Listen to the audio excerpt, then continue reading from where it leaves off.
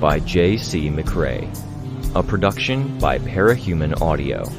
Performed by a cast of fans and volunteers. Please visit parahumanaudio.com to learn more. Thank you and enjoy.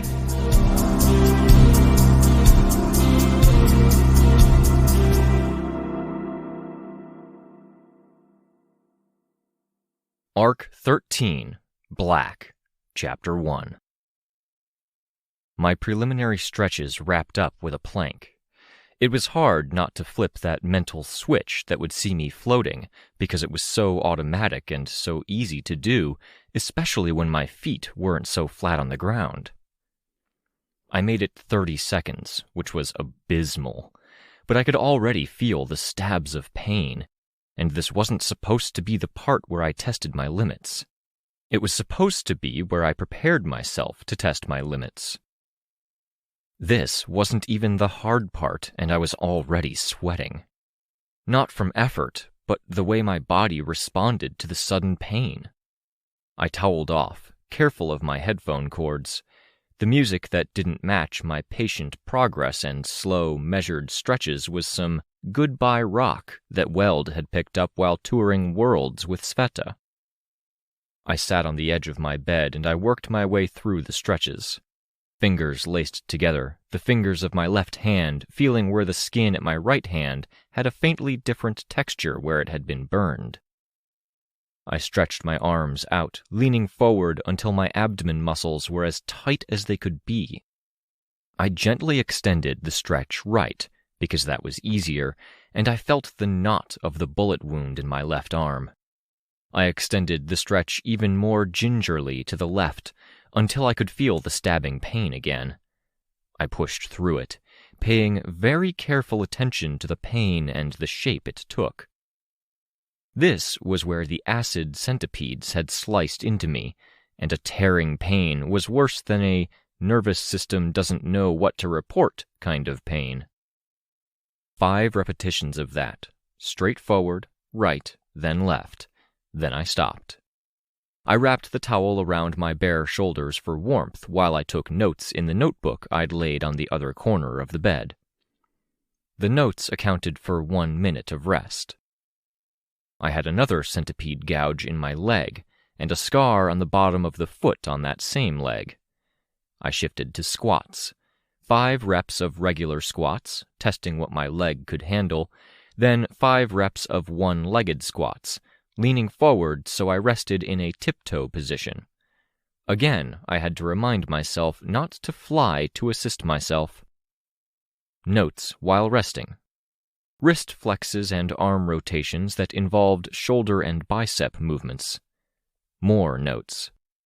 My physiotherapist didn't care about them, but filling out the book was something of a satisfaction thing, like filing or collecting all of my now gasoline-scented case files. As nice as the apartment was, the cold had a way of leaking in. It had a way of leaking in everywhere. I was sweating from head to toe now, more from hitting limits set by the old injuries than from the limits of muscles, and it made me clammy. With my less injured arm, I toweled off again, more roughly than necessary for the sake of warming up and trying to jar my system from the cold sweat response. I picked up my weighted bar, cane length, my hands at either end. I worked through the motions for that, bar from chest to straight out in front of me, down to my thighs, curled up to chest, then back out to straight in front of me. I felt the stabs of pain at specific points during each movement, with the curl-ups in particular making my arm twitch like I'd been jabbed with an electric prod, but I was used enough to this to know it wasn't a tearing, unhealthy sort of pain. 3 weeks of this. 3 weeks of the physio at the health building once a week and at home another 13 times a week. Things were improving in some areas, but in cases like that curl-up arm jitter, I wasn't getting that much stronger. Sometimes injuries happened where the physio wasn't so much about getting better or getting over the injury, and it was more about keeping it from getting worse. If I lived that long, I would potentially be doing exercises like these until I was old. For the rest of my life, when I got sick, I'd potentially backslide and lose that 5% of progress I'd made over months of work. When the weather was bad, I'd feel the pangs and the tightness in the scars. I penned in notes. Usual pain, 15 sets. After the bar was what I'd penned in as fucking dips, the second most colorful name I'd used for the exercises.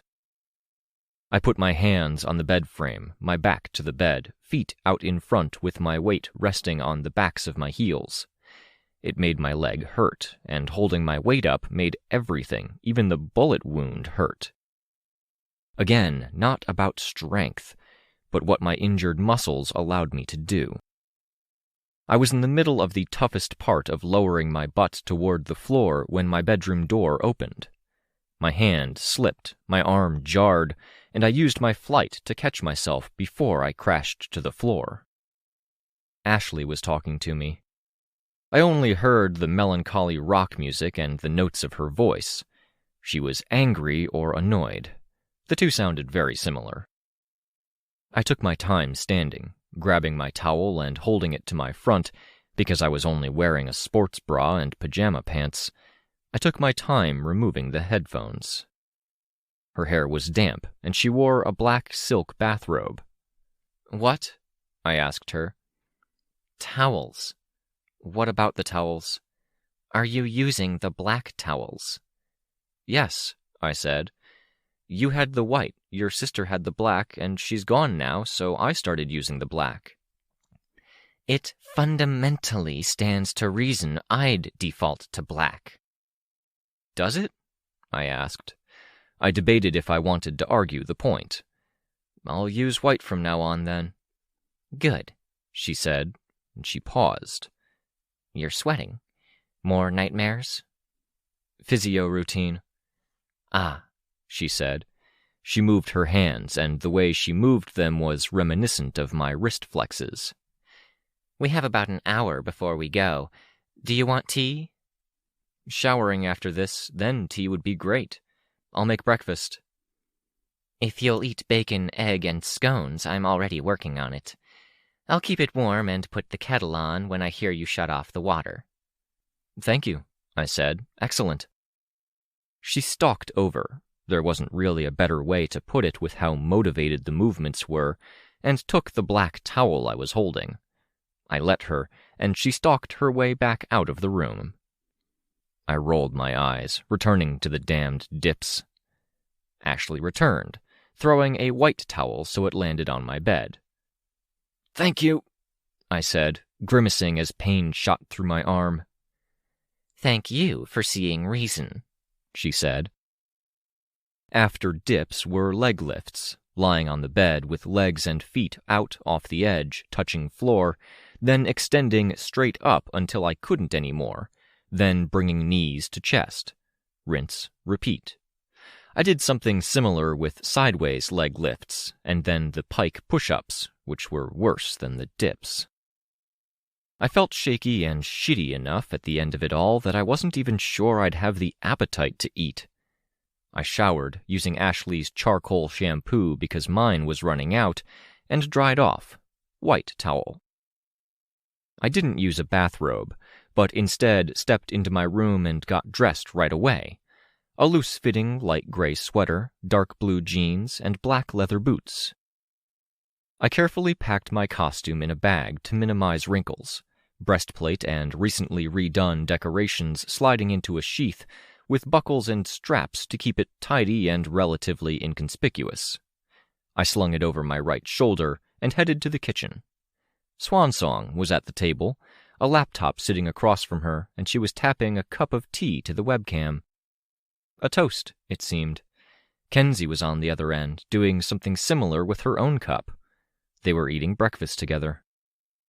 The bacon and eggs were very simple. The scone was the bakery-made sort that Ashley liked to buy frozen and reheat in the oven, and she'd buttered it for me.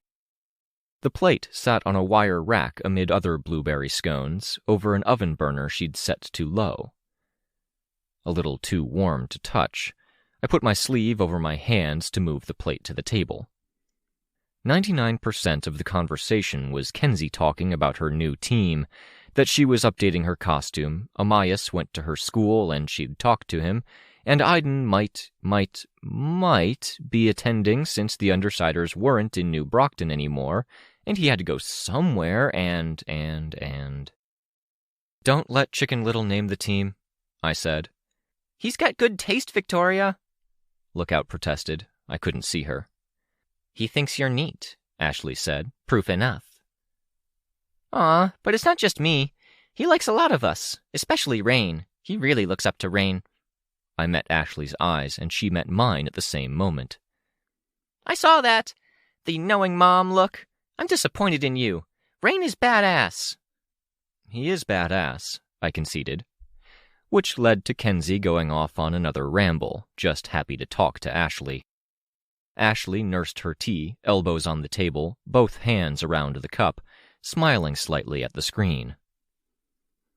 "And my costume leggings. I was thinking something fancier. I have 100 questions for you guys about what I should do. Let me check. 203 questions. Whoops. I was thinking something patterned, and I wanted to add more decoration. Something skin-tight, but more over it, and more room to carry stuff, and... Oh, I can project some of my favorite ideas and show you, but I have to set that up, and we're meeting in... "Eat," Ashley said. "No skipping, sleeping, eating, or hygiene to work on your things." "But eat." There was something of a merciful silence on the other end. I saw Ashley put her cup down, flexing her wrist while her eyebrows drew slightly together. "Problem?" She twisted her wrist and pulled her hand free. The socket was black with oil and simultaneously red with blood, a rod sticking out of her arm. "Bad connection. Feels numb." "Have Rain look at it." "He's with Erin this morning," she said. "Then we're busy." "After?" "Maybe." "Oh!" Kenzie piped up. "Victoria, I did the mask thing you wanted. You'll have to remind me, and we can see how it looks." What I'd had was purely utilitarian. I was due an update. "Thank you," I said. "I hope it wasn't any trouble." "Nope, took 10 minutes. And another 20 because I looked up the images you gave me to reference, and I made a few variations so you could try them all on and see what you liked best, in case you didn't like the first one. But you'll have to pay me, since I'm not officially on Breakthrough anymore." "Will do," I said. "And for me coming today?" "Of course," I said. We were drawing a stipend from the local government now through Citrine's husband. The money we were using to commission Lookout for her low price was the same money we were giving every member of the team. The chatter continued for another 10 minutes. I cleaned up from the cooking and got everything together while Ashley extricated herself from the video call. "Got your gear?" I asked. "By the door," she said as she stepped into her boots. Hauling my bag up onto the shoulder of my good arm, I got the front door. Swansong followed me, wearing a black leather messenger bag with her costume particulars packed inside. We headed to our rendezvous, and to the grim business that would follow.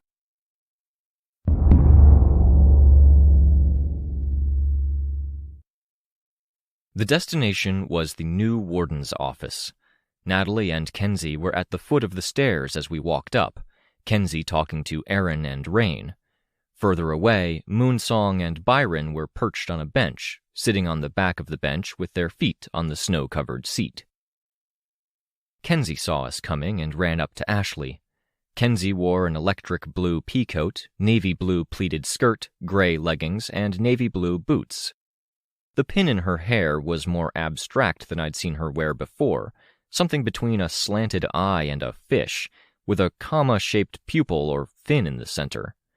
The clothes looked new, and something in the look told me she was trying to change her look.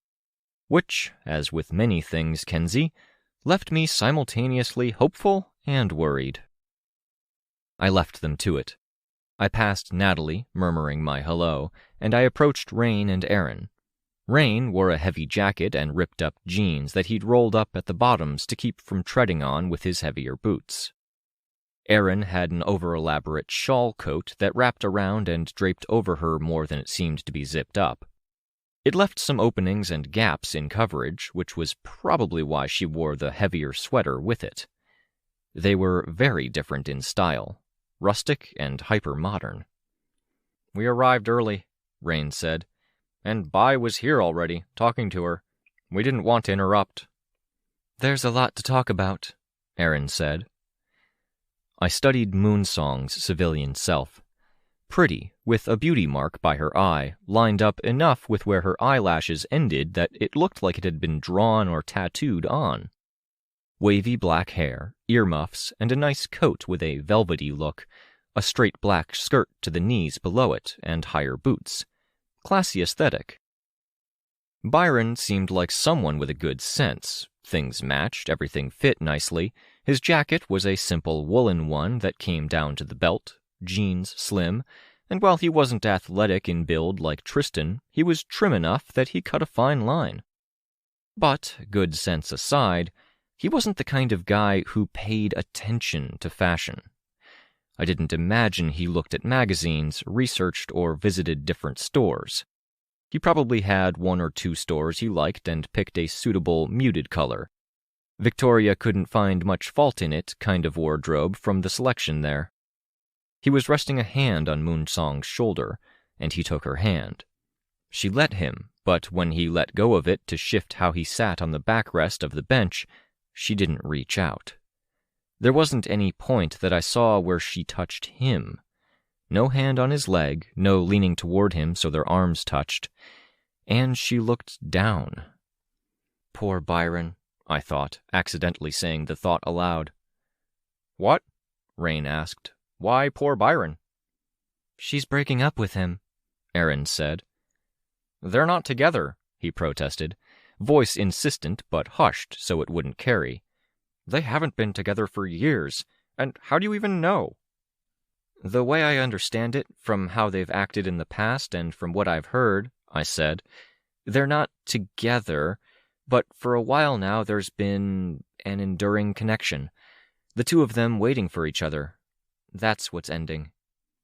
"Yeah," Erin said, "exactly." "That," I told Rain, "is a goodbye. Carefully negotiated because they expect to run into each other a lot.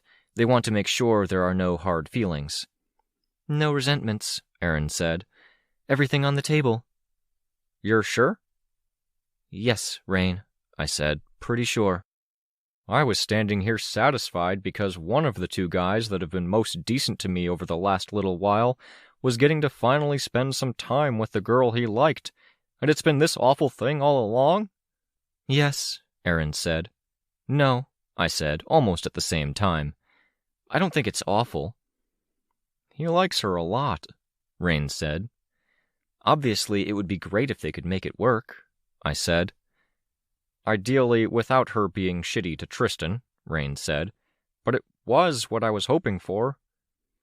"You're not wrong." I leaned against the railing by the front steps of the temporary headquarters. "At least this way they get some closure. Not getting closure sucks." "Just watch," Rain said. "He'll finish up, come join us, and it won't be a breakup." I raised my eyebrows, but I didn't say anything. Erin dusted off some of the snow that had accumulated on her. "I won't get to find out. You'll have to fill me in, Rain." "You're going?" "I should," she said. To me, she said, "Had breakfast with Rain, ran some errands, and was keeping him company until everyone arrived. But I've got a thing with Lachlan." "How is he?" "He's not doing so well. He's going through treatments to deprogram. It's scary how easily some of these things can hit you. There's no enduring it through willpower. There's no taking cover. There's no delay or chance to fight back. Just, there it is. Your mind is changed forever. And then fixing that takes years, if it's even fixable." "Easy there," Rain said. "Easy? Oh, the goddess thing. I didn't even think. I'm sorry." "It's not even that," I said. "Something else." "I really put my foot in my mouth then," Erin replied, cringing. "Nah," I said. Hands in my coat pockets, I glanced back at Kenzie, Natalie, and Ashley. Kenzie had her leg out, phone in hand, and every few seconds the pattern and colors on her tights would change. Natalie said something I couldn't hear, commenting on the projected stocking design, apparently, and both Ashley and Kenzie began aggressively disagreeing with her. I cleared my throat, returning my focus to Aaron. Reality is, we thought there was no way around what was done to my head and my feelings, and we thought I'd be like that for the rest of my life. But things did get patched up in the end. I'm a little worse for wear, but I'm me again. So don't lose hope? Rain asked, or stated. I shrugged, looking at Aaron. There are options. Good to know, she said. That cheers me up. I really like Lachlan. He's sweet. He doesn't deserve this. He really doesn't, Rain said. Movie night. Tomorrow or the day after, Aaron told Rain. Perfect. Great, yes, he said. Good luck on doing whatever you're doing, she said. Bye, Vic. Bye. I watched Rain watch Aaron go. Hating Lachlan a bit right now?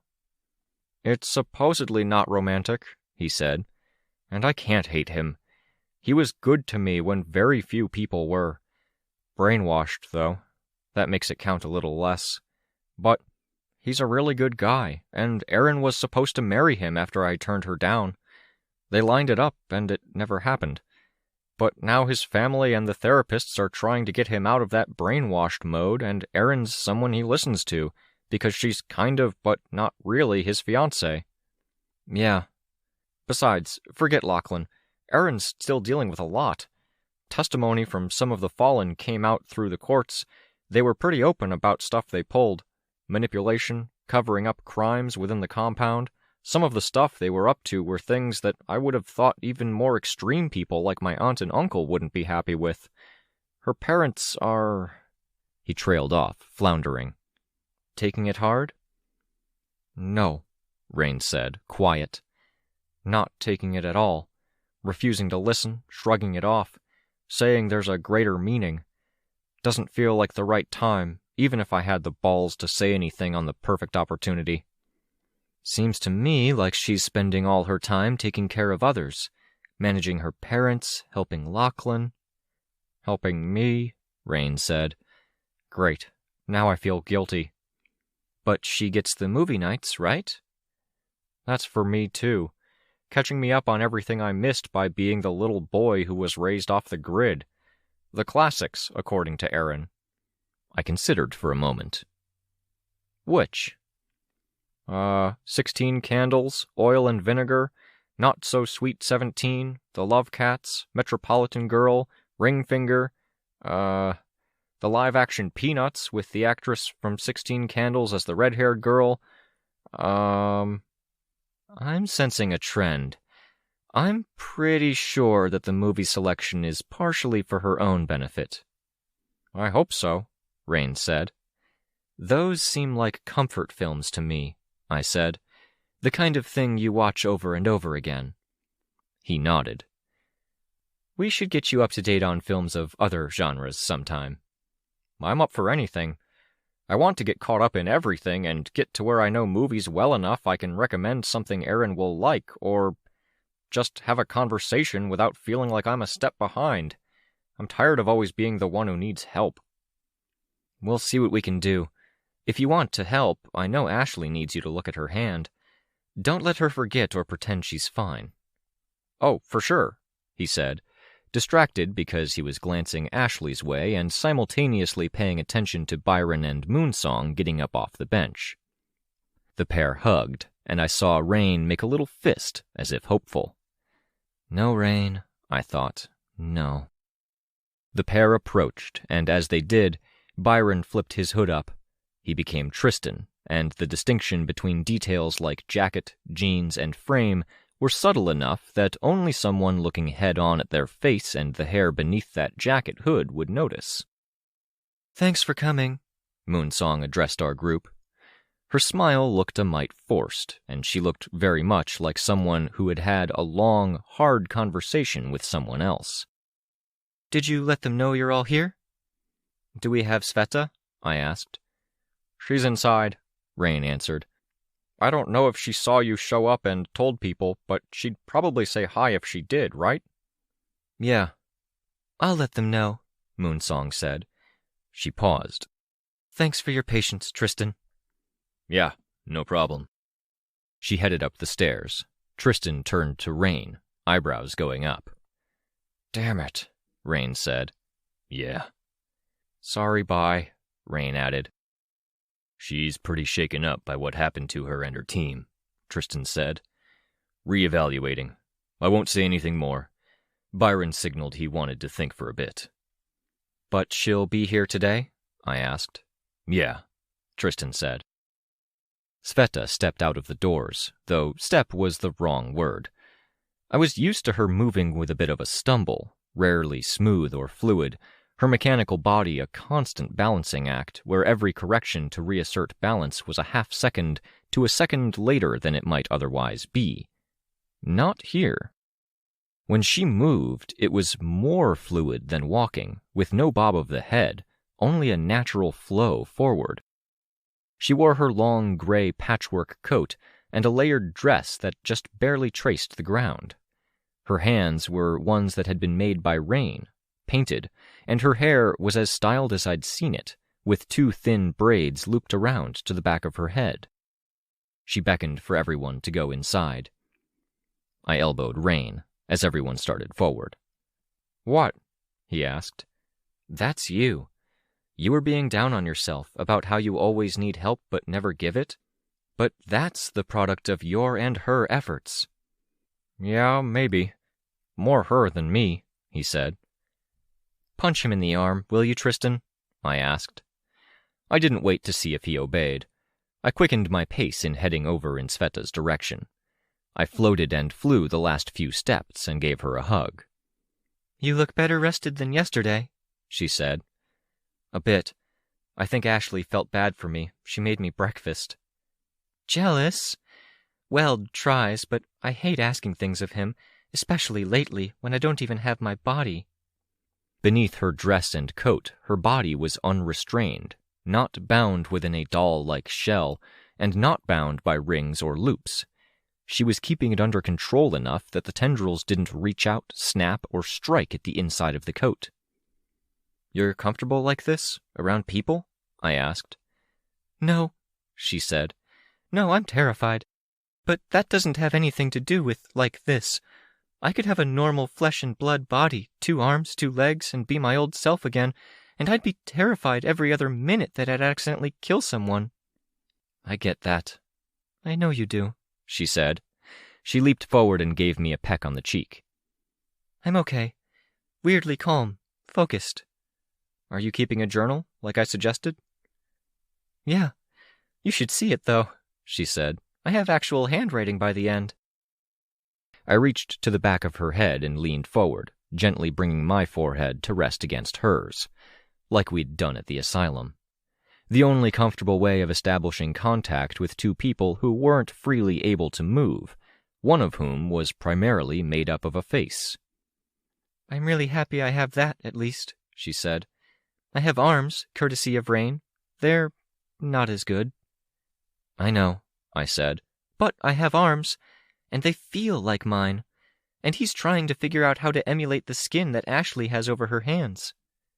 That's amazing, isn't it? She smiled. Come on, I feel better about this job than the last one. I made a face, but nodded. I followed her through the doors. Inside, Moonsong talked to Annalise and Signalfire. Behind them, Weld, Gollum, and Vista were standing on the other side of a desk. Members of a patrol I didn't know stood by.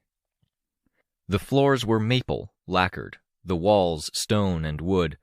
The building was narrow, joined to the buildings on either side. 6 paces cleared the width of the lobby, and maybe 12 covered the length. There were desks and booths for employees, rich wood and pretty, computers dark and phones silent, the employees absent. A stairwell at the back led to the upper floors, where business and meetings would be conducted, and a large, semicircular window above that stairwell illuminated 95% of the space. 3 parahumans were bound on their knees. A fourth was sedated. I'd read the files. I'd seen the mugshot photos. They'd been given their masks back, and I was left to determine who was who by what they wore. 2 men, 2 women. The larger and older of the men would be Drillbit. There were heroes who aspired to climb the ranks and achieve notoriety, and Drillbit was the inverse of that. Reputation didn't matter and was something to be avoided and discouraged. He was street level and fought to stay street level, moving around to strike out and take down villains of the lowest rung. Somewhere along the line, he had developed a substance abuse problem. He'd targeted dealers to get a supply. There was a woman who looked like she'd received plastic surgery enough times that things hadn't held up. Her nose was too sharp and wasn't straight anymore. Her skin sagged by one eye. It was painful to see. That all had been pre-trigger. Her eyes locked on each of us in turn, pausing on me. She went by Sightly in the files. Another woman was Copes, Woodland's huntress aesthetic with an emphasis on fur and leather.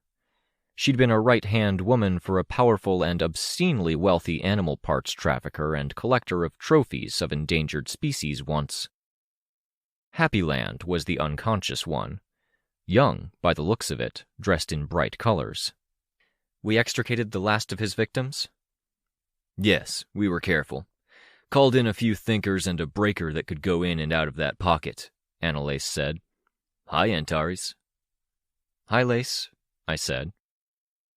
Happyland would push people into a pocket dimension where he was effectively God. Each person was allocated a small 12 by 12 by 12 foot square space, but whatever he desired, short of expanding the space, could appear or happen. Kenzie was talking to a tinker. Ashley, standing by, raised a finger. Rain and Capricorn were still making their way in, filling each other in on their respective girl troubles, apparently. How are you holding up, little V? I asked. Marveling at how well Sveta's doing. I have a few other things to say, but they're not for gentlemanly company. Oh? I asked. Now I'm curious. Too bad, she said, grumping. Her heavy black eyeliner was visible through the green visor she wore, which let me see her eyes narrow. Salacious details when we next hang out. That's doable, I said, but I hate unanswered questions. Boys, Vista said. Weld, Gollum, Annalise, Signal, cover your ears. I'm gonna walk away, Signal Fire said. Weld, Gollum, and Annalise did oblige. Vista stepped closer, so it was her, me, and Sveta talking. The batshit bunny stabbed me, right? I telescope her sword, so it barely punches past my breastplate. She doesn't realize. But it does punch through. I concentrate the point that's supposed to explode into a smaller area and pull it away from me. Screws up my breastplate. But that part that did stab me, can't do anything about that. I know this already, I said. Filling in Sveta. Thank you, Sveta said. Don't feel you have to. It's fine. I've had 3 weeks of hospital visits and bandage changes. I'm grumpy, and grumping it out is cathartic. You're giving me an excuse. So anyway, I did get stabbed, and with the angle, it scratches my tit. And that scratch blows up. Blew up pretty good, too. Sveta winced. It's taken 3 weeks to mend. I got a good look today, and it's another scar. And it's going to be way worse than the scar I have on my other tit from when Hookwolf pushed me away with a chainsaw hand. Fuck! Oh, I hope I'm not being insensitive. No, Sveta said, making a face. No, that sounds ow. For the record, it's really, really jarring to hear you refer to your tits, I said. That tiny, small part of me still thinks about you as Vista, the youngest ward. Fuck that. I earned my war wound. I get to bitch about it. I survived this long. I earned my right to swear and talk about tits and dicks, and how I just want to get my hands beneath one cute, unattainable guy's heavy armor before I lose it. Who? Gollum? Sveta asked, glancing to the side. Gollum still had his hands to his ears. Once, kind of, Vista said. But he's been with his girlfriend since before he joined the Wardens. It's a trend Victoria pointed out. Gallant, Gollum, There was an old teammate who didn't stick around. Your teammate, I met them. Byron? Sveta asked. Byron? Vista asked. Capricorn, I said. Is he the... Vista made a gesture, inarticulate and random, distorting the air around her finger. I have no idea what that means, I said. But if you're thinking what I think you're thinking of Tristan. Then Byron is... He has a girlfriend, Sveta said. But it's a Romeo-Juliet thing, except situational, so they're not, I cut in. What? Sveta asked. Outside just now, I murmured. They just broke off that undefined waiting for each other thing, I think. But we're being mean to Weld and Annalise. What's he like? Vista asked, while I motioned that Weld, Gollum, and Annalise could put their hands down. Quiet, Sveta said. Thoughtful. He needs more people in his corner. Taking the high road a lot of the time, it means you don't have a corner. And recently broken up, I commented under my breath. Vista groaned. I overheard you talking high roads and no corner, and you're reminding me of arguments I've had with Ava, Gollum commented. No, Vista pleaded. Her hand went to her breastplate. You and her are so good together. Don't spoil this. We're really good together, Gollum said, smiling. Don't worry. Arguments happen. Signal fire cleared his throat. Impatient. He was from Advance Guard, and Advance Guard seemed to hold to this pattern of wanting to go. He was also, if I remembered right, one of Lookout's trainers when she'd had a summer of ward training camps. There had been issues. We had business to conduct. Everyone was here. For all of our differences and the schism between the two groups of heroes, we were able to cooperate like this.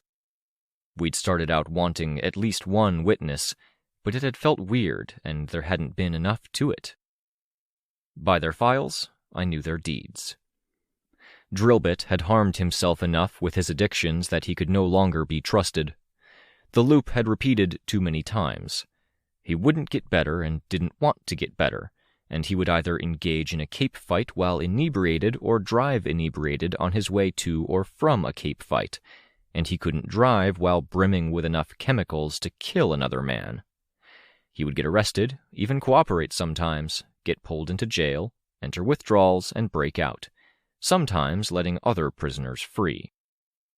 Without a place like the off-world prison Goddess's attack had torn up, there was nowhere and no way to keep him. He was the one I felt worst about here. Sightly's power scarred people for life to make herself beautiful on a temporary basis. At her peak, she danced through combats all grace and poise. At her valleys, when she was at her lowest point and more than a week without a victim, she manifested attack mutations, raw strength, claws, and teeth in hidden places. Her track record of victims was almost enough on its own. Her recalcitrance when it came to getting help or seeking alternatives sealed the deal. Copes's master had no last of the endangered species to collect on this world, now that she was set up again. There were no rare animals, and so she had taken to sending Copes after people. 2 of the 3 victims had had rare conditions, vitiligo and keratinous horns, and both had featured in a modeling shoot that portrayed the beauty in those conditions. The 3rd had been a Case 53. Copes's master had collected them and kept them naked and contained in an open-to-the-sky garden prison, surrounded on 4 sides by manor with windows looking in so the master could always watch, treating them like zoo animals. In the process of investigating and solving that whole situation, Foresight had found out that Copes's master had ordered Copes to kidnap a son for her to adopt 5 years ago. The old woman had killed herself when the law caught up to her. Copes had been brought in. She was processed, taken before the courts for preliminary hearings, and given bond, which she paid. Less than 24 hours after release, she had been reaching out, pitching her resume, so to speak. Clear intent to recommit. Bond revoked, and here she was. And Happy Land, simple enough. In our world, he was a nobody, but he was a nobody who could snatch people up and disappear with them. They'd go to a pocket world of his where he had absolute power, and if and when they died, he left the bodies there, in a cell he never visited. "We just going to do it in the lobby? I thought the box was upstairs," Signal Fire said. "It is," Lookout said. "We can operate it by remote." "It's weird to do it in the lobby," Signal Fire said. "Nobody around," Ashley said. "That's just it. No judge, no magistrate, no court appointee. We have her, and I don't even know who she is." He indicated Natalie. "I'm nobody," Natalie said. "I don't matter here." Signal Fire looked dissatisfied. "Right," he finally said. There was a tense silence. Gagged and bound, guns to their backs, the 4 prisoners knelt on the hardwood floor. "Then, any objections?" Moonsong asked. I'd already considered. "Drill bit," I said. "Doesn't feel right."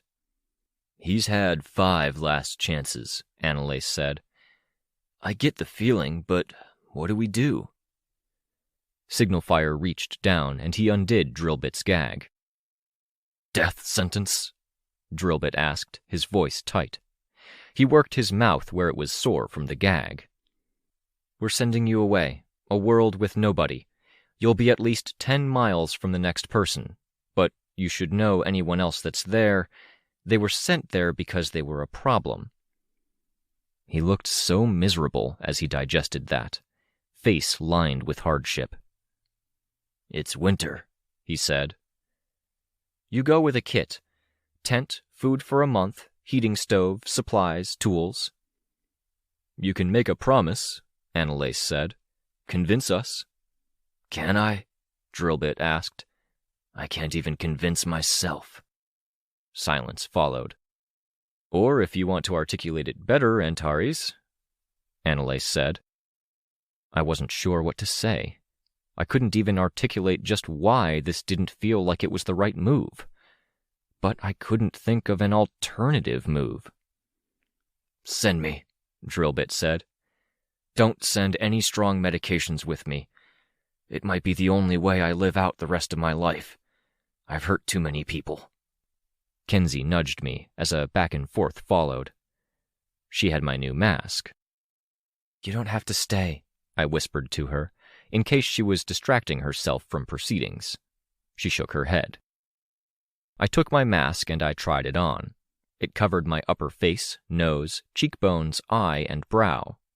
The projection clicked as it set into place. Lookout provided the hand mirror. "Antares?" Annalise asked.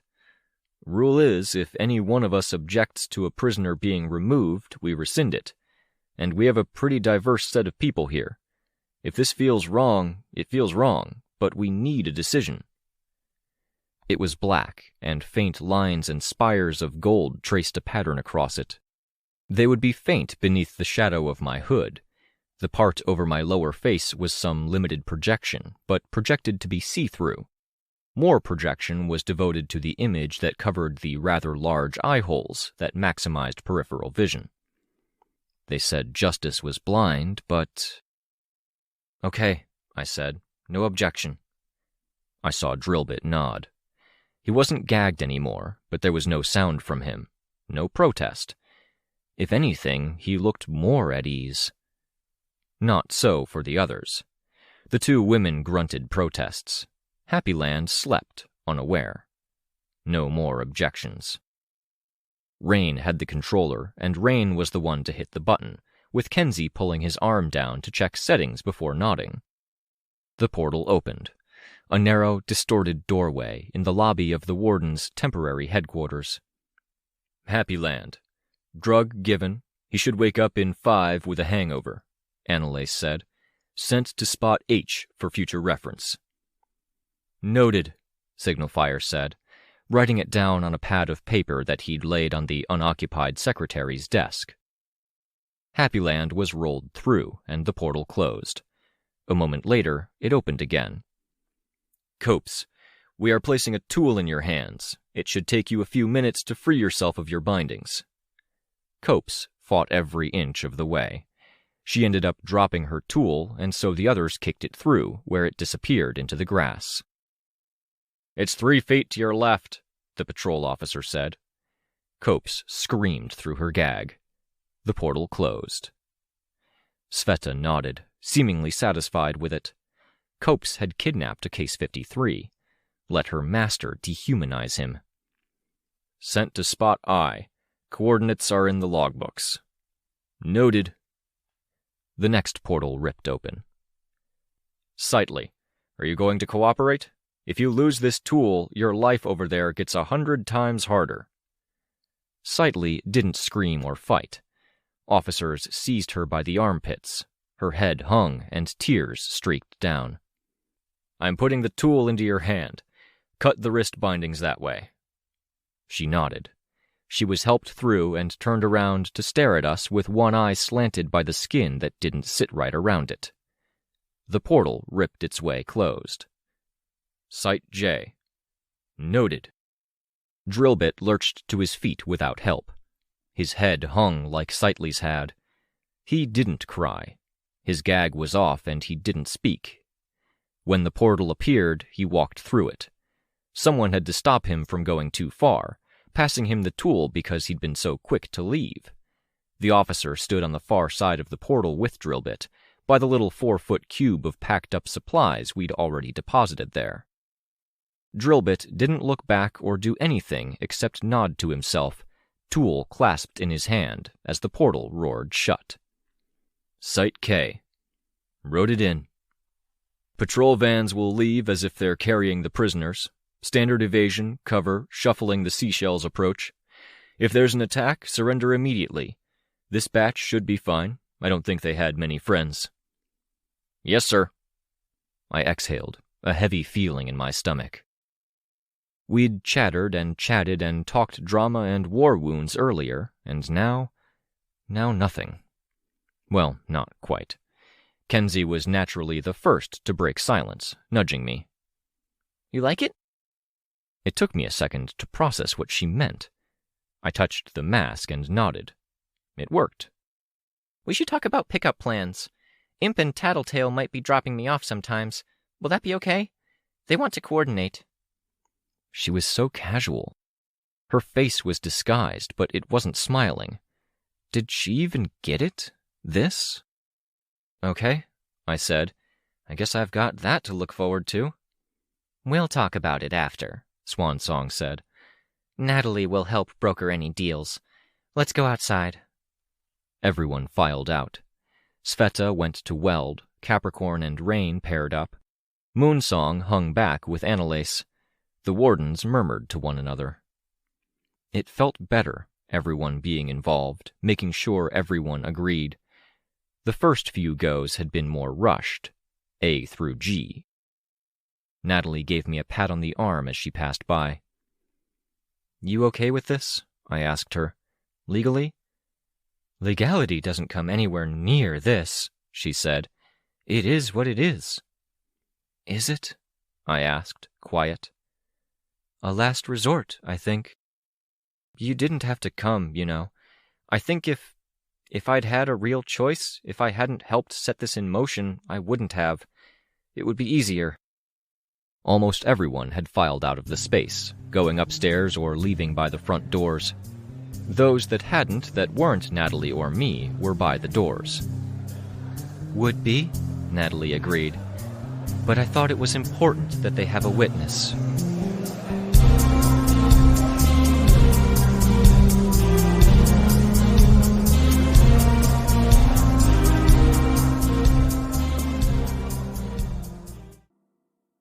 Arc 13, Black, Chapter 2. Our witness didn't accompany us upstairs. The building was narrow, joined to its neighbors, elegant but very freshly hewn, with interior brickwork that hadn't yet had time to accumulate grime, floorboards that had been cut and lacquered less than 2 years ago, with no wear and tear to scratch or test that lacquer. Above all, it was a relatively narrow, small space for a superhero headquarters. 5 stories tall, but it felt like it was half a floor wide. Much of our group had gathered at the landing in the stairwell, halfway between floors. Breakthrough, minus our human element, Vista, and Weld. Gollum had gone on ahead to open the door. Projected lines and rectangles were visible from the stairwell. "Oh, Victoria, you should know most of the rest of my team is here," Kenzie said, and her head turned so fast that the blur of altered facial features and details didn't keep up. "Chicken Little is here. Candy's gone, but Candy's on another project with Chastity and Amias." "Is it really a project if she's having a puppy day with her Aunt Rachel?" Vista asked. "Shh!" Kenzie shushed her. "It sounds top priority to me," Tristan said. "We should all have puppy days." "Shh, stop! I'm trying to be professional here." "Professional," I said. "Okay, you're networked in?" "I've been networked in by touch," Kenzie said, responding very quickly and with a renewed effort, like she'd taken half of a breath and jumped straight to an explanation in her eagerness to play along. "We decided it's important that if any of us are alone, we should be connected to the others. Tinkers get kidnapped, especially valuable ones, and this is like a find-your-lost-phone thing, right?" "Find your lost lookout," Tristan commented, smiling. "Exactly," Kenzie said, and I had the impression she was ignoring his amusement. "But I just switched on cameras and audio, too. Cameras are working well, but the audio's not great. Oh, Chicken Little just waved hi. I think he waved because the audio's bad." "Hi, Chicken," Rain said, raising a hand. "I figured I should let you know, professionally. Like when you want to let the other person in a phone call know they're on speakerphone." "Got it," Weld said. "We'll watch what we say and do." The headquarters wasn't up and running, and part of the reason was that it needed facilities. We made our way up the second set of stairs to the second floor. Gollum faced down a hallway of white lines and see-through floating two-dimensional squares, reached out and touched a floating square, turning it 90 degrees. As we stepped out of the hallway, a bunch of lines extended down the hallway to targeting reticles that appeared around our heads and faces. I saw a flash of the characters for Antares, not written out and floating in space, but constructed out of rectangles and slashes that were arranged down the length of the hallway so that they only lined up to form words from my specific perspective. "Ugh, distractions," Gollum said. He moved a floating panel. The entire hallway flashed red, and every square and line received an outline of a larger, bolder red. "Oops," Vista said. "Don't panic." "Shut up," Gollum said. "Nothing like a threat of dimensional collapse to wake you up in the morning," Vista added. "What? The only dimensional collapse I'm at risk of is from you." "There's a chance of one, I have to admit," Kenzie said. "But there are so many zeros after the decimal point that I think we're safe. The chance of being struck by lightning and bitten by a shark and having a vending machine fall on you all at once is probably higher." "This is really distracting," Gollum said. "I should take notes," Kenzie muttered. She made a writing motion with her hand, paused, then started writing in the air. "Seeing people use my tech is a good thing to study." I noticed that her pupils were red. "Red eyes?" I asked. "I commented on that," Ashley said. "Yep," Kenzie said absently. "Yeah, we were thinking about a costume look, and red lenses and eyes were a part of it." "If not black, then monochrome," Ashley said. "And if not monochrome, red works." "I like red," Tristan said. "My costume, my power." "Green here," Vista said. "Red is associated with too many bad memories. Green is like life here." Sveta stuck out her arm. Vista smiled, reaching out to move the arm to get a better look. "For the record, red is stressing me out," Gollum said. He touched lines, moving them into a row. "We can't have a 12-character password with numbers, letters, and symbols?" "Three-dimensional space has so many more permutations, which makes it really hard to hack, even with your usual hacky tinker device," Kenzie said. And I really wanted a hallway with lasers that you could duck and weave through. You can laser dance through this mess? Weld asked. You have to be able to, Vista said. If you screw up right at the end, then you have to get out of there before the space collapses in around you. Stop saying that, Gollum said. I know you're messing with my head to get me to screw up in front of everyone. Theoretically, you can laser dance it, Kenzie said, and her eyes glinted as she looked up at Weld, a mischievous look without a smile. She lowered her voice to a whisper. It looks possible if you have the right powers, but it's not really. You get to the end and you end up standing in just the right place for the security apparatus to gun you down. Think you're clever? Bam! Shrapnel to the knees. You can't tell people that, I said. That's the kind of thing that gets spread around. But it's fun, Kenzie said. Not fun, Gollum muttered. Stressful.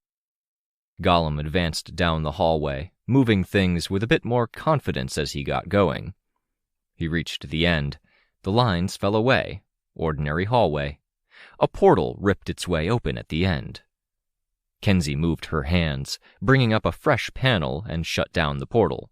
We walked down the hallway. Vista makes fun, but she keeps scraping by, Weld said. She tried to cheat, too, last night. Used her power. Immediate fail state. We had people come from upstairs and downstairs, weapons ready. Perfect, Kenzie said. Drills and testing the security is useful, especially if it's people we trust who are poking and prodding at the limits. My investment is protected. Her investment was a cube that stood taller than she did, nestled in a side room on the second floor, perched so it rested precariously on a corner.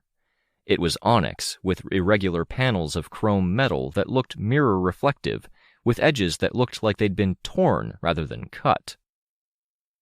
I hung out in the hallway with others while she did her routine maintenance, watching through the door. Sveta settled in next to me. I bumped her shoulder with mine and saw her smile, though she didn't look my way. We need something like this for our headquarters, Tristan said. Something that makes it so that if someone tricky turns up, they're faced with something so daunting the people who work there hate it. They pack up and go away. If you're paying, I can try it, Kenzie said. But I've got a lot on my plate. At least it'd be easier the second time. Less time needed to figure stuff out. Not lasers, Ashley said. Wrought iron spike portcullises and pendulum blades? I asked. Can you make a dart trap sufficiently elegant? Portcullises and pendulum blades would be tacky. You're better than that, Antares, Ashley said. Pick one or the other, and yes, you can make a dart trap elegant. You need to have a particular shape, so it looks attractive even when half of it is buried in the wall. I'm curious. What kind of shape? Tristan asked. He created an orange mote that floated just past her fingertip and moved it as she moved her finger. I looked around to check they weren't doing the equivalent of playing with a lighter around smoke detectors and sprinkler systems. But the security system was disabled. The hallway of projected images was a password that was unique to each individual, requiring a set arrangement of elements every few feet. The apparatus was sensitive to dimensional fluctuations and energy levels, and using the wrong powers in the vicinity either triggered an alert or, if the intrusion was imminent enough, opened a tear between worlds beneath the cube so it would drop through into another world. Dragon poked at this? Kenzie asked. Defiant did, Gollum said. Okay, leaving him some notes. And one of our, what did we agree we'd call them? Kenzie trailed off. Finish your sentences, Ashley said. If you don't focus, you'll spend more and more time zoning out. Supervising agents, yes. She says the payment came through, so, I'm releasing the last few locks. Full access. If they want to copy it, then they can, though I think they know enough to do it anyway. They're at least being polite. I'll let people know, Gollum said. Thank you. We're good. Everything works. One panel slightly misaligned where they took it off and put it back on, which is why we have the flaring at the edges and the noisiness of the portals, Kenzie said, still fixated on what she was doing. I left them some notes about that. All of this from a camera tinker, Weld remarked. I'm a dual-field tinker. I was almost starting fresh after we finished up the whole thing, and I got started with my new team after a week of disasters ruined most of my tech. I had some startup money, and I thought I'd make something that people really want. And what we all really want is security and access. 2 weeks of hard work, scans of multiple portal technologies and keys we got from the bad guys, scans of portals and some other related stuff, and we have a cube that opens up paths between worlds. We're happy to have it, Weld said. She said it like it was her idea, but Breakthrough had had some input, and we'd supplied the bulk of the cash for materials to get her started. I only thought about it because Tattletale had hinted that her role had been more important somehow, saying she supplied the protection and transportation while Kenzie went to get her scans, but I wasn't going to play that game. Like two sets of parents bickering over who paid for what for a wedding. Just enjoy the damn wedding. Or in our case, our ominous black cube that tore open holes between realities. By making something sought after that served as a solution to a half-dozen major problems at once, she'd been able to multiply her startup cash. Where are we going? Kenzie asked. Do I check on the paired cube? Proper HQ, Tristan said. Yeah. Does anyone else want to try the hallway? Kenzie asked. Me, Rain said, surprising me a bit. Got it. Good. Go for it. Back to the stairs. Try not stopping or slowing down if you can. It's okay if you fail. The hallway lit up again. Rain strode down the hallway, hands moving, touching things without perfect confidence, then moving them more firmly once he figured out how to grasp or push them. He made it to the end when the thing immediately jumped to red outlines around the white projections, black around the red, and then the lights in the hallway shutting off. Ooh, Vista said. What did you do? I didn't do anything, Rain protested in the dark. I did that right. You wrote down your password, Kenzie said. She was briefly illuminated as lines and squares appeared around her. The lights came back on and the portal opened, less rough at the edges and not as violent a sound. There was daylight on the other side. I saved it as something I could pull up with my mask in an emergency, he said. And if the cube can look at your mask's memory and see the image files you have on there, then so can people who want to break in. They'd have to be your exact height and frame, with the same fingerprints inside any gloves you're wearing, if you're wearing any, and the same retina scan, and...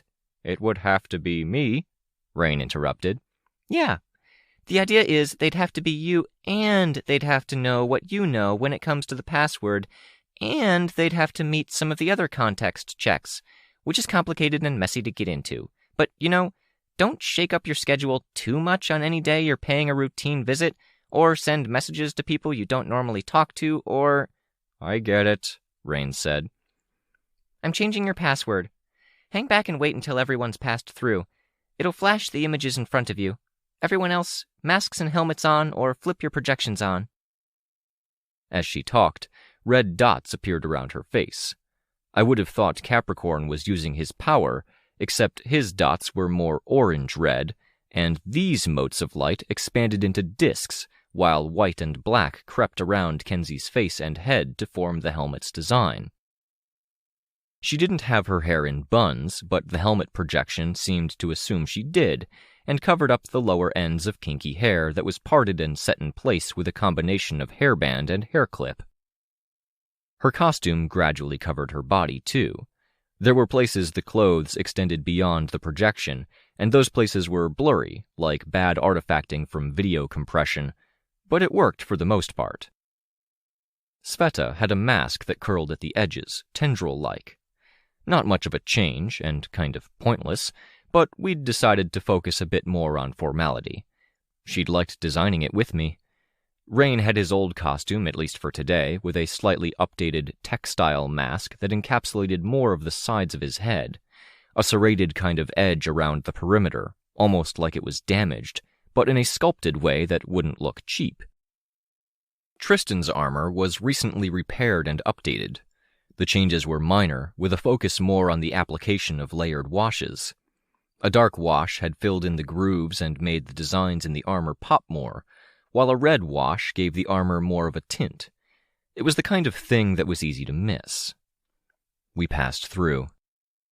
The building we were exiting was small and somewhat narrow, and as of right now, it was largely understaffed. This was the real headquarters. A building still under construction that would be impressive when finished, despite the fact it wasn't being made to impress in the same way the old warden's headquarters had been. The real impressiveness came from the two dragon craft that were set in close proximity to the building, one on a hill off to our right, and another— I floated a bit as I turned 180 degrees around. It loomed over the portal, weapons bristling. "Welcome to the bunker," Weld said. There were times when security or fortification suggested confidence, strength, or power. That you had money to spend on the extra security, that you were unassailable, untouchable. I suspected it was the atmosphere the wardens wanted to cultivate by the time they were done. I could even see the logic that a fault in security at the earliest juncture could be the flaw that they paid for later down the line. But I didn't feel like this was confidence. I didn't feel like that the logic drove this more than the feelings did. The grass was dusted white, and the sky was gray, and the building was poured concrete, making for a fairly grim picture.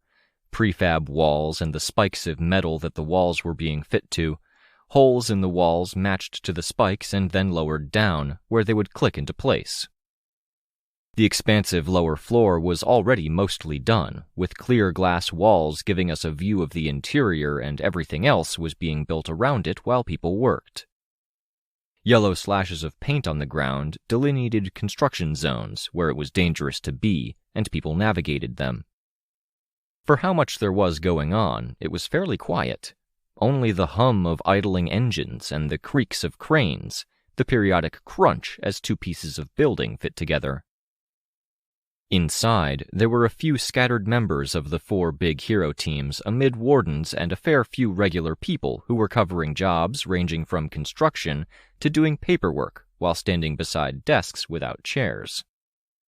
Kenzie saw Dragon and started sprinting forward. "Look out," I said. She stopped.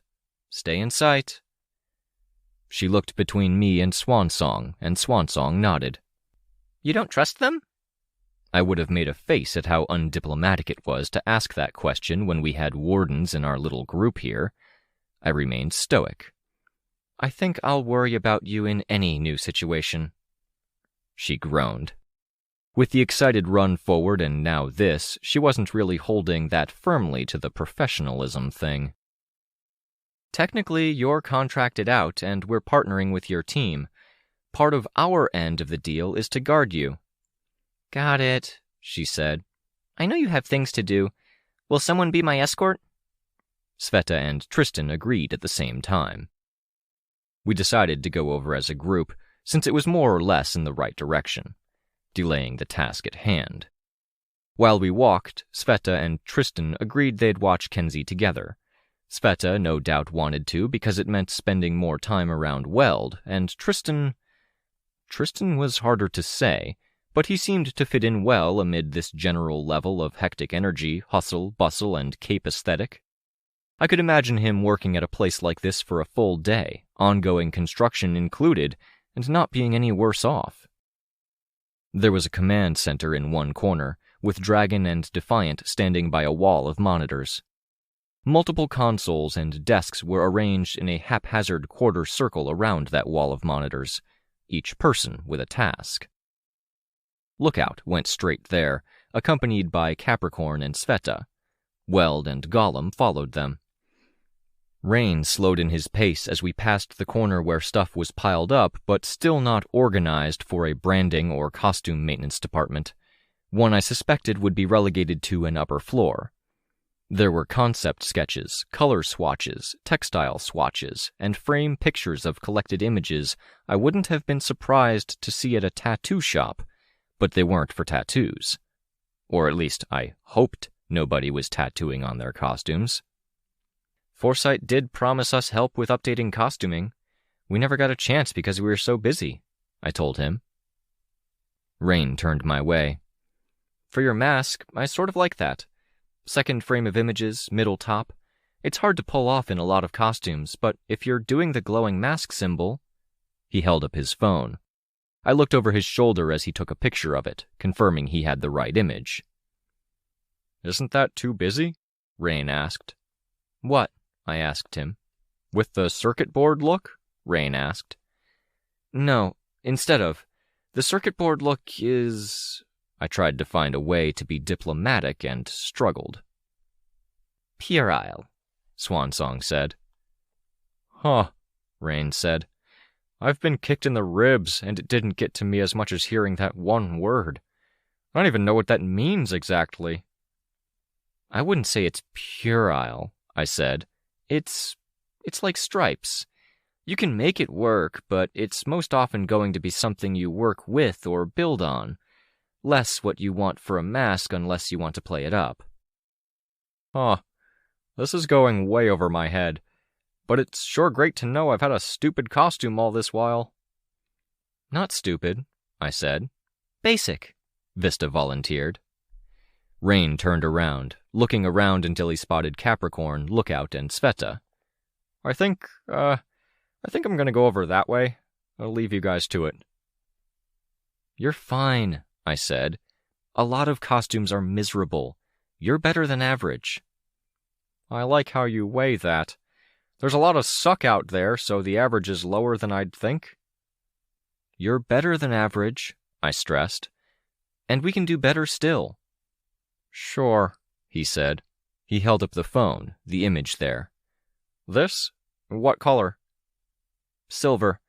And if you can do eye holes or the general shape of eyes, that'd be great. The image was of a fissure or crack, like what one might see spiderwebbing across concrete. He fiddled with his phone and the image. You don't have to do it now, I said. I have 3 people I respect telling me I'm not cutting it, and we have this talk coming. I'm going to be self-conscious now. Walk, Swansong said, taking hold of his shoulder. Let's go. We'll give you a look that matches what you have inside. Why do I feel like I'm being insulted? Rain asked. You're not, Swansong said. You've showed muster. The mask may be puerile, but masks can be changed. But what can't be changed is you'll always know you had something sterner inside you when it counted.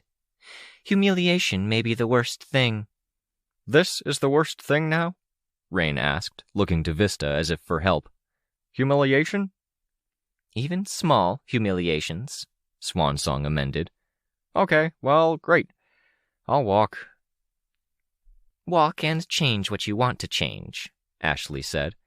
Fiddle with your phone, upload to your mask, do what you're going to do. I'll steer you.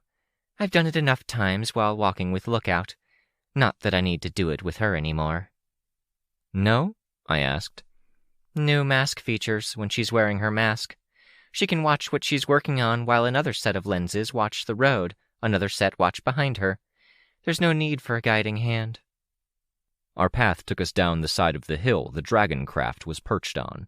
Its head followed us as we walked, which was ominous. How long until this kicks off? I asked.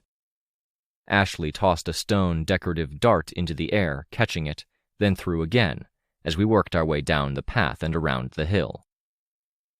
Her other hand remained on Rain's shoulder, holding him steady as he set foot on a rocky spot. He kept half of an eye on his phone. The building had been built and set up a little faster than the ground floor of the bunker. It was built with 2 hallways, each lined with cells that looked to be glass or plexiglass with steel framing and wire mesh laid into the transparent material.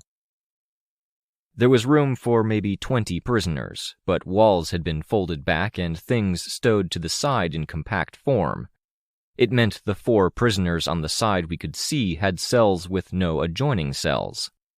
They were perpetually watched from 2 or 3 sides by capes and officers. These would be people being held for processing or questioning. To a degree, the restraints and watching wasn't as necessary as they might otherwise be. There were a lot of capes present on this world, and the only way out was both guarded and required the right means of getting the portal open. Through the clear exterior wall at the front of the building, with only slight blurring because of the wiring, I could see Love Lost. She was bound with arms in a modified black straitjacket with Villain down the right arm and at the left thigh where the skirt of it hung down.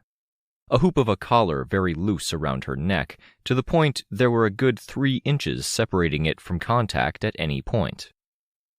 A simpler stainless steel version of the molded mask that had covered her face, with no decoration except for a blinking light right about where the right corner of her mouth would be, and a hole where the left corner would be. A plastic table sat to her right with a few things on it, one of which was a plastic shake bottle with a straw built into it. She leaned forward to find the straw and maneuvered her head to slide the straw into the hole in her mask. Whatever she was drinking, it looked thick and creamy green. Gundeck and Solar Stare were sitting where they could monitor her. "Did you talk to them last night?" I asked. "No," Rain said. "No, my night, and then we were all there. Cradle, Love Lost, and Colt. I tried to talk, and nobody was really up for it. Cradle didn't move from where he woke up. Love Lost paced and ignored me. Colt made small talk, but only if I pushed for it. If I didn't push, there was silence, and I didn't push. The tokens dropped, and nobody really bothered with them." "Has it been like this every night?" "No. There were times I talked more with Colt. There was a time where she didn't even seem to get it, like none of this mattered or she didn't realize how much trouble she was in. She talked to me until Love Lost got annoyed with her. Then she seemed to clue in, about a week ago, did this silence thing. When she talked to me again, it was to ask me to talk to her parents and see if they'd go to her trial." "I thought I saw them," I remarked.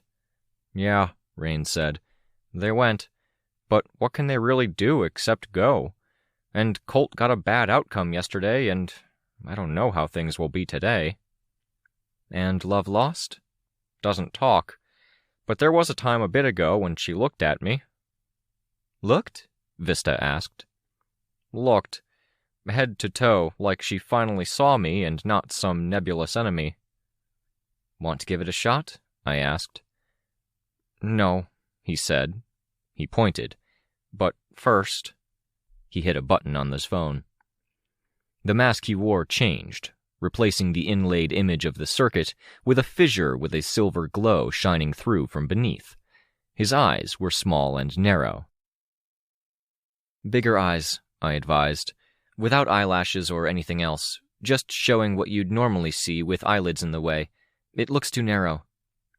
"Sinister," Vista said. "And not in a good way," Swansong advised. "You guys are harsh," he said. "Here," Vista said. She manipulated the dimensions of the eyes, glancing at Swansong and I as she adjusted, looking for input. Swansong wanted more of a slant, but I opted for something more open and friendly. Rain took a photo of his own face, then adjusted the settings. From where we'd stood, we hadn't had a good view. Our target cell was a little further back. Colt was in the other hallway, one of 3 junior prisoners, and she had been separated from Love Lost by a hard, opaque wall that divided the building in half. She had a similar collar, as well as bracelets that were actually fit to her wrists. No straitjacket, no mask, just a faded sweatshirt and sweatpants, both printed with Villain. I only recognized one of the heroes, Stonewall, with a fellow hero keeping him company. Stonewall had stone armor, which he wore even while sitting and eating. It was stylish and looked heavy as fuck. The kind of protection that didn't make him look insecure. The kid had a skin-tight two-tone costume with a stylized leaf emblem on the front and a jacket that didn't match, that suggested he wasn't suited up for the colder weather. I hoped the wardens would look after him. "You should run along, Reed," Stonewall said. "Good talk." "I guess, and yeah, good talk. Thank you, sir."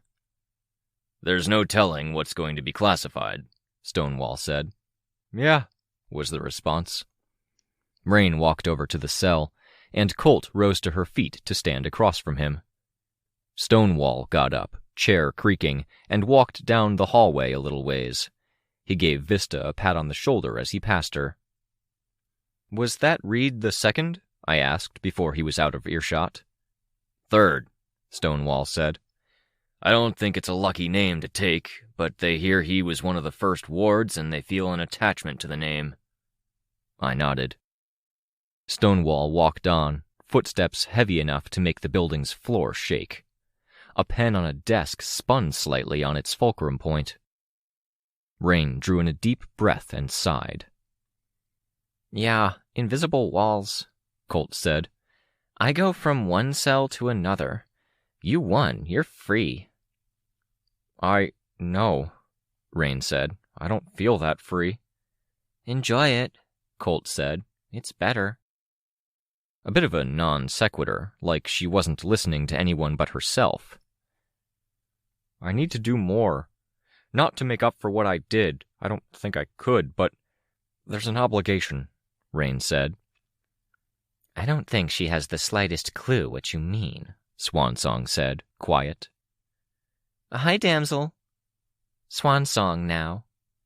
Pretty, Colt said. I liked you, you know. I thought you were cool. You had good stories, and you were someone I kind of wanted to be like. Thank you. I liked you too. Rather than interject, I remained quiet. I was very curious if the use of past tense had anything to do with perceived betrayals or upsets. Colt shrugged, glancing at Rain. I do get it, you know. Obligations suck. You're proving my point, if that's how you sum it up, Swansong said. Maybe give me a chance to get through to her? Rain asked. You've had 21 nights, Swansong said. Less of those nights than you'd think. You're a little scary, you know, Colt said to Swansong. Unpredictable, but I was happy to stay in the background and listen in. Thank you, Ashley said. Colt seemed satisfied with that exchange. She looked at Rain. I lost my court case. Guilty. Sentence TBD. Was she drugged? In shock? I was there, back row with some of my teammates, Rain said.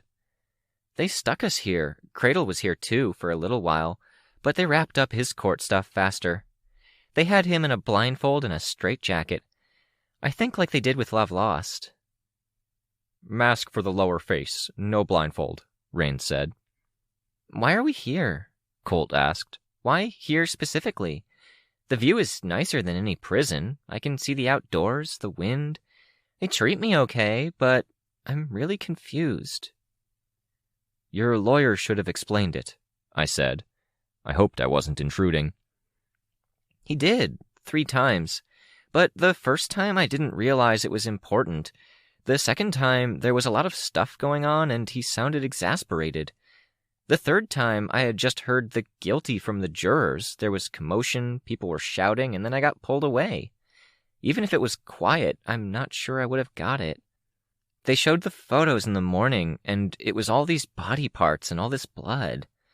They read this testimony, and I could barely hear anything for most of the rest of the day. I felt so sick with stress, and I could only hear the sound of my own heartbeat and blood in my ears. They're keeping you here while they decide what to do with you, Rain said. You could go to a jail if they find room, or we could look into alternative options. If you want to get a good result, now would be a really good time to tell them something useful. Anything about Love Lost or her henchpeople we didn't catch. Anything about a greater plan, I said. Colt shrugged. She looked lost, miserable, and lost in that order. Alternatives, she said, nearly at the point of being inaudible, like she was just catching up. What? Rain asked. Alternative options? If I'm not useful and there's no room in prison, what happens? Is it like a firing squad? You wouldn't actually. No, Rain said. "Sending you away." My parents wanted to send me away. Either I helped the family business or I went away to a strict school. They have some of those now. And I talked to my cousin who got sent there. That's where my parents got the idea from. And she said there aren't any regulations, so they beat you, withhold food, make you run laps. Cold water for showers only. They were trying to scare you, Swan Song said. I've told you this. I thought about it. I'm not sure. My cousin talked about menstrual products, said the girls were never given enough, but they weren't allowed to use too much toilet paper either. That doesn't seem like the kind of thing you'd think of right away, but it makes sense, doesn't it? If anything, it might have been a real shortage, I said, if she attended over winter. None of this really feels real, Colt said very quickly, her voice keyed up in an odd way, like she was trying to wake someone up. What happened yesterday with Court doesn't even feel like it was yesterday, and the only answers I get from people are vague. She sounded half the age she was. Did the people here drug you? Rain asked, going straight to the same possibility I'd guessed at. Colt shook her head. I'm being sent away, and I don't even know what that means. I cleared my throat, to let others know I was about to launch into an explanation. We send you through a portal. We give you everything you need to survive and the ability to use your powers. At scheduled times, we check on you, but those times may get more spaced out if you settle in, if you're healthy and safe. That's if they decide on that. If we decide on it. Then, when your sentence is done, we pick you up again, assess you, figure out if you're able or ready to rejoin society. Hopefully, by then, we have the tools to handle it. I think you'd still be in the dream room, Rain said. I'd see you every night, and if you had an emergency, I could send help. I'm getting kind of panicky, Colt said. What can I do? Talk, Swan Song said. I don't have anything to say. They didn't fill me in.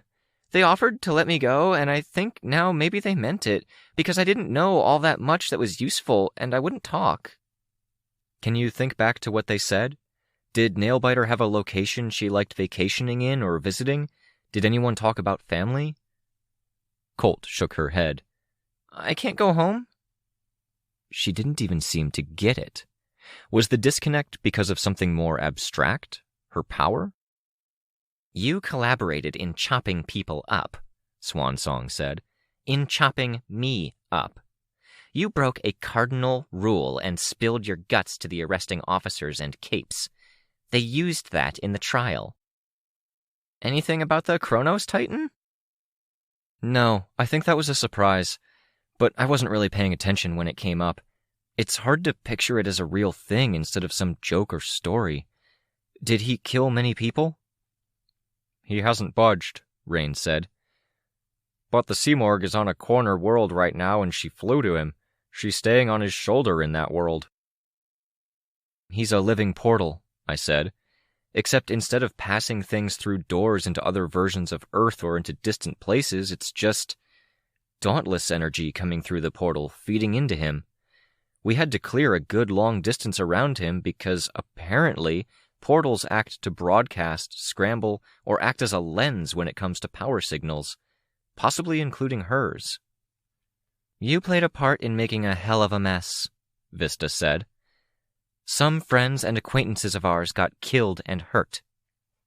Let me help then, Colt said, and when she stared into my visor, there was a clarity that hadn't been there before, like she had focused on me for the first time, kind of like Rain had explained Love Lost doing, but without a year of being ignored or seen as a monster lead-up. Seeing someone as a monster. I made note of that stray thought. It was easier to relate to him if I put things in those terms. Information is the only help you can give. Can I fight? Because I don't know anything. Can I do volunteer service? Join the heroes? The navigators were chopped up by people you helped and supported, I said. They flew under the radar as a hero group before, but when we all heard what happened and realized there wasn't a single bad thing we could say about the navigators, that they'd only ever done good, That made it that much worse. People are resentful. I could join you. You could give me a chance. I didn't move. I waited while Rain remained very still. Rain shook his head a small fraction, but he didn't say anything. No, I said, so he didn't have to. He had to see her every night, and if he was the one to refuse her, then her anger might find root and fester over nightly recurrences. But Damsel of Distress likes me, and I know you guys have committed crimes. It's Swan Song, not Damsel, Swan Song said. Punishment's pending, Rain said. Pend mine! I don't know how to... build a house with a pile of wooden slats, or cook, or hunt, or fish. I'll die. We're more resilient than you think, Swan Song said. What if I can talk to the doctors I talked to earlier? They asked questions about my health, and questions about depression and anxiety, and what if I give different answers? They couldn't send me away then. I don't think that's going to work, I said. You can't change the answers you already gave. But...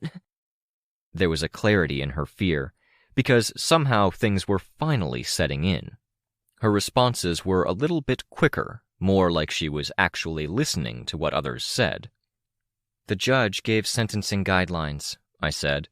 3.5 years. There's a very real chance we don't take the extreme measures, but it's up to the Capes to decide, because it's the Capes that are dealing with parahuman containment right now. If we don't send you out to this other world for 3.5 years, we put you in juvenile prison for 3.5 years, and you wear a kit like you're wearing right now to keep you from turning breaker. I don't want to go to prison either. Rain slammed a hand against the glass barrier. Colt jumped like she'd been the one hit. The other 2 prisoners in the hallway jeered. Careful, Stonewall said, his voice carrying. Colt stared at Rain, who stared at her, his fist still resting against the glass. The glass was uncracked, but his mask had the stylized one running across it, through the one eye and up to the top corner. Let it go, Rain, I said. He pulled away, turned his back. I never really gave you a hard time about it, Colt said. He didn't look at her. What you did? I could have hated you like they did, but I didn't. I tried to be civil. I listened when you talked, mostly. I know I did some bad stuff, but so did you. If you get punishment pending, and you get to try to show you're decent in the meantime, then why can't I? Because it's fucking personal? She almost sounded like the girl I'd first seen over Kenzie's surveillance video, yelling at her mom, siding with Nailbiter, running away to join the villains. I have remorse, Rain said, half turning. I've tried to recognize what I did, to show that with my actions every step of the way. How long did it fucking take you to get there? Because I'm not getting the chance. Rain turned away and walked away. About 2 steps, he stopped. Are you trying? Swansong asked. Was he after 3 weeks? Because I heard Cradle talk about some of it when he was talking about the info he got on your team, and about Precipice specifically. It didn't sound like it. Rain clenched a fist in front of him, then put it in his other hand, cracking the knuckles audibly through his gloves. He was stiff. Your choice, Swansong said as she walked up to Rain, their arms touching, her chin high. She was quiet as she said it. Do you want to help her? I thought we could be allies at first, Rain said. But now I think I despise her. She acts like we're the same, but she didn't grow up like I did. She had a life I would have loved to have. I didn't get a choice in how to think until it was almost too late, and I made the wrong choice not to help those people. She didn't take enough opportunities to think for herself, maybe, I said. And this is how she ended up. Again, he cracked knuckles. I'm not advising you either way. Not in the slightest? He asked. I feel like helping her because she's vulnerable and lost, but that's not a good basis to act on. I don't think she'd be easy to deal with. I do think if we give her any kind of pass or help, we could have her as a pest or problem to deal with a month from now. Given past history, keep that in mind. You know her best. I feel like I don't know her at all. You have more data points than us, I said. Data points, Swan Song muttered. Geek. I elbowed her. How? Rain asked, turning to look at Swan Song. To help her. Colt, Swan Song said, raising her voice to be heard as we'd walked a short distance away. You have odd dreams, stranger than any of the others. Yeah, Colt said. Every time it's my night, it's a different slant of everyone else's dreams, depending on my mood or how I push it. Like Cradle pushes it, except I'm a bit better than him at it. That's a bargaining chip, Swan Song said, and she said it to Rain, but Colt immediately moved to the corner of her cell that was closest to us. You can sell or barter that knowledge. Capes and dreams have unusual relationships, I said. It's worth looking into. That's because dreams are something they don't get, Colt said. They don't have enough data or reference points for them. It's when they move on, they'll want a lot of information about dreams and dreaming. It's why things slip through the cracks in dreams, or get weird, or are spaces where they can manipulate things more. You study this? I asked. I get it, Colt said. Because breakers and reality warpers were often closest to their agents, maybe. Because this particular cluster was built around dreams and dreaming. And because dreams brought things even closer still. Lookout mentioned Chicken Little seeing something in his dreams, Swan Song said. She shrugged with one shoulder. It wasn't much to go on, but we were dealing with monolithic forces hidden away in inaccessible locations. They gave us power, and they ruined us. And whatever structure was there or wasn't there, whatever organization was missing in how they balanced against one another, that power and that ruin was being doled out in disastrous proportions, in broken triggers and in dauntlesses. With what Colt was saying, it was possible there was an area where the barrier between power and person wasn't just thin, but was something we could get past, and that area was the unconscious dream. That was our door to the machinery we wanted to operate, fix, or even dismantle. Let's go, Rain said. Hey! Colt shouted. Quiet, Stonewall boomed. We'll be in touch, Rain told Colt without turning around. Still angry. Vista caught up with us after a few exchanged words with Stonewall. Space warped to give her something of a catch-up. Hey, Vic, Vista said. You know powers, right? You studied this stuff to death. Some, I said. Thinking about dreams? She shook her head. No, thinking about altered mental states. Is it possible that she's not all there because of her power? I sighed. Crossed my mind. Happens a lot with breakers. You could mention it to help her. Another possibility, I said. But she said she had doctors check her over, so the question is, was one of those doctors someone who was qualified to evaluate her mentally? And if so, were they qualified to know about parahumans and all the messes they can bring to the table? There wasn't an immediate answer to my question. There was a pretty clear one, though. Capricorn, Kenzie, and Sveta were gathered together. Jessica Yamada, their therapist. Swansong and Rain approached her. I hung back. The others had received emails telling them she was safe and she would touch base shortly. I hadn't. My number had, as I'd discovered the night I heard she was back, been blocked. I'd been able to call her with Juliet's number, but not my own. Dr. Darnall said he knew what the reason was, but had declined to share. He'd told me to be patient. I gave them their space, feeling hurt and a little bewildered. I headed over to the corner with the concept art and the fashion, the various pieces in progress to distract myself at the very least. The winter was going to get colder, and a double layer wouldn't be enough. The group was spaced out, some closer to Jessica than others. Swansong hung back, and by her body language, stiff and regal, I knew she was anxious.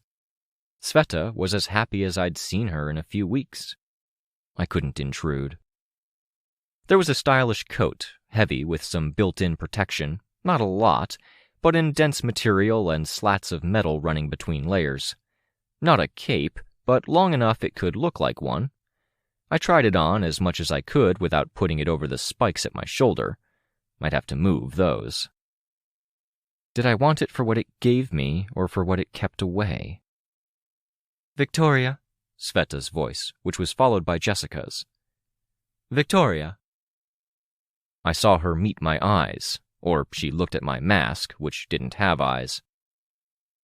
I'm going to talk to the group, Jessica said. Do you mind waiting? Which was telling me not me without telling me it directly. She at least looked apologetic.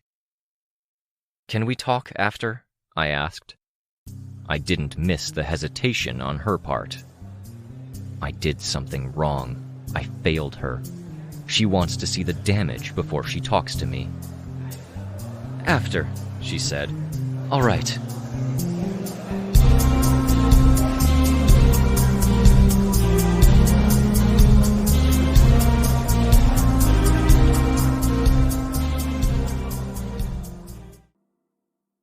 Arc 13, Black, Chapter 3. I can explain it all if you're interested. I looked in the direction the group had gone. I had enough bound-up emotions that I wasn't sure I trusted myself. Vista, at least, had found her way to my side. Backup of a sort. Yeah, I said. An explanation would be really good right now. Okay. You're a fucky sort of monster, Antares, all right? I blinked a few times in rapid succession, brought from wonderings and distractions to harsh reality in a second. You can't just say something like that, Vista said. I'll explain.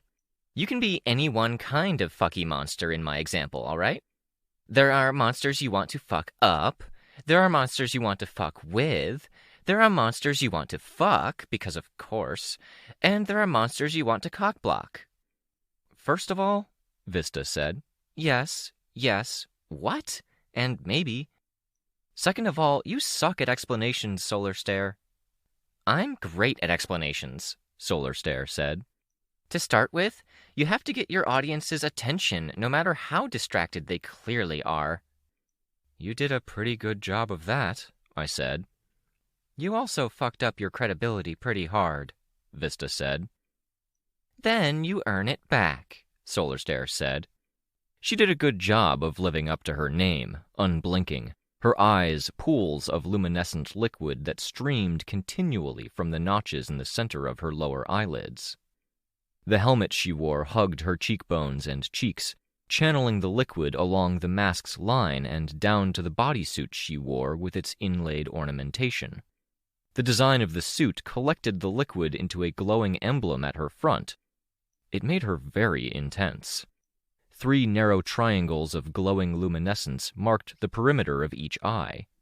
Like cartoon eyelashes, one above, one at a diagonal at the outer edge, and one pointing out from the corner of her eye to her temples. Look, whatever course I'd want to take when I deal with hypothetical fucky monster Antares, there are a few things I want, right? I want protection, and I want to get there before anyone else, or else I'm dealing with sloppy seconds, and sloppy gets people killed, while seconds just disappoints everyone. Whether you're fucking up, fucking with, fucking, or cock-blocking, Solar Stare said. I actively resisted looking in the direction of the conference room where the group had gone with Jessica. What monsters are you fucking, Solar Stare, and do I need to worry?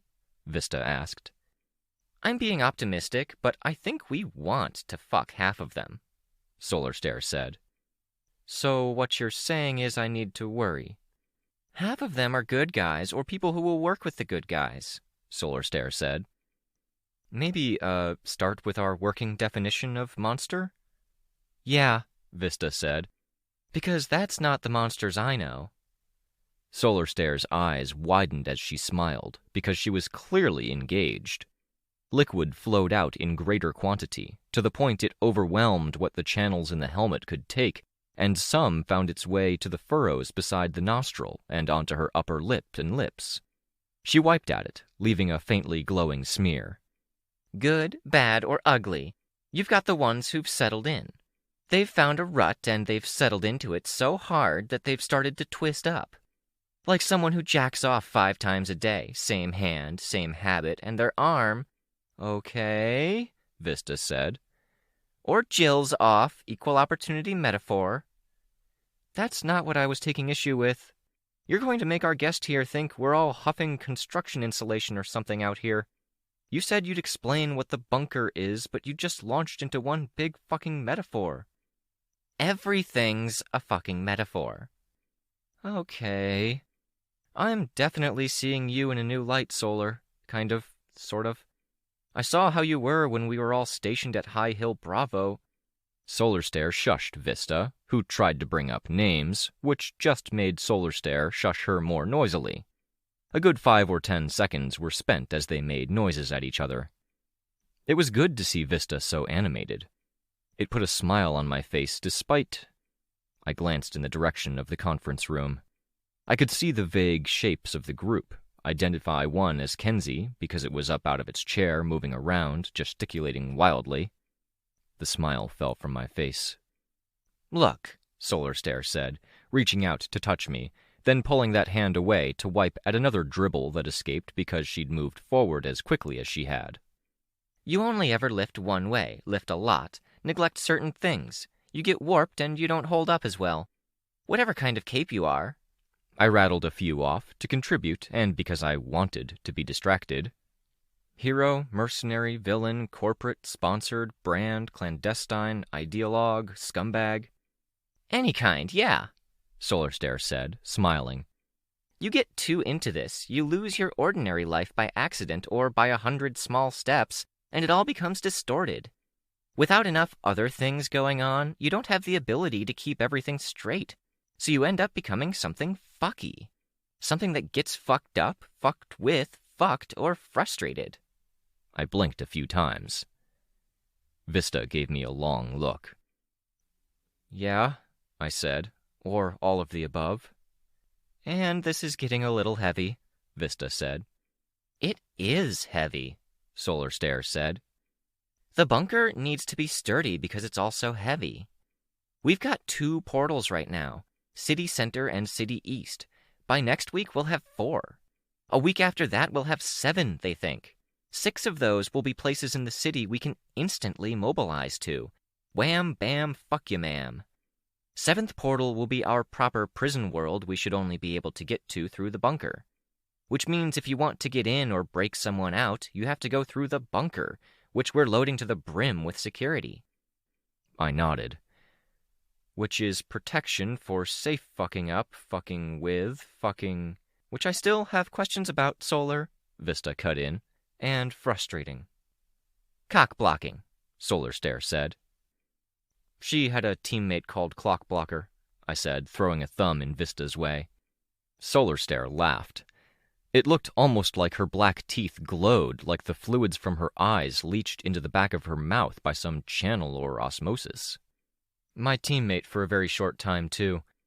I like frustrated better, plus it alliterates. Got it, Solar Stare said. Yeah. Getting there first means no sloppy seconds, and doing it safely means we don't get fucked. Good explanation, I said. I knew most of it, not the numbers for portals or the timeline, but most of it. Maybe the definition of monster was something that took me back to uncomfortable memories, and that negative matched or outweighed the gain of the little tidbits I'd picked up. But it served to distract, and she'd clearly been intending to do that. Which is my chance to ask, what monsters have you been fucking? Vista asked. Do I need to worry, Solar?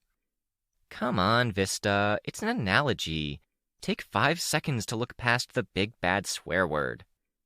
If you can use one word for 500 different situations or contexts, you need to give us a bit more to go on.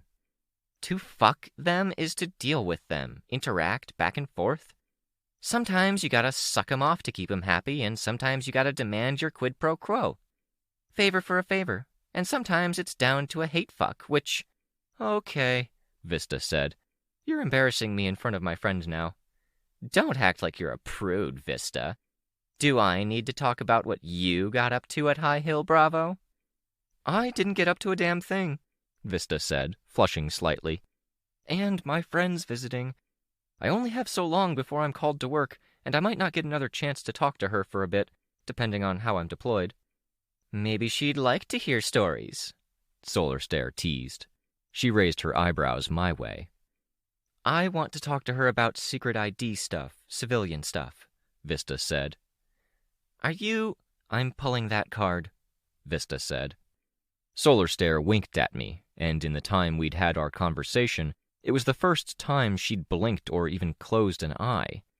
The wink came with a flash and a sudden surge of brightly glowing liquid. She sauntered rather than just walk off. Vista was still a little pink in the wake of Solar Stare's departure. She's fun, I said. You know what the sad thing is? Vista asked, quiet. She is. But she used to be this really quiet, reserved girl who always read books while everyone else hung out. She was arrogant, looked down on people, acting like she was 30 and not 18. She snitched a few times when some capes were drinking, and even the supervisors were like, fuck off, Solar Stare, let them be, you know? What happened? She got punted into a wall during a fight. TBI. Traumatic brain injury. The entire time they were taking her to the hospital, she was screaming, flailing, using her powers, fighting every step of the way. Swelling inside the skull went down, and she was normal-ish, except she'd lost the ability to read, speak, listen to music, or understand even slightly abstract pictures. Over the past 6 months, she's been working her way back to normal. But she's different. Completely different personality. Less filters, but also more open, more empathetic, more outgoing. And she kind of needs to be watched to make sure she doesn't go overboard with drinking or sex or anything else. So that's, part of why she's the way she is. I wonder how much of it has to do with the near-death experience. A bit of a wake-up call about what she nearly missed out on. I don't know, Vista said. It's scary, though. Bam! Personality change. I nodded. You guys really seem to be living the life. Crystal's been in Warden orbit for a bit now, but she didn't mention the drinking and sex and... a lot going on at this High Hill Bravo. I was worried Solar would give that impression. I raised my eyebrows, then remembered that my mask covered my upper face. I took it off and laid it on the table beside me. We were in the branding corner of the bunker. Jessica and my team were in the opposite corner, having a private conversation or group session, leaving me to wonder, to stew, and, admittedly, to hurt. It kind of is a... Vista started. I don't even know the term. Co-ed summer camp, frat house sorority, high school mission deployment? A lot of people aged 16 to 25 with not enough supervision, just thrown in together with bunk beds and sleeping bags, in sometimes really lonely circumstances. Sure, I said. Gravitate together? Yeah, Vista said. Connect. Did you... I asked. Got a shrug in response. And here I thought you didn't have any luck in all the time I was gone. So I had a boyfriend in high school, Tyler. He asked out Missy Byron, and we dated for like 7 weeks. He wasn't the cutest or the best or the most well-rounded individual, but he was kind and he was a gentleman, so I figured, good enough. Is that shitty to say? I don't know, I said. Sometimes high school boys are like men, but brand new or the rougher edges aren't quite sanded off, but they're still men, you know? Young men. And sometimes they're half-formed. And Tyler was half-formed, needing a few more pieces before he was a complete person. But he was a first kiss and a chance to make a lot of stupid mistakes where I was selfish or dramatic or needed to figure out how to talk to people. Sure, I said. It was a pretty different experience from my own.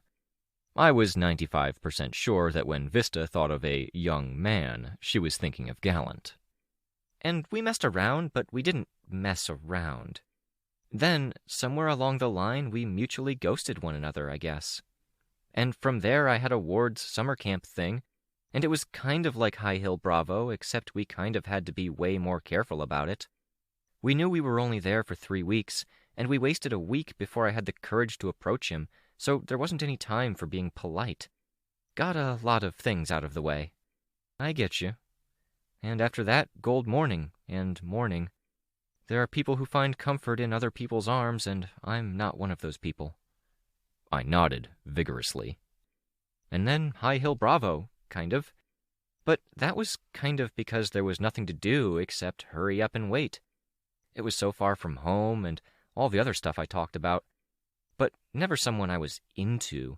Just kind of reminding myself I'm not broken, I guess, after losing everything. Not broken, I said. I nodded, then nodded more vigorously. Yeah. You? She asked. I kind of know the answer, but I don't want to just talk about me. Me? And boys? Gallant. Would you, given a chance? I drew in a deep breath. Yeah, but I don't know what that chance would look like. Would I want a fling, no stakes, yet somehow also have all of the baggage I bring into it? I don't know how that works. A serious relationship? You asked that one more like you were asking me instead of asking a rhetorical question. I don't know what it would look like. I've got enough going on. It'd be so unfair in so many ways. I mean, baggage aside, I feel like most relationships would pale compared to Dean. She nodded. Don't blame you. It always comes back to him with us, huh? I thought of Dean, imagined him here. What would he say? I nodded. It's why we got to talking in the first place, kind of. There was something he told me once, privately, and it feels weird to just talk about it now, like I'm somehow betraying his confidence. You don't have to. No, it's just... I trailed off. Just what? He told me once that every single person he cared about in his life let him down. His mom took things he told her in confidence about a friend and used those things against that friend's mom or for some advantage in her social circle or some bullshit. His dad just casually said that if he wanted to move out of Brockton Bay and pursue a bigger Cape life outside of the city instead of taking a hand in the family business, he'd essentially be disowned. Teachers, aunts, uncles, people he counted on, they all let him down. Except you? Vista asked. I made a bit of a face. He told me that during a fight, accusing me of being the most recent one, but venting a lot of stuff he needed to vent. I made it up to him, fixed what I'd been doing wrong, and he later told me I was the only person who didn't let him down, so I think I did okay. Good, Vista said, in a serious, profound way, not like there was an or else, but like it really was good. Except I let him die, I said. No, Victoria, Vista said. No. I frowned. No. I'm kind of getting what he meant, you know? Feeling let down. Like I can't get close to anyone I'm supposed to rely on without it turning out to be a trap or vulnerability. My mom, my dad. I glanced at the conference room. Jessica had been here to attend to regular work, to do the psych profile on Colt, and for whatever other roles she had with the wardens. And we'd chanced on each other. Now the team got to talk to her and... Vista drew closer and gave me a one-armed hug. What can I do? She asked. I wanted to have an answer, because I suspected Vista was being genuine. She had that stripe of heroism in her that I really respected. There were people who needed to be dragged into goodness, who were good except for, or who were good because. And that except for could be a vice or a bad thing they'd once done. The because could be a justification, a motivation. People who were heroes except they'd killed a person, who were heroes except for the fact they did drugs, who were heroes because it was the fastest, safest way to make money. Many risked falling from the path, getting dragged down, or finding themselves in water so muddy that heroism wasn't much more than a label.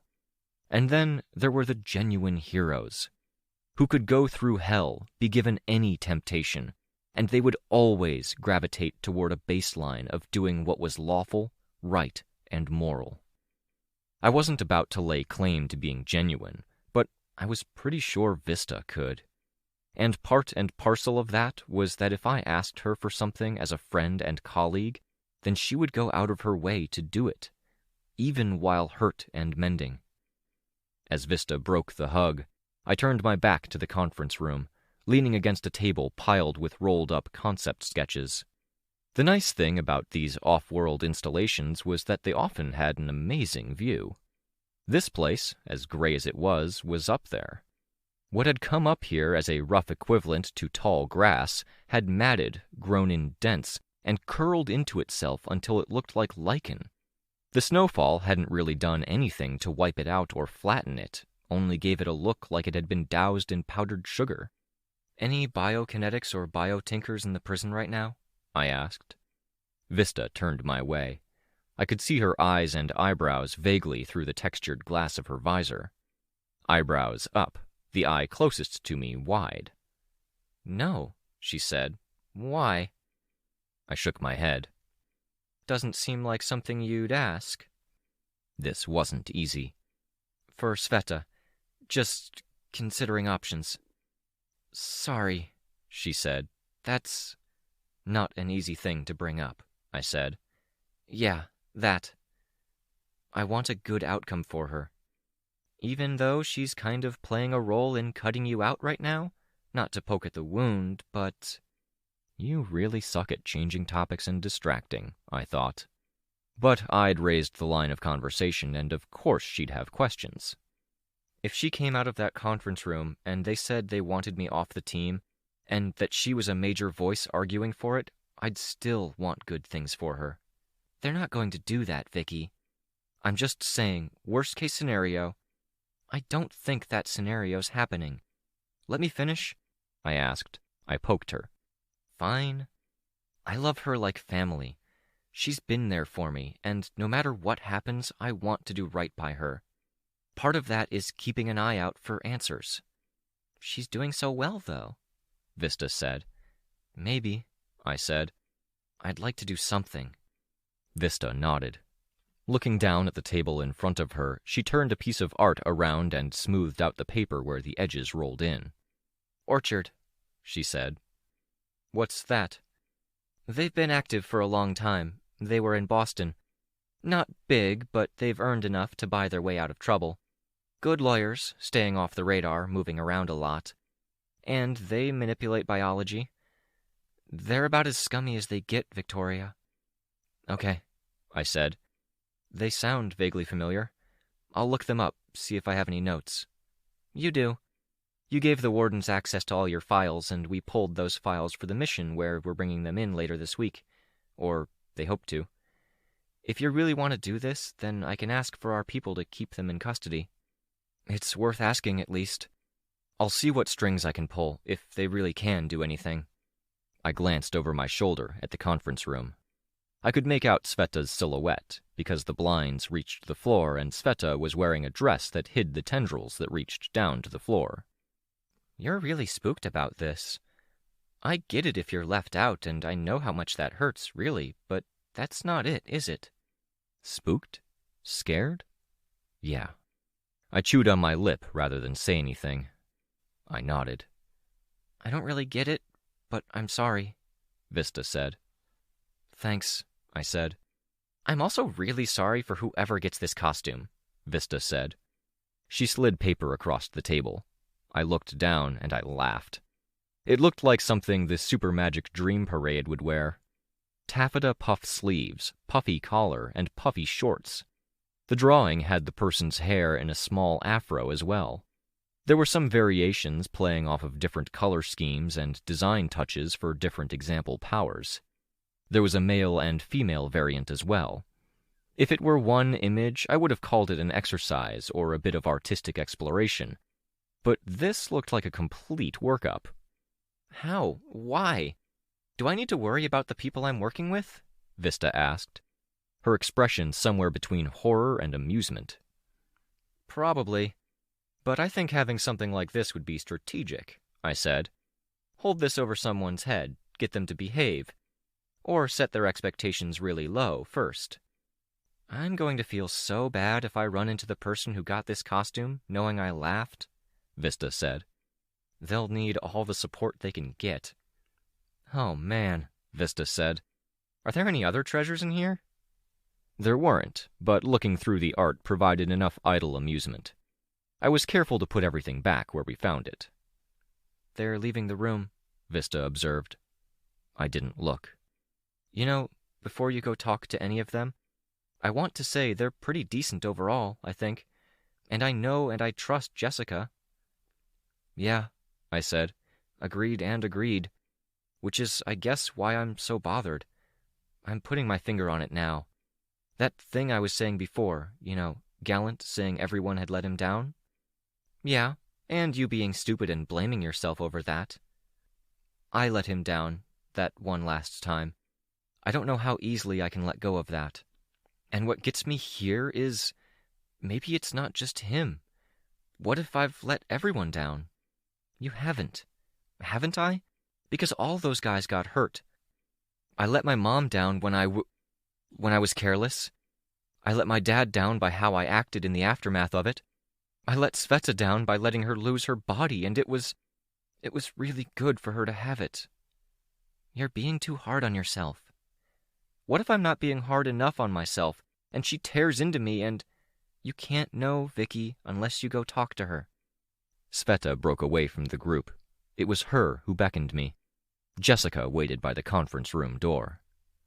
You're a good person, she's a good person. I think your team is mostly good people, but I don't know them that well. Trust. Thank you, Vista, for keeping me company. Thank you for letting me vent. Come talk to me after, if you want. Sure. I'll let you know how it goes. Do me a favor and don't mention Orchard to Sveta. Sure. I figured I shouldn't. I picked up my eyeless mask, put my hand on her shoulder, then made my way across the floor. Construction workers and warden staff were abundant enough I had to weave through, which made just getting to the conference room hard enough. Sveta passed me, bumping shoulders with me, and headed over in Vista's direction. Weld, it seemed, was preoccupied elsewhere. Hi, Jessica said. She retreated into the room. Hi. I shut the door behind me. Jessica was more tan than the last time I'd seen her. She might have had more lines in her face.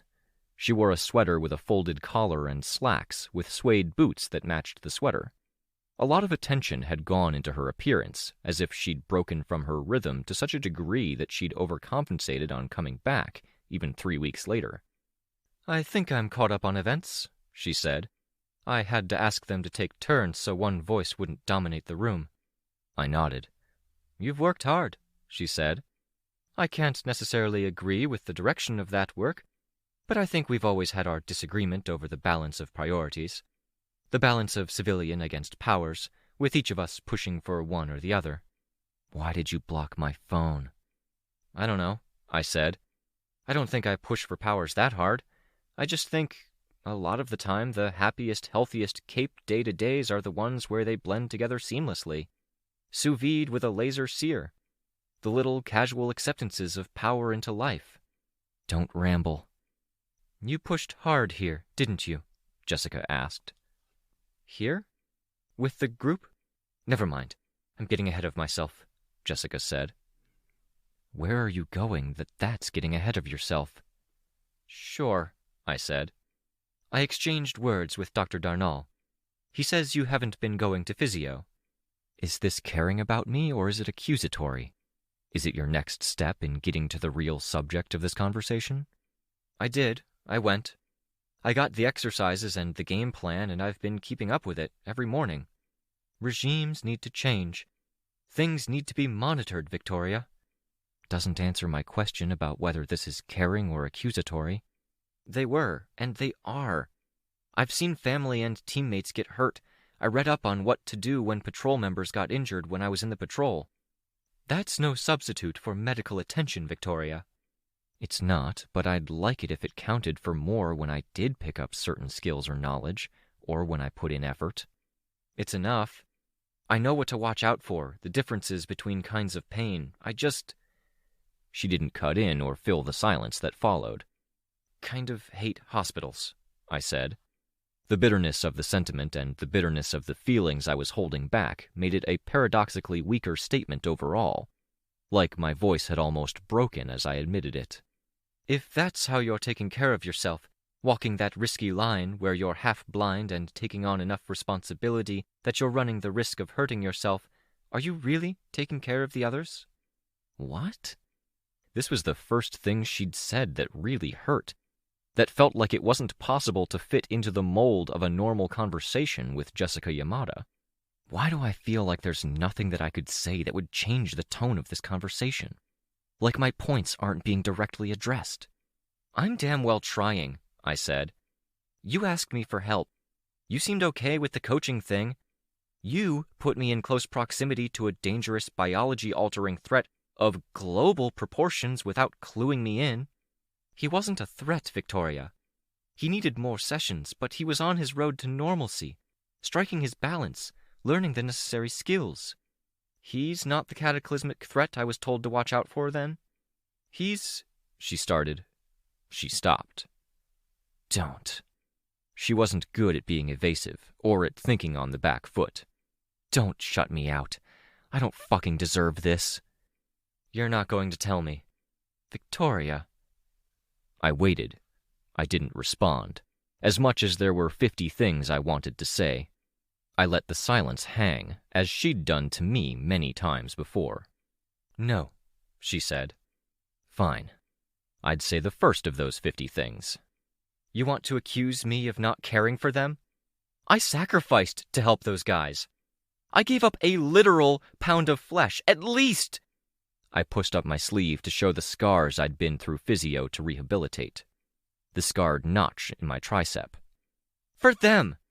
Because people wanted to kill them. Because people wanted to kidnap or co-opt them. Because they'd been taken to pieces. I gave my all. And your complaint is I'm not doing a perfect job of it? I'm paying too much attention to the cape side of things? That's not a fight you win when agents are involved. You don't get wins. You find a working balance where you minimize the damage and you maximize the gains. That's not what I'm saying. What I'm saying is pushing and diving into this reality to the point you end up in the hospital isn't self-care. And pushing them and letting them get hurt isn't caring? Hesitation. That's not what I'm getting at. You're getting at something, I said, except you're not. You've frozen me out. You blocked my number. My emails bounce back. You have a meeting with my group without me, and when I finally get to talk to you, you're not listening. You're ready with a follow-up, like you're strategizing your way through the conversation, picking and choosing what you're able to get away with saying, and you're so focused on that you don't hear me. It's not strategizing. I'm trying to be diplomatic. Same thing, I said.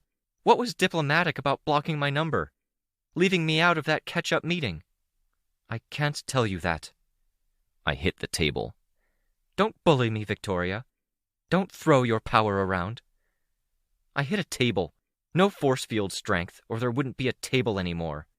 Don't bully me, with physical violence or with your power, or I walk out of this room. Same rule as the hospital. At this stage, it would permanently affect our relationship. At this stage, doing nothing would permanently affect our relationship, I said. There are 2 possible realities here, Victoria. 2, she said. She was trying to be stern, but she wasn't good at it. She didn't maintain eye contact. The hand she raised to gesture with, 2 fingers extended, wasn't rock steady. What realities? I shouldn't even be telling you this. But the possibilities are that you're in the right here. Something's wrong on my end, and I need you to be patient and trust me while I work my way through it. The meeting with Breakthrough was me trying to gracefully do that without hurting anyone. And the other? that right this moment you know full well why I'm wary, and I need to talk to Breakthrough to figure out what's going on. You think I'm up to something? I have ample evidence to suggest you're up to something, Jessica said. And with that, she did meet my eyes with some conviction. If I was, would I have cooperated this far? Would I have let you talk to them without trying to worm my way in? It's a point in your favor that you didn't, Jessica said. But it's far from a guarantee. I have to protect my patients. I walked along the table in the center of the room. I saw how, as I moved left, Jessica moved a fraction to her right, keeping more of the table between us. Evidence? I asked. She shook her head. I can't tell you. Why not? I'm accused of something horrible, apparently, but I can't see what it is. Is it a witness? I can't tell you. It's been 3 weeks. This is apparently enough to change your opinion of me entirely. If it's that effective or that cut and dry, what's going to change if you show me or if you wait another... I floundered. Jessica was silent. Week? Another 3 weeks? 2 months? Is this going to change or... I don't know, she said. Can you give me a foothold here? Some person I can talk to that's neutral or some time frame, so I don't have this hanging over my head forever? I'm not looking to interfere in anything yet. I'm not going to break up your team by fiat or by leveraging the wardens. I won't use those things to make you leave them. I just want to look into this. Possibly indefinitely. And that yet might become a now? When? When someone else gets hurt? I'm thinking back to what you said earlier in the conversation, me being reckless. Can you give me something? I can't. I used my aura. I kept it within the room, a pulse, a thrum. She remained where she was, stock still, head bent. Then she turned toward the door. She got 2 steps, gave me a sideways glance, and stopped. I was 10 feet from the door, and she didn't want to get that close to me. Step away from the door, please, she said. I took a step back and away, my expression stern, angry. When you traded files with Dragon, she had a bot sweep your computer, an automatic thing she does. She found your diary. Jessica, let me finish, she said, and her voice was tense. She found the diary, with her bot flagging certain lines to bring to her attention. She thought the portions were concerning. Nothing criminal, but suggestive of a certain attitude toward Breakthrough that's exploitative and unhealthy. The entrances go back before our first meeting in the patrol headquarters in Stratford. I was told the minute I asked after your collective welfare. No, I said. It sounds like you, Victoria. It reads like you. It has details that fit you that I strongly doubt others would know. It refers to your force field as the wretch. It refers to details about your parents and family, your sister included. So far, by our checks, the calendar of events line up. I haven't brought it up with the team out of concern of outright devastating them, and on the off chance you are innocent. Then I would ask you to keep Kenzie out of it. Reading that would disturb her. What the hell is it? I asked. She didn't answer my question. Again, just moving on to what she felt like she could and couldn't say, finding the determination to say the things that were hardest to say. She went on. I did prod and ask questions as much as I could. My doubts were not eased. I have not found any holes in the story. I have one. I wouldn't write about my sister.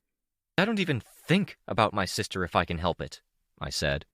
The thoughts of Amy and this feeling of betrayal weren't making it easy to think straight. I told you what you wanted to know.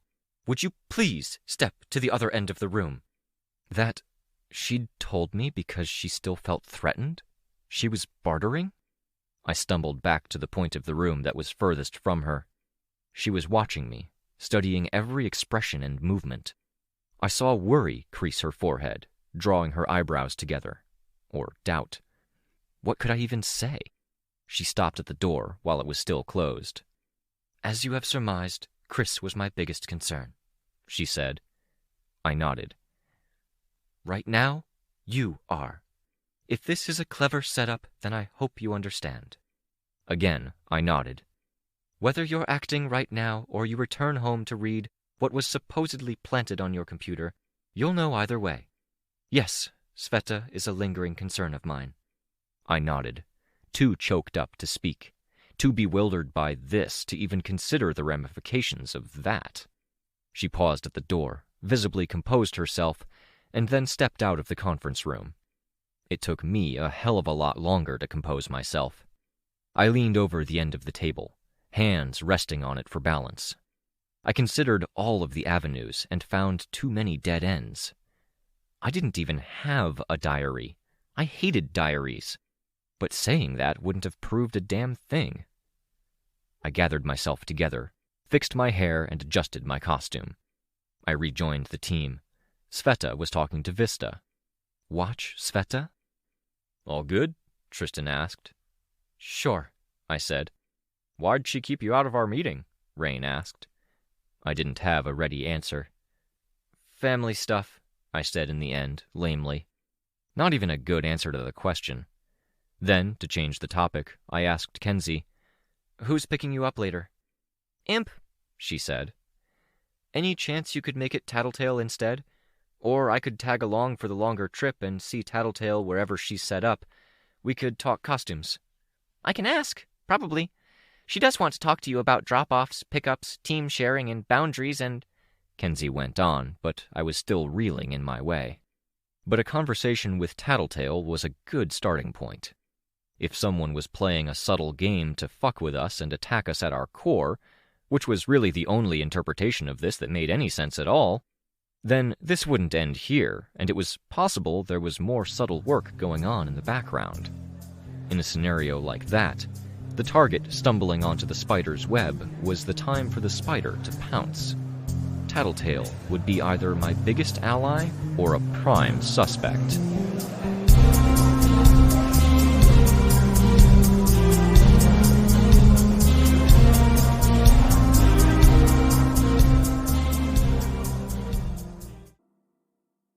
Arc 13, Black, Chapter 4. I hadn't wanted my mother to get hurt, being careless with my power and with not trusting her about it, but I'd been willing on a level to leave the door open for it to happen. And that willingness went hand in hand with my relief about Amy being on Earth Shin now. The realization had taken me some time, the process of rationalization comparatively quick to begin. Life was genuinely easier if I let the slate be wiped, or perhaps struck, clean. I had even related that philosophy to Kenzie, to her parents. Another slate that had been struck relatively clean. After they'd dropped the tidbits they had on Hardboil, and after the 200 messes that had followed in succession from that, Kenzie had eventually found her equilibrium.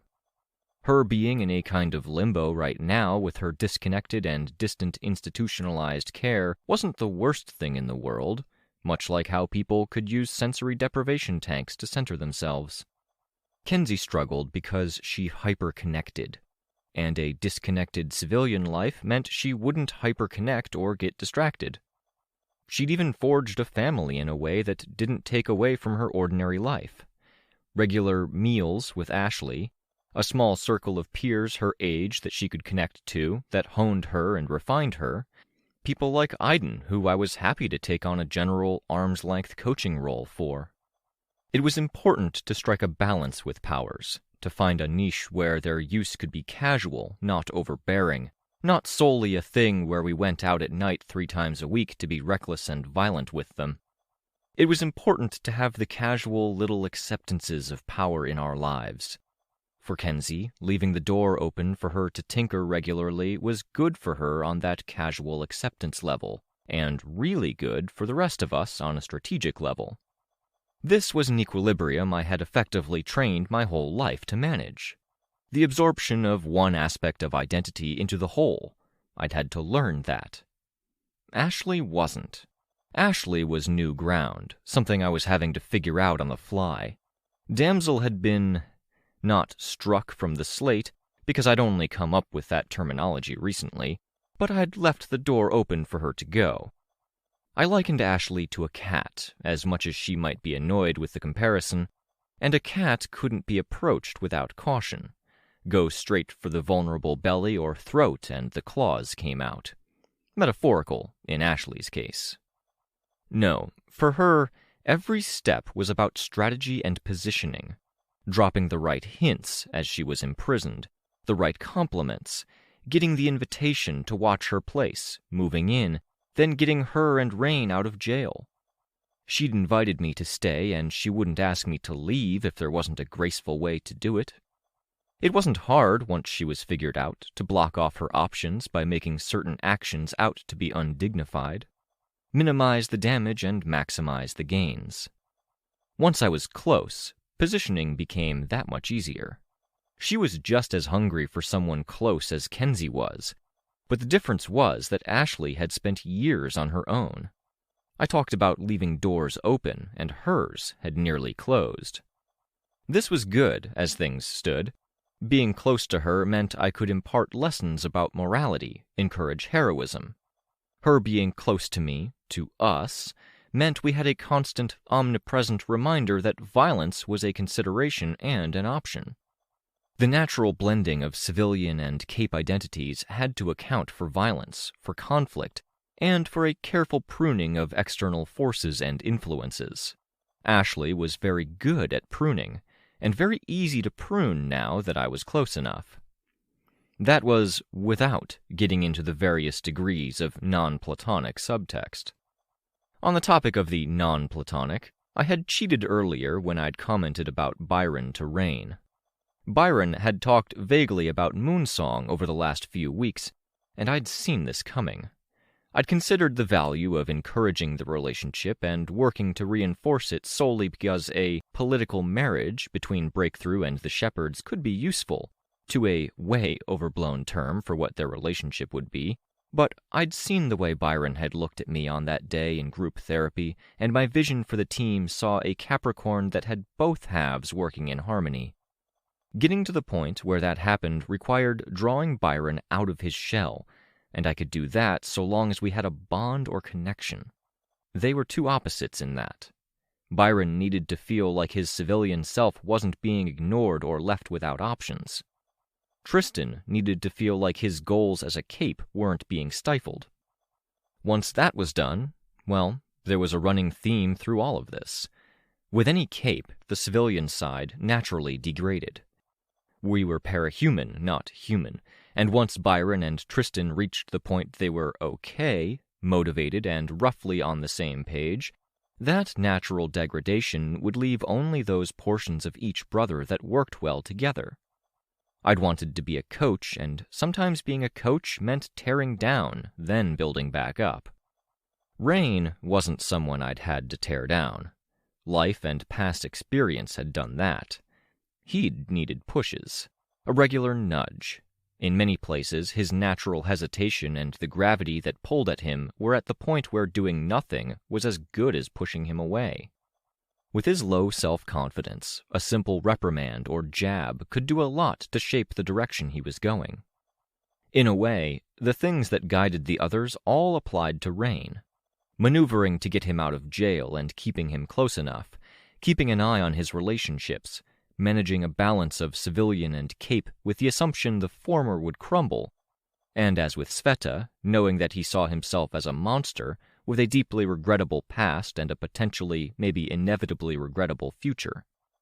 Sveta's impending breakup, Rain's doomed cluster. It was a question of managing the damage. I closed my laptop. Even Weld breaking up with Sveta was in this fucking diary. Detailed, deep thoughts in intermittent diary entries stored in a folder on my computer. The times the entries were made, at a glance, seemed to line up with times I'd been free and active online. Nothing so actionable that it would be grounds to arrest me, but enough to hurt the team if they were to read it. I had a thought on finishing it, and the irony was that the thought had come from a line in group therapy back at the hospital. We judged our own actions based on our intentions, and we judged the actions of others on their actions. Except this diary fucked me at both ends. Where my actions were damning, the diary portrayed my intentions as questionable, poor, or outright bad. Where my intentions were ambiguous, or even when it came to ideas I'd alluded to or mentioned, they were connected to actions. Desperate, rushed decisions I'd made in reality were rationalized out afterward or hinted at or led into beforehand. It was self-involved and mission-focused, with passing mention of the other's injuries, those mentions so fleeting that it suggested I didn't care or I cared for the wrong reasons. And I couldn't find any holes. A paralysis had crept over my upper chest as I realized I couldn't find dates that didn't line up, any actions I had an alibi for. I couldn't blame Dragon for looking over my computer. I'd told her to take everything. On a level, having already dealt with Kenzie, I had expected the sweep. I hadn't expected a trap to be laid. I couldn't blame Jessica for doubting me. Reading this, I was starting to doubt my own reality, because it was close. There were thoughts in there that mirrored thoughts I'd actually had, and lines in there that paralleled things I'd said in reality if they weren't those exact same things. My hands remained on the laptop, even after it was closed, while a sick feeling crept over me. There wasn't a way to deal with this that didn't dig me in deeper. My outburst and the use of my aura on Jessica hadn't helped, but I wasn't upset I'd done it, because I was pretty sure she wouldn't have told me what I needed to know without it.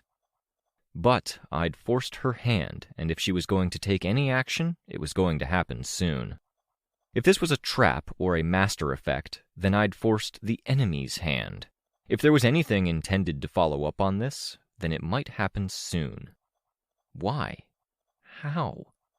I didn't know. We were at our HQ, and Kenzie was sorting through the things she'd left here. Technically, she was renting the space from us. Less technically, she was moving regularly between here, her new workshop with her team, and her home workshop, which was a space in the building where she lived with the orphans and institutionalized kids, provided by the staff. I'd asked them to provide the space because staff members had clued in that Kenzie had powers and there was a danger that the kids at the facility would too. By the diary, I'd done it for reasons of strategy and Cape-centric bias. To Jessica, every conversation and friendly debate I'd had with her over things like Cape names and what a healthy life for a parahuman looked like had to have taken on a darker tone after all of this. The diary struck close to the real, but with a consistent tone throughout that had to be anathema to someone like Jessica, who wanted to heal, find a more human balance, and who had trusted me to help. Tristan was taking a break from lifting stuff and carting it around for Kenzie to take to her other workshop, making lunch with Rain. He was talking cooking, while Sveta hovered, quite literally, clinging to the nearby door and looming over, looking over their heads. "This or this?" Kenzie asked. Her outfit changed. An update of her costume, a little more fashion-focused. It looked like she was hitting the randomize button for textures and color schemes. "The second one," Ashley said. "Then," Kenzie tapped on her phone, "this or this?" From a vaguely Vista-ish costume with a skirt built into it over textured leggings, to a costume with a more of a bodysuit look, overalls over a skin-tight top. Ashley's going to pick the first because it's got a skirt. "The first one."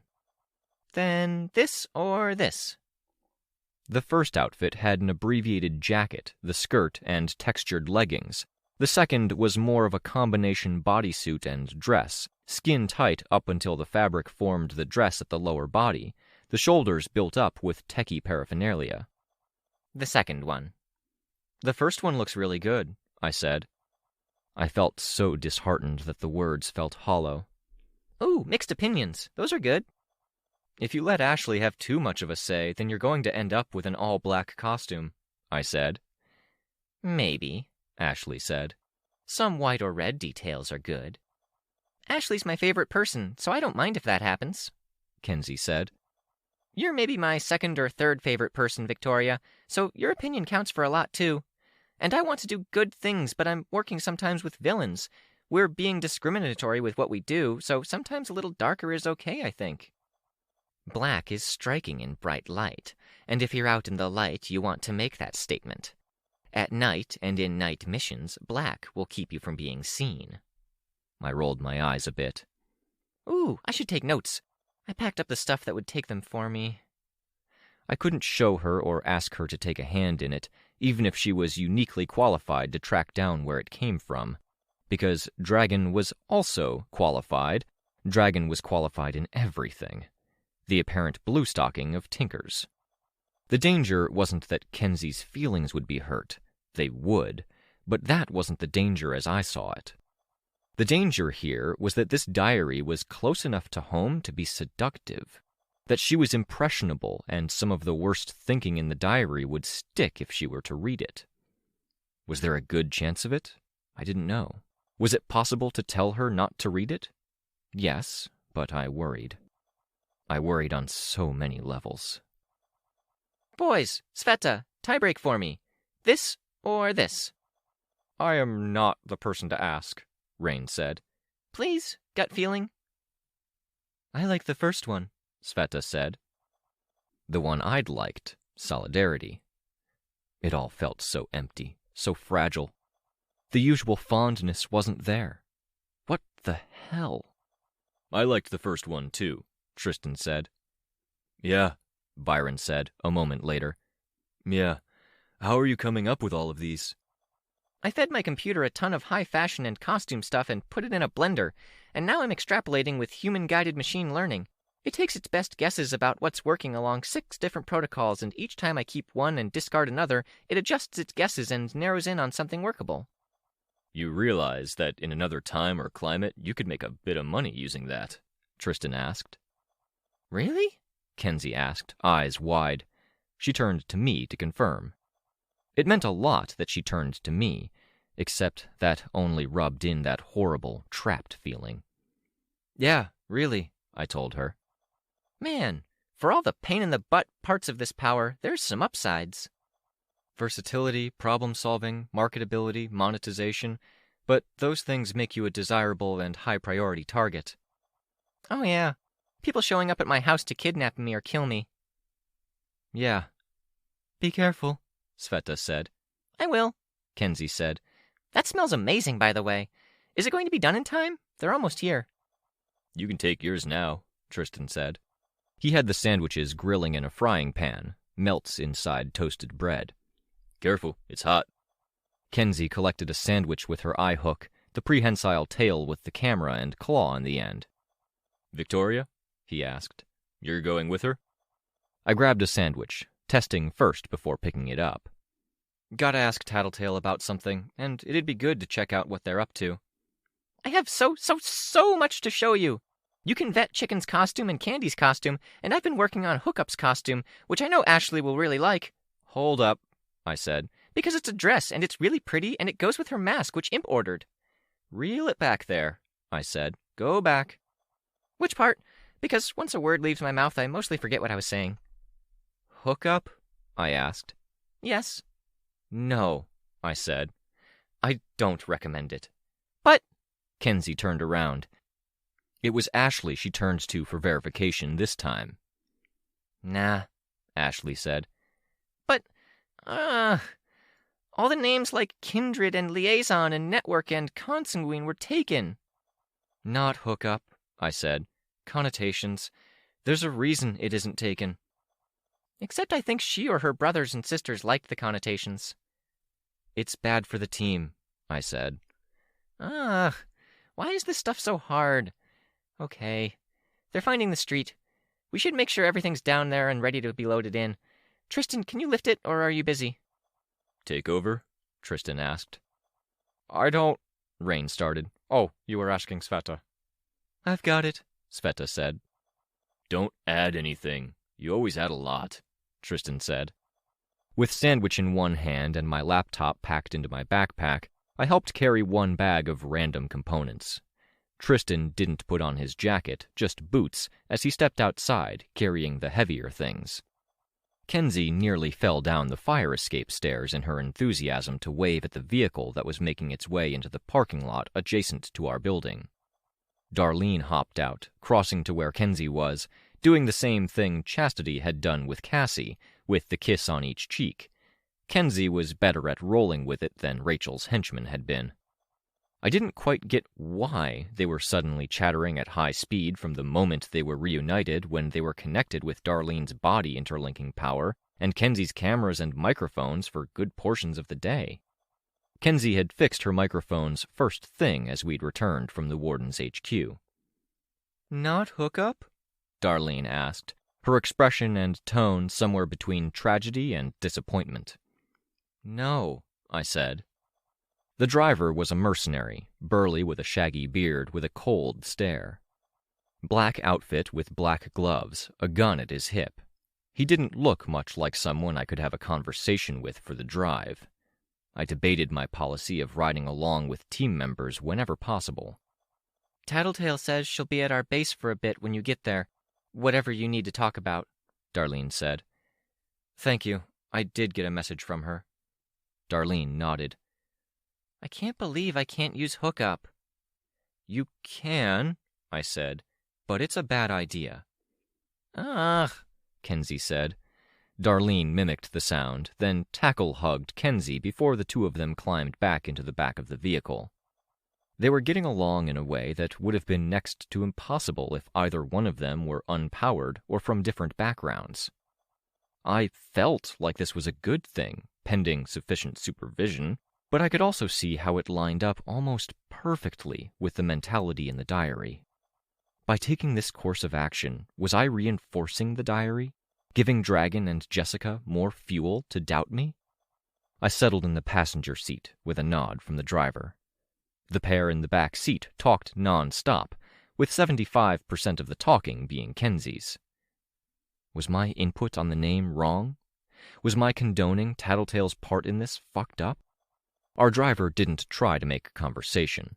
I finished my sandwich, being careful with crumbs, then set my head against the window, staring out at the city beyond, and I got lost in my thoughts.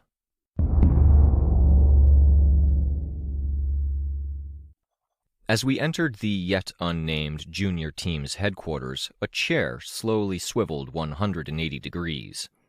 Chicken Little sat in it, stroking the pet in his lap. That pet clucked right on cue. "Welcome back." The maneuver prompted an overflow of excitement and praise from the two girls who charged into the room. "Stop, you're going to scare my birds," he protested as the girls chattered at him. I had the impression he was the one who was a little overwhelmed at the response, rather than the sedate white chicken he was holding. All around his office were cages with birds, some dangling, others set against the wall. They looked to be categorized roughly by size, scale, and type. No doubt so the big birds wouldn't eat the little ones. As the trio each raised their yet immature voices to higher volumes, each to be overheard by the other two, Tattletale rolled her head back, hands to her temples. She was sitting in a cozy chair off to one side. The headquarters had one central room, with the exit to the south, a space that seemed to be half lounge, half candies to the west, where Tattletale was, Aiden's office to the north, and Lookout's workshop and space to the east. I walked over to Lookout's workshop and dropped off the bag and box I'd brought in. I rubbed at my arm as I walked away from it. The energy level of the 10 and 11-year-olds was dialed up to 10 easily. "I'm going to get a headache, and I haven't even overdone it with my power yet," Tattletale said. "Hey, midgets! Volume down!" They started talking at normal volume, but at the same general velocity, each overlapping one another. Tattletale was set up with her laptop in front of her. She watched me, wary, as I approached. The lounge half of the space had a few nice chairs, a short table, and a collection of snacks, some of which were the same ones we had back at the Breakthrough headquarters. There was an adjoining room connected to both Aiden's office and Candy's section of the lounge that looked like it might be a barracks or medical corner, but I might have been overthinking it. A few beds and some decorations and things that made me think they were Darlene's. Tattletale closed her laptop and set it aside, leaning back as she looked up at me. "Kenzie," I said. The chatter stopped. I turned my head and saw the 4 kids looking my way. A projection of Candy stood by the desk. "Don't listen in?" "Okay," Kenzie said. Tattletale's penetrating stare was a weight. Even opening my mouth to speak and say it was hard. Fuck all of this. "Help," I said, non sequitur. She wouldn't know what I meant. "I need help." I was going to operate on the assumption that someone as busy as Tattletale couldn't do something as comprehensive as what I'd read over at the hideout. I was operating on the assumption she wasn't that subtle. "Why should I?" she asked. "Favors, payment, information, whatever it takes." "I could tell you I'm busy. Schedule's full. Undersiders are trying to get back onto the map, but those of us who are left and sticking around are mostly background players. The status we earn is through deeds, not show, which means I have to deed." I couldn't say I was exceptionally surprised. "I'd promised to help promote the Undersiders, involve you more in big decisions, but I know it's pretty shitty to promise visibility. Too many junior heroes get lured into teams with promises of exposure and next to no pay." "I'm not a hero," Tattletale said. "But yeah, I don't think we get much if we sell our services to you. You already know what we're capable of, and you draw a pretty hard moral line in the sand." "Not so hard lately," I told her. "Fine, but you draw a line. There are very specific circumstances where you're talking to other teams and you'll say, 'I have an idea, my fellow white hats. We'll call the Undersiders.'" "You came," I observed. "Imp has been hassling me to take on more duties with the junior team, and when you called, she was happy for the excuse. She says we'll need to talk ground rules for the chicken tenders." "Please tell me we aren't calling them that." Tattletale smiled, her mouth turning up at the corners. "Come up with a better name." "There isn't an iota of curiosity in there?" I asked. "This is a puzzle only you can unravel." "I've got enough of those." Less fun than pulling teeth. If this gets out, or if it's a long-term play, the end result is going to be bad. It affects Lookout, among others, and that affects your kids. "I'm getting the gist of it, but maybe that's a good thing," Tattletale said, "because I worry about your kid in that room more than I worry about any of the heartbroken. I'd be happier if she wasn't here. If things are that fragile, it could be better if we rip off that overly attached bandage now." "I've given your kids a benefit of a doubt." "Good. They kind of deserve one. When I say Lookout scares me, that's not me taking a side or being wary because she's unfamiliar. That's me saying she's kinda messed up. And as neat as it would be to have access to her stuff, I don't think it's worth the risk." I put my hand on the back of the armchair she was sitting on, and I tilted it back a bit as I leaned in closer. "Don't." "It's the truth," Tattletale said, sitting back with her feet no longer touching the ground. If I let go of the armchair, it would crash to the floor. "You're talking about her that way in her place. Her territory when she's a few rooms away. That's shitty. You've got to be a better person than that." Tattletale brought her feet up even higher, then reached up to chop at my arm where my scar was. As I let go, she swung her feet down and her center of gravity forward so the armchair would thunk to a proper sitting position instead of falling back. "Huh?" Darlene asked, peering around the corner. "What was that?" "Antares is bullying me," Tattletale said.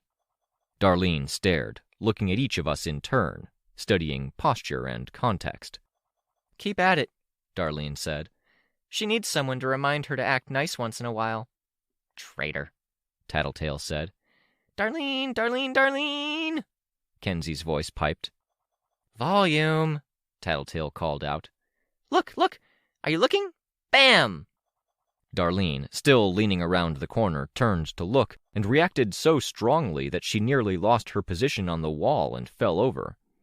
Iden and Projection Candy were laughing, and Darlene joined in, almost scrambling to her feet in rejoining the group in the other room, around the corner. I walked over a few steps to get a view of what they were doing. Candy's projection was in costume, but it was possibly the most horrific thing I'd ever seen. Vertical, horizontal, and diagonal stripes, dots, and clashing color combinations every step of the way. But even if it had been wiped clear of pattern, the 80s shoulders, tucked-in top that produced a belly, and puffy pants tucked into high socks were bad. It's what we'd get if we took all the opposite opinions from my this one or that one machine learnings, Kenzie said, looking far too pleased with herself, eyes glinting. I mock-shielded my eyes, then retreated back around the corner to Tattletale. I'm nice, Tattletale said, even though the comment seemed to be a response to Darlene, who was long gone. But you know as well as anyone, Vic, that trying to help everyone leads to an inevitable disaster. You need rules about who you help, how, and when. She's not talking about me. She's talking about Amy. Yeah, you're a super nice person. She shrugged.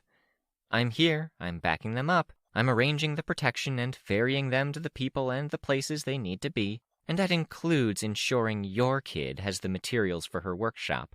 But if you're telling me I have to fight to keep this little girl that actually kind of scares me around, maybe I'm not that interested. If you want to talk about helping people and the who, why, and when, I want to point out that I helped you. That scar you just hit, I got it while helping Sveta to get you away from Cradle. We're going there? You said, I told her, quid pro quo. You bring up my shit, I can bring up that. She arched an eyebrow, still wearing that smirk that she had to know annoyed me. It was interesting that Tattletale had apologized by that roundabout way, but that she'd prodded at my wounds like she had in this past conversation. Was there something else in play? A degree of insecurity? Or, with my discussion regarding Colt so fresh in mind, I might even consider an element of it to be the wiring of her particular brain. She didn't apologize or hold back from poking at weak points because she couldn't, in which case this was wholly, entirely fair to do on my part, she'd told me. I said that at a time I was in pain, delirious. I didn't back down. Any currency I earned there, I want to spend it on this. You even resorted to physical violence. You really want this. Some financial payment, some favors, and you can play that card, she said. You get 5 minutes of my time. That wasn't physical violence. Intimidation, maybe. But I didn't waste the time she'd offered me. I got my laptop out of my bag, handing it over. She powered it on. The password is... She had it typed before I got that far in the sentence. You don't have internet. I can see why you needed my help. That's a horrific situation to be in. I took out the networking card before I did anything, I said. I moved it to a folder on the desktop. Diary. How cute. Read it. This is how you want me to spend the time? Stroke your ego? Am I supposed to start empathizing with you? Read, I said. The brute side of you really comes out when you're stressed. Where do I start? Wherever. Huh. Okay. Important dates. She'd allotted me 5 minutes. When 10 minutes had passed, I got tired of standing around and went to check in on the others. The hollow feeling hadn't left me. I still felt betrayed and weirdly violated even though it wasn't my diary being used to judge me. Are you leaving? Kenzie asked. I didn't get to show you anything. Not leaving yet. Waiting for Tattletale to read. I might be a little distracted until she's done. After? After's good. Aren't these birds cool? Every single bird in Aiden's office stared me down, silent. Not a chirp or tweet.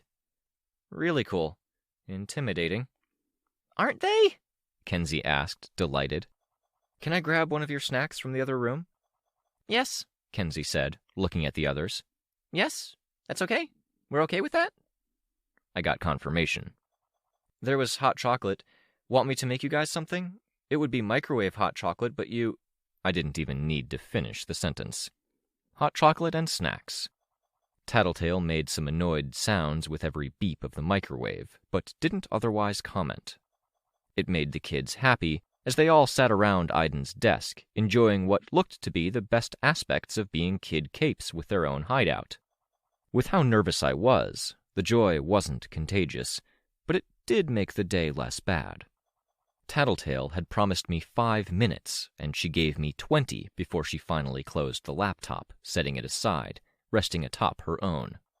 I waited another minute to give her room to think before my patience ran out. "Do I need to explain why I'm concerned?" I asked. You wrote a diary before? Very little while I was in the hospital. But that's not yours. I shook my head. I did my best not to show just how relieved I was to hear those words after doubting my own sanity. Who did they send it to? Dragon found it when I was sending her case files. She passed it on to someone important to our group. Weird. More than weird, I told her, quiet. No need for money, no need for favors. I wanted cred for the Undersiders, and this will do. This? It runs deeper, Victoria. I know you think very highly of yourself, but this isn't about you. Not exactly. Either they chose the people they thought would make good targets, they chose randomly, or they had a methodology like targeting the newest person to join each team. They, you say? They. This isn't just you, and it took a team. If we're tackling this, we should start at the fringes. Small groups and groups with very new or tenuous memberships. I don't know if Dragon found it by an accident that's lucky for you, or if she found it by design, but it's interesting and concerning either way. I'm halfway to wondering if one of the other Undersider contingents had something like this planted on their systems. Yeah, I was wondering about the rest of my team, but I don't know what that would look like or how I would look. Come on, she said. She got to her feet and stretched. We, us, investigate.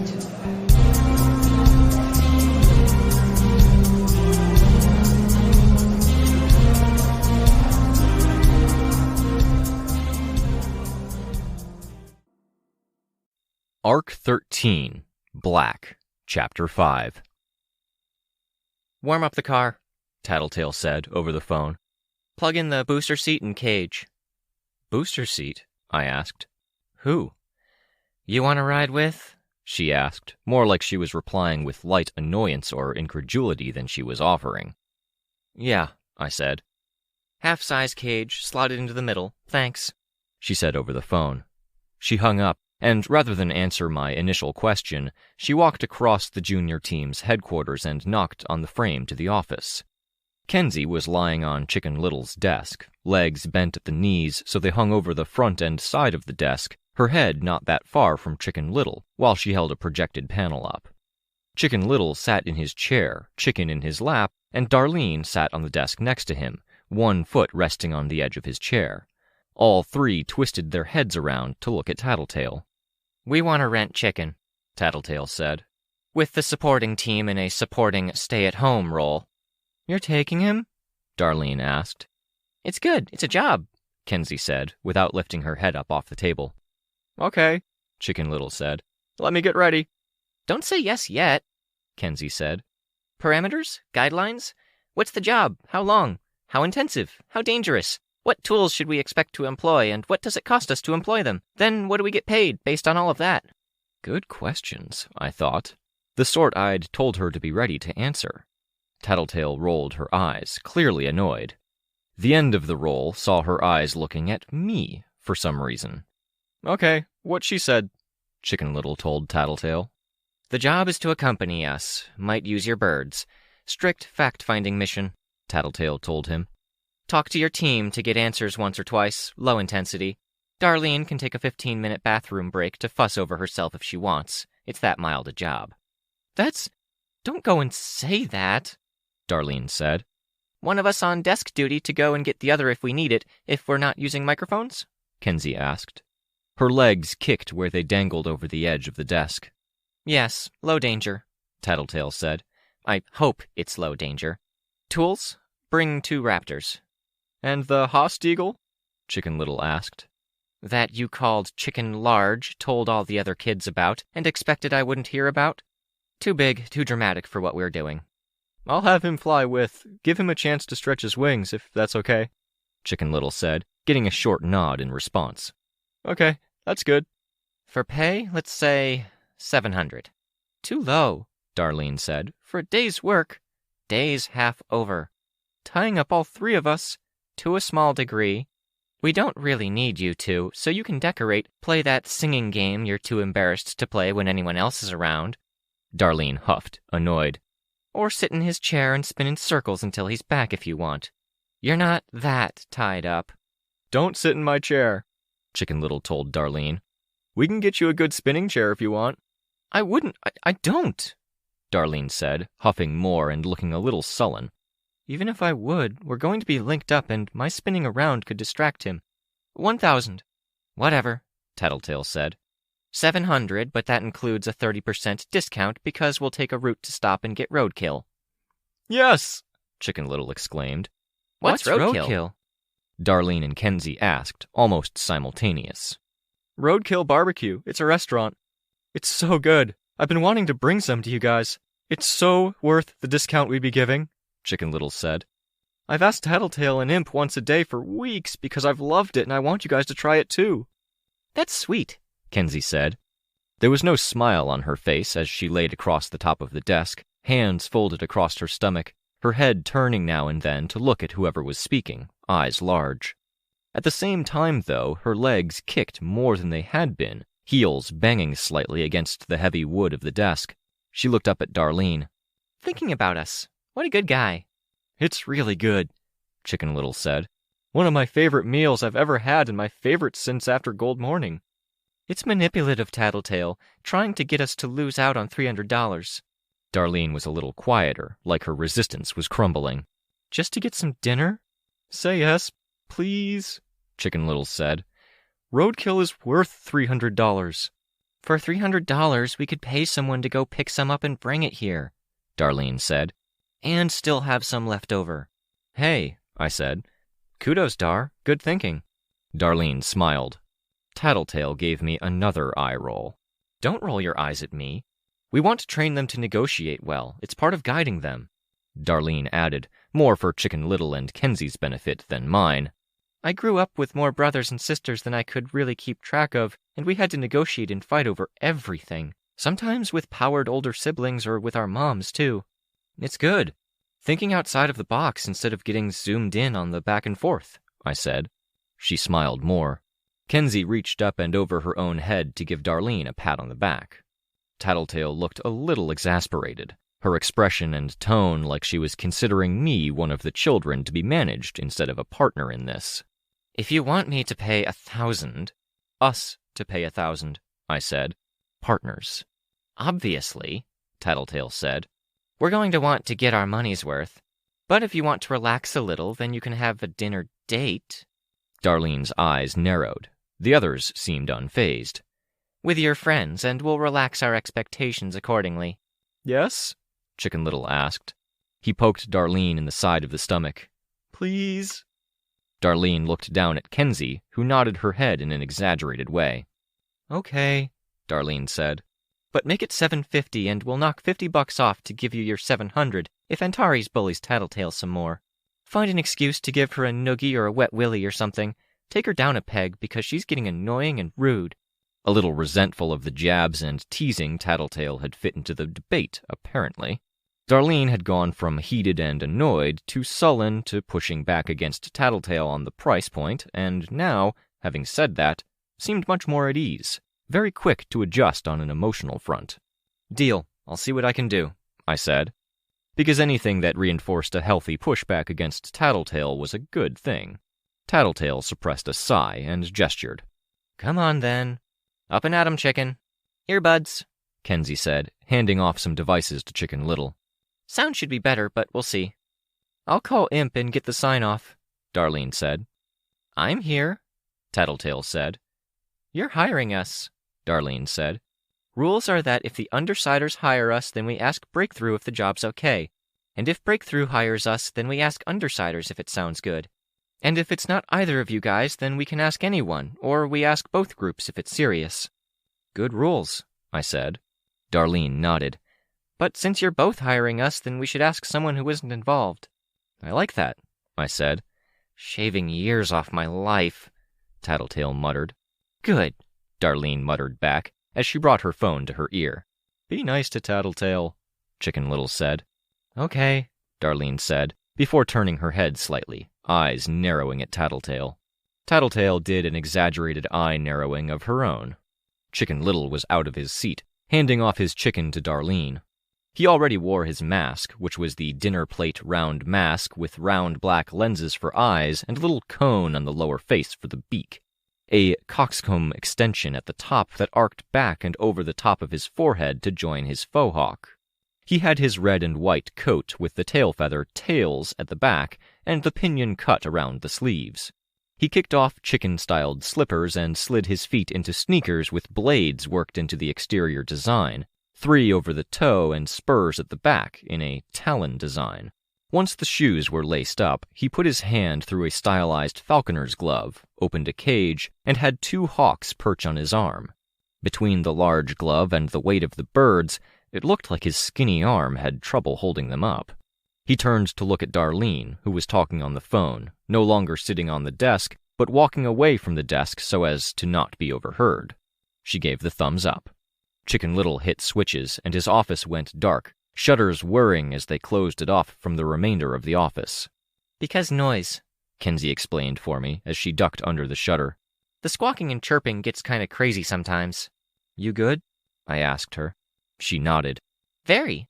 She had a stray lock of kinky hair that had pulled free of the pin. I used a finger to poke it back into place. We'll see if we can time the roadkill thing so I can bring some to Swansong, and you can have a long-distance dinner together. Please? And short-distance dinner sometime this week? Can I come over sometime? If your guardians at the institution say okay, I said. She stepped forward, giving me a sudden, very unexpected hug. Her forehead hit my breastplate with the enthusiasm of the movement, and both Darlene and Chicken Little's heads snapped over to look at us in that moment. I put my arms down, forearm and hands across her shoulder blades. I murmured, I thought you had rules. I'm getting sloppy, she said. It's bad, I know. Okay, I said, not sure what to make of that. Careful. She nodded, hugging me tighter for a second, then broke the hug, bouncing over to Darlene's side. Tattletale, Chicken Little, and I made our way downstairs and into the parking garage that was attached to the building. Snuff was standing by the car, which was running, engine idling. The hawks went into a cage that was apparently built across the middle section of the back seat, dividing the 2 sides. Tattletale took the passenger seat and Snuff got behind the wheel. I ended up sitting behind him because of how the door of the cage opened behind Tattletale's and where the booster seat was fit into the car. What are we fact-finding? Chicken Little asked as he strapped in. Turn off your earbud? I asked. I don't want to loop in Lookout just yet, for her protection. Chicken Little hesitated, then turned it off. Thanks, I said. And Snuff? We can trust him, Tattletale said. You didn't use him when we had the thing 3 weeks ago. She used me, Snuff said. I used him, Tattletale said. I had questions, then I verified, and I put him on duty looking after some secondary interests and projects, because I wasn't as sure I could trust the mercenaries I put on those projects. Sometimes you need a good ally to keep the tent from falling down while you hammer in the stakes. My things are off. My team isn't listening. What's going on? Chicken Little asked. A group of people are trying to be sneaky, Tattletale said. Framing others, planting really convincing evidence, possibly for a bigger play further down the line. Possibly to sow discord or create divisions within groups.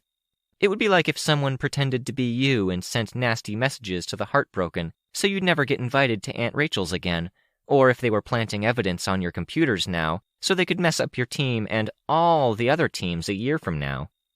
Okay, Chicken Little said. The discourse was interesting from a certain angle. That it felt like Tattletale talked down to Chicken Little, except she had a tone like she was talking down to anyone normally, just more here. I felt like I approached Kenzie as more of an adult and expected her to keep up, and she was sharp enough to do that, with only occasional steering. Based on what she'd told me and shown me, she'd been clever enough even before triggering. It wasn't a tinker thing. Tattletale continued. We know of one case. My power tells me we should expect others. Our first stop's going to be Foresight. Who they targeted, why, and how is going to tell us a lot. You think it's inevitable they targeted Foresight? I asked. 80% sure they would. If it's about controlling information, then they're obvious. If it's about power and going after bigger teams, then Foresight's a good target there too. If they didn't target Foresight, then it's probably a focus on smaller teams, which suggests subversion. I have a good working relationship with Annalise, I said. We could ask him and see what he's willing to share or hint at without us spelling anything out just yet. This is all secret? Chicken Little asked. Yeah, I said. The more people know about it, the higher the chance that the people who are responsible react or use emergency measures. Right now, we just want a sense of what we're dealing with. Okay, he said. So you haven't told Precipice and the others? No, I said.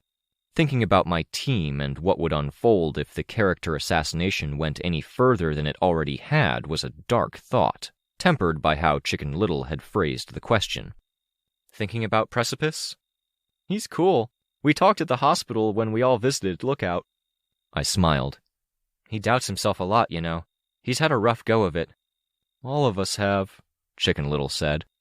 He leaned back, resting one arm on the top of the cage with the eerily still and quiet hawks in it. But some of us, like the younger Heartbroken and Lookout and I, we had stuff happen so long ago that we don't remember it, you know? Is that what Lookout said? I just kind of figured. I nodded. I wouldn't out her or correct him, especially with a strange mercenary and manipulative thinker in the driver's and passenger's seat, respectively. We don't remember it all, but a lot of the time it messes us up. Feelings get mixed up, swapped around, or we have something quirky. For me, it's dreams. For some of the Heartbroken, it's like wires get crossed. Good way of putting it, I said. And there's the scope of the agent-parahuman relationship, right? I don't know about that. The way it was explained to me in courses I took, the earlier you get your power, the less defenses you have. You don't know how to work with it or make it do exactly what it wants, so the power has more room to make you change or adapt instead. That makes a lot of sense, Chicken Little said. And it's like if a chicken grows up in a coop that's too small, it ends up deformed. Or if a tree grows into a fence and it gets warped and there's metal in the wood. We have something big occupying the space, he tapped his forehead, and grow around that thing. Yeah, I said. Yeah, I like those analogies. Perfect. Did Precipice have powers for a long time? No, I said. Last year. I have more experience than him, Chicken Little said. That's funny. I smiled. He made knives for fun, he said, Chicken Little said. And even hand-made bear traps from scrap once, like Biter and Bite Size have for their masks, but weaponized. That was before he was a tinker. I think he spent a long while without TV or internet. Not even that many books to read, so he kept his hands busy. Given the situation, he could have done worse, Tattletale added, in what probably passed for a compliment coming from her. Situation? Chicken Little asked. That's for him to share if he wants, I said. You might already know parts of it. He does, Tattletale said. But maybe I'll send him with Lookout for one of the drop-offs and you guys can catch up. Chicken Little nodded, enthusiastic. The chatter continued as Snuff pulled onto the highway, picking up speed. Foresight.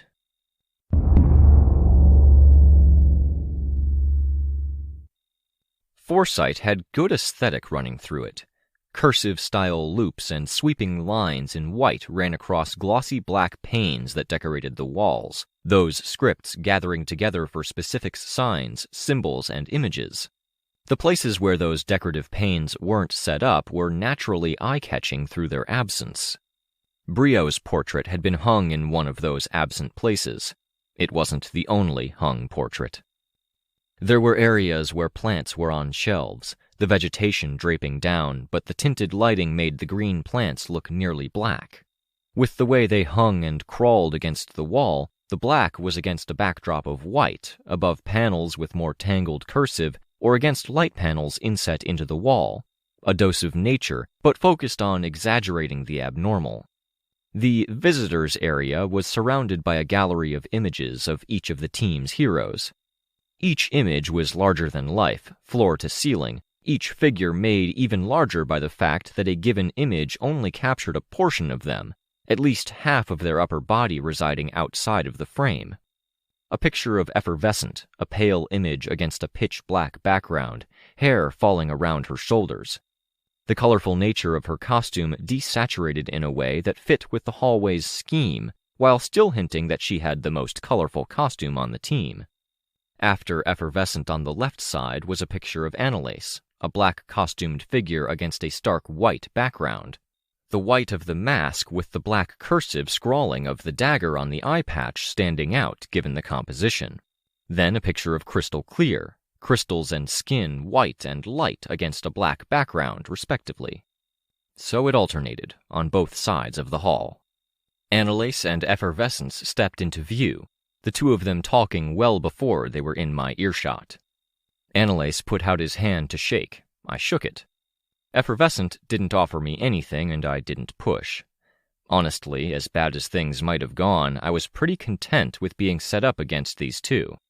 Annalise and I had gotten along for a while now. He was an attractive guy, going by his fitness, and he'd made some attempts at inviting me on dates, including one at a crime scene. Effervescent was one of the thinkers who had rejected me when I'd applied to join Foresight after the community center, before Jessica's therapy group. "Checking out the competition?" Annalise asked. "I don't see us as competing," I told him. "We're all on the same side." "Including the Undersiders?" Effervescent asked. "They're parked outside," Annalise clarified. The remark got a look from Effervescent. She might have wanted to try to trap me in a lie or omission. "We're pursuing a joint project," I said. "Or I am. I needed someone with her particular skills." "Thinker skills?" Annalise asked. "We have thinker skills," Effervescent said. "You could have come to us."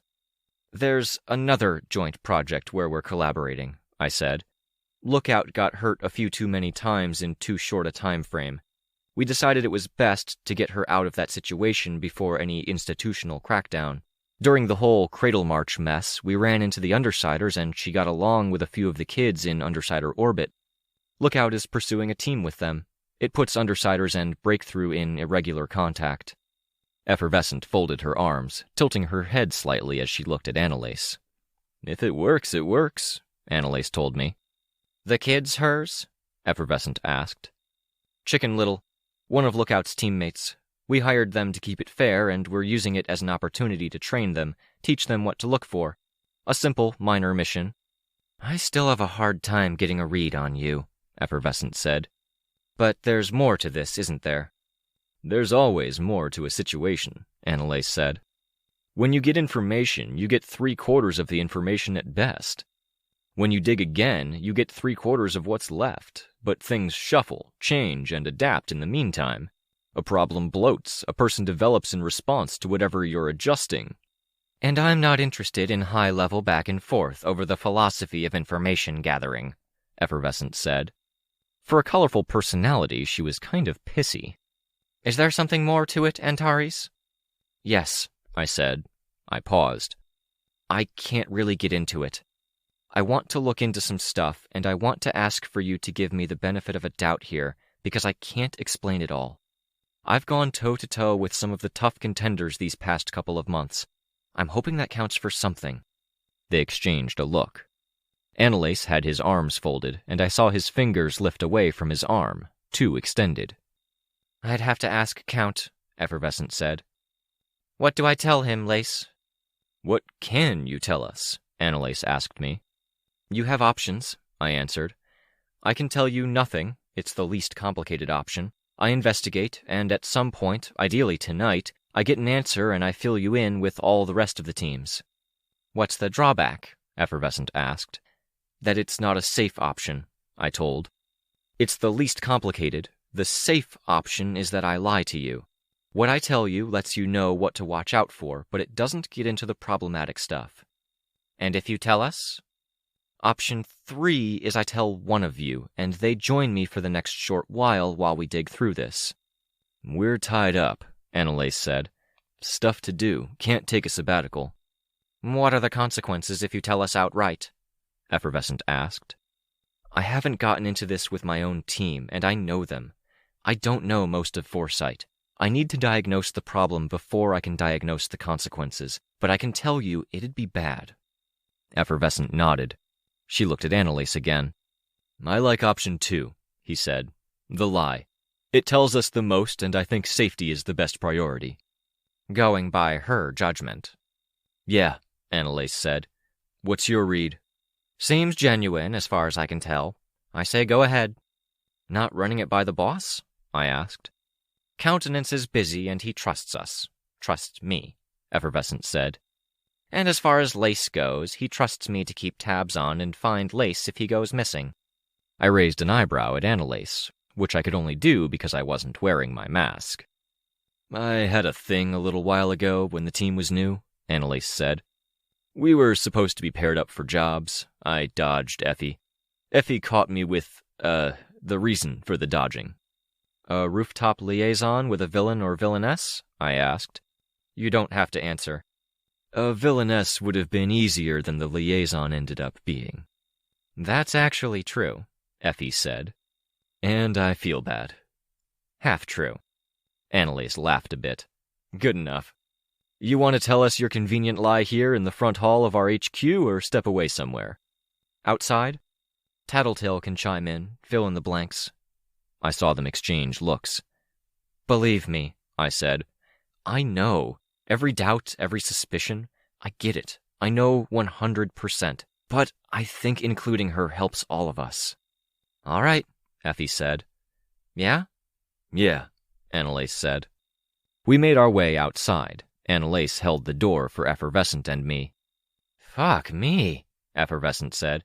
That's a big-ass bird. Tattletale was outside the car, leaning against the side. Chicken Little was sitting on the trunk, while his eagle was perched in a tree above him, devouring one of the 20 crows that occupied other branches. His hawks were out of the middle seat birdcage and rested on his shoulder and glove, respectively. Snuff was a good 50 feet away, his hood pulled up to show a jaw with no chisel to it, covered in stubble. He was smoking with enough intensity that a cloud surrounded him. I recognize him. Snuff, Annalise observed, as we got closer to Tattletale. Is it a problem? Tattletale asked. He was a murderer for hire. He was, pre-amnesty, Tattletale said. You didn't answer my question. Is it a problem? No, Annalise said. You let him hang around with a kid? I hang around with who I want to hang around with, Chicken Little said. Right, big guy? The eagle made a sound that made me think it wasn't doing so hot. Loud, but the furthest thing from fierce. We'll work on that, Chicken Little said. Eagles have the worst screeches. What about you two? The hawks screeched, the one on his arm flapping its wings without taking off. Several of us winced at the sound. Bothering the neighbors, Effervescent said. She indicated the street. Lots with businesses ran into lots with houses with no rhyme or reason. I was put in mind of the eclectic mix of dentists, doctors, pharmacies, convenience stores, clothing stores, and houses one could find in a typical Chinese-American part of town, but this was just regular town. Oh, sorry. I can see why you'd be worried, Chicken Little said. I'm not worried. I'm saying, literally, they're bothered. I'm aware. Chicken Little ducked his head down a little. I thought it was cool. It was, Effervescent said. But cool has a time and place. As I see it, if you're trying for cool, you're doing it wrong, Annalise said. Chicken Little huffed, sitting up straighter, looking like he was going to start an argument. Tattletale reached out, and the hawk on Chicken Little's glove flapped violently, turning its beak her way. Huh? What? Did you want something? To get your attention. Let us talk business. Listen and learn, all right? Chicken Little huffed again, but he nodded. Clandestine business you apparently can't tell us straight, Annalise said to Tattletale. Essentially, she said. She turned my way as she said it. We're going to tell them a lie that serves as an analogy, I told Tattletale. Your call, she said. Consider this a, poaching job, I said. One group trying to steal members from another. A group of people are out there looking for easy targets. My feeling, and I'm not sure if Tattletale agrees, is that this was something aimed at new members of the team and at fringe members. They're breaking up teams and looking to recruit them once they're gone? Annalise asked. After a pause where he saw my expression, he added, In this hypothetical or somewhat relatable situation? Yeah, I said. Has the recruiting already happened? Effervescent asked.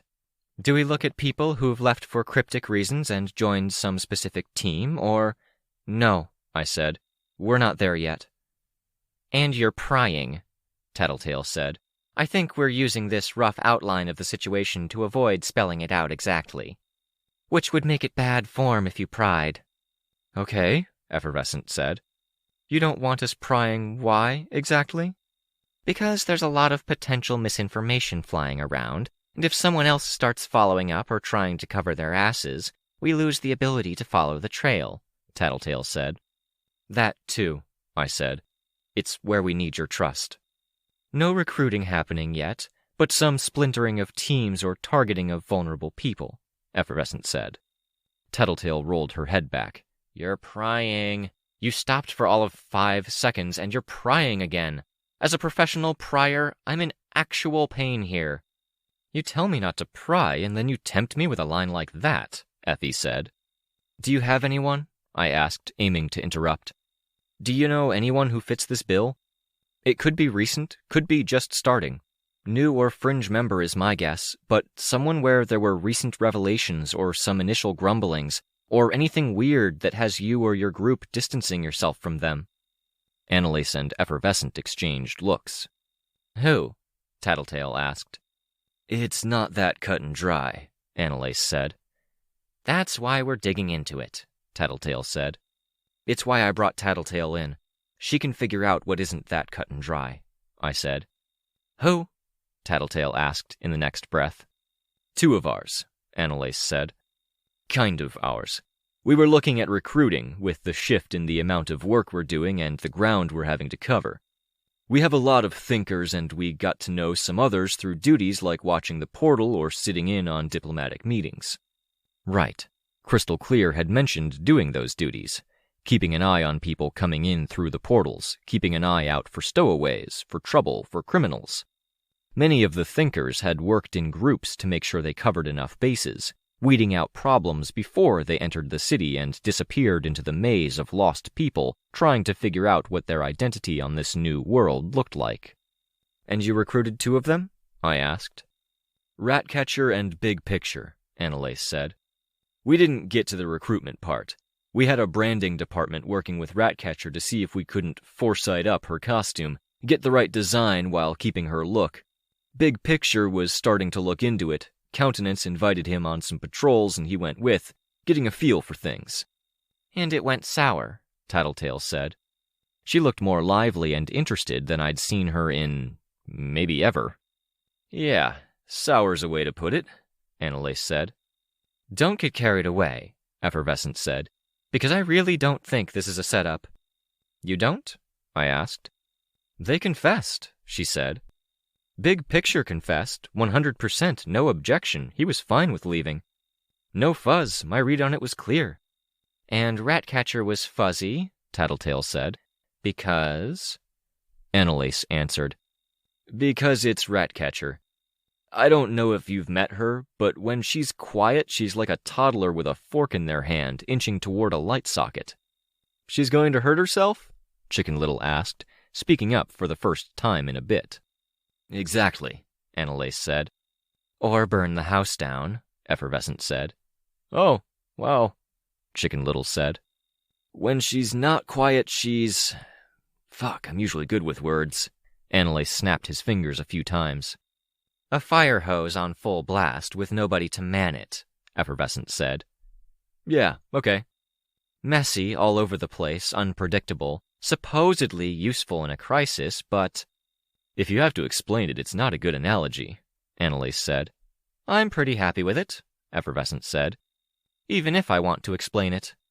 Can you explain the situations, what happened with them? I asked.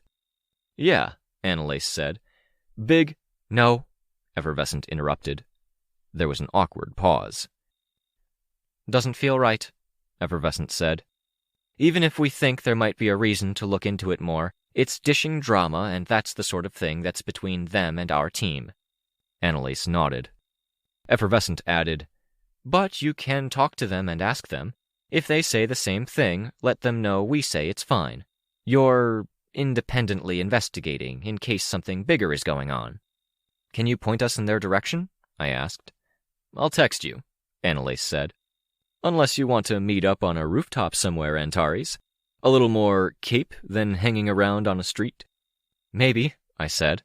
"Slim, maybe, if I'm being honest, but I appreciate the trust." "Sure," he said. "We appreciate you not talking about this to anyone that wasn't standing here at this meeting," Tattletale said. "Hint taken," Annalise said. Tattletale whistled to get Snuff's attention. The guy whipped up what looked like a miniature black hole, sucking up all the smoke and, by the looks of it, vacuuming up a lot of the other particulate, mess, and the light dusting of snow from his hood and the coarse, thick black sweater he wore. "Talk to you later," Annalise said. "Yeah," I replied.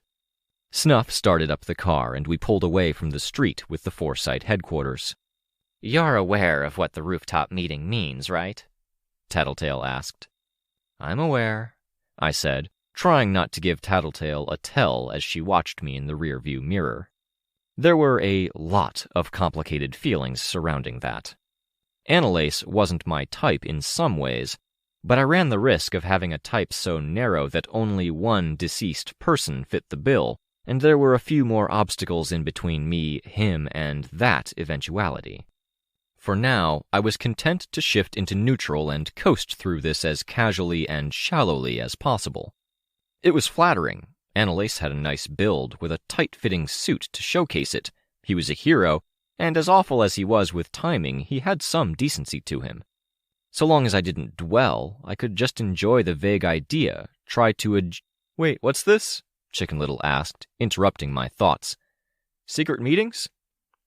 "He wants to take Antares out on a date," Tattletale said, taking me from the shallow, casual dip into the pool of romantic notions and pushing my head beneath the waters. "It's like saying, do you want to come in for coffee? It's not about the coffee." "This is, for the record, very awkward," I said. "Blame the guy who propositioned you with a bunch of colleagues, an old nemesis, and a kid hanging around." No, I said. "I'm happy blaming you, Tattletale." "Of course you are." "And it can mean just meeting to hang out and catch up." "That's true, and that fact is the only reason I didn't drag my fingernails down my cheeks from the cringiness of it," Tattletale said. "But I know, and you know, what he wants."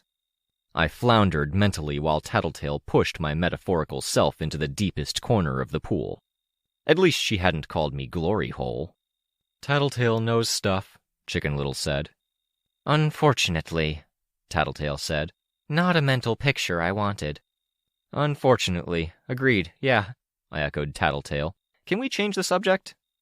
My phone booped. A message from Annalise. The same stylized image that was on the wall of Foresight was his avatar in phone space. He had the address. 22nd and Block Green. It's not far. "Heard," Snuff said. 22nd and Block Green. Chicken Little said. "I know we changed the subject." He trailed off, not continuing. "It's fine," I said, regretting it as I said it. "You can do better," he said. "Annalise said something like how you can't be cool if you're trying to be cool, and that seems like a douchey thing to say." Snuff sniggered in the front seat. "How do you be cool if you don't start out cool? It's like it's the privilege of the cool by default, and nobody else is allowed to try for coolness." "I think you're good, Chicken," I said. "The Heartbroken and Lookout think you're cool." "Actually, I wanted to talk about Lookout because I'm a little unsure about some stuff." "We can do that." "But before that, I wanted to say that Annalise guy talks about being cool, but I was sitting there thinking his costume and his team's costumes are trying way too hard to be edgy." "Amen," Snuff muttered. "See?" Chicken Little said, with an almost plaintive edge to his voice, as though he was pleading for people to get it at the same time nobody in the vehicle was disagreeing with him. "Edgy, as Swansong would put it, is something you live up to." "Of course she'd say that," Tattletale muttered. "Then he should buy you flowers or chocolate and not embarrass you in front of people, so he can live up to it," Chicken Little said. "And we're here," Snuff said. Which is a shame because I was enjoying this. I'm glad someone's having fun, I told him. Out of the car. I showed Tattletale the phone and looked around for the building number. By the time I turned around, she was pointing at it. Get your birds, Tattletale told Chicken Little. If and when we use them, they should be used non-lethally. They're hawks and an eagle. Don't use the eagle. That will kill. So will the hawks. They're awesome killing machines. They have feet like fistfuls of knives. And this is practice and training, Tattletale said. Non-lethal. Hang back with Snuff. If I whistle, cross the street, come to me. Obey. But I'm the customer, right? Half the customer, Chicken Little said. He turned to me, and even though I couldn't see his face, I could tell he was hopeful. Like the divorced parent thing again. When one parent said no, what she says. His shoulders drooped. Tattletale and I crossed the street, which was busy enough she had to time her crossing to slip between traffic. I ended up flying over. We reached the front door. I wondered if we were breaching some rule of secret identities. Then I saw that the glass panel by the buzzer had slips of stained, coarse, post-gold morning paper where each resident had handwritten their own names. Everything was laid out in neat print except for one, which just said rats. The building didn't look nice, which made me wonder just how the other residents felt about it. I hit the buzzer. Cars whizzed this way and that down the street. One had a bad muffler and roared. Too many lacked the tires, I was sure, to handle the light coating of ice, snow, and moisture on the road. Tattletale whistled. What? I asked. When I looked, she was leaning against the railing. She's ducking out the back window. You should really hurry, Tattletale told me. You might be able to fly, but she knows the hiding places. Chicken Little and Snuff were hurrying across the road. And you're... waiting, Tattletale said. She made a face. She's faster than me. What am I going to do? I took off. Up and around the building, dodging a frozen clothesline someone hadn't bothered or cared enough to bring in. I saw Ratcatcher, and she saw me. She was quick, faster than I would have been on foot, and wore a sweatshirt, pajama bottoms, boots, and her mask with its crooked nose. Her hair was a mess, to the point I was pretty sure she'd been in bed when I buzzed in, despite the fact it had to be 1 or 2 in the afternoon now. She leaped to another building and caught the fire escape, and then she leaped down, catching hold of an air conditioner. Bare-handed, freezing cold metal. She let go with one hand and caught a rat that was tracing her own route, following her. She placed it on her messy hair and then reasserted her grip on the air conditioner. She leaped from air conditioner to window, landing on the frame. I shifted direction, and in the time it took me to reach her, she opened the window and slipped inside. The window shut behind her. I stopped short of entering, because there were enough people in the hallway and I didn't trust myself to not hurt anyone by barreling through. I watched her route and flew around. At the next window, I saw her round a corner. I traced her route again, watching through a bedroom window as she let herself into an unlocked apartment, looked through a kitchen window to see her head into the next room. Back out into the hallway.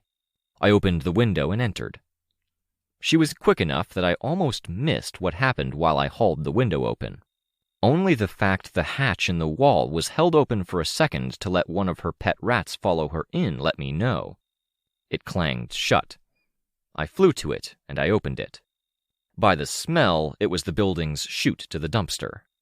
I flew back out the window, tapping it firmly with my foot so it would close, and flew around. She'd put some distance between us. She'd exited the chute and the dumpster at the bottom of it, and I saw her entering a building.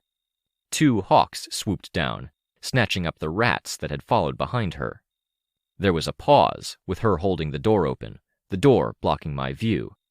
Then the crooked nose of her mask extended out and up as she tracked the disappearance of her pets. I landed. About 2 seconds later, while I approached with arms up to show I wasn't a threat, the thought connected. Tattletale had invited Chicken Little for a reason. This reason. She'd guessed Ratcatcher was one of the fringe candidates, and she'd brought the bird master to go after the rats. Non-lethally, she'd stressed.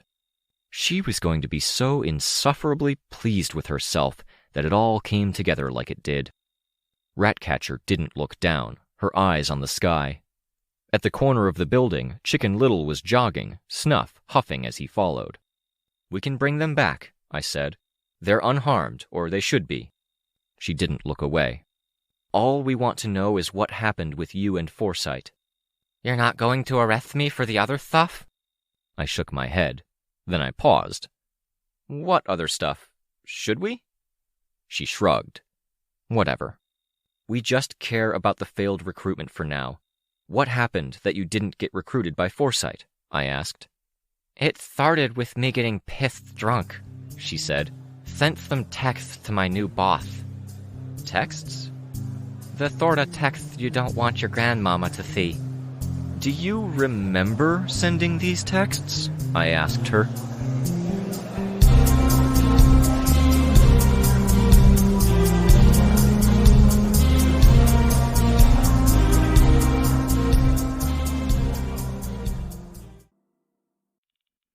Arc 13, Black, Chapter 6. Tattletale took her sweet friggin' time in catching up to us. There was enough time for a concerned citizen to start talking on their phone while looking warily at Chicken Little and the hooded ex-killer Snuff who had been following, after him. Time for me to talk to them while Snuff kept an eye on Ratcatcher, a diffusing of the situation with Chicken's help, and then time for us to get slightly bored. With a light whistle to get Chicken's attention, she motioned to the Hawks. "Release one to show goodwill?" Chicken Little didn't. He hung back, on the opposite side of the alley as Ratcatcher, with Snuff standing beside him, one hand at his shoulder. Ratcatcher had retreated into the building she'd been planning to escape into, mainly for warmth, and I stood at the doorway, keeping it ajar enough I could keep an eye on her. Not that she was going anywhere, with Chicken Little holding her pets. "I'm not sure I can," Chicken Little said. Ratcatcher didn't make a sound, but the bent nose of her mask flicked around in an alarmed way, her head craning to see Chicken Little through the cracked-open doorway. "Why can't you?" Tattletale asked. "Because when you said I had to be non-lethal, that's something I've never done before. It's like I plant these flags, and the birds go to the flag to do whatever it says on the flag. Attack, wait, watch out, patrol." "Yes, and?" "And I don't have a catch but don't kill flag, so I just stuck down an attack and wait flag in the same place, and they're kind of stuck between the two and getting stressed out. But it worked for them grabbing but not killing. I can't really tell one to do one thing and the other to do another, and if I put down more flags they can't follow because of contradicting orders, then they'll either snap and eat the rats, or they'll both go quiet and let the rats go." I put up a hand to ease Ratcatcher. "Let them both go, then," Ratcatcher said. "I'll cooperate." "No," Tattletale said. "We'll figure this out." "They're my friends. I trained them to use the litter box, and they bring me snacks if I'm in bed and I don't want to get up. Rasputin is my best helper, and Templeton is a cuddler." "Maybe," Chicken Little started. "Don't cave," Tattletale warned him. "Maybe he wasn't going to cave," I said.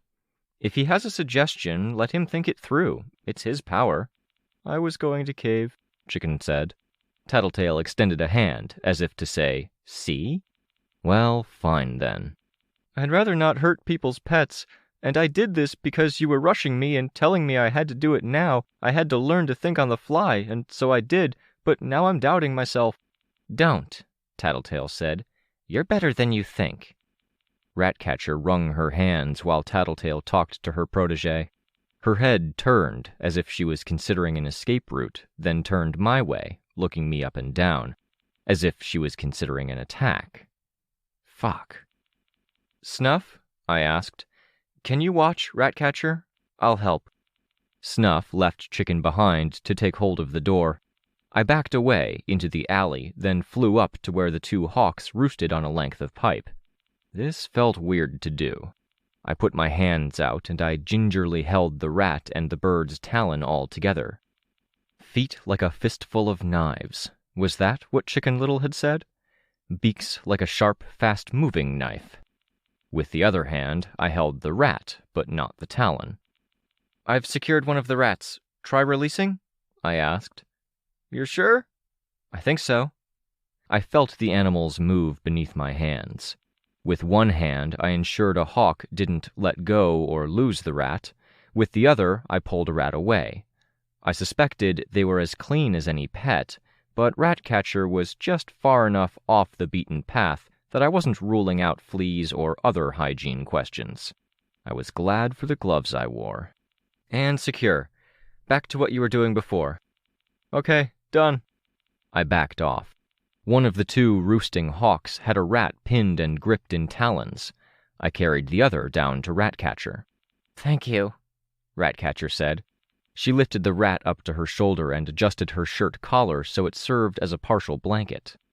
Tattletale approached, and we entered the side door of the building, stepping into the hallway and letting the door close behind us.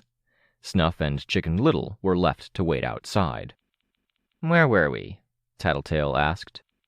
"Rude messages were sent to the boss while she was drunk. She doesn't know if she sent them, but it fits her prior behavior. The messages came from her phone. We hit a wall." "Phone and not computer? Smartphone?" Ratcatcher reached down to her pajama legs, hiked them up, and then pulled checkered knee-high socks down. The socks were pulled up around a phone, holding it snug to her calf. "Why not use your pockets?" I asked. "Running with something heavy in my pockets is a good way to have my pants fall down. More comfortable for lying around."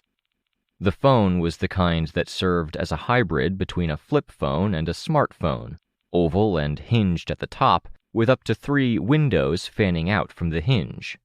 Low resolution and not much depth of color, which marked it as maybe 10 years old. The panes were scratched and the hinge had what looked like a splinter of a shell from a sunflower seed stuck in it. "Counts as a computer. Can I take a look?" Tattletale asked.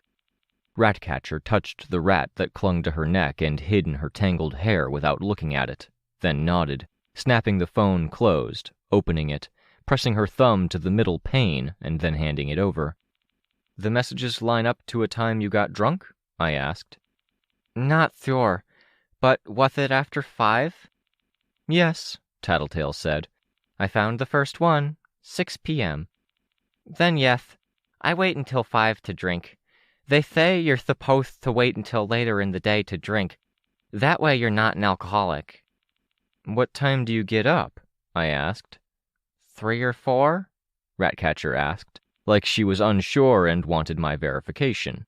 "In the afternoon?" I asked. "Yep," she said, with enough affirm in the affirmative that it felt like she was very satisfied the question when she'd asked me the time had some resolution. "Sleep when I'm tired, eat when I'm hungry, walk when I'm restless, annoy people when I'm lonely. If I'm hired, I work the hours I work, sober." "Usually sober," Tattletale murmured. Ratcatcher considered, then shrugged and nodded. Tattletale didn't look up from the phone. "Were you especially lonely a few weeks ago? We're trying to figure out if this was you or something bigger." "I have company," Ratcatcher said, touching the rat at her neck again. "I'm hearing that as a yes, you were lonely." Ratcatcher considered, then nodded again. The body language was subtly different from the answer about whether she'd been sober. Less carefree. "And did you have a prior working history with countenance?" Tattletale asked. "This isn't fun," Ratcatcher commented. "Sorry," I said. She shrugged. The rat stirred, moving around behind her neck to the other shoulder. No history. I had a little bit of a crush. You know when you're in a bad place and any boy with a nice voice and a cute butt is nice to you, you get hopes up? Not so much, I thought. "And these messages, you thought about this sort of thing?" Tattletale asked. "Does it matter?" "We're not sure you sent them," I told her. "People are going around messing with people. Maybe something more insidious." Ratcatcher tilted her head to one side. The rat perked up, reaching up to her ear. "Nothing in the data," Tattletale murmured. "No weirdness in injections, outgoing data. No patterns in the static, basically. This stuff lines up with things you've thought before, or did it feel off?" Ratcatcher motioned, and Tattletale handed her back the phone. Ratcatcher slumped against the wall beside me, putting her rat in fairly close proximity to me. She held it up so I could see, too. Yes, maybe, yes. Clarify? Tattletale asked. Ratcatcher was busy scrolling. I said. Go back?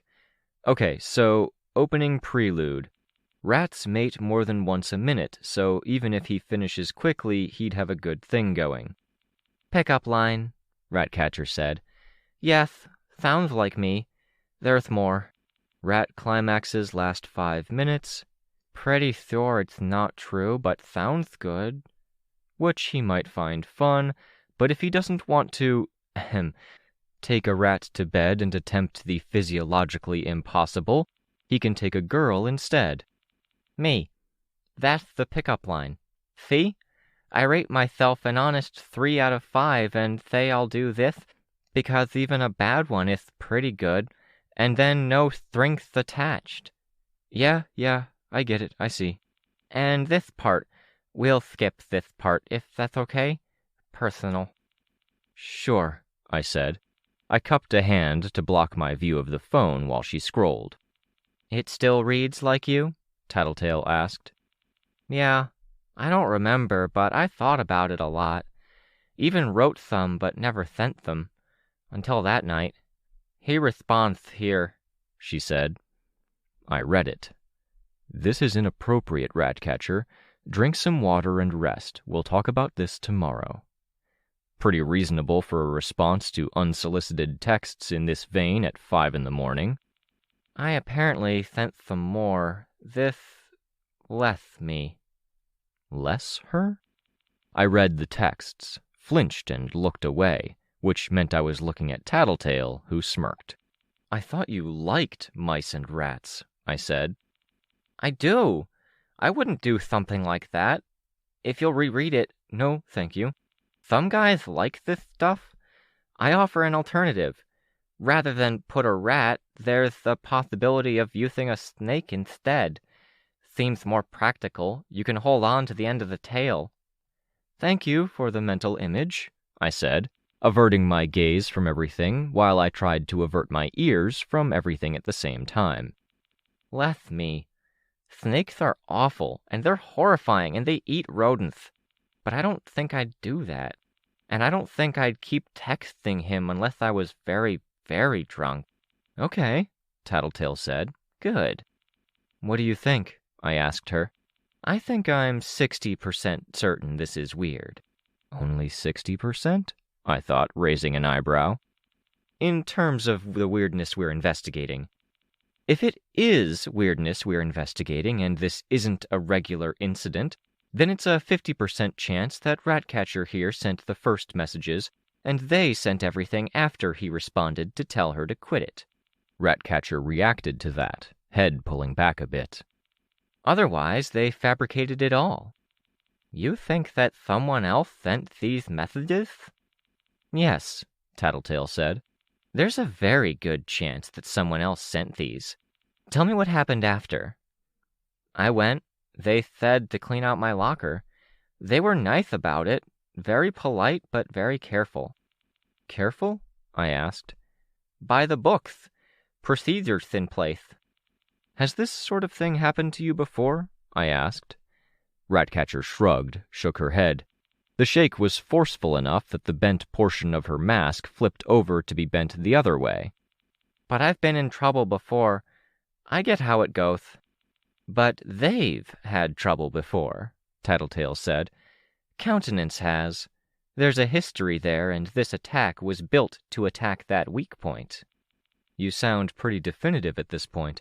No percentages? Tattletale shook her head. I'm pretty darn sure. I looked over at Ratcatcher. I tapped her phone at the hinge. This wasn't you. She made a sound. Her nose dropped. I'm not sure that makes me feel better. I get it, I said. It's invasive, violating. No, she said. I don't care about that. That's the game we play. It shouldn't be, I said. I prefer the good old days, when cape against cape fights wouldn't dig any deeper than the surface level. Costume against costume. No wounds that went beyond cuts, scrapes, and bruises, unless they upped the ante first. That's stupid, Tattletale said. Nothing's surface level. Our powers are intertwined with us, and we're bringing all of our shit to the table when we go toe-to-toe with someone. Pit your powers against their powers, and you're digging into your own shit while they're doing the same, going back to what used to be the worst day of your life. You're flinging that shit. To win your fights, you need to know your enemy, but to do that, you can't stop at the surface. We used to be able to. We used to keep up a charade. And while we were doing that, no kids were getting chopped up into wriggling pieces. That seemed to give Tattletale pause. Point, she said. Thank you. But I think your take is a romantic, fragile one. We can't go back there. Believe me, I'm coming to terms with that. All I'm saying is I miss those days, and I'm going to respect anyone who holds themselves to those standards, holding back while doing what needs to be done. I was never good at that, Tattletale said. Surface level. It's a good way of putting it, but the tool I was handed is a backhoe. Her entire tone had changed, and if I tracked backward in the conversation, it felt like it had turned around when I'd dropped the wriggling pieces line, like she respected me more because I'd turned to using a backhoe. I wasn't sure I liked that the only way to deal with her was to be an utter bitch. Where did that take me in the long run?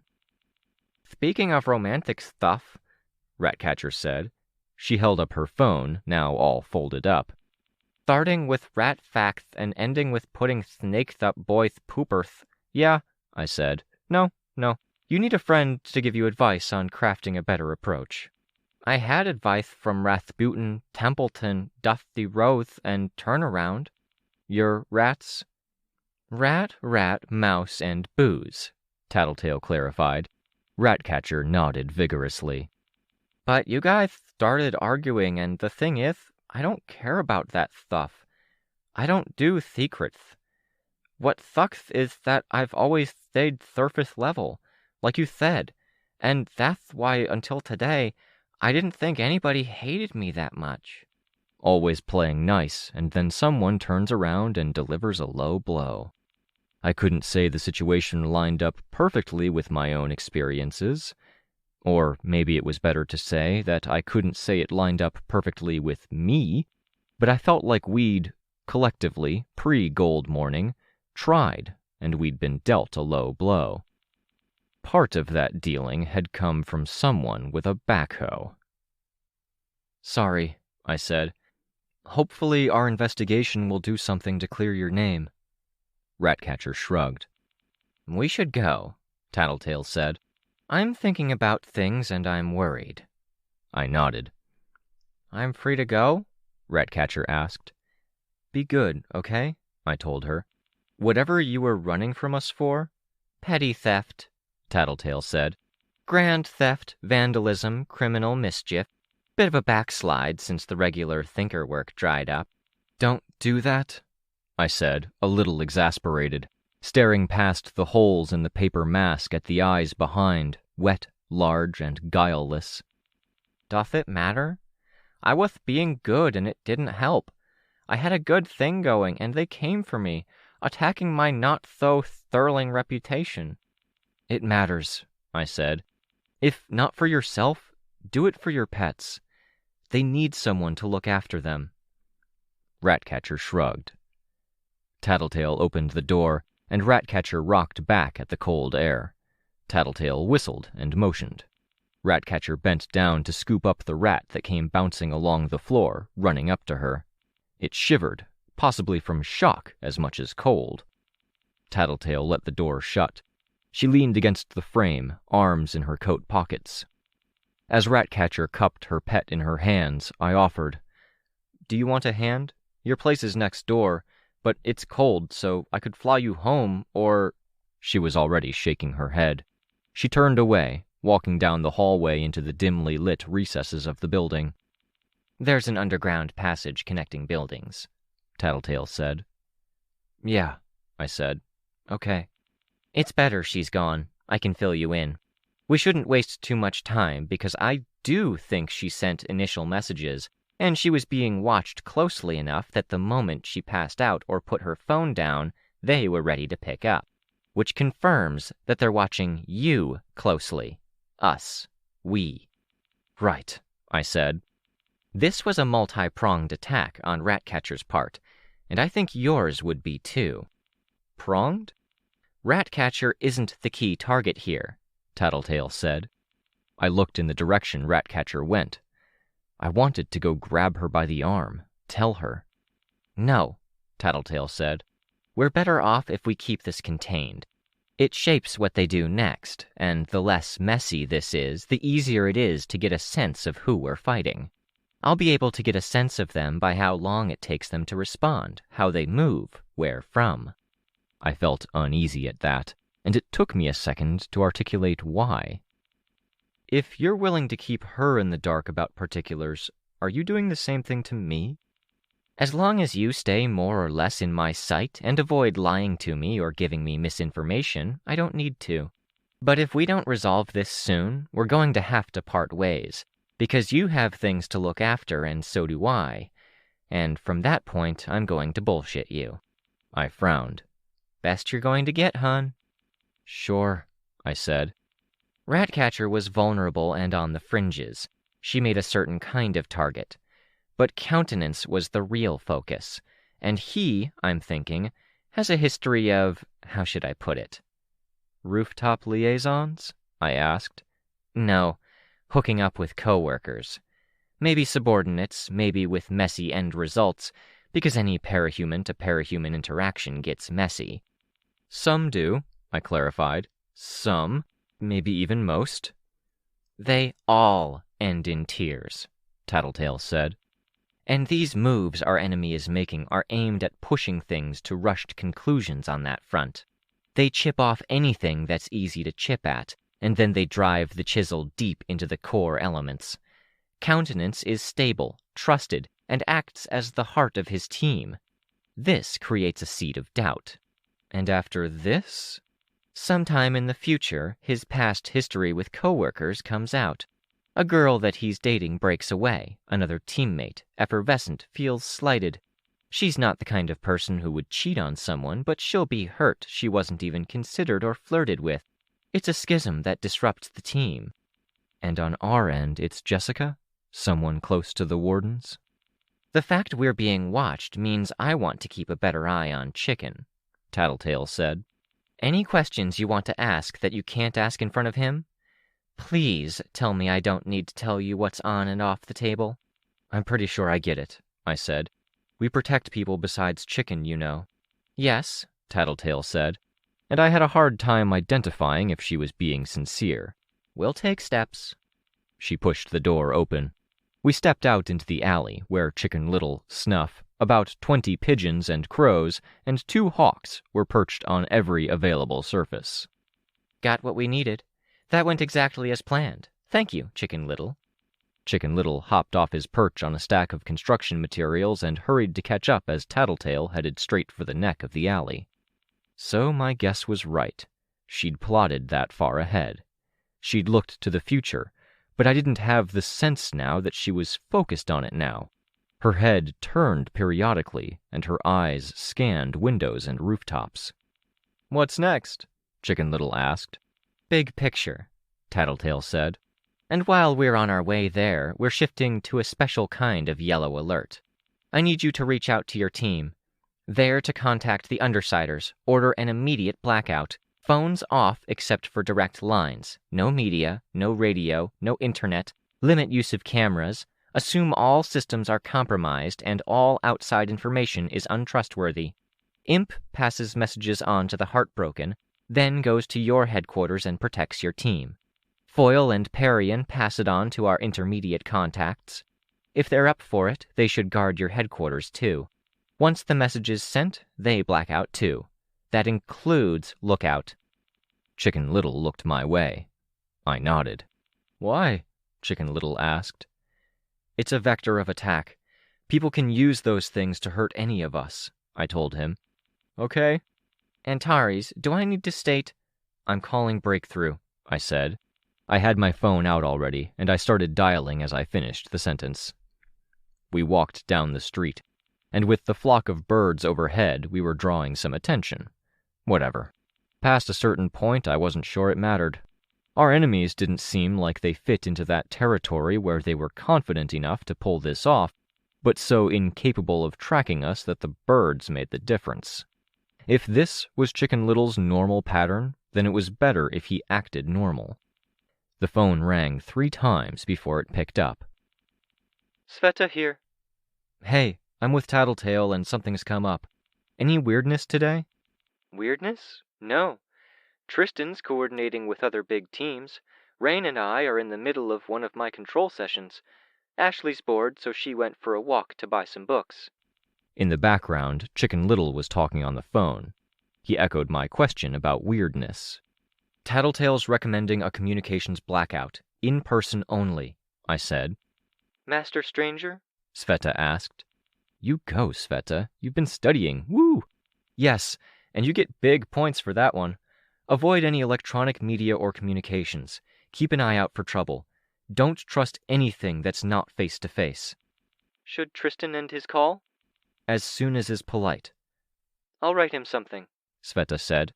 I can write him things. I know the situation is serious, but I'm psyched. She sounded happy. Me too, I said. I was so glad she seemed happy, and that just made me more worried. Fill us in soon, Sveta said. Yeah. We hope to have answers before dinner time? I made it a question, looking at Tattletale. She nodded. Before dinner.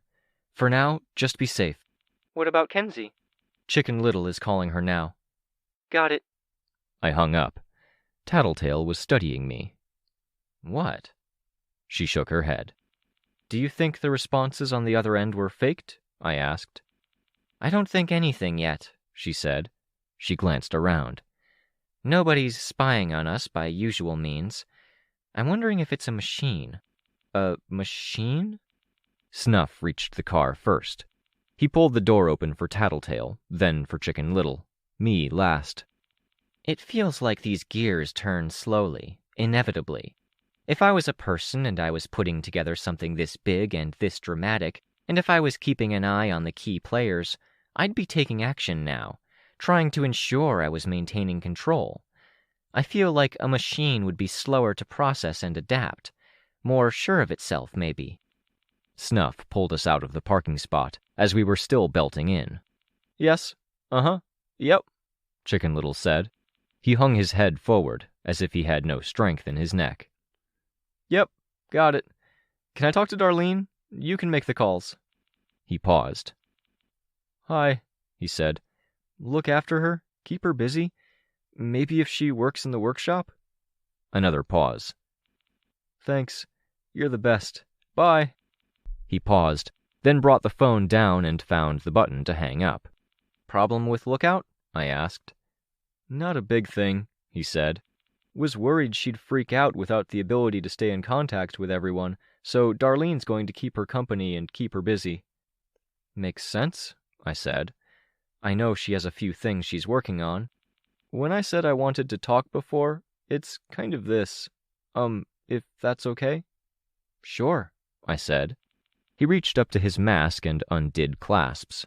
He lowered the round mask to his lap. His face had bent bars molded to run along his face to his cheekbone and forehead, with parts jutting out where it connected to the mask.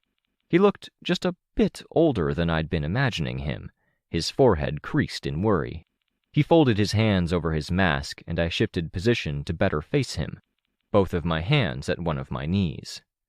Tattletale glanced at the back seat of the car, noting the unmasking, but didn't say anything. She's a little, much, Chicken Little said. She can be, I said. And I say that when I hang out with the heartbroken, and a lot of them are much. Different kinds. Yep, I said. It's like, when I'm on the phone, there's never a chance to hang up, so I have to interrupt and hang up, and then I feel like the bad guy. Or I ask for Darlene and I worry I'm being a manipulative bad guy. She doesn't see you as the bad guy, if that helps. I know. I mean, I know, but I don't feel, you know? I feel you. Yeah, absolutely. And if I want to spend a while doing my own thing, then she's there, looking over my shoulder or sending me a message or saying hi. And I like her, but... You resent her at the same time? No, Chicken Little said. But I see where I might be starting to, or I might soon, when the fun of everything being new with our team wears off. And I don't want to be that person who pushes her away too hard. I don't want to be that kind of person. Most people don't think about who they want to be except in the broadest strokes until they're a bit older, I said. A teenager, but let's not drive home how young you really are. Before that, it's big goals like wanting to be a superhero or wanting to be an athlete. I've had people bugging me about who I want to be and how I want to act since years ago when I got my power, Chicken Little said. He rolled his eyes in an overdramatic way before coming to a stop, looking at the back of Tattletale's seat. Bugging you. I'm glad my hard work is appreciated, Tattletale said. She was wearing sunglasses that lined up pretty well with the eye holes of her mask. It is, but it was a lot. And can I talk to Antares like this? Sure, Tattletale said. She reached up and put earbuds in. Let's not pretend you didn't want me to hear that. You too, Snuff? I asked. Chicken Little waited until Tattletale settled, listening to whatever it was she listened to. Snuff had his headphones on now, worn over his hood. It made me nervous that I wasn't sure how easily our driver could see or hear what was going on, but better. I've been working with Darlene and Candy, Chicken Little admitted. We take turns if she's overwhelming us, but Candy went to Aunt Rachel's and it's just the two of us and I don't know. Is that manipulative? Because I don't want to be the manipulative kind of person either. Does it come from a good place? I asked. Or a hostile bad place? Good, I think. But, like, if she comes up to me and stands next to me, then I feel like, no, stand a little further away. And that's not so good a place. You're wanting more space. I feel greedy because I want that a lot. I'm a master, right? You know how that works? Yes, I said, very seriously. I know that. And we get our powers mostly from being alone or cut off or losing people. And I lost everyone. And then I was taken in by Skitter way back in the day, and I barely remember those days. And I grew up with orphans, and we were total birds of a feather, you know? That's what we joked after I had my trigger. Makes sense. And they left, and I got powers. And after that, I was messed up, and Gold Morning messed me up more, with everyone moving in different directions, and Regent died before that, and he was fun. Skitter died during Gold Morning, even though she was kinda important to everyone, and Aunt Rachel is living way out in the middle of nowhere again, and I was messed up. All of us were, but I get what you mean. Hit where it hurts? He nodded. His forehead creased. It reminded me a bit of Natalie. I kind of found my way to getting less messed up, and I grew up fast. I'm a lot more mature than other boys my age. It's why I can mostly handle the heartbroken. That and experience. You're not grown all the way up yet. Yeah, you're uniquely equipped, I told him. You grew up with having them around. Kind of. But the thing is, I got advice and we decided figuring myself out meant figuring out how to be okay on my own. Because if I couldn't do that, then I'd always worry that I'd lose people and I'd be messed up again. And you don't feel like you can be okay on your own anymore? It got backwards, and I feel like I can't be alone to find my okay anymore. And that's not to say it isn't nice to have them around and hang out, but it's like there's never the middle ground of okay in the middle.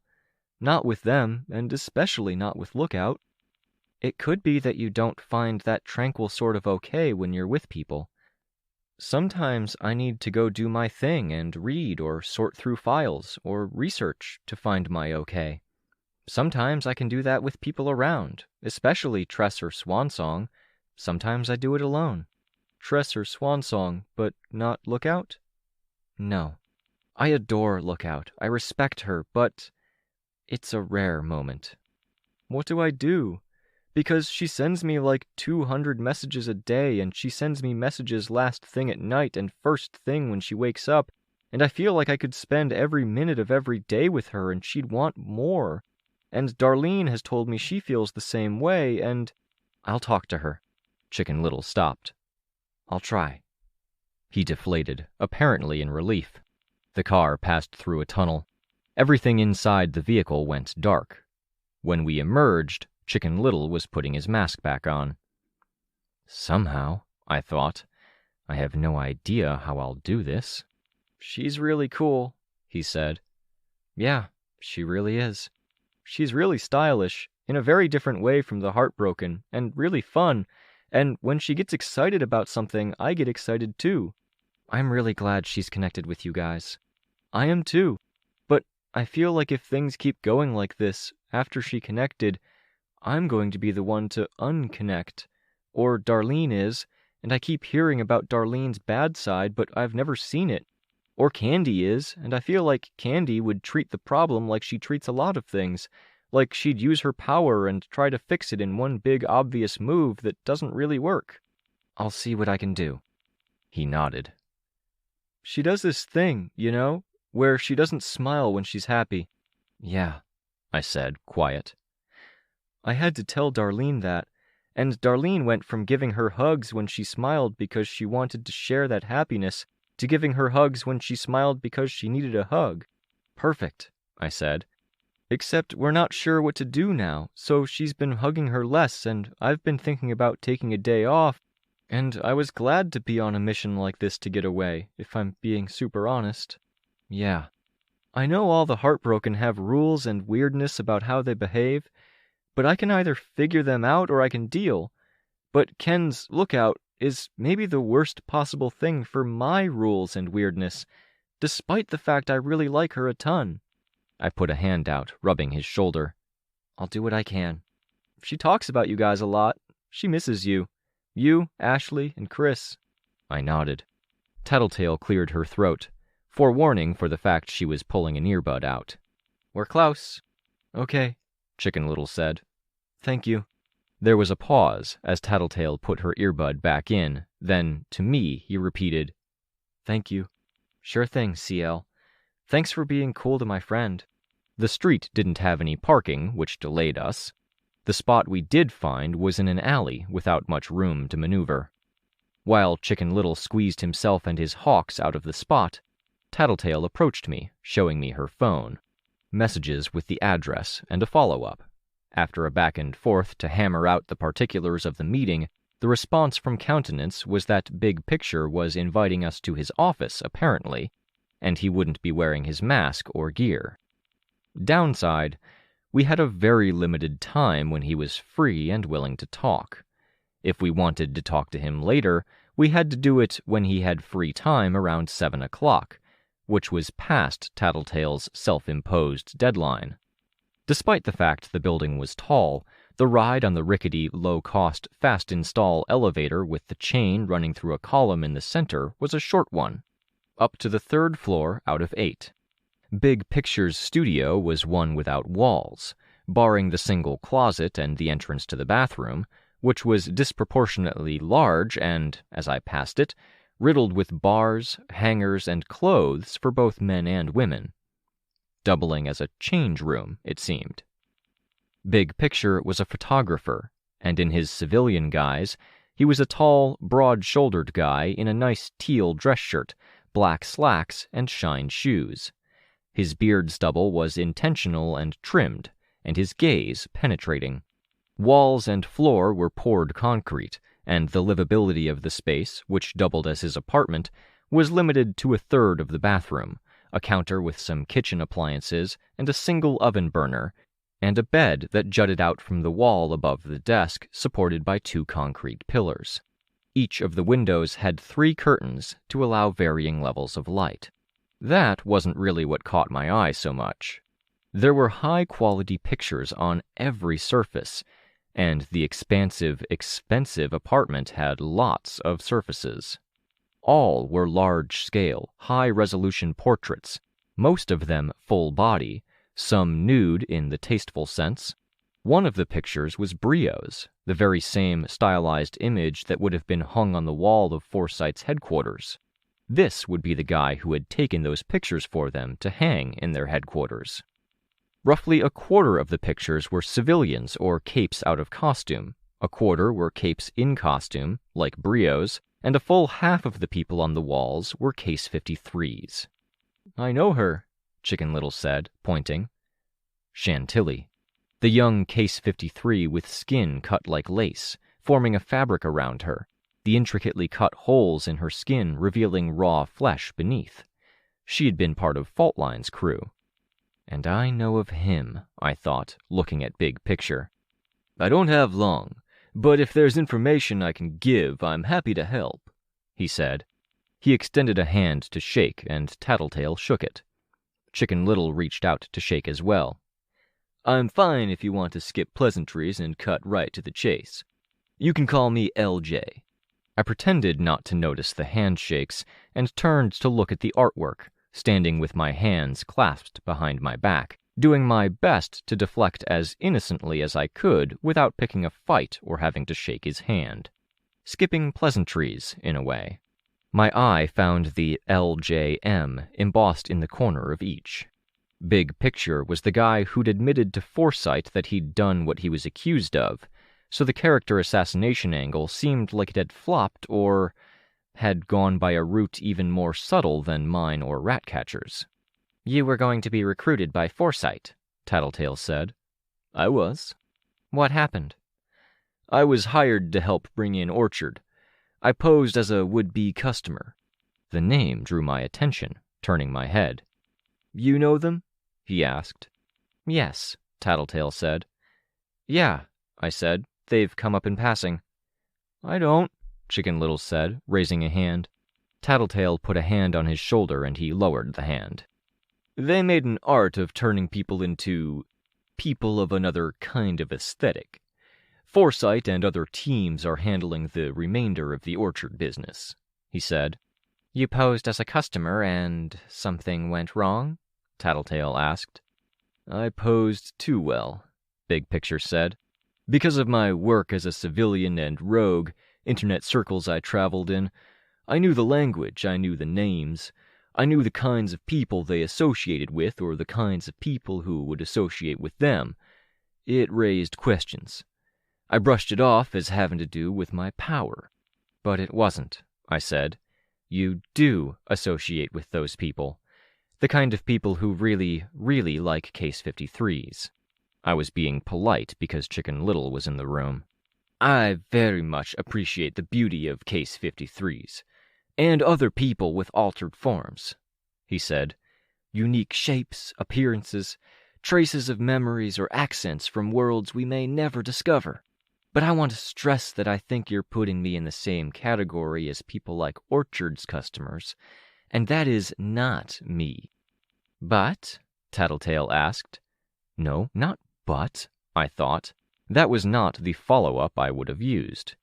"But I'd researched Orchard on my own, for reasons having nothing to do with wanting to take away another individual's choice, because there was a period where I wanted to be one of them." He indicated with one hand at where a print was mounted on the wall, of Gully, one of the West Coast wards, if I was remembering right. Hunched back, overbite, and muscles that seemed to weigh her down until she could barely stand. In the art, she peered through dreadlocks with an eye that was framed to be bright and striking. An old picture. Sveta had remarked that Gully wasn't around anymore. "But you didn't," Tattletale said. "I couldn't come to terms with the risks." "They brainwashed people. You were worried they'd brainwash you while you were at their mercy." "More or less," he said, meeting Tattletale's gaze with a level stare. Fuck, this guy creeped me out. "Foresight found out?" Tattletale asked. "They were tipped off. They asked, and I was honest. There was a brief misunderstanding where I was taken as a photographer of an adult sort, but that was never a focus." Sveta thinks you are, I thought, and so do I. I've seen pictures. The only pictures that showed any excessive amount of skin were adults, both normal people and Case 53s, but I could see the darkness in Gully's eye, and I could see the defensiveness in the lace girl Chantilly's picture. Arms folded, body turned partially away, neck rigid and chin set. It wasn't a smiling picture. Not a lot of them were. There were a lot of dark, grainy backgrounds. Gentle Giant was an adult, and the picture had him stand with his back to the camera, and by the look of it, he wasn't standing tall, but bent forward, head ducked down slightly, his eye glancing over his shoulder in a wary or uncomfortable way. Mottled, mossy skin, with bare back, buttocks, and the backs of his thighs. Or was I seeing those things only because Sveta hated him so much that I felt obligated to? Because the pictures, when they'd first come up on the scene and started popping up wherever Case 53s were involved, were ones that Sveta had dissected while hanging out in the hospital room with me. That Sveta had seen the feedback from people in her small, insular community, that they'd been paid handsomely for the photos, many of them desperately in need of that money, that the photographer hadn't done anything wrong that they could put their finger on, and they'd still walked away uncomfortable and unhappy, then been unhappier still when the pictures started circulating in certain circles, and in some cases outraged when one picture in particular had taken off and saw the photographer indulging in his 15 minutes of fame and his weeks of gallery showings. There had been campaigns and outreach to other Case 53s to warn them off, but the money drew them in. The discomfort and outrage had even extended to the way the tame, clothed images like Gully's had been used. Chantilly's image being on the wall suggested he'd carried on after getting set up again, because it looked too recent to be pre-Gold Morning. I was trying to be fair, to extend a benefit of a doubt, and I was groping beyond the point that there was a logical, empathetic, human rationale for what he did. I was reaching more into the territory that pegged him as stupid, incapable of understanding that he'd wronged people, because the wrong could be the sort that was hard to grasp. When in doubt, assume circumstances beyond their control, assume context. When that failed, assume ignorance. And even there, seeing how he'd done well, he didn't seem stupid or incapable. I couldn't apply that label. When that failed, I wasn't sure. He was exploitative. The fact he wasn't acknowledging the truly scummy side of Orchard was bothering me more. Brainwashing? The victims hadn't been willing. Who tipped them off, and how? Tattletale asked. I assumed it came from within, from internal background checks, Big Picture said. It didn't? No, I don't think so. You might have enemies, Tattletale said. Oh, I definitely do. It's a very dramatic world, Art, he said. He smiled, eyes crinkling a bit. If we go back to Foresight and ask, are you okay with them sharing? I asked. I'm not bothered. I'm upfront about my art and where I come from. We parted amicably, as I saw it. Great, I said. My eyes scanned the pictures. Even the innocent ones with warm smiles, mostly civilians or capes out of costume, left me feeling uncomfortable in my own skin. I turned to Tattletale. We should go. Is there a rush? She asked, with a tenor or vibe that made me feel like she was jabbing at my jugular because I'd exposed too much throat, putting me on the spot. I turned to Chicken Little. Want to go wait outside? Sure, he said. Dirty move, Tattletale said, but she didn't stop Chicken. Chicken Little paused before leaving. Thank you for inviting us in. They're really good pictures. Thank you, Big Picture said. They're dark, though.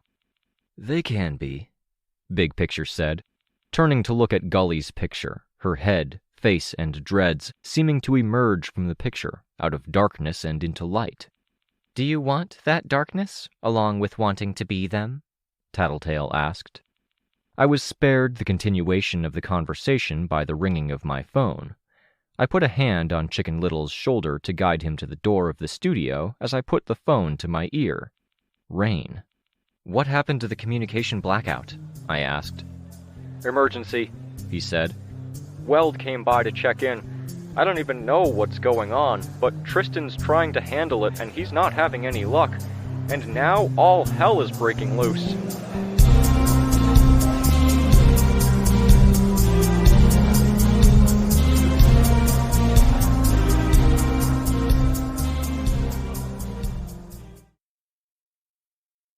Arc 13, Black, Chapter 7. I flew. Chicken Little remanded back to the care of Tattletale with the shortest possible explanation. If she was so smart, she could figure me out. In the first minute of flight, I'd told Rain to enforce the communications blackout for anything short of ambulances needing to be called. That had been 10 minutes ago. I wasn't even sure if I trusted ambulances, or Rain's call. Then, silence. Music seemed like a distraction, so I got the rush of wind past the wretch instead. I got the replays of conversations from earlier, with Big Picture and Ratcatcher included. I felt like I'd betrayed Sveta in a way by trying to give Big Picture the benefit of a doubt, and I felt like I'd betrayed myself because I hadn't succeeded in finding any ground I could stand on where I could make sense of his actions. I prided myself on being a scholar, but people couldn't be studied without becoming comfortable with a lot of gray areas, definitions, and unknowns, and I wasn't good at that. What was my saying? Do what was right, do what was legal, do what I could do without regrets? Right was where it went out the window because it felt wrong. It was disturbing, being in that studio, but not in a way where I could say rights, as in human rights, had been explicitly and intentionally violated. Fine, then default to law. Was it legal? It walked a line because law included a right for victims to stand up to wrongdoers, and Case 53's couldn't. The courts had never been the kindest to parahumans. They couldn't sue, and they couldn't step in or ask for rights or for their art not to be displayed when he took art he'd told them was for himself only or for a select audience and made it part of a gallery showing. He seemed to revel in that space between art and pornography, a space where it was also technically legal but pretty damn questionable beyond the technical, putting me smack dab in the regret column. On that same topic, I regretted not being just a little more protected against the cold. My mind was on the coat I'd picked up and put down while at the warden's bunker. Cold got to me even though I had the wretch up, a creeping loss of warmth inside me as the environment eroded at my stores of energy. I was cold, and there was nothing I could do. My friend was hurting, and there was nothing I could do. In the distance, I could see the shape of the dauntless Titan. Kronos. Where portals riddled the city, taller than some buildings, slices of another sky against our sky, the Titan was pure white, unmoving, with only a periodic distortion around it. The Simorg came and went, and when she came, the light seemed just a little darker in the area around her roosting point. He existed in Shin, and Shin was concerned. He existed in Bet. He existed in Earth N, in the corner world Q, and other scattered realities. We had every reason to believe he existed in every variant of our world, standing there, ignoring every stimulus, including one of the most evil creatures I knew of. On a rooftop below me, I saw people burning something in an improvised stove. I flew close, passing through the smoke and warm air, and saw it was construction material. Lineups around a block mid-afternoon. In the summer and fall it had been to buy the latest line of clothes or tech, when options were so few and far between. We'd peeked over the fall where a bunch of new options landed, and then this. A paradigm shift that came with the colder weather. I was willing to bet the line was for food, to stock up and prepare. There were streets where people shuffled forward on foot, the sidewalks so clogged that people were forced to go the speed of the slowest person. Some people walked in the road. We weren't at the hard part yet, but the bite of last winter had been bad enough that people had learned to conserve, prepare, and wait. But This was going to be different, I was pretty sure. Last winter had been something we'd collectively endured, with the mindset that we could get through the difficult patches, and if we could make it through, then things would be okay. This winter, the Titan loomed on the horizon and the portals shattered the sky. This winter, we had someone to blame. Mayor Jean Wynne. Citrine. I was sure she was trying, and I was sure it wouldn't be quite enough to satisfy. Blame was a hell of a thing. Fuck. I wished I could fly faster, to get to Sveta and Weld in a workable span of time. Fuck, was I cold. Fuck this character assassination bullshit. Fuck the people who had done it. I could find my way across the city by the flavor of the buildings. How densely they were packed together, the style of them. I had a sense of which materials had come from where, with a lot of the prefab building segments having come from Chite, a lot of crude materials from Shin, and outright raw materials from Earth N, with processing and industry set up within arm's reach of the destinations for the end products they made. I saw my destination, at a point where the neighborhoods ceased to be places I'd flown over 50 times and became familiar. I felt the same hollow feeling from earlier, recognizing the stores, restaurants, and the peninsula that was Hollow Point, just over the water from our headquarters. I wasn't sure what to expect, but what I saw felt off. Rain on the ground, leaning against Tristan and Byron's car, Tristan out of costume on the fire escape stairs, and Ashley standing in the doorway. I floated close, because Victoria Ketchup was an interruption that stood to make it harder to grasp the immediate situation and its demands. "Please leave," Sveta said. Her voice was tense, breaking slightly. "Give us a bit." "You're not getting anywhere. It's my headquarters, too. Take a break and wait for Victoria or make a decision." "Victoria can't do anything about this," Sveta said. "Then who do I call?" "Nobody." "Jessica?" "Ashley, Swansong. I said nobody. Jessica's not even doing therapy anymore.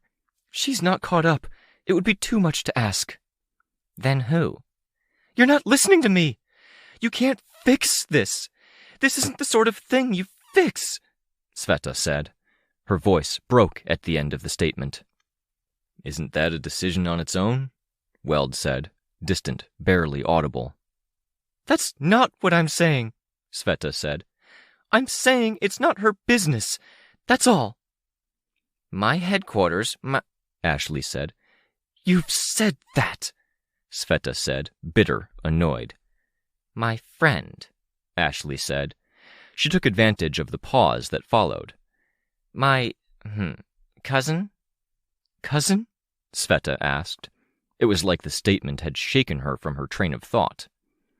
"We're all Armstrongs in our way. Should I call him?" Armstrong, the PRT director who had de facto adopted Weld, who had supported Ashley from a distance when she was damsel of distress, living in a small town, who had accepted Sveta with open arms and, I wasn't even sure Sveta knew, provided a good chunk of the cash for Sveta's now destroyed prosthetic body. "I didn't even think about calling Armstrong," Sveta said. I could hear the pain in her voice. "Can you just leave, Ashley, please? Tristan, I'm guessing you're in earshot. Can you—" I flew in, touching Ashley's shoulder. She backed out of the way of the door. Inside, it was cold. The door had been open for at least a few minutes. Sveta's cheeks had been marred, both by tears that weren't clear but were shot through with black, and because makeup that had been used to give her a more normal skin tone had been wiped away. Her tattoo on her cheek was plainly visible. The headquarters space was a good 40 feet across. We'd picked it for its spaciousness. A good 30 feet separated Sveta, who stood at the end nearest Chris's old corner, near the washroom and the tiny kitchen counter. Weld stood near Kenzie's console at the head of the apartment. I started forward, saw Sveta move in reaction, and hesitated. I could see her telling me to leave, or telling me not to approach. The former would fit with what she'd said to Ashley. The latter would suggest she didn't trust herself. But there was no resistance, no defensiveness. Without a word spoken, despite the fact she no longer had her unsteady prosthetic body, she teetered slightly my way. I closed the distance and I hugged her. She hugged me back tightly enough that nails that had been sculpted into her precipice-made hands bit into my back. I didn't want this to be one-sided, and I didn't have either side yet, only Rain's statement. I wasn't sure I'd trust anything coming through the phone or any technological medium anyway. I turned, and Sveta moved with me. I looked at Weld and saw how unhappy he was. "You okay?" I asked. "No," he said. "Why are they out there and you guys in here?" "Weld came, we talked, we fought. We were going to leave, but we ended up fighting more. People were staring," Sveta said. "We came back." And the others left to give privacy except for Ashley, who got impatient or didn't want to let things continue. "What happened?" I asked. "Everything was fine," Weld told me, his voice low. "As fine as it gets. Sveta was showing off how she can use a phone, which is great. She saw pictures of me with a teammate." "A woman," Sveta said. "A teammate," Weld said. "Can I asked. I stopped myself. "I'm not just asking if I can see. I'm asking, can I mediate? Can I help?" "We said things," Sveta said, every inch of her face indicating hurt. "That we've been holding in for a long time, maybe. I don't think you can help that." Weld averted his gaze when I looked at him. He hadn't waited the full 6 weeks. "Can I see the pictures?" I asked. Weld drew his phone from his pocket. He tossed it. I had to break the hug with Sveta to be sure I caught it. The images were still up. Weld, with a girl with black hair and a skin-tight suit that... Well, there were suits that looked like they were painted on, and it looked like the woman had pointed to one of those and said, "tighter." Every muscle and rib stood out with the black gloss of the costume. Something hybridizing fins with blades ran along at strategic points, tapering down, so camel toe and nips weren't quite as obvious, and served to make her look fairly dangerous. One selfie of her and Weld, with slivers of 2 other capes on either side to suggest they were sitting on a bench on a plane, helicopter, or truck. Her head was tilted to rest on Weld's shoulder, and the selfie was supposed to be focused on the fin blade at her arm, which was absorbed by Weld. The caption was a simple, "stuck to him." I used "supposed to be" to refer to the focus because she had an easy, infectious smile that suggested nothing untoward. That was just going by smile, though. "You have to scroll. Nighttime photos," Sveta said. Her voice was as empty as I'd felt earlier after reading the diary. I scrolled. Past photos of this 20-something woman gardening, more gardening, a faintly unhinged photo of her showing off a cut on her face post-fight, her hanging out with capes, her unmasked face was kept out of photos, nothing betrayed her secret identity or location. Then the nighttime photos. 25 pictures of her at what I took to be a wind-down from a warden's operation. A bunch of capes, patrol officers, and military types drinking and lounging in an apartment where one wall and part of the ceiling were glass, giving it an open-air feel. A good 18 of those pictures she was within arm's reach of Weld. In 4 of them she was touching him. For balance, possibly. Together, but never quite in a way that suggested they were together. They could have been friends, but if I'd seen it, I wouldn't have assumed they were friends. I tapped the photo. I saw the name above her face. Slickian. I'd heard of her, but hadn't ever seen the face to put it to the name. "Is there context?" I asked. Weld didn't volunteer an answer. "Not exactly," Sveta said. I asked about her, and, I may be dumb. You really aren't, Weld said before I could. I don't know how to put it then, Sveta said, quiet. Because I feel so fucking ignorant. I feel like I never get it. I lost a childhood of memories, and then I spent the next few years killing anyone I might have interacted with. I spent the years after that in a hospital, and the time after that with a team that it turned out I never really knew or understood. When was I supposed to ever learn all of these things that everyone else seems to get, You do okay, I said. I don't know, she said. But I do know my boyfriend. I do know when something's wrong. I'd like to think I'm good at knowing when he needs space or when he needs someone to talk to. You are, Weld said. He looked pained. Better than Armstrong. Better than any teammate, friend, or girlfriend I've had. Sveta continued, not to Weld, but to me, like she was making an appeal. I try to look after him. I try to nag him if he needs nagging, usually if he's not trying hard enough to push his boundaries and starts falling into a rut. I looked at Weld, saw him nodding to himself. I know when he's lying or hiding something, Sveta finished. Weld's nods to himself stopped. His eyes remained fixed on the floor. Did you cheat? I asked, my voice hard enough that he looked up. No, Sveta said. He didn't, but he towed the line, and I knew there was a reason he seemed happier lately. I asked, and he was honest. He's always been honest with me. Not always up front, but... Yeah, Weld said. What did you say, Weld? I couldn't ask, because I could see the consequence of that statement. Fresh hurt on Sveta's face. I could see the agitation of her tendrils beneath her wig, and her hand went up to hold it steady. Her dress stirred, moving like there was a wind when the door had shut minutes ago. Was there something I was supposed to do differently? Sveta asked. Was I unfair? Did I ask too much? I'm sorry if I got it wrong. No, Weld said. I thought we got along. We have common interests, common goals. You have your hobbies and I have mine. I wasn't oppressive. I didn't get too in your face or ask too much. No, Weld said. You keep asking that. We're going in circles. Because, Sveta said. She stopped. Her hand was at my arm and she squeezed. Because if it was that, then it's something I'm working on that I can fix. My sessions with Rain's power, I'm getting better. I'm more independent than I've ever been.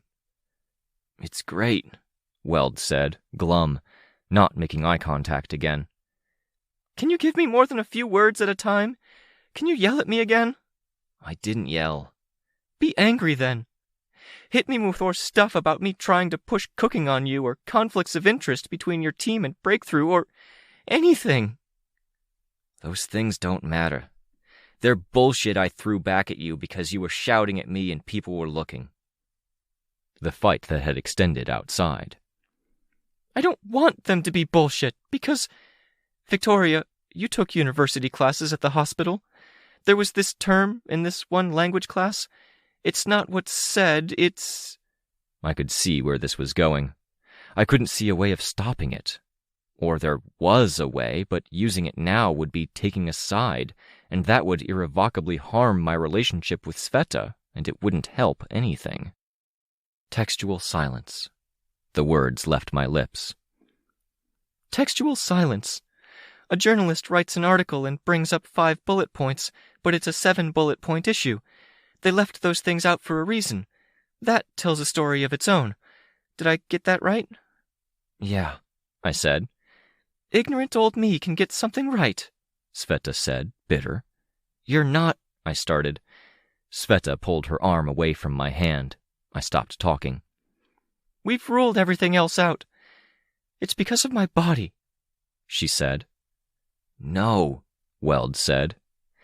Tears that were more black than clear now ran down her cheeks. She wiped at them. He's better at lying than he was years ago, Sveta said to me.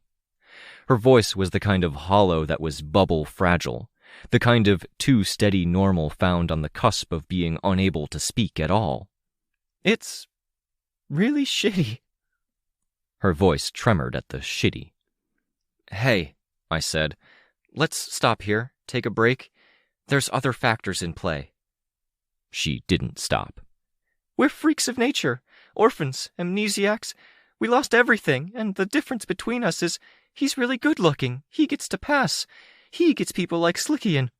He gets to kiss actresses on television, and fans crushing on him.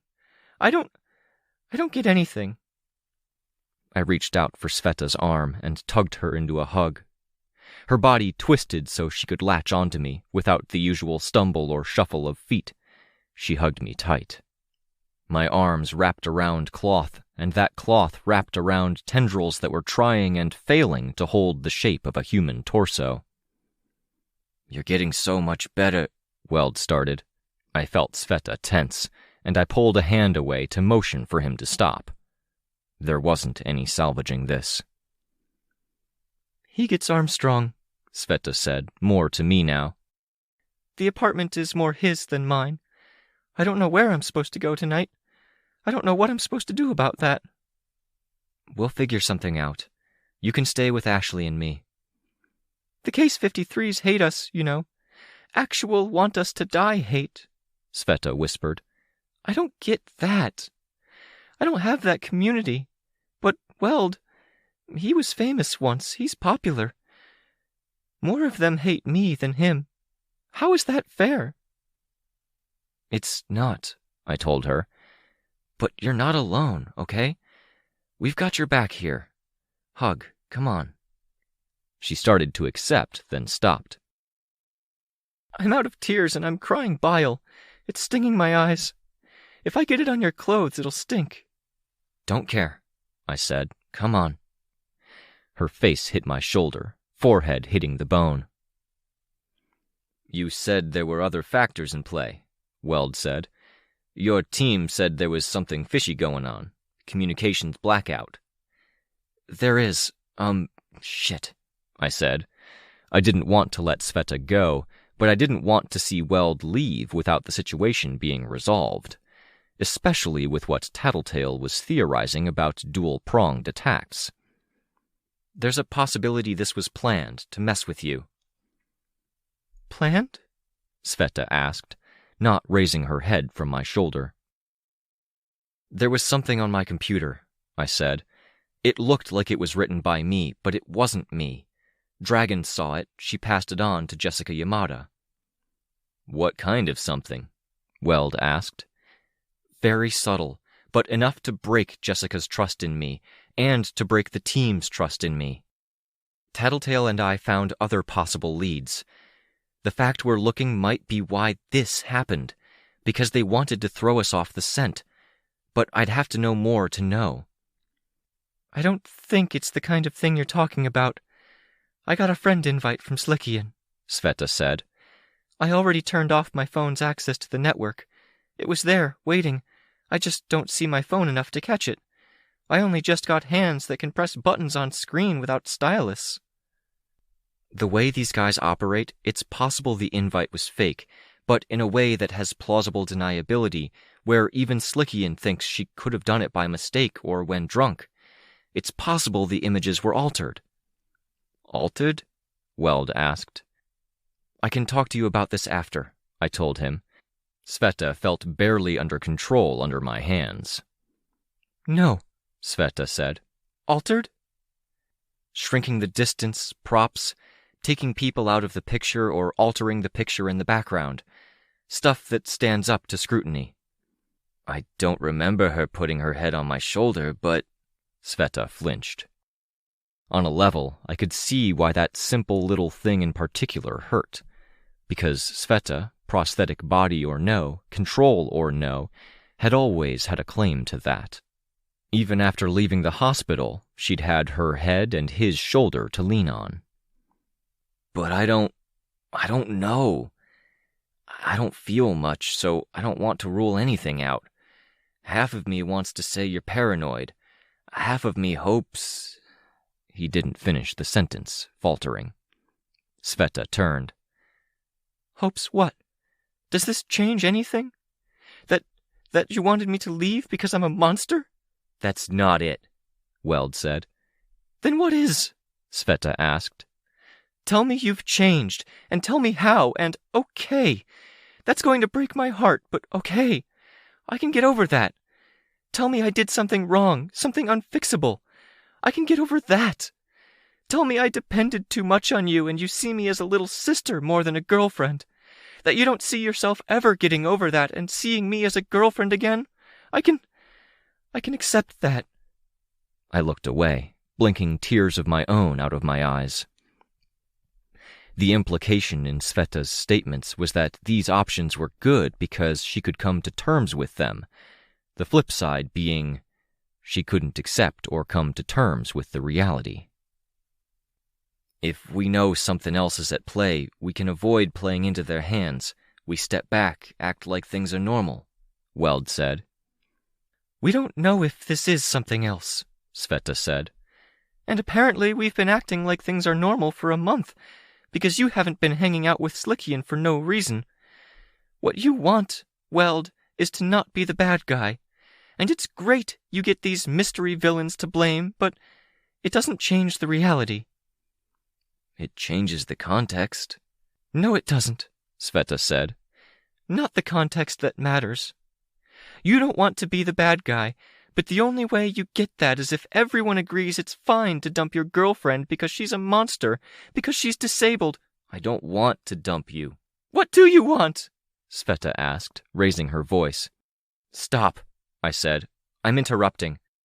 I'm being intrusive and butting in because this doesn't look like it's going to end or stop otherwise. They stopped.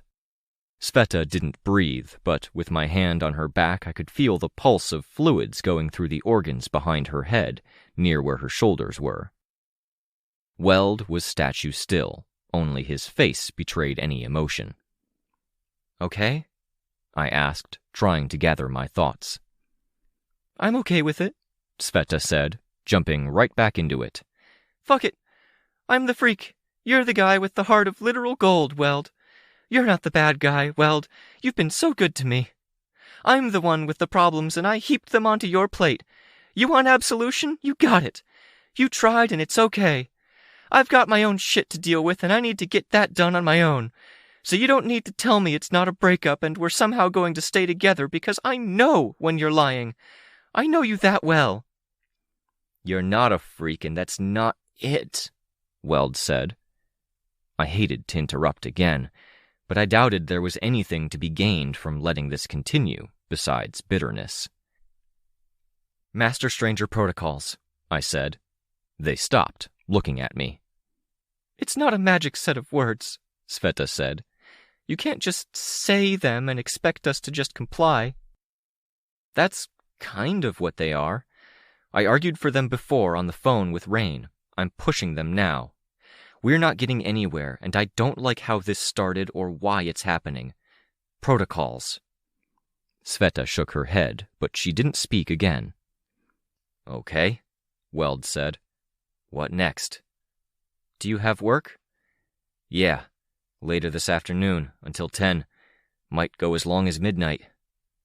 Go work. Talk to the bosses, let them know. It's their call. They should communicate to other teams, verify the rules are in place. If this is a thing, then it's a thing that's going to hit other people. Go. We'll go to your apartment, get Sveta's things, and be gone before you're back. I'll do what I can to look into this thing when I'm free, but I'll prioritize Sveta for right now, yes? I looked at Sveta. She nodded. I looked at Weld. He hesitated, then nodded. You focus on the threat at hand, I told Weld. Think about who to tell, and be aware that if they are onto us, things are going to get messy. This is where we see how strong our teams and their human resources are. Yeah, he said. Time matters. Don't trust digital communication. They're playing a subtle game. Yeah, he said, but I'm not entirely sure you haven't lost it. That's the subtlety of it, I said. And speaking of subtlety, I'm kind of trying to politely nudge you here to, make your exit. Let us deal. Got it, he said. Thanks. He headed to the door, floorboards creaking beneath him. Sorry, Sveta said to his back. Me too. The fire escape creaked precariously as he stepped onto it. You have a guest, he said. Then he was gone. Why did I say sorry? Sveta asked. So stupid. I didn't want to say sorry. I went that entire conversation and 2 arguments without saying sorry because I didn't want to apologize. I didn't do anything I wanted to apologize for. It's okay. Brain misfires happen. It was my one goal. The one thing I knew I could hang on to, and I just threw it away. And then he says, me too? What the hell does he think I should apologize for? Her tendrils ruffled beneath her dress. Some spilled out to grasp at sections of the floor. I avoided moving, ready to use my force field if I had to, but I didn't want to step away from her side. I think I need a control session with Rain, she said. I think a session with Rain right now would be a terrible idea. Not when you're off balance. I'd veto. You can't veto, she told me, and her eye contact was damn close to being a glare. Can and will, as a friend. She was still ready, riling for a fight, upset and with no place to vent it. It was reaching the tendrils, but those tendrils weren't reaching anything or anyone. The anger faltered, and I saw the hurt creep across her face, the black moisture in her eyes, that she blinked into tears that ran down her cheeks as soon as they appeared. It burns, she said. I'm going to go wash my face. Then I'll go to the apartment. I'll come. No, she said. No, you've got to figure this out, and if I can't use Rain for more control, then I want to go to my place, my room, and lock the door and just lose all control. Alone. You sure? No, she said. Yes. But I've got to figure out how I'm going forward, and I can't keep leaning on people. I've got to pull my own weight. After a day as shitty as this one, there isn't a rational, sane soul out there who would blame you for turning to friends or wanting company. Then I guess I'm not rational or sane, she replied. She forced a smile. Kidding. Half kidding. And washing my face. Okay, I said. I walked over to the window to see who the guest was. Tattletale, who had stepped out of the car, while Snuff remained in the driver's seat. No tiny Chicken Littlehead peering out the window in the back seat, and no birdcage. The bathroom door shut. Hi. You were listening? Ashley was trying to listen at the door, and you were here, so I thought it might be okay. Nobody told me not to listen. Communications blackout, Kens, I said, turning toward the computer. You were told to turn everything off and step away. This stuff is messy. It's my own private line and channel, and I checked everything once I heard why. I think they can't get in. I sighed. The diary isn't real? Kenzie asked. I stared out the window, watching the group and Weld talk to Tattletale. She pointed at me mid-sentence. I digested the ramifications of Kenzie's question. Fucking what? When? How bad was this? Was it possible to be offended she read my diary when the diary wasn't real? No, Kenzie, it's not real. Oh. Did you read it? Uh-huh. When? A few weeks back. I was making sure I had everything I needed for the move. I backed up everyone's stuff in case some tinker thing I didn't pay enough attention to or let fall between my desk and the wall behind went kablooey and took everyone's computers out with it. I realized I had it when I did a search for something and it popped up. Read a bit before realizing. You read a bit? I read most of it. I got lonely while with my new team, even though I'm only technically not a member of Breakthrough anymore. I missed you guys. I wondered what I missed, so I read more. It's really not real? No, Kens. I didn't type a word of it. Okay. That's too bad. Why, Kenzie, why is it bad? Because I didn't feel so lonely while I could read it, and that's all fake. I feel really weird about that. That's not how I think, Kenzie. It's definitely not how I think about you. I care about more than what you can do with your tinkering. I kind of thought that's how adults think and do things. Not fun, but it made a lot of sense after I thought about it for a while. Oh, fuck. Fucking shit. How ingrained in her was this now? No, I told her. How long have you been reading this and thinking about this? A couple of weeks. Fuck, Kens, no. That's not me, and it's not okay to think that way, to treat people as chess pieces. Okay, but if it was you, it'd be okay. You had my back when it counted, and you have it now. You could do or say whatever, and I'd be okay with it, I think.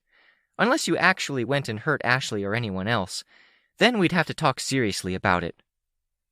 Talk about it. Something told me she was entirely serious, that she would be open to being convinced. No. How the hell was I supposed to deprogram her when she wasn't even around half the time? Did you listen in when I talked to Chicken Little earlier? He asked me not to, she said, so I didn't. Also, Sveta's getting out of the bathroom now. Take care of her. Give her a hug and lots of love for me, okay? She didn't wait for a response. Effectively, a hang-up. The computers and monitors went dark, the light on the speaker going out. What the hell? The handle clicked, and Sveta stepped out of the washroom, face and hair wet, streaks of tears and ruined makeup gone. She'd toweled herself dry and applied fresh makeup, covering her scar, but it wasn't an elaborate, full face, nor was it the coloring that made her more flesh-tone than actual white. Weld was leaving. The others were talking. Feel any better? I asked. My eyes don't sting. My face is clean. I feel less of a mess, and not at all. I nodded. It physically hurts, she said. But I don't want to complain or angst. You're allowed, I said. And I'm choosing not to use that allowance, so there, she said, her voice a little harder and a little more accented than it was on an ordinary day, but otherwise normal-ish. She was trying so damn hard, and I had no idea how to help her with it. Tattletale, Sveta said, joining me at the window. Her voice was level, her composure intact. How is she, after being carved up and being back in one piece? I don't know, I said. If it's messing her up any, I don't think I've noticed much. No problems with the mission? It's going okay? You're going to find these people who apparently went after Weld and my relationship? It's going not great. Turning up leads, but this has been ugly so far. Very plausible deniability. One of the people we interviewed was a photographer you should know. Should I? It'd come across like a betrayal, I think, if I didn't mention it. LJM. Sveta made a face. Past the window, in the parking lot, Tattletale was standing by her vehicle. She beckoned. She wanted me down there. Thank you for telling me, Sveta said, her expression hard. He was about as creepy as you'd imagine. I know. I've seen videos and read interviews. You really should go if she's asking for you. Don't let me hold you back. I didn't want to leave her. Come outside? She nodded. I opened the door to let us outside and flew down rather than take the stairs. Sveta hopped over the railing and landed on a morass of tendrils, which were 99% covered by her long dress. We walked past the others. Tristan gave Sveta a reassuring pat on the shoulder. Rain ducked his head. Resolved? Ashley asked. Yes. Good. Anything you need, Ashley said. Thank you. She needs a place, at least for a short while. Then she takes my bedroom, Ashley said. I'll take the couch. Just like that, Sveta said. The two of us were half adopted by Armstrong, basically family. Okay, was all Sveta had to say. I'm going to see what Tattletale's saying. Yeah, Ashley said. Tristan was quiet throughout, which was odd because on a lot of levels he was closest to Sveta. They were a similar wavelength, but they'd found kinship through mutual like of weld. At the moment, that was iffy. I could see a point in coming weeks where he helped her on a deeper level because he could help her process and work her way through details.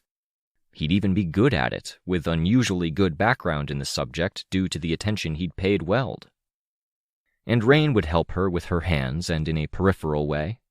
They talked sometimes during the control practice under the umbrella of Rain's power. All of that was secondary. Tattletale was chewing on what looked like a tiny plastic trident from a late lunch, leaning against her ride. "Be nice," I said. "Sucks," Tattletale told Sveta. "That's reaching for nice," I told her. "It does suck," Sveta said. "And if you want to test the limits of my newfound control over my body, I think you're on the right track, reminding me." "I'll keep that in mind. Always glad to help with testing or being a convenient target for bitterness," Tattletale said, glancing my way at the end of the statement. "Antares, you disappeared on me and you turned off your phone. You told me something cryptic in a hurry, like a riddle I was supposed to solve. I went down the wrong rabbit hole, tried to find your cousin before I realized." "My cousin?" "Someone important with the word choice. I thought it was family. Doesn't matter. What matters is this is a distraction. I need to know if I can keep you in the loop or if I should carry on investigating this on my own." "After you just said you went down the wrong rabbit hole, I'm not filled with confidence," Sveta said. "Down, girl, down," Tattletale told her. "You might have to handle the next parts on your own," I answered. "I spent most of that last meeting stewing in how sketchy that guy was, and I wasn't much use. Besides, I've got to look after a friend." "No, you don't," Sveta said. "At least to see you home safe." "You don't," Sveta said. Tattletale jumped in, saying, "She says you don't, and I wouldn't mind a little firepower. I want to ask people questions, but they aren't entirely friendly people." "Who?" "People who are pulling strings behind the scenes. Little Midas, maybe the mayor, people in that vein, who play games and who haven't been getting directly involved. This is where my years of playing the dastardly mastermind come in useful. I know these guys." "Why are you wanting to talk to them?" "Because Big Picture had connections, and one of the things these connections wanted was for him to get into Foresight. I think that's the double prong. If it isn't, talking to those connections of his will show us the second prong. But talking to them requires having more than snuff at my back, and anyone else I'd trust is busy watching the kids." I thought of Kenzie, that aborted conversation. "You go," Sveta said. I shook my head. "No, that's... You go, and I'll come with," Sveta said.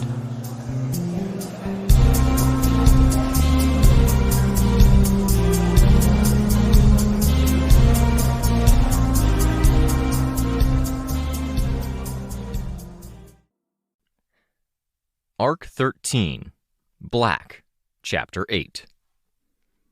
You'd think someone who was regressed 2 years in age to be a teenager again would at least try not to be such a stereotypical teen. "What?" I asked. I looked up from my phone, which I was holding so Sveta could read it. She was moving more fluidly to get in a position to read over my shoulder. "You're zoomed in on your phone like it's the only thing in the world," Tattletale said. "You're as bad as the heartbroken." "Are you lonely, Tattletale?" Sveta asked. "Sitting up in the passenger seat with only your henchman for company? Were you bored?" "Ha," Tattletale replied. I could have connected to what she'd said better if it weren't for the 50 individual crises I was keeping on the back burner, the 5 on the front burner, my attempts to keep Sveta's mind occupied with practical things. That, and the fact that mentioning the age regression reminded me of Amy, which set my brain to red alert. Sirens flashing and emergency doors closing. These days, getting back from that state was a little easier, but it was still a couple of seconds added bewilderment and alarm, and a mental reset button that forced me to start from zero in figuring out what the hell she meant. Of course, she probably knew she was doing it. I see you set the communications blackout for everyone, but you're not abiding by it yourself. Phones come equipped with features that let you make a call to emergency services even if the phone bill isn't paid. Phone doesn't have an ID chip, whatever. And phones come with features that let authorities force phones to boot and bypass settings if there's an Endbringer attack. Dragon is messaging me, I said. And? She's simultaneously worried about whether I've gone off the deep end, suggesting everyone go to maximum alert, and worrying there might be something to what I'm saying, in which case she'd have to worry about watching her back.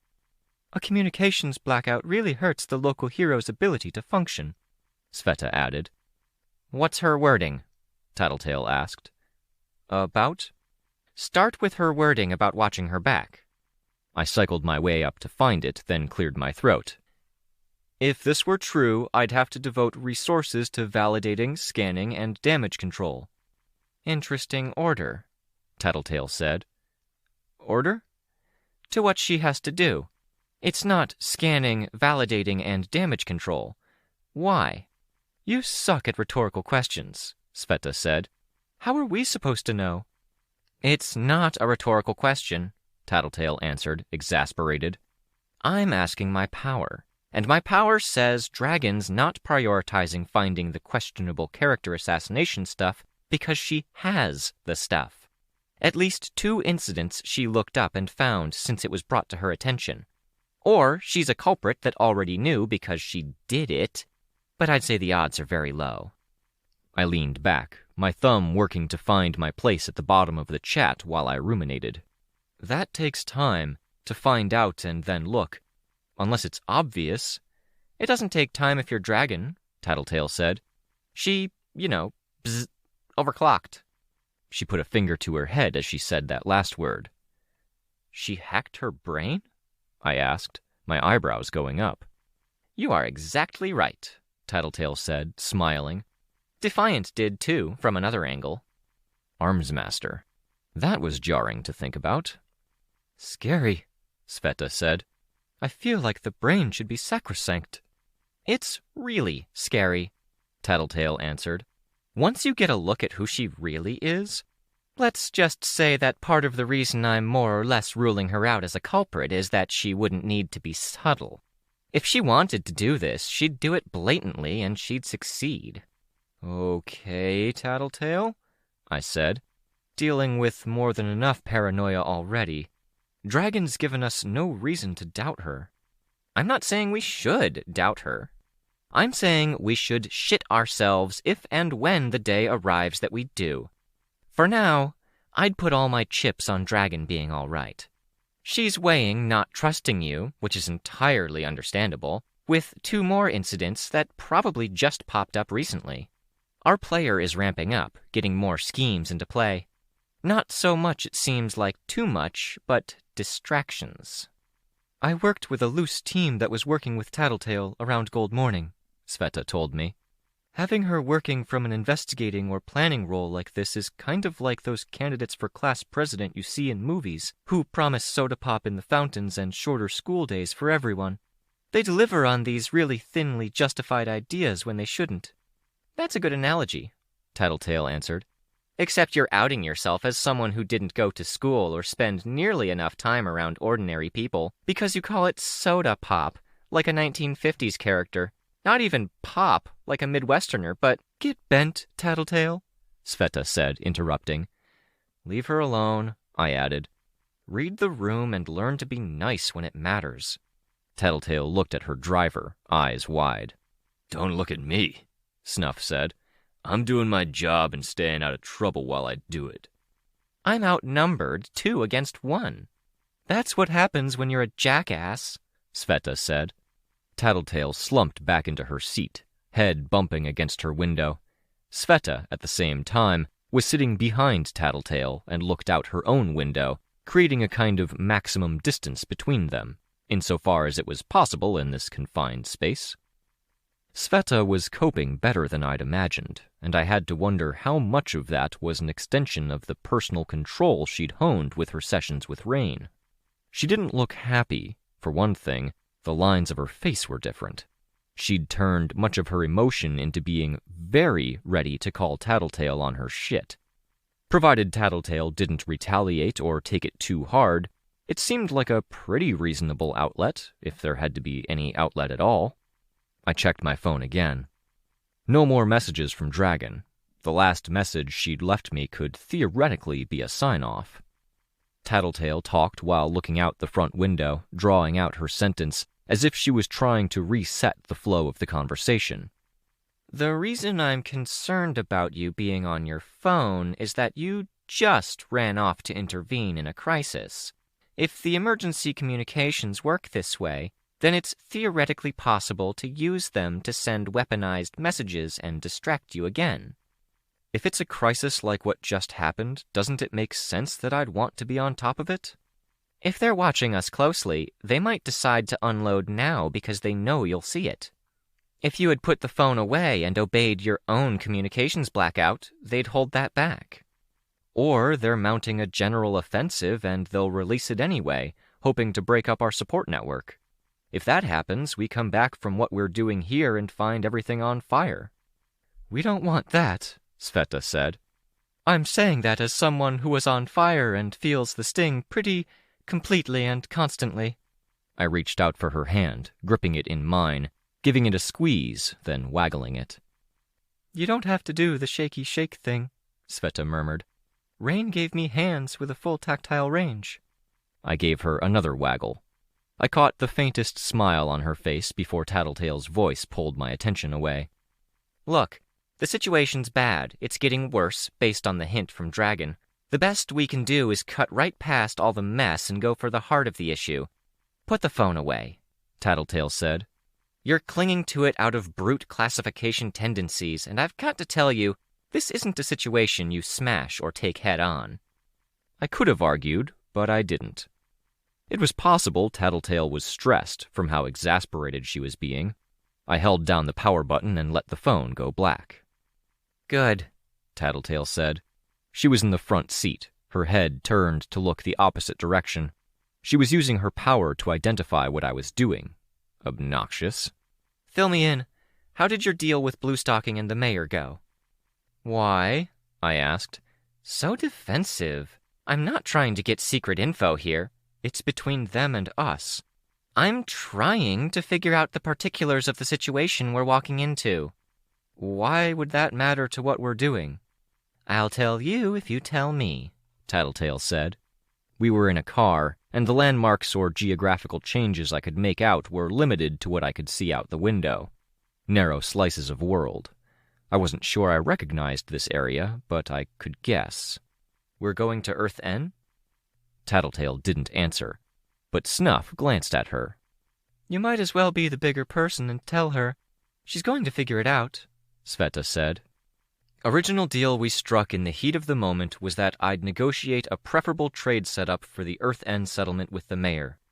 If I didn't follow through, she'd get to borrow a member of Breakthrough for 6 months. I went to the mayor, struck some compromises, and got Bluestocking some of what she wanted. She wasn't flailing her arms around or crying out penalty clause. We're good to go, then? Tattletale asked. I feel like walking into her territory with her providing favors or oversight might be an excuse for her to bring it up. I think I'd have been happier pretending she didn't exist for a while, let the deal disappear into distant memory. Well, that sucks, because I reached out to the people who matter and this was their preferred neutral ground. If we need a referee, Bluestocking's that. We're close to the station. Which way in? Snuff asked. We parking? No, car and truck entrance, Tattletale replied. Right road. Got it, Snuff said, taking the off-road. That's usually closed, I remarked. Has been since the portal incidents. They've stepped up security. Tattletale snorted. Welcome to the big leagues, kiddo. Paying to be able to drive your own truck in is worth it if it means you don't have to ask for a ride or worry about the danger posed by whoever is escorting you. The station was at the end of the road, and we were approaching by an angle I hadn't seen it from. There was a gate, and people stood on either side of it. In the warmer months, when the portals had been open to service, this would have been how the trucks of construction material would have come in, along with any vehicles anyone was attached to. "This is Big Picture's contact?" Sveta asked. Contacts. There are a few people I keep tabs on because I have a lot of sway over the city and even things that aren't the city. I break this down into categories: threats, cultural, financial, information, and powers. Some people are influencers for reasons that don't tie directly into their abilities, like Dido from Augur and her effect on finances. Augur. I felt a bit slimy at the thought. When I'd hunted for a position in a team, they'd been nice up until they let slip that what they really wanted was my sister. We'd worked with them in passing since, mostly at arm's length. "Dido? She does fine. Her team makes money," I said. The team makes money. Lark manages money well. But Dido is a disaster waiting to happen when cold, hard cash or theoretical cash are involved. There's a reason they keep the team small and the growth slow and steady. She's like an alcoholic with a wine cellar. "You said it was more than an ordinary disaster," Sveta said. Everyone would feel it, at least a little, Tattletale said. There's at least a subconscious reason she named herself after the woman who threw fortunes away in history and myth. I frowned. "At least a few of those times were ruses," Sveta said. People tend to have reasons for doing dumb things, Tattletale said. "That feels like pretty obscure mythology," I remarked to Sveta. "Knowing those were ruses? Dido marries Pygmalion, and the mythological Pygmalion is the guy who made and married a living statue. I related," Sveta said. A sad look passed over her face. Ah, the statue, the boy made of metals. "That's pretty out there for stuff to be researching," I said, trying to keep the conversation normal and light. "Uh-huh. I spent a long time looking for cape names and costume ideas when Breakthrough was new. I'm so glad I didn't go with Galatea or anything Weld-related." "I wouldn't have let you," I said. She squeezed my hand, and her eyes dropped to look at where her rain-made prosthetic hand with its not-quite-right skin clasped my gloved hand. "Bright spots in a dark day," she murmured. "I can feel this." "You good to do this?" I asked. "Mission in enemy territory?" She nodded. I looked out the window as we emerged into light. The road in through the station had passed through the series of turnstiles that would lock and block away the majority of the fumes when any vehicles passed through. We were out of the station now, passing by more guards and some idle capes I recognized from 3 weeks ago, inhabitants of the Earth N corner world. We traced the top portion of an S-curve in doing so, carrying on north. No Etna among the idle capes, as it happened. Thinking about Etna made me think about violence and death, even though I'd gone reasonably easy on her. She'd just been a face or a mask to latch onto, like an annoying, ostentatious song in my head. The thought led to my mom and my dad, who had gone with her. Neither had returned from Earth Shin. Thinking about family got me thinking about Sveta, and about Kenzie and Kenzie's family, or lack thereof, and about Kenzie's new pseudo-family in her new team, and Chicken Little's issues with her. In a perfect world, I'd talk to Jessica about that, but Jessica wasn't talking to me. Tattletale cleared her throat. At least this time she didn't disrupt my thoughts with a pointed reminder of the worst possible things. It made it easier to align my thoughts as Snuff drove us along the dirt road, up past buildings and toward the peak of a hill. "We were talking about Dido," I said. "Right." Dido doesn't matter, and we don't have time for a full briefing. I can fill you in as necessary, Tattletale said. If you're listening and not wallowing. Are you going to focus while we're inside? "Yeah," I said. Game face. Don't kill anyone, both of you. I let the statement pass without commentary, and I put my mask on. "If I kill someone, it's probably going to be someone close to me. Probably you," Sveta answered. When Tattletale twisted around to look at her, Sveta smiled. "But I won't. I'm controlled." She put her own mask on. A standard mask that covered nose, surrounded eye sockets, and covered the brows, but with twirls and hooks and decorative elements branching out and following the curve of her face. It was dramatic and artistic and whimsical, and it didn't match the look in her eyes. At the top of the hill, a fair distance from the settlement, there was a lodge nestled in the trees. Signboards were propped up and hanging on the wall by the door. "Swansong mentioned this place," Sveta said. "The lodge. I ended up screwing these guys over once or twice. They aren't happy, so we play nice," Tattletale said. "Are you capable?" Sveta asked. "We're going to see. There's a step-by-step process here. Be patient. Your relationship with Bluestocking will help." Snuff pulled into an empty parking space in a corner of the lot without any vehicles. Gravel had been raked out and the light snow filtered in between the pieces. We got out of the vehicle. "How intimidating do we want to be?" I asked. "Don't put that aura of yours on full blast. Don't crack any skulls." "There's a whole lot of options before that point," I said. "How about you let me take point? Don't overshadow me. That's the line you don't want to cross. If you're not sure about something, take my cue or look to Snuff. This is feeling less like a partnership." Tattletale sighed. "You can stand shoulder to shoulder with me if that makes your ego feel better." "The concern isn't ego," I told her. "It's falling into the trap of being your status piece like Bluestocking wanted us to be." "You don't want to be my bitch?" "You've got enough bitch for the three of us," Sveta muttered. Tattletale smirked. "You sure, Tress? Because while I understand you're having a sucky day, you're definitely bringing a lot on board." Sveta glanced at me.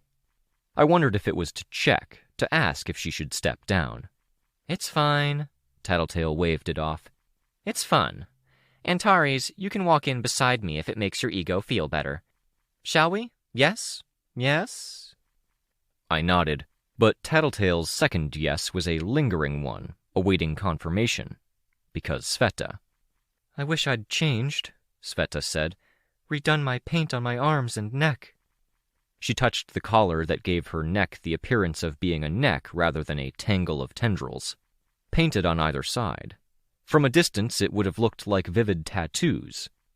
Racked with doubts, a little off-kilter. Still more together than I would have been. "You look good. The art's good. The dress is pretty," I said. "It doesn't match the seriousness of what we're doing," she murmured. "And I don't feel very colorful right now." I gave her a one-armed hug, my forehead touching hers. "Come on," I said.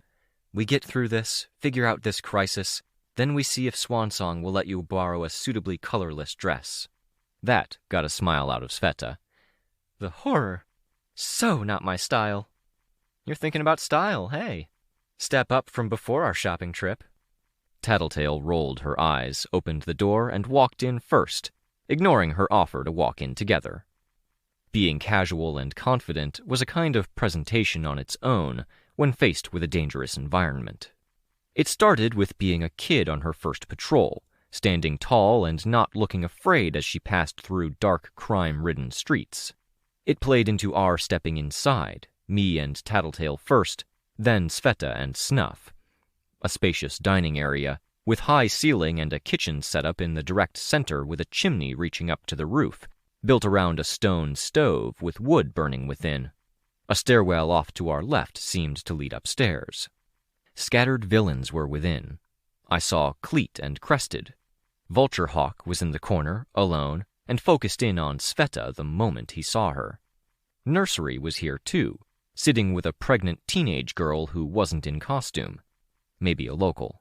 Her back was to us. Bluestocking was sitting with Bitter Pill at the kitchen, and she stood. With a motion of her hand, she bid some of their enforcers to pat us down. I'd always felt this little ritual was really dumb when I saw it. When powers were involved, weapons barely seemed to factor in.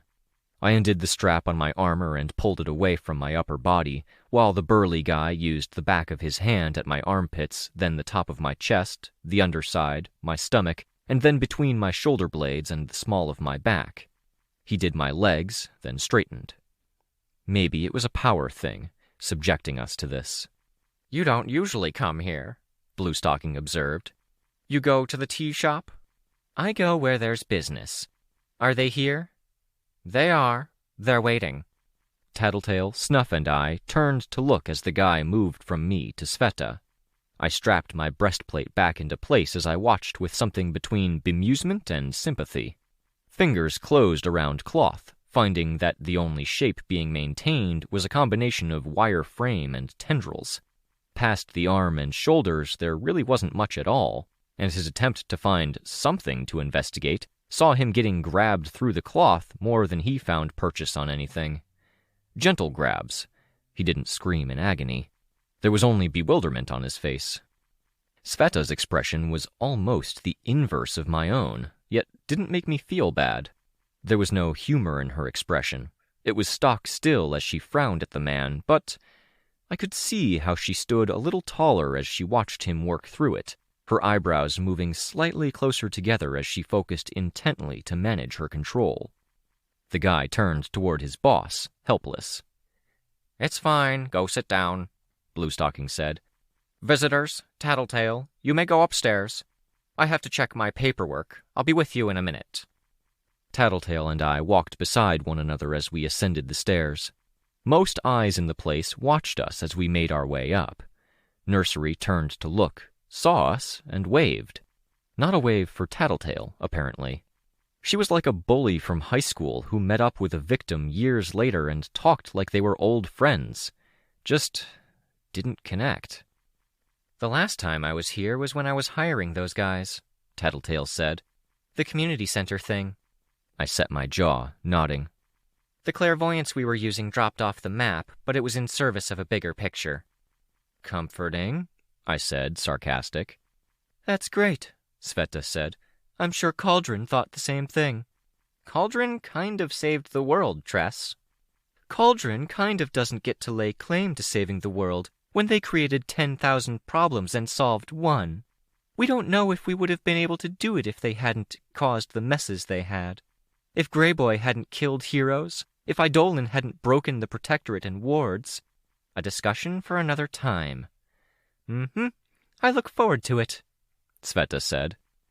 Tattletale stopped in her tracks, putting a hand out to stop me. What's going on? I asked. The four of us were on the landing. Nobody was on the stairs above us or below. Stop at the top of the stairs. Look natural, Tattletale murmured. We can talk, just know it's a bit of a bear trap. Bear trap? There are rules and expectations. This is a floor for meetings and private conversations. You don't come here without invitation, and you need the go-ahead to cross the room, unless you're really trusted or too big to fuck with.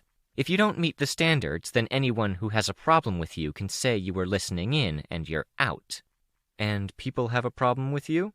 I asked. Imagine, Sveta murmured. Listen up, Sveta. I get it, and yes, a problem with me and a problem with you. Bluestocking doesn't adore you, and she didn't warn you for a reason. Okay, I said. Tattletale indicated with her hand, and we made our way up the last set of stairs.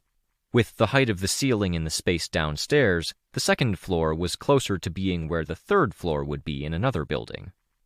Upstairs, things were nicer. Maple planks for the floor, trimmed with what might have been walnut. The lights were dimmer, each table had a small window beside it, with lamps for illumination after hours. A bar in the corner was backlit so light shone through the various colored bottles. Behind the bar was a man in his 60s with deep black skin and a white beard. No hair on the top of his head, but trimmed hair at the sides and back. An earring glinted in one ear. I recognized him, and I had no idea where from. I felt like he was placed into the same mental drawer as the Slaughterhouse-9 somehow. But however much I rummaged and tried to put a mask to the face, I couldn't. Which was ridiculous, because he was gray-haired, and gray-haired parahumans weren't a thing. Who? Sveta asked. Table in the corner, Tattletale said. The most noticeable person at the table in the corner was a man with a prodigious belly wrapped in golden armor. His mask was modeled off of what could have been a Greek statue, beard included, the eyes not visible past the dark eye holes. His servant was cutting his sandwich into pieces. He looked loud, aggressive, and obnoxious. Opposite the man was a woman with a stone mask so fine there was no gap between stone and skin. It could have been latex. It made her face look like it was part statue. Her skin was a dark olive, her hair long, black, and wavy, and she wore a lot of ornamentation with snakes, primarily Ouroboros imagery, the snake eating its own tail as a circlet, as a bangle at one arm, and at one leg. Her costume was stone ornamentation with fine cloth draping from it. Gray and jade as a color scheme, down to the contact lenses she wore. Prancer was the last of them.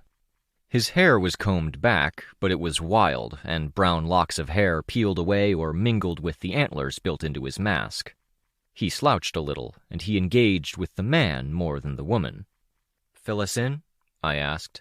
"These are people you've studied and followed? We know Prancer." "The woman is Semiramis. Named herself after the first queen of Babylon or some shit like that. Dido might have named herself after someone who chucked a shit ton of treasure in the ocean. But Semiramis named herself after the person who invented eunuchs as an institutionalized thing. That tidbit comes courtesy of Imp, by the way, and it fits perfectly because this woman used to be as vicious as salt rubbed into a wound. I've never heard of her. Semiramis was second in command to a warlord and arms trafficker in southern Europe, northern Africa. Held her position while waiting for her boss to die, and he finally kicked the bucket on Gold Morning. She took over, and now she's a player behind the scenes. I mentioned the categories these people cover. For her, she's a player when it comes to culture and cash. Player how? I asked. Music production, film, online media, games, some sports but not many. But what she does is a kind of slavery, getting people into her media empire and then keeping them in. Gets them in legitimately, then pulls a turning back the clock thing. Reverse their age, let them return to a point where they're in their prime. Actresses can stay in their early 20s forever. Gamers can keep their reflexes. Singers can keep the voice. All wholly voluntary, but they lose the memories of the time they undo. Ah, I said. And if they were thinking about leaving... They'd lose that desire to leave along with the year or so of memories. But she does what she does carefully, always with witnesses, always with benefits of a doubt. She combines that with turning ahead the clock, not for people but for things, speeding up constructions if they're outlined well enough, and she's one of the few parahumans who seem like they can do that without any apparent issues. She's thriving right now, and she's in a position where she can cancel a contract or pull strings, and tens of thousands of jobs would be affected, or a market sector would change. She has celebrities and people under her thumb who she could tell to say something or start a war on the internet and make life really hard for someone. That's a little close to our situation, Sveta commented. It's close, but no cigar. Her PR attack is a cudgel. With our situation, we're talking tasteless poison. Tasteless poison. Big guy is Little Midas. He's a warmonger and a financial player. If you've noticed the uptick in the number of mercenaries around, he's responsible. Yep, this is the kind of thing the wardens, undersiders, and others in my circles are trying to keep under control, while you're focused on the more visible, surface-level crime. Little Midas tried to take over some corner worlds, and as luck would have it, he failed. He went from funding his lieutenants to making it very easy for criminal mercenaries to be criminal mercenaries. Making up work for them to do, ensuring they have resources, ensuring they have a place to go back to. His power helps him make the money to make it possible. See the lieutenants? I did. Behind Little Midas were heroes who didn't look like they were big players or planners. Behind Semiramis were a woman in her mid-20s in a blouse and slacks, and a guy in a suit with a beard oiled to a point. The two ate while looking at the same tablet computer. It's quiet, Sveta observed. It was quiet. Aside from the occasional clink of utensil on plate, or the knock of a cup on the wood of a table, most of the conversation in the room was respectfully hushed. Little Midas might have been the loudest person present. Even if he hadn't said a word in his appropriately loud voice, he would have been audible because he wore armor casually, and the gestures he made with every other statement made his armor clack against the table or the bench he sat on. If I was alone with Snuff, we wouldn't have gotten this far. The fact you struck a deal with Blue and there's some knowledge about it gives us a little bit of protection. Having a lot of deals in play provides more protection. Can't knock someone off if people will think you kill anyone you contract with. The protection helps too. Little Midas would sick his people on us and take his chances, and most of the people up on the second floor would side with him. He has too much clout. "How many enemies did you make?" I asked. "Enough," Tattletale said, her eyes scanning the room. That was the end of that thread of conversation.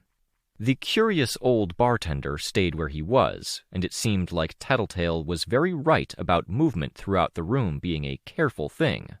When Midas raised a hand and then waved a mostly empty beer glass around, the bartender clanked glasses audibly and knocked glass audibly against counter, a signal to people that he was coming by.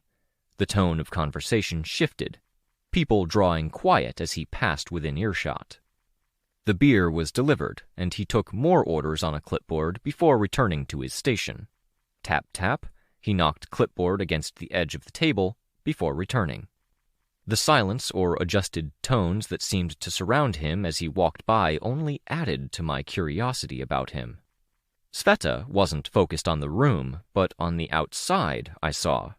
I nudged her arm, giving her hand the briefest squeeze, and she turned my way to give me a small, sad smile. "What you're thinking, I don't recommend it," Tattletale said. "Thinking?" Sveta asked. "You're thinking about Bluestocking's deal with Victoria. That if someone had to come stay here, it could be you. It would be nice to get away, have a fresh start, fresh air." "No," Sveta said. "It crossed your mind." "Only barely," Sveta said. "But being around shitty villains would suck, so my thoughts immediately went to going out on my own, living by the shore. But I can't do that either. I need sessions to reinforce control, because now that I have it, I can't give it up. I need technical help. Being disabled doesn't give me the freedoms everyone else would enjoy. It's not an option." "It's not an option in the first place. I had teammates do that. It's lousy. For them and for everyone else. That's all I wanted to say." "Vista says Rachel is doing well where she is," I noted. "Her? I suppose," Tattletale said. "But hush hush, Blue's due to show up." I turned to look at the stairwell. No sound, no sign. As I started to turn back, I saw movement. Light from below cast a shadow against the wall by the landing of the stairs. Bluestocking rounded the bend in the stairs and came up. White puffy blouse, corset at the stomach and waist flowing into a stylized Victorian-style sweeping dress with a slit up both sides to showcase the indigo blue stockings. Opaque glasses of a similar tint glinted as she pushed them up her nose. A long cigarette holder was tucked into a strap at one of her arms, cigarette absent. It was a decent look, spoiled by the fact that her face at rest made it look like she'd just caught the faintest whiff of something dead. "I'm doing you a favor mediating this," Bluestocking said. I met Tattletale's eyes. "See?" "You got your trade deal," I told her. "We got a trade deal with the city. You asked for the moon, and we got a big rock. It's fine. But before you play any games with me or my tribe, you should know I can always say you didn't deal fair. That means any informants or contacts clam up when it comes to you, your team, and any heroes you call friends. Things get harder in other ways. You wouldn't be allowed through the portal." "Noted," I said. "I've got enough to do that you're not really a concern right now. We'll do our thing, you focus on getting through the winter, don't give us a reason to come after you, and we won't come after you." "And do yourselves a favor while you're at it, and don't harbor people butchers," Sveta said. "Extenuating circumstances," Bluestocking said, smiling slightly, enjoying the get-out-of-jail-free card Prancer had provided far too much. "This way." Bluestocking led the way, with Tattletale and I walking side by side, Snuff and Sveta in the wings. "Tattletale!" Little Midas boomed. "You dared show your face? You know Nero." "I'm aware of him," Tattletale said. The Teapot Emperor. The man in the seat behind Midas clenched one hand. He had a gladiator-style helmet, tunic, and armor, with a coat draped across his lap. "And you know Snake Eater and Whistler?" Midas said, lowering his voice. The other two people near Nero shifted position. I don't, actually. Nice to meet you, Snake Eater, Whistler. Semiramis, good to see you. Semiramis didn't move a millimeter as she stared Tattletale down. "Prancer," I said, before Tattletale could handle all of the introductions. "Still around, I see?" "I was invited. We're getting settled elsewhere," Prancer said. "Doing well?" "We're managing. A few weeks into building and organizing, and we're getting to the point where we have creature comforts again." "If you call the 18-year-old keeping your company in your cabin a creature, sure," Midas said, chortling at his own line. "Company and a comfort. As I see it, we're all creatures. We all have our needs, and I'm still mourning velvet in my own way," Prancer said. "But thank you, little Midas, for bringing that up and reminding me. Let's change the subject. How are you, Antares?" "Some headaches, ones we're hoping you can help us with." "Straight to business?" I shrugged one shoulder. "Information costs," Semiramis said. "If my gut is right, and it always is, you'll think this is worthwhile," Tattletale said. "My servants didn't carry me all this way for nothing," little Midas said. He moved his hand, touching the table, then holding his hand out beside the table, level with the tabletop. Another table materialized, the material a glossy black, like obsidian or onyx, the particulars of the table identical to the one he'd just touched.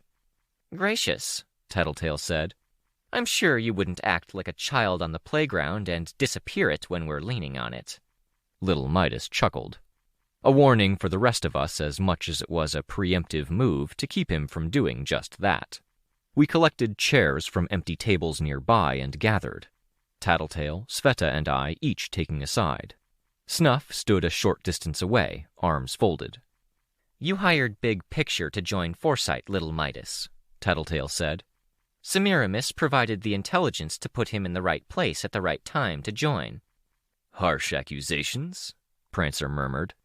"We've been investigating this for the last little while," I said. "And these are things we already know. Can we skip the pretense?" "No," Semiramis said. "Pretense is important.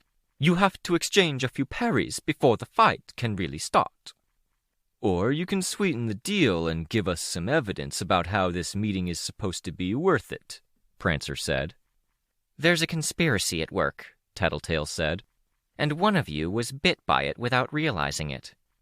"Then it can't be that bad," Midas said. "It will be. Every move they've made so far has had at least 2 targets. Every move they've made so far has worked on a level. Big Picture didn't get placed in Foresight because someone got in the way. They also, I think, targeted you." "You think this why?" Semiramis added.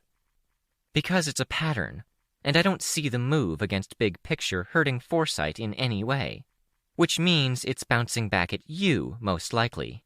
Attacks against heroes is something I get, but if we confirm they're against you and which of you they're against, then that hints at their motivations." "And I'm here because why?" Prancer asked. "Because you're the most networked while being the least complicated. Just like Antares here is well networked with heroes while not being so enmeshed in the upper echelons that I need to worry about moving heaven and earth. That, and she found this out before I did." A nice way of putting it. Tattletale motioned for a folded card that was on the table, and Prancer slid it over her way. A drink list, by the looks of it. She raised her hand and motioned to the man behind the bar. She held up fingers. 3-2-0, a circle made with her full hand. 3. The man nodded and began preparing. I addressed Semiramis. "You want to know this if it's being used on you. It's going to come across as minor and questionable, but it's going to feel impactful, and once they get going, they aren't going to stop with the one." "What are we looking for?" she asked. I leaned forward. "Look for the consequences. People at the fringes of your organization who pulled away recently. Then identify the wedge. It's going to be communication by some digital medium, something you find or casually come across. Authenticity of the message won't be provable, but it won't be disprovable either. In this case, we have a sense of what the wedge is or where it comes from. It'll relate to big picture. Okay, Semiramis said. You're right. No need for payment for my help. This is critical. You already know exactly what happened, don't you? Tattletale asked. I already knew, Semiramis said. It bothered me. If you have more information, you can have mine. You're media monsters, Prancer said. He glanced at Sveta. Is that offensive? Yes. You're whatevers, Prancer corrected. Not better. Semiramis leaned back, fingernails with detailed jade decoration on them tapping the table's surface. Before Gold Morning happened, the PRT was trying to normalize the... What do you call them over here? Case 53s, Sveta said. That works. What term did you use? Sveta asked. Their names, Semiramis said. They're clients and products both, and both should be treated with care. There were 3, Engel, Egg, and Scraping. The idea was that they would join me, an artist with ties to big picture and a history of working with Case 53s would join us, but to produce a video feature. We wanted to continue what the PRT of America was doing before things abruptly terminated. Engel, Egg, and Scraping in media. Big Picture didn't get into foresight. A letter about why found its way to my 3 would-be clients. They became uncomfortable and cancelled their contracts. Why did you want Big Picture in foresight? Tattletale asked. I did not say I did. What do you know about them? I asked Sveta. Engel is a community leader. She's beautiful inside and out, very opinionated. Not a big fan of me.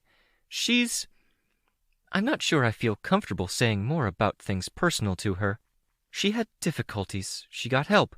She would be my second pick to be a movie star, but I wouldn't want her to do it if it's with the photographer I'm thinking of. From what she says, she's avoided the worst of all of that kind of mess. Egg is a kid. They were around for the attack on Cauldron, as of Gold Morning. Scraping, I don't know. Scraping isn't a Case 53, Tattletale said. Then that's why I don't know them. You know more than you're letting on, Tattletale said to Semiramis. I need more if I'm going to give more. And I'm barely involved, apparently, Little Midas said. No, Tattletale said. You work with mercenaries. You farm them out. You work with people that includes the ones downstairs. Those people targeted the navigators 3.5 weeks ago. They butchered them at the client's behest. Familiar? That does not mean I'm involved. When they made that attack, they lured the navigators out with carefully crafted messages. I think that was a first draft of this particular kind of attack. It worked. It passed muster. It leaned on deep and specific knowledge of the team and their deeper desires. Frick. This wasn't a sudden thing. No comment, Little Midas said. He made a small, pleased sound, moving the beard portion of his helmet to drink some beer and giving me a view of a smug smile surrounded by facial hair that had been pressed out of shape by the helm.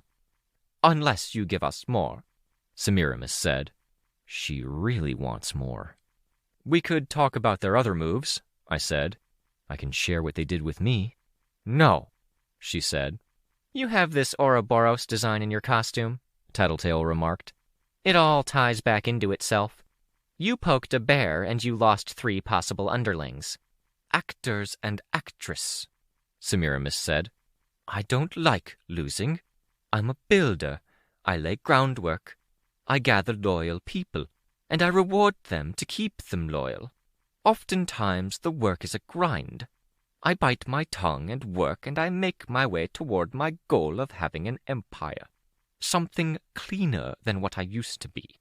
It's rare that I'm passionate about a project and then don't get to see the fruits of that labor. Give me my revenge. Bring my 3 actors back to me, or tell me something I need to know. I heard the clink of glass. Conversation across the upper floor changed. The old man approached. Our conversation paused. Tattletale had her phone out. For a second, I thought she'd breached the communications blackout. Then I saw it was a note-taking application. Was there a nude scene? Sveta asked. Sorry, that's a random question. Yes, Semiramis said. A sex scene. But it was Engel who was interested in it. Why? Years ago, a kiss between a Case 53 and a human. Today, perhaps more. She's too innocent, Sveta said. She doesn't get it. Yes, but that can be good, Semiramis said. Innocence, optimism. Tattletale slid the phone over to Sveta as the bartender set her drink down. It was small and smelled like mint. Sveta typed out her response, not as slow as she might have been, considering how unpracticed she was. She knew her way around a regular keyboard, and that helped. She passed it back to Tattletale. Okay, Tattletale said. Engel went to teacher for help with mental issues having to do with her power and physiology. Hey, Sveta said, looking legitimately pissed. She just said she didn't want to share Engel's private business. Tattletale continued on, ignoring our protests, her eyes alert. And Egg knew his way around Cauldron. They talked, they shared information, and they knew things between them. Big Picture was sent to Foresight because they're the best information gatherers. Teacher wanted to ensure nobody was too hot on his tail, so he blew it up. Surgical strike. This is looking a lot like Teacher with some resources behind him. Yes, Semiramis said, not sounding pleased. I know this. I would say you need to tell me things I don't know to get me to share information, but you seem dead set on digging on your own. Perhaps we should tell you goodbye and minimize how much you dig into until you're ready to deal. This is why nobody likes you, Tattletale, Sveta said. Everyone at this table is annoyed now. I'm fine, Little Midas said. At the same time, Nero at the next table cleared his throat. This is amusing. Basically, anyway. One less person at this table, another at the next table over. It's fine, Tattletale said. She indicated Semiramis. She still wants to know more. How, if it's salvageable. What she can do to protect herself. It's why she sent Big Picture to Foresight in the first place. She wants to build and she wants to know the lay of the land. Teacher's the biggest unknown. You may be underestimating my spitefulness, Semiramis told Tattletale. I'm exactly estimating it, Tattletale said. She leaned back, put down her phone, and picked up her drink, settling in for a game of chicken. I reached out, putting my hand on top of the drink. I eased it and her hand back to the table. All the talk of cases. Case 12. I turned to the old man. I'd thought of him in the same way I thought of sinister and ominous things in the background, like the Slaughterhouse 9. The 9 had even been a series of cases, with Siberian's attack on the Triumvirate as Case 1. What? Tattletale asked. The first parahumans appeared starting in 1984, I murmured. Parahumans tend to trigger between ages 8 and 30, give or take a few years for the edge cases. In the 90s, there was talk and rumor of a gang leader gaining a lot of ground once upon a time. The first thought was that he was a parahuman. He wasn't. His uncle was. The man slipped anyway. A few heads turned. Given his age, he'd have triggered around 32, 33 years of age. That was roughly 30 years ago. The portrait matches. You know this how? Prancer asked. She collects old case files, Sveta said. Little Midas tapped Snake Eater on the shoulder. The man stood from the cushioned bench he sat on.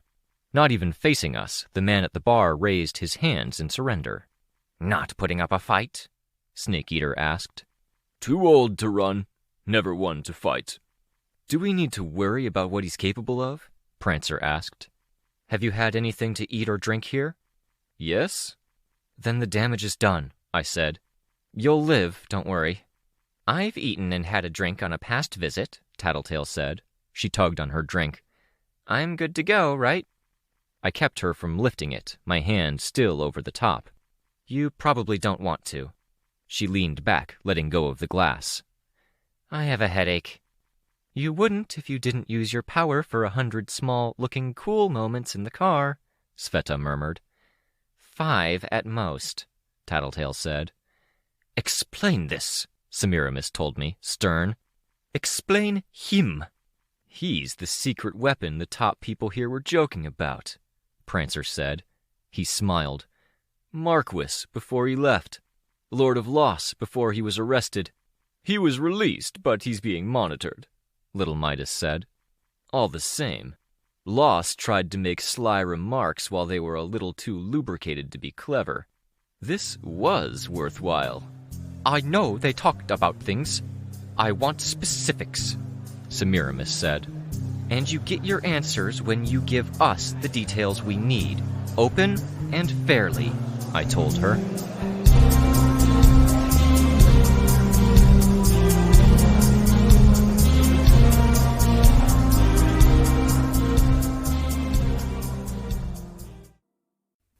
Arc 13, Interlude 1.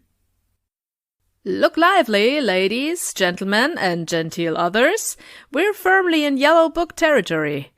You've read procedures and protocols every night, but if you're not feeling like you're firm on this, you need to get your books out and refresh yourself while you're on your A game. Shout or put your hands up if you're panicking. Stand up if you're panicking and your mouth and hands are busy. The chorus of replies came back, all positive. The decagon was a raised platform with short walls, and each of the 10 walls had a cubicle connected to it. Each cubicle had 1 or 2 employees within, most facing the decagon. One of the pillars holding up the arching ceiling emerged from the decagon, a structure for computer equipment and display monitors to hang off of. 2 people in the cell were pulling open bag and drawer respectively to retrieve identical booklets, both with yellow covers and yellow at the page's edges, so the closed books had yellow at the 3 sides that weren't the black spine. 3 others already had the book open in some fashion, as a matter of habit. They had for some time now.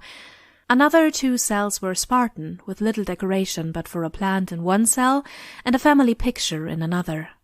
No notes, no books, no papers.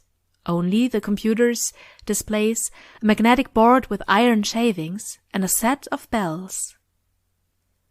One of the 2 that was getting their book out tried to open it to the first section, but the book naturally closed because of the rigidity of paper and the firmness of spine. She typed with one hand while struggling with the other to maintain her place in the book. A tinker lens was mounted over one corner of her face. She was young, 17 or so. Dirty blonde hair pulled back in a ponytail, her clothes somewhere in the comfortable end of the sliding scale between comfortable and business casual, while not being altogether inappropriate for the space. The overseer looked over her shoulder while reaching out to help press and hold the pages flat. Text was appearing on the screen without problem at the same time and rate it was being spoken. The other person in the cell who was transcribing was using a stenotype machine, while this one used a keyboard, typing on a keyboard that was normal but for a few added buttons that helped navigate the autocomplete. Tattletale. I'm not sure if I should thank you for explaining that or be horrified, but fuck, I don't get the impression he was a mole for them. Marquis, Lord of Loss, and the other background players of Earth N, sure, but them?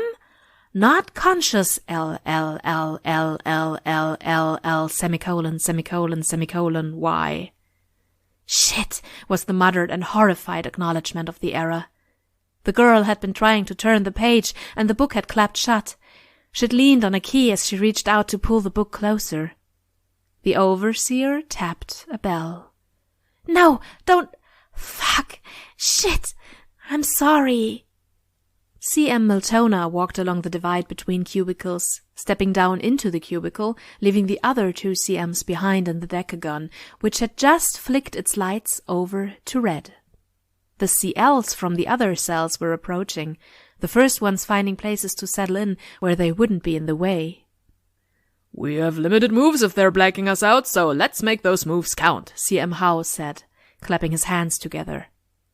The CMs came in a variety of flavors, and with the way they'd been spread across cells, they tended to fall into certain roles. Cell manager Howe was the cheerleader, the coordinator, an omnipresent and encouraging voice that kept everyone moving at the same tempo. "Talk to me. What's going on?" Cell manager Miltona asked as she entered, assessing the scene in the cell. "Laurie's fumbling," the overseer said. "I'm fine. I'm sorry. I hit a key wrong," Laurie said, rushed, her voice overlapping the overseer's.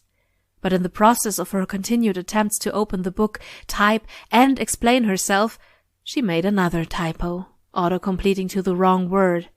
She made a face, then hit a key combination. A red box encased the lines of text. Semiramis. "You think he disrupted my deal with Engel and Egg to keep them from connecting dots?"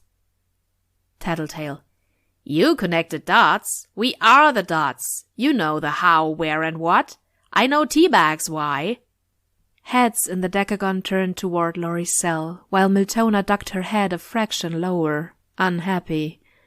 The text and the error was clearly visible on their screens. The CLs were there too. "Type. Take 30 seconds. Type. Find your rhythm," Miltona said, voice calm. She got a cloth from a high shelf in the cubicle, then upended a water bottle to wet the cloth. She pressed the cold cloth to Laurie's forehead, then moved to wet Laurie's hair, smoothing it back and out of the way. A hand rubbed Laurie's shoulder. Laurie let out a breath. She'd been breathing too shallowly to really process. "Headache?" Miltona asked after the 30 seconds had passed. "No." "In about 5 minutes the next team starts cycling in. Denton sits in, he can assist you. If you need to call off early, that's fine." "No, I don't," Laurie said, her eye not leaving the screen. Her left eye, almost hidden by the opaque white lens in the rigging that held that lens to her head, would periodically move in a direction independent of her right eye, tracking details and numbers as they came in. "You were getting your yellow book out. I've quizzed you on that on shift starts and ends. You're as good as anyone. Aren't you confident?" "I'm confident," Laurie said, "but I thought it would be nice to have." "First section?" Miltona asked. "Please. Sorry." The overseer hung back, watching as Miltona opened the yellow book and used a paperweight to fix it in a permanently open position. CM Miltona managed things on the individual level, looked after health and performance, assessed and kept track of each person in her cell. "Why are you stressed? This isn't like you," Miltona said. "I'm managing." "I know you are, but why are you so stressed?" Miltona spun Denton's chair around, sitting in it, then wheeled closer so her armrest touched Laurie's. Her back was to the screens. Laurie continued her constant typing, eyes not leaving the screen except to glance at the propped open yellow book. "I don't want to be a pig," Laurie whispered. "A pig? What are you even talking about?" Miltona asked. "I know we're not supposed to use terms or labels for them, but the boy in cubicle 3 and the girl in cubicle 6. When we're in the dormitories, we talk, and there's obviously a set of procedures and protocols where a worker gets demoted." "We're not going to demote you or do anything to you, Laurie. You're our best in the cell." "They say if you're a worker who has to be actively given orders and constantly managed, then you're a dog. And that's as low as you get before you get stuck in the mud. And you don't get out of the mud." The overseer crossed over from Laurie's cubicle to cubicle 3. The name tag read Donna Sledge, but the overseer hadn't heard any mention of the name since Donna had arrived. The woman worked without comment or flinching, her eyes on reams of code. Phones, internet, and the streams of data from other means of communication, each with their own symbology. One display was split into 15 individual subsections, and Donna's hand was on a mouse, holding the right button while sweeping over the windows. A column to the right of the screen had Donna's notes. Where Laurie had marked one line of text in red in the last hour, the sweeping motion of the mouse was designating every bit of communication as flawed, mistaken, or undecipherable, yellow filling each of the 15 sub-windows. But not entirely. The code had moons, stars, hearts, and strings of numbers that the notes in the adjacent column noted as coordinates. The brackets around the coordinates were green, and the notes included a shorthand note that Donna could, if asked, pull out those coordinates. Donna's head flicked left, her eyes falling on a line of text. She double-clicked it, typed something, and it highlighted green, text superimposed over it. Handshake. One bigger blob of green in that sea of yellow. Wherever that code or text appeared, it was translated as handshake, with a note beside it. 1/1000th of the text on the screen was translated in this way. Like her last name, Donna was a blunt instrument, turned to the undecipherable and unbreakable, and set to the task with stubborn persistence. The overseer collected a tissue from a stack of tissues on Donna's undecorated desk. She wiped a dribble of moisture from the corner of Donna's mouth. There was no reaction, no change in Donna. The older woman breathed at a set rate, blinked at a set rate, and even seemingly filled the catheter bag attached to her chair at a set rate. She had much less work to do with the communications blackout in effect. No phone calls to track and take notes on, no emails to file. Of the 15 sub-windows, 6 were gray and frozen. There would just be the data stream and the one sub-window with a countdown for when Precipice entered his dream room. There would be a burst of data as they connected, a burst of data when they left. Donna had already cracked that for the most part. The window had the logs from the last access, along with notes and numbers about the room's distribution of power across its visitors. In lieu of the power distribution table, the 5th occupant had a stress meter, akin to a heart monitor, but frozen in time. "You're better than Denton," Miltona told Laurie, reassuring. "It's why you're day shift. If we accepted these ranks as fact—" "They are fact, aren't they? Not those names, but they are," Laurie murmured. "Then Denton would be the dog, and you would be above Denton. He makes more errors regularly than you've made this afternoon. We're not going to make you a pig," Laurie whispered. "Not for innocent mistakes." "It's higher stakes. We're Yellow Book. Soon we go red. If I stumble and our cell can't manage, they might." "They won't," Miltona said, smoothing Laurie's hair back. "I won't let them." "I get shaky when I dwell on it," Laurie whispered. "It's not so bad. I was one once.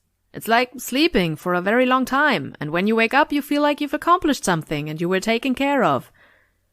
Laurie shook her head slightly. "You don't have to worry," Miltona said. Laurie nodded, still typing, always typing. The overseer looked. "Semiramis, take him downstairs and out. Don't cause a stir. We won't bring it up to the people downstairs until he's clear." Laurie adjusted her headset. She hit a key combination and the line was flagged. Not a red box around the line, but a green one. "Good," Cell Manager Miltona said, standing. While the others were still reading the text that had been highlighted for the decagon, she was explaining. "They're close to the mark and the old man is caught. We're losing some of our eyes." "Noted," the cell's 3rd Cell Manager said. He went by Thrift. He had powers, but he rarely used them. "When?" 10 minutes from now," Laurie said. Thrift tapped on a keyboard. "That gives us a 2-minute turnaround on keeping our target from catching him in the first place. Can we?" The CLs weren't volunteering much. "No pawns in place," Howe said. "Then can we make it harder? If they investigate him, they may find out we've been peeking through his eyes. Any pawns for that?" More shaking heads. Come on, Howe said. The cheerleader. He had a background as a top seller in a pyramid scheme. "There's a way. Blue stocking?" One of the CLs spoke up. "Our focus was on the trade deal with the city." Is there anyone in Blood Team? Howe asked. Another CL nodded. Possible. A pawn? Wildcards. Little Midas sided with the more aggressive villains, but he's hard to push. There's someone downstairs we can use too. I'll talk to my cell and run the numbers. Thank you, Howe said. Setting the clock. 8 minutes 50. The CL walked along the divide between cubicles, stepped down, and jogged off. Miltona had barely settled in the decagon when another CM approached from the direction the CL had gone. This started with your cell? The CM asked. You were first to go yellow. Unavoidable, Howe answered. You let one slip the net and now you want my assets? We all work together, Miltona answered. Explain it to me first. I can see your displays. You have 7 minutes. They went to the bunker where we don't have eyes and we can't see. We were told to let them go. No interference, because the others wanted to see what we could get in the way of access or brute forcing their access. That's not on us. I'm not interested in your ass covering, Howe. There's no ass to cover. We're assless. Others decided it was worth the risk. They were wrong. We didn't get anything and we tipped them off. A target was clued in that something was wrong, went home and immediately went to the material we planted. We pulled everyone in, best people at the desk, and by the time we were set, the target was already collaborating with Tattletale from the Undersiders. We've been coordinating with the second team since, keeping them in the loop. You shouldn't have let the target reach Tattletale. We asked. They said to let it happen. They felt trying to act would tip her off. If it's that blatant, your riders weren't soft enough. Our riders are fine. You're trying to assign blame when there's no need. We all knew this would happen sooner or later. We expected later. And it's happening now. Can we have our pawn? My pawn. What for? The old man. He's one of our unwitting eyes, Cell Manager Thrift said. I know that. We use him too. We have the cell with the second highest coverage. We use everything. I don't see how I can supply a distraction, delay, or deniability in 6 minutes and change. We need him dead. You want me to sacrifice my pawn? There's no choice, Thrift said. Assholes! You drop the ball and I take the hit? We're all in this together, Miltona answered. On paper, but you didn't spend weeks on assets only to have them deleted, the CM from the other cell said. The Overseer descended from the decagon, approaching the CM. She found one of the boards with metal shavings that faced the CM, that stood beyond the cluster of cubicles, and she reached out. Work together, she said, quiet. Her movements were not simple ones. When she reached out, her hand was a touch 100 times softer than that of a feather. But that hand filled the space like water from an open sluice rushed to occupy lower ground. Her hand moved, to strike with one side of the hand, with fingertips, with nails. Her position was fluid, and her face was close to the board, her breath even less substantial than her fingers, but still something that could influence the movement of single particles.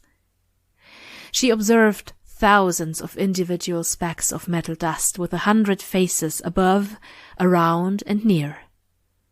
Do it, spelled out with the letters barely visible, light gray against darker gray. The CM who had been complaining paused, then looked away, scowling. Can't argue that. What? Howe asked. The target personality analysis agent in the cubicle picked up the board, turning it around for the decagon to see. Thank you, Howe said. Thank you, Overseer. Sacrificing my pawn. We'll message you as soon as we're signed off on this move. Stand by, the CM said. Thank you for your assistance, Howe said. The Overseer was 1,000 inverse statues filling a vast space, limbs entangled, hair touching shoulder and back, toes on shoulders, knees against the side of heads, all propped up against one another. Statues, except they were in constant motion. They could not be seen or represent anything. They tended rather than require tending, and they had as much substance as a solid concrete statue had air pockets. When she pulled away and up, to better see the cell and the other cells, she filled space above, building on a collective mass, while figments at the edges fell away, crumbling into nothing. There were 19 decagons, with a 20th in construction, wiring and cubicles being set up. Workers and managers were lingering nearby with laptops propped on crates and boxes, already figuring out the groundwork. CLs from other teams were working with them, filling them in. Those CLs were the most active around the space, hurrying from cell to cell, liaising, sharing information, coordinating. More cells were switching to yellow, ready to fight on a subtler front, deflect, disturb, deny. In cell 5, which was tracking the shepherds, a young man in cubicle 3 was moving his mouth back and forth, clicking. His arm rubbed against the edge of the desk, back and forth to the point of bleeding. She saw as the droplet of blood hit the flooring. She swept over the blood, putting it in the trash receptacle, and hit the specially made bell to get the attention of the cell managers. In cell 11, tasked with media, a community manager was breathing heavier. He was unaware as 10 of the overseers' faces moved closer, crowding in together to study, observe, track every detail. His eyes were unfocused, moving back and forth as if they were reading a single short word over and over again. A vein stood out at his temple. She hit the bell. A flake of pastry hit the ground as a team delivered meals to cell 19. She swept it up. The gears were turning. Enough people were acting exactly as they should for their role, and the roles were interconnected enough to serve. Precogs were reinforced by clairvoyance, ensuring the baseline flow of information and monitoring. Others in a cell tracked all digital media and worked on breaching passwords and defenses. Tinkers, thinkers, and borrowed capes were turning their powers toward more complex operations, getting into the heads of key individuals or systems that would let them better collect information. Not baseline, but far more valuable when it worked. Others scanned and searched, deciding who the most valuable targets were, so teams or oversight could attempt breaches on an even deeper level than hacking, parasites, or mind control. Everything moved as it should. Cell 1 was home, coordinating things and influencing things here. It was cell 1 she reached out to, finding the magnetic board with iron dust spread evenly across it. She manipulated the dust to craft her message, then hit the bell. 15. Good work, Overseer, the CM of cell 1 said. Everyone, top attention. Surveillance, coordination, management. In order, I want network, utilities. She left him and his team to the task of filling in for her. She pulled back and away, passing through cell 2, which was double size, to see where things stood. The bunker was a big enough blind spot they couldn't track everything, but the wardens were a big enough concern that every resource possible was being set to the task. She pulled away enough that she was disconnected from the cells and cubicles. She moved through the vents, collecting dust as she went. Home. The vast majority of it was back to its old glory. Gleaming white walls, everything in working order. A complex that could host the population of a small town. A complex that was on its way to doing just that. The overseer passed through a hallway undergoing renovations. Building materials were moved, slapped against the wall, then set into place. Fine wires, nails, and interlocking tiles she had worked on past visits. This area was being modified to be a prison. It was already occupied by people in the cells she had finished. There weren't many rooms, and thus the people in those rooms were a select list. The overseer swept into the room with the first occupant. She pushed hair from forehead and reached beneath clothes to wick away sweat and keep those clothes from sticking to skin. She had a great fondness for the building, her hearth and home, her contribution. It was old, and her identity was rooted in it. Not so much a fondness for Fortuna, the woman in the first cell. She did feel a duty, however, responsibility. Their Fortuna, their Contessa, had wanted to try her hand at a normal life without trusting in her power to know the exact route to take to achieve what she wanted. She had dedicated her life to the task of trying to save the world, and she had failed. Her burden was lifted, and 9 weeks after the world ended, she had taken off her shoes, walked along a beach of white sand, stood in the water far from any civilization, and let her guard down for the first time in 3 decades. That was all it took. After 2 days of that, with no questions to predict potential attacks, subterfuge, or other tricks, she had been captured. Fortuna had reached for a means of defending herself, and she had found it, a loop of thought and willful paralysis that rendered her useless and deaf to the world, even from Oversight's influence. Fortuna hadn't wanted this. A rushed thought in conjunction with her being off balance, 2 days out of practice in using her power. "I like your face," the overseer said. "I don't love you.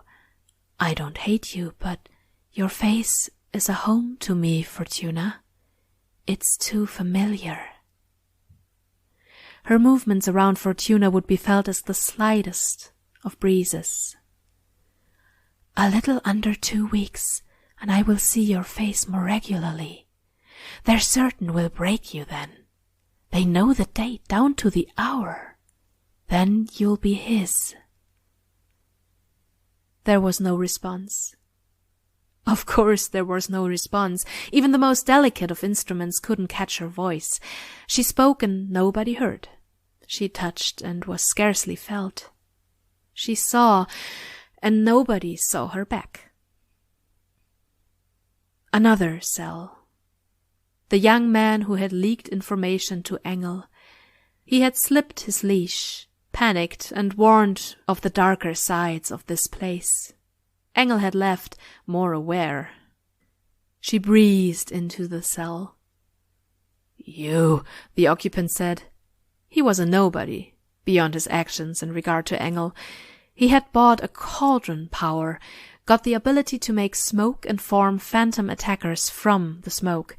He had owed a favor, and Oversight had called it in before pressing him into service. The problem had been that the creations took a fragment of his mind to function, and when they gave those fragments back, those fragments were clean of any and all influence. He couldn't be brainwashed, not permanently. He raised his voice, accented. "Overseer." She cleaned up particulars, black marks on walls, droplets of urine where he had missed the bucket. When the other cells were more complete, the plumbing would work. "They did this to you, and you served them so slavishly." Discarded dirty clothing, bits of food. "This place is like a ship of Theseus. Every part of it has been replaced at least once, it feels like." "No." "I saw it, right when teacher got here. Everything in ruins. The people in charge have changed. The walls, the floors, the lights, except for the shape. None of it's the same except in shape. What holds you here? I wouldn't be." She moved the collected waste to the hallway, where it joined the other detritus and the materials from construction. She began setting tiles into place. Placer, tile, tile, placer, a swipe of sealer behind the completed row. 1,000 hands wiped away excess sealer, working with no concern for getting dirty, because those hands would disappear seconds after they were no longer needed. "Why? You were a person once. Who were you that you're okay with this? You keep people prisoner, enslave them." Wiring was threaded through the ceiling at the same time tiles were set in place. Further down the hall, shock-absorbing panels were set into concrete, then covered. A technology from another Earth. The Damascus concrete was another such technology from yet another Earth, leaving satisfying whirl patterns that became even more polished and refined as she smoothed down the surface. You can leave. You can tell people. None of this is okay. Not when he's going to win. I could always leave. There was nobody who would stop me, not even when the Doctor Mother and Contessa ran this facility, she answered, knowing he couldn't hear her gossamer echo of a whisper of a voice. The cell's occupant banged his hand against the bars. But this is no ship of Theseus, she told him. I am the constant. He banged against the bars a few more times before turning away to pace. She did an hour's worth of work in 6 minutes. She put up signs to warn about the concrete and the setting tiles. You might be the worst of the first-generation members of Cauldron, the man in the cell said. Because they, at least, seemed to think what they were doing was for a greater good. But I've been around just long enough to see hints of personality in what you do and how. There's something there, and you don't even try to be a force for good. Good. Greater good. Fuck you! The cell's occupant screamed. Fuck! I'm going to be smelling those fumes for hours. He would be fine. There were more tasks to be done. A sweep for stowaways, a brush through the power facility. Every pass through, she tried to find the secret ways a creative person might try to enter. A shaft with power lines running through it. A water pipe with insufficient pressure. She checked the exterior as well, and did her circuit around the crater. The facility had been built around the crater, whole sections set above, and that part had been dismantled in the heat of battle, dropped on Sion. The one part of the facility that hadn't been rebuilt. Instead, she had damaged it further, then sealed it to ensure that if there was a speck of alien matter behind, it would be gone. It was a column of solid metal all the way down now. There was no place left in her creation that she could not enter. She brushed her way through the dormitories where the night shifts were resting, and through the kitchens where the early morning shifts were eating and talking. Those who were in no shape to talk were being patiently fed. In the dormitory, someone was sleeping poorly, chewing on fingers until they bled without waking up. She rang a bell. In the dining hall, a pair of men were getting belligerent. Bell. The anger was gone in that moment, the fight forgotten, anger replaced by fear and alarm. They would be checked over. If there was a need, they would enjoy a long sleep, followed by waking up to the feeling of accomplishment. Her circuit took 14 minutes and 30 seconds. When she returned to the floor where operations were being conducted, she found Oversight was there, already partway through assignments. She brushed her way past Teacher's beard. It had grown longer. He wore a stylized suit with a long body draping down to the mid-thigh. A different cut from a different earth. Latin phrases were stitched into the breast pocket, lapels, and cuffs. "Hello, my dear," Teacher said. He motioned. "Bored?" She was at the board before it was even picked up, working on it. She worked on it more as it was carried to Teacher. "Almost done," he said. She had the message written, a list of needed replacement and cells where the people had worn down. The one where the boy had rubbed his arm to the point of creating an open wound. The 14-year-old girl who had been contentedly brainwashed and happy to work until the 13th hour of her shift when she suddenly began crying.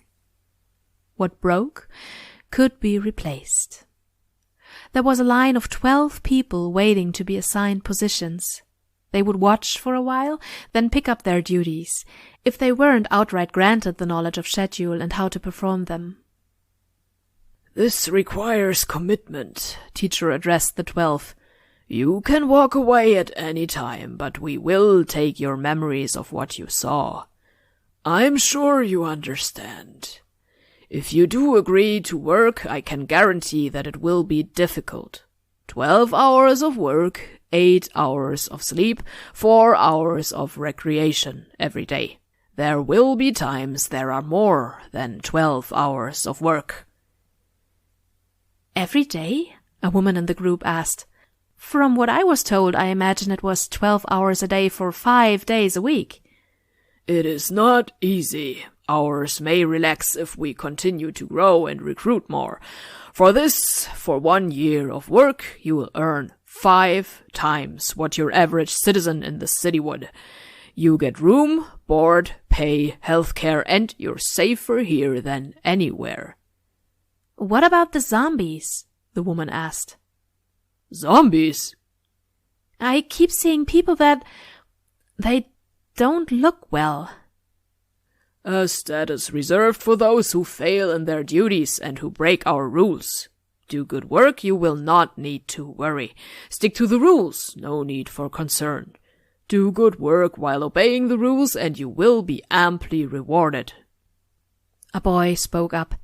And if we don't, we become, mindless, the woman finished.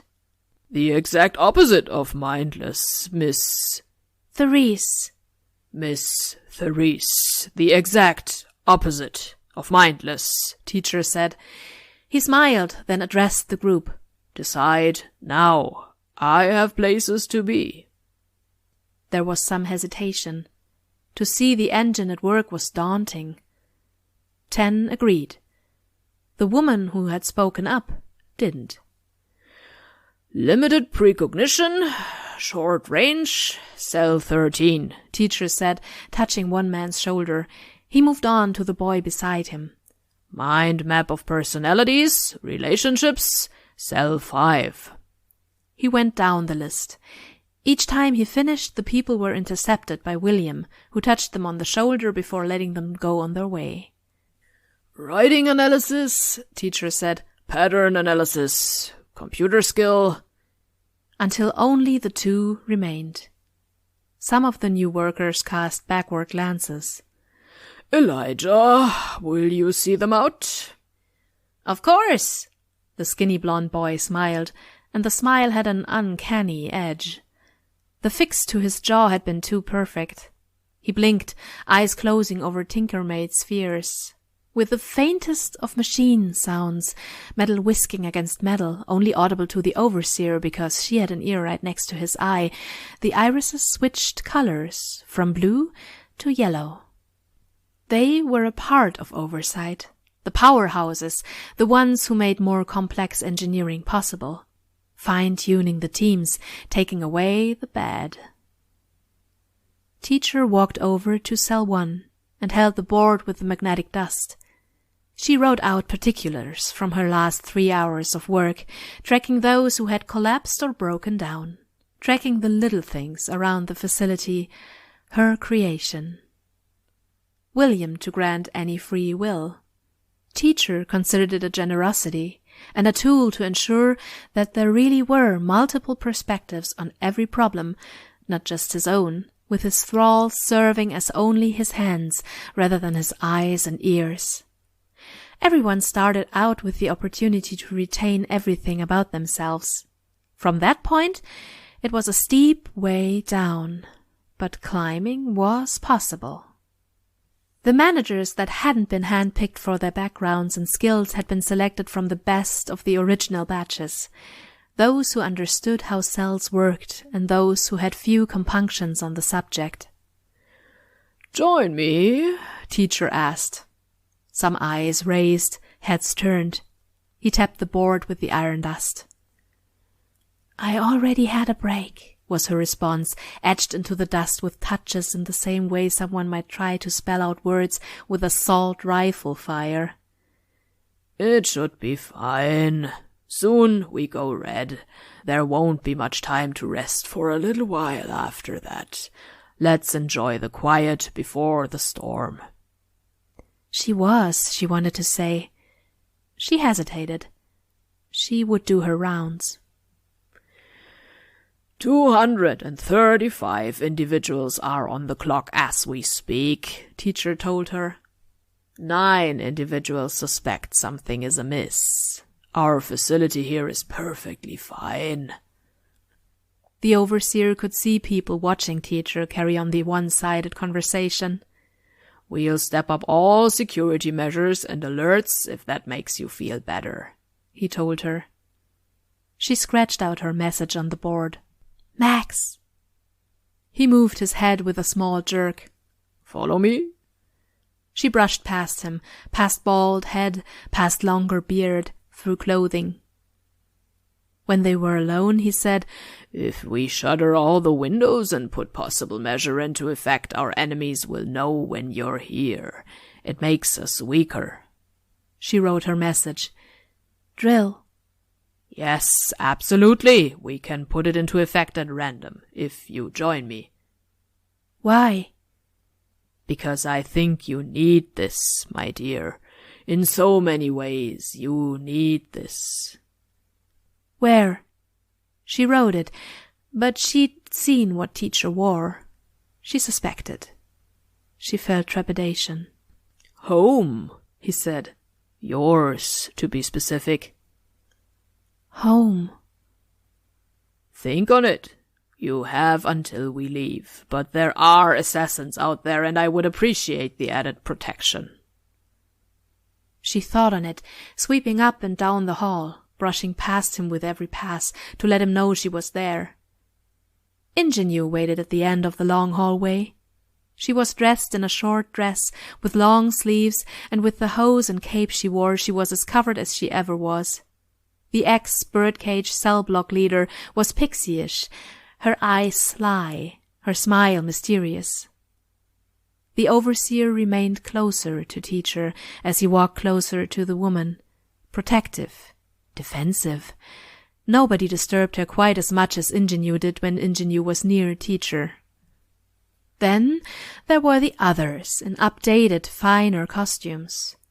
The Tomei's fallen in somewhat old-fashioned clothing with a sinister spin, and the horseman wearing ragged bandages beneath a tattered suit.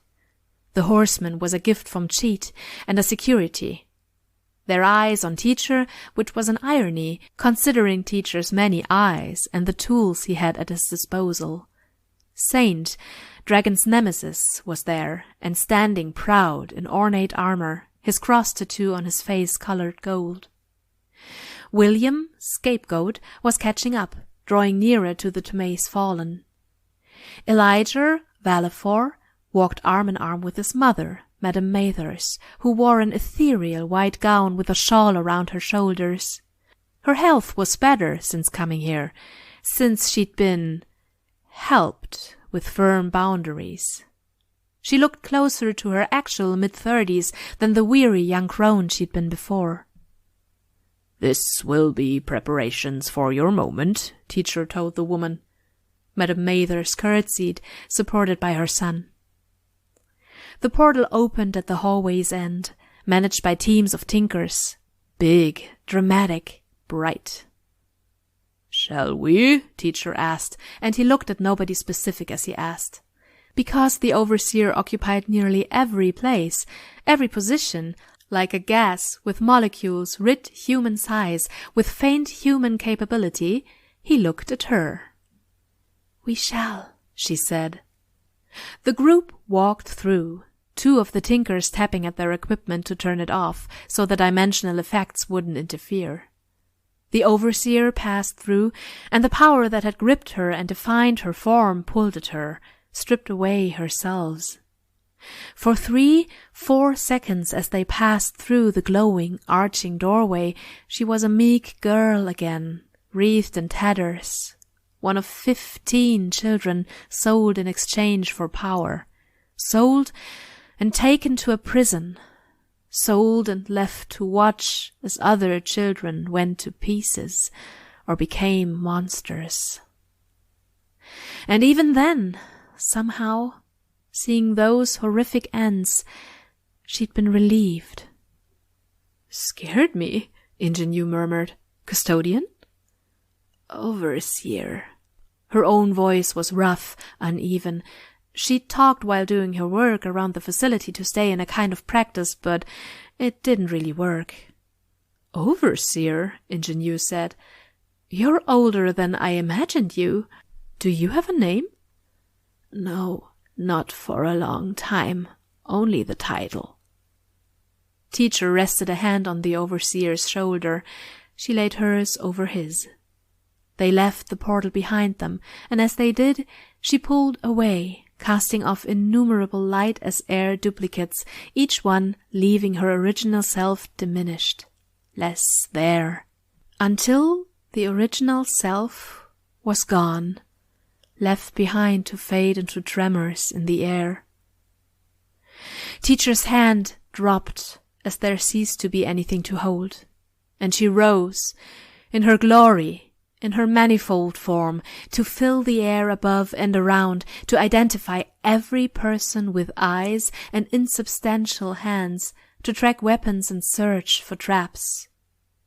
She could see the crowds, the celebrations. There were many crowds gathered for ceremony and festival. What might have been 4 large schools worth of students were singing, choral. Drums joined with the singing. White birds were being released at set stages, so there were always some overhead. She saw the shapes of the buildings, the way they stacked and layered upon each other, crowded, the peaks decorated, while the foundations were pure utility. Though decades had passed, she knew them to be home. Earth Cheat. "Ellie, brother," was a greeting. A man hugged Teacher, the hug becoming a 2-handed handshake, as hand slid down arm to hand. "I was told to expect something amazing. This for just a saint?" "A Saint's Day, 100 years after their death. People needed an excuse to celebrate. The memories of our brush with the end of days was close." Saint kept his distance from the fallen. With the word saint, Second Hand looked his way, and he looked away, avoiding eye contact. Only here because of his ongoing concerns about Dragon, because he wanted every resource. It barely mattered.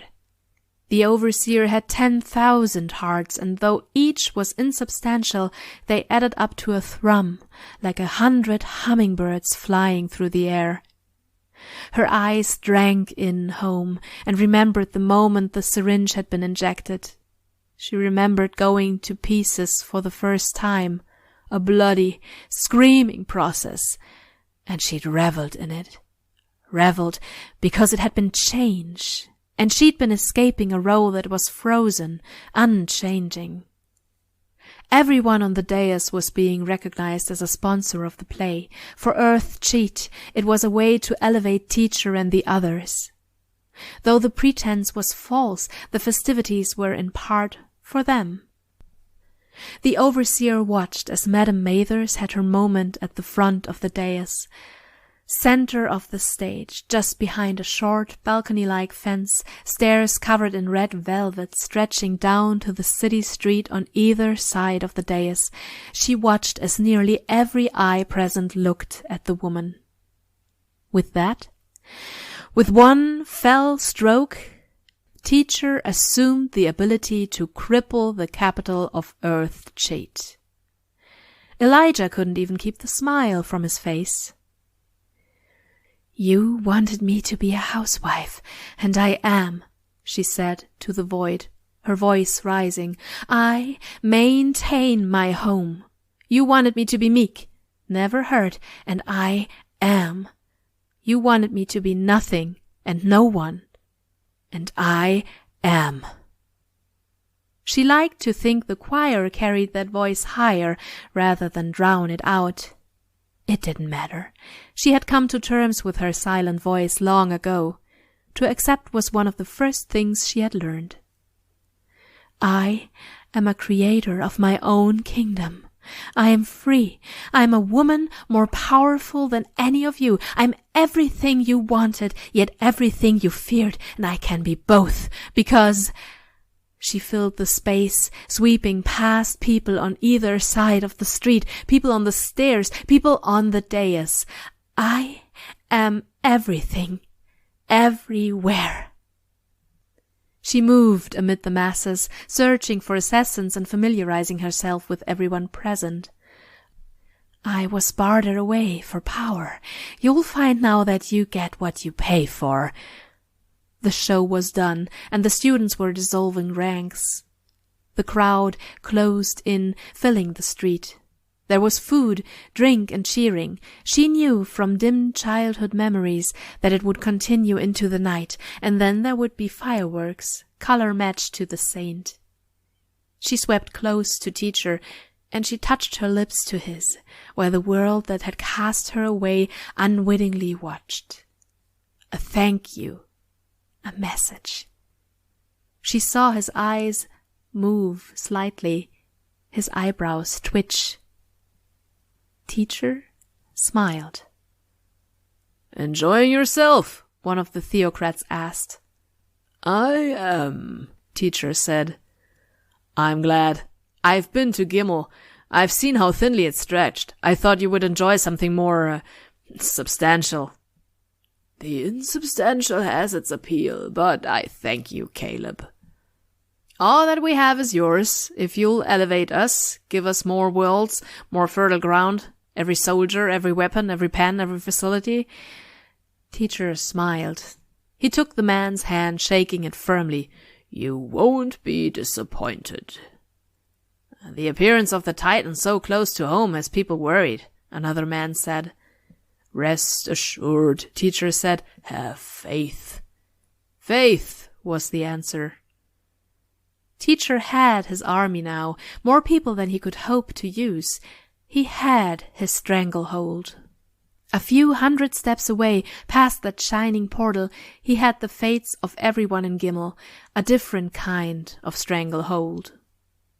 People came and went, saying their hellos, getting their introductions. It was an hour before Teacher was alone with the man he wanted to talk to. Not a face most citizens would recognize, but he had visited once when the horseman had first arrived. A dangerous man who always wore black. Ian. "The horseman told us of your information-gathering apparatus. Spreading false word?" "Something like that," Teacher said. "You can do this?" "You, Ian, my friend, I can assure, I can do this. An army, an endless supply of people to be your thralls, with no need to recruit or kidnap. The army has nothing to do with it. My information-gathering apparatus has nothing to do with it. I have other tools that I've yet to reveal." "The top floor of your facility." Teacher nodded. "The horseman said he couldn't go there. A phantom stopped him before he could." "A good thing, too," Teacher said. "I can trust you with this and few others. If anyone knew what I had there, they would want it. Anyone large or small, whatever world, I'm certain." "I can trust you," he'd said. You, in the plural. His eyes hadn't focused on the man. That had been partially directed at her. "I trust you. Just tell me you'll save my world." "I will. Carrying on where my predecessors left off, I suppose. Saving worlds." "And your own? Gimel? Will you save it or leave it to fester?" "Only to save it from itself." He'd been right to invite her, to see her world leashed by an invisible chain, to give her a chance to scream to it that she'd changed, that she'd played by its rules, and she'd beaten it. Saint approached, putting a hand on Teacher's shoulder. He showed the man his phone. The overseer barely had to look. The color of the screen said it all. Red. Things began in earnest now.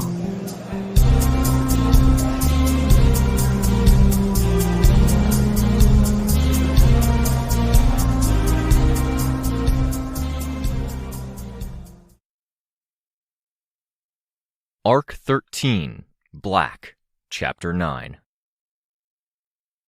The old man being held at gunpoint had arrested all of the private meetings and conversations in the upper floor.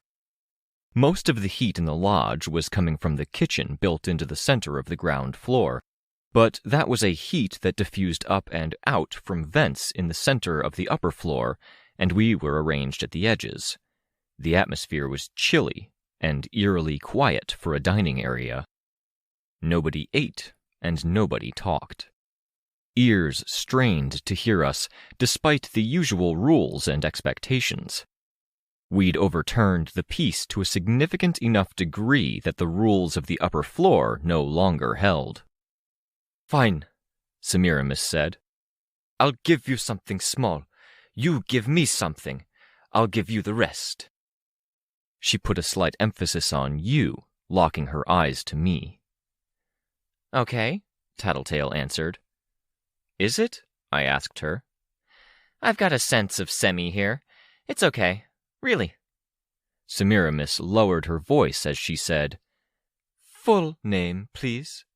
I'd only allow a joke like that with friends and peers, and you're far from being either." Tattletale smirked.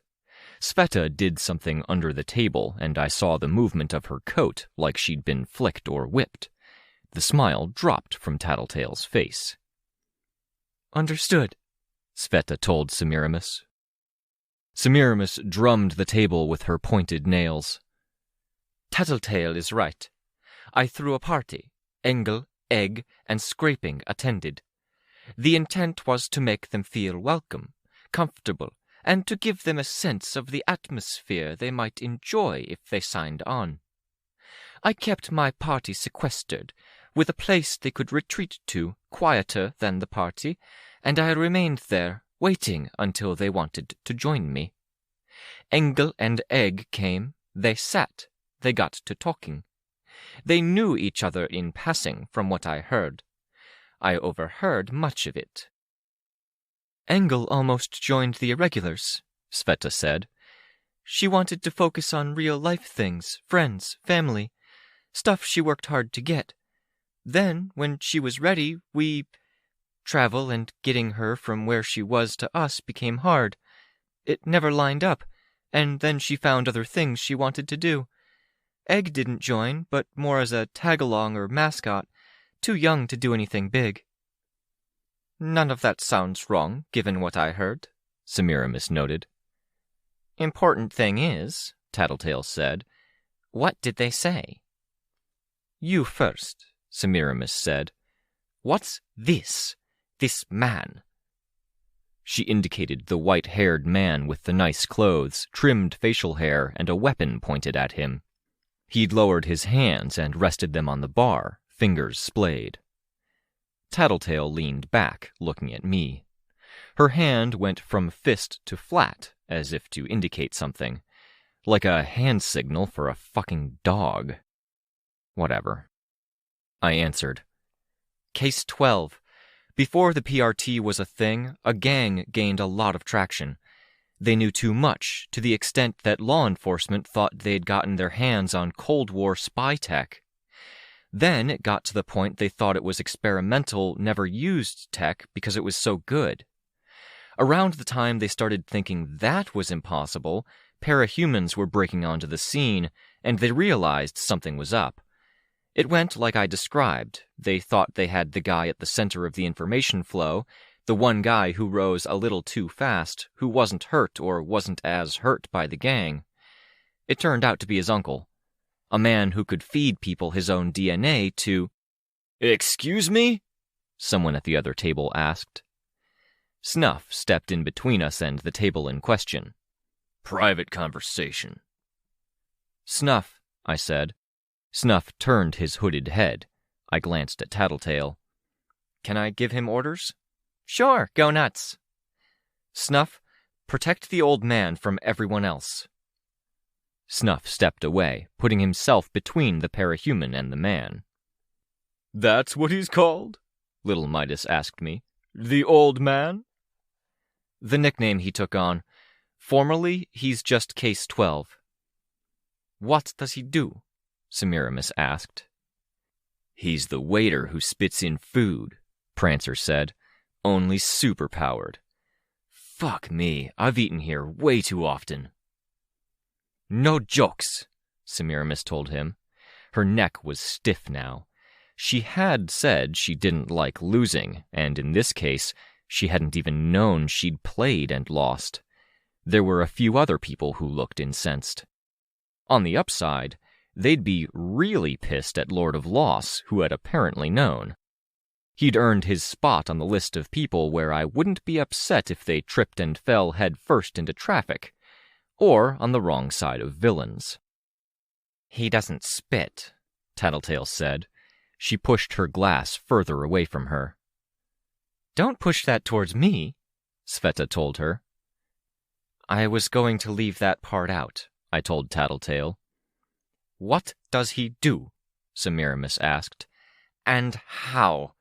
Clarify. They searched his apartment and found little bottles with sliced-off bits of flesh, blood, vegetables nourished and grown in his own DNA. That last one might have been an experiment, might be a regular thing. He put his flesh in food and drink, and after that was consumed, he was linked to them. Someone nearby stood from their seat. Snuff stiffened, raising a hand. Asshole made us into cannibals?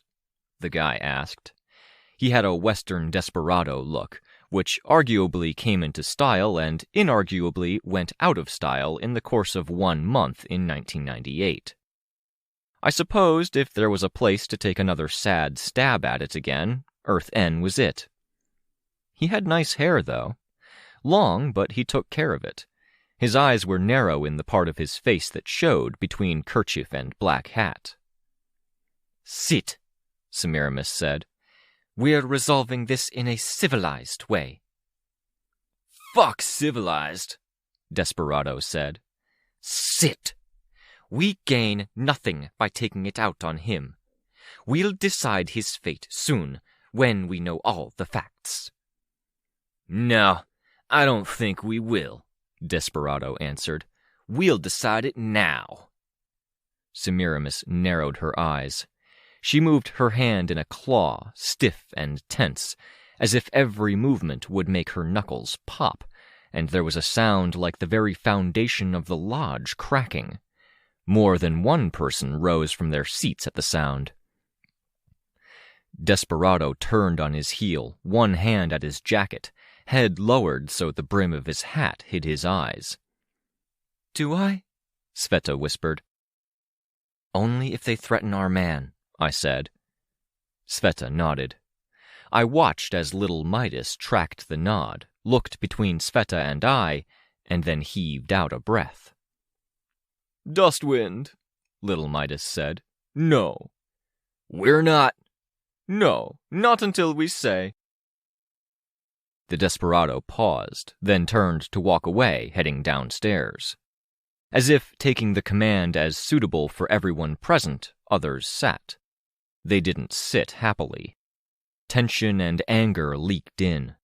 This warm, cozy building with whole logs forming the walls, soft light, and heat from wood stoves and fireplaces had been a safe space, and that space had been exploited. They still obeyed, as angry as they were. Little Midas had clout. The conversation didn't pick up immediately. Clear out, Semiramis said, turning her head to look at her people in the booth behind her.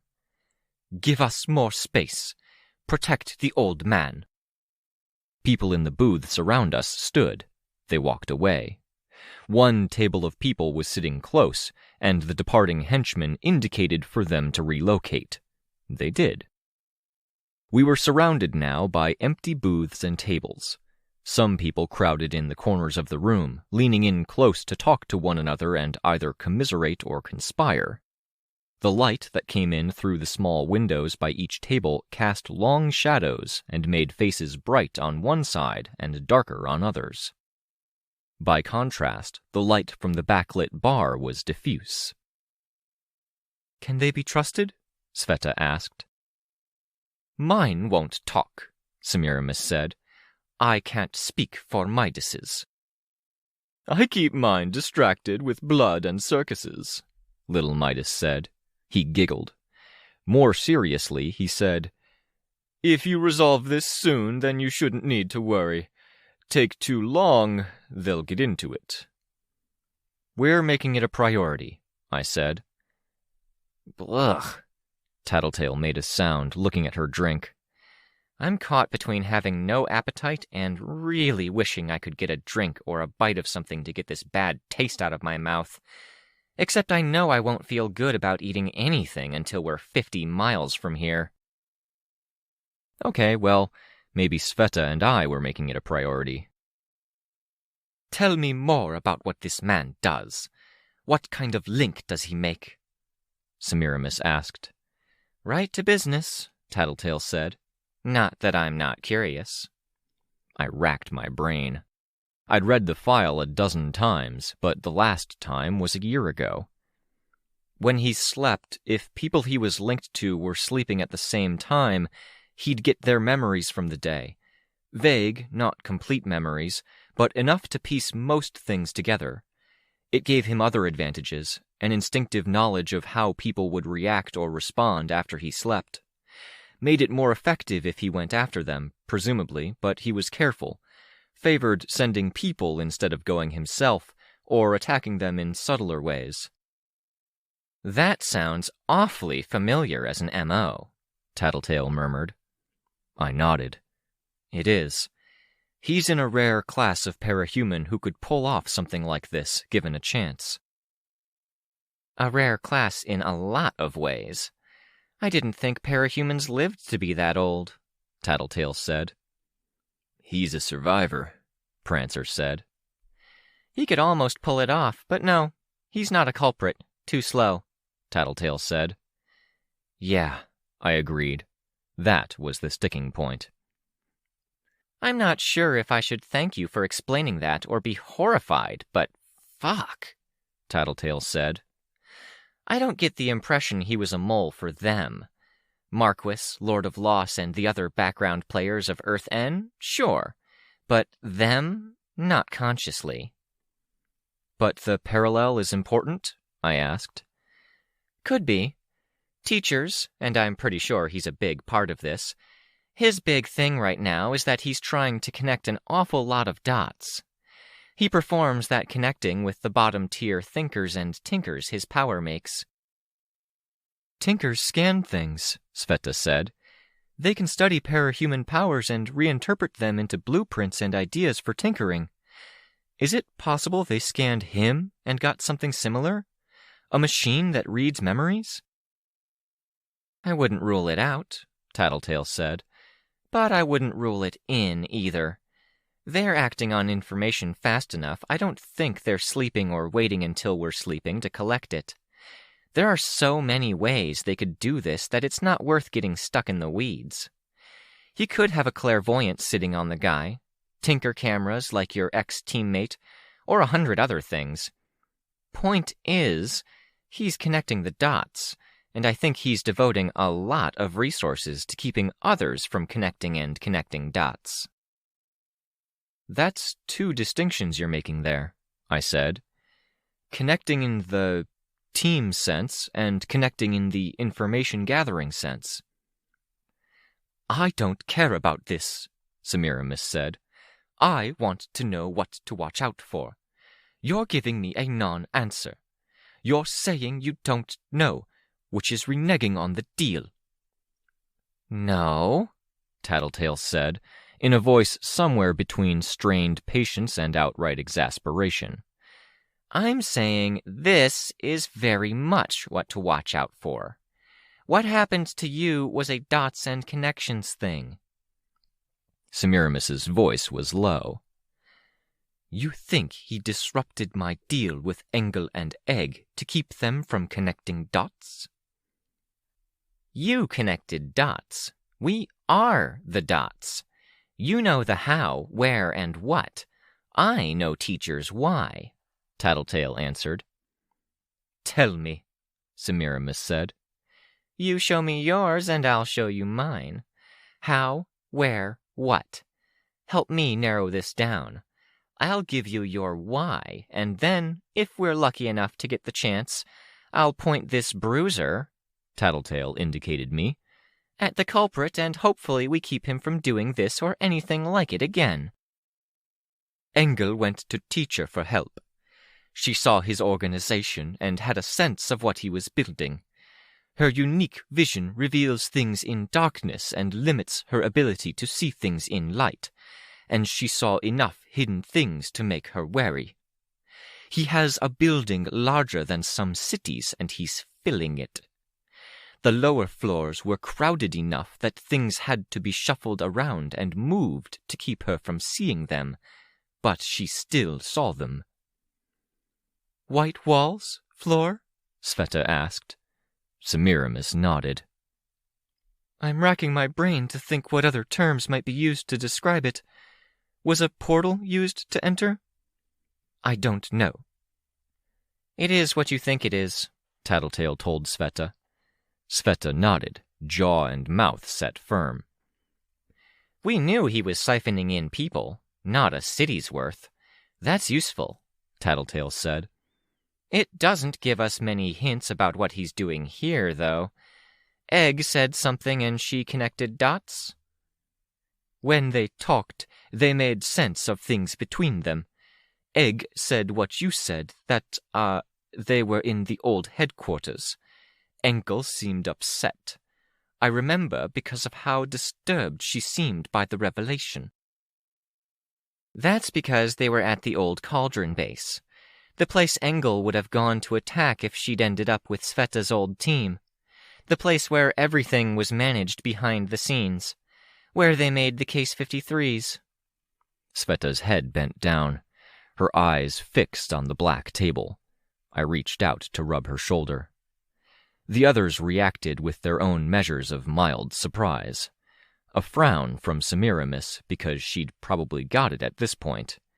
Teacher being there made Teacher very hard to get to, not to mention the people, the resources, and the attention he was paying to us. "What else?" Tattletale asked. "What did Engel see that Egg could explain?" "People. Many were vacant behind the eyes, lined up in the dark. I don't know what else." "Every detail matters," Tattletale said, firm, eyes wide and focused on Semiramis. "I don't remember the details. At the time, I didn't care. It was a conversation about someone I cared very little about, that I wasn't even a part of." "But you remember the conversation?" "Only fragments. You'd have to talk to them." "Give me something, because the way things are going, I'm not positive we'll get a chance to talk to them." "Broomsticks," Semiramis said. "Broomsticks are good," Tattletale said. "What about them?" "There were people in a stairwell who tried to keep her from seeing their brooms, according to Engel. Egg thought it was strange or important." "Brooms," I said. I glanced at Tattletale and saw her smiling. Semiramis drummed her fingernails. "Engel thought it was because they didn't wish to appear lowly, or they were ashamed. Egg said no, then said they had someone for the job. I didn't follow." "The custodian," Sveta said. "That was the word he said," Semiramis said. "Why?" "Every detail matters," Tattletale said. "That's good, but it doesn't relate to our current issue, and you don't care about it if it doesn't relate. That's the where and the what. Teacher in the unreachable extra-dimensional complex with the army of thralls and other allies. Thralls with brooms." "Tell me why. Do I need to worry about him doing this again? How do I stop it?" "The why is that you got too close to people who were asking questions and you started asking your own. It's that simple, because he's going after anyone and everyone who does the same. His predecessors went after problems like a surgeon with a scalpel and a precise knowledge of what they wanted to achieve and how. He's going after things like Analogies fail me. He's getting enough people under him that he can gather 5 people and tell them, watch them, or slow them down. Something like that. But he can do that for everyone that matters. 5 sets of eyes on every last person that matters. He amasses information, gathers people, and connects all the dots, while blocking everyone else from doing the same things.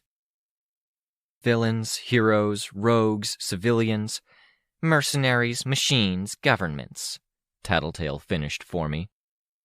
He'll do this again? Semiramis asked. He's doing it. He never stopped. He's doing it as we speak. And you don't stop it without stopping him, and you aren't strong enough to stop him. Semiramis frowned. You can help us, I said, if you want this to stop. Or if you don't want to help us because Tattletale's annoying or you don't trust heroes, help anyone who's opposed to Teacher, Sveta said. But I think helping us is a pretty good bet. You're biased, Prancer said. It's my opinion if I were objective, Sveta answered. Antares fought Teacher's army before. I know more than you'd think about the place where Teacher is and what's going on there, and about Engel or Egg, and Tattletale knows things. You're not going to find better people to handle this. There's no guarantee you succeed, Little Midas told us. You want money? You want access? We give you that, and chances are we get nothing. Not money. We don't care about money. Give us information, which costs you very little to give. Midas interrupted me. Opinions may differ on that. Give us information and shortcuts to the key people in this. Introductions, opening doors, favors, whatever it takes to achieve their cooperation. Because if we don't step in and this continues like this, we might reach a point where Teacher just doesn't have any legitimate opposition. You want this to end. Seems reasonable, Prancer said, but I don't know what I can give you. Semiramis can help us with details from the past. Midas can help us with details in the present. You're our insurance for the future, Tattletale told him. Keep your ear to the ground. You should have a sense of what to look for. Wedges, attacks from an angle that use communication and separate or disrupt people. You're our best networked among the low-level villains. Keep an eye on them. Report to us. I can do that. I'll warn you I won't betray their privacy. Of course, Tattletale answered with a smile. Semiramis had been quiet for a minute. Now she was nodding, more to herself. What do you need? She finally asked. Contact details for Egg and Engel, Tattletale said. If you were probing around the subject of the Teacher thing before you decided to pull back and focus on other things, any notes you have would help. I'll give you the contact details and look at what else I might have that I could give you. Thank you, Tattletale told her. Anything else? Honestly? No. Back us up. Don't slow us down. We're all on the same side here. Heroes, villains, rogues. I really didn't consider Semiramis a rogue, to use the archaic PRT term for those who pursued strictly neutral or business-oriented interests instead of fighting for the heroes or the villains. But Semiramis seemed to like the sentiment. She wasn't exactly smiling or jumping with joy, but she'd found out she was being stalked. She'd eaten human flesh however many times. She was having to deal with Tattletale, and she probably had the bad taste in her mouth that anyone got when motherfucking Teacher came up. But we had her. Prancer was cooperating, which left little Midas, Mr. Blood and Circuses. We looked his way. There's no way I can help you without losing my place in things. I facilitate, grease the wheels. I don't obstruct, demand, or use my position for leverage. I don't show people my books or reveal the men behind the curtains. You greased the wheels for mercenaries who attacked the navigators. Navigators who were lured out with something very similar to the form of attack being used now, Tattletale said. Even if you told us only what you knew, called... Little Midas was already shaking his head. Won't, can't. And you can be reassured that means I won't be talking to others about what you've all shared here. I mean no ill will, this has been very interesting, even fun, but no. Pain in the fucking ass. That, okay, Tattletale said, was not okay. I arched an eyebrow, but Tattletale couldn't see it with the mask obscuring the upper half of my face. By Sveta's expression, her take on this wasn't so different. No groveling? No mercenary offers? Midas asked. No, she told him. No, time is of the essence. Prancer, you have the means to contact me. Semiramis, if you'll give me the contact information for those two, we'd like to try talking to them, seeing what they remember specifically. I can give you the last known numbers. They made it clear they weren't interested in further contact after my association with Big Picture tainted their view of me. I don't know if they'll answer. I leave that to your discretion. Semiramis took a pen from Tattletale, writing the number down on a napkin. Midas slouched back in his seat, watching carefully from behind his golden helmet. He'd expected a fight and got a surrender instead. He was wary, and I was too, even though I was coming at this from the opposite angle. Do me a favor, Semiramis asked. Maybe, Tattletale said warily. Tell them I'm open to working with them on another project.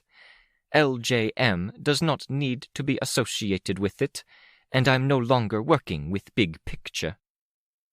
But you'd still want to do a sex scene with a Case 53? Wouldn't it be progress? Acceptance of the body? Something deeper than a one kiss on screen? One kiss? Prancer asked. When they allowed white people to kiss black people on screen, it started with the one kiss. Toe in the water, never two kisses in the same episode or movie. Then they eased in as people got used to it. Same with gay people. Then with the Case 53s. I know the guy who got the first on-screen kiss, Sveta said. But it wasn't only one kiss. Yes, you're right. More than one. Deliberately so. They wanted to push the envelope. But so do I here. The difference is that they, I think, had the PRT helping.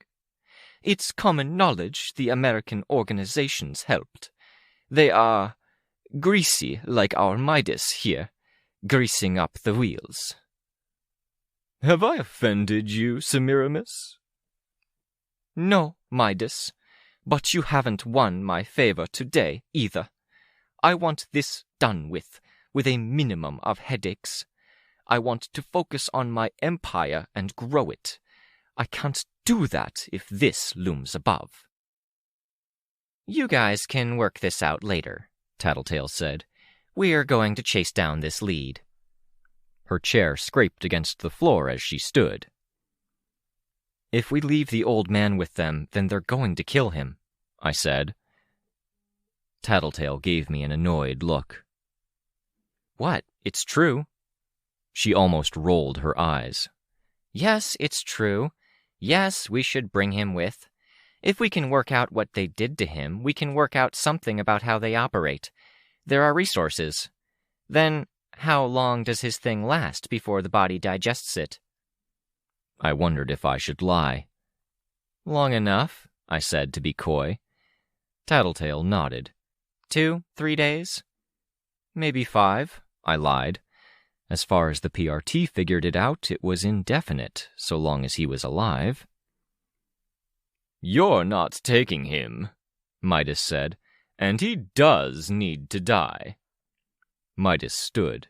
He banished the black table and Tattletale's glass dropped. Sveta caught it with tendrils, which brought it to her reaching hand, only a bit slopping out. Now we had issues. Sveta didn't stand up, but straightened to her full height. I used my flight to make the process equally smooth. Minor expressions of power, posturing. Midas had started it with his firm line in the sand. Sucked that we were in his territory more than we were in ours, but I wasn't going to watch a 60-year-old guy die when I wasn't sure just how active he'd been in using his power. Besides, he kind of represented something major. I could hate him, though I didn't really loathe him. I could think he was scummy and freaky. I could recognize that he had been a gang member and had perpetuated violence, drug dealing, and a culture of fear. But he'd survived. Every parahuman I knew who'd been in the game for a while saw enough people die or meet unfortunate ends that they kind of absorbed it, really. The implicit assumption became that we'd die early. We had other causes, and those causes were more a priority than reaching the age where we could get discounts in stores for our age. I hadn't exchanged any words with him. I had no idea who he was now, if he was aspiring to control like Teacher was, if he got off on feeding people bits of him, or if he was an angel. But I felt like I needed to protect that.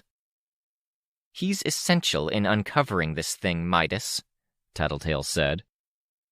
"Which means he submits to power testing, investigating, scans from Tinkers?" "Something like that," Tattletale answered. "And then?" Midas asked. "And then we pass him on to the guys who have been making the most dangerous villains disappear. Out of sight, out of mind." "Out of sight and very in our minds," Midas said, and his voice was lower.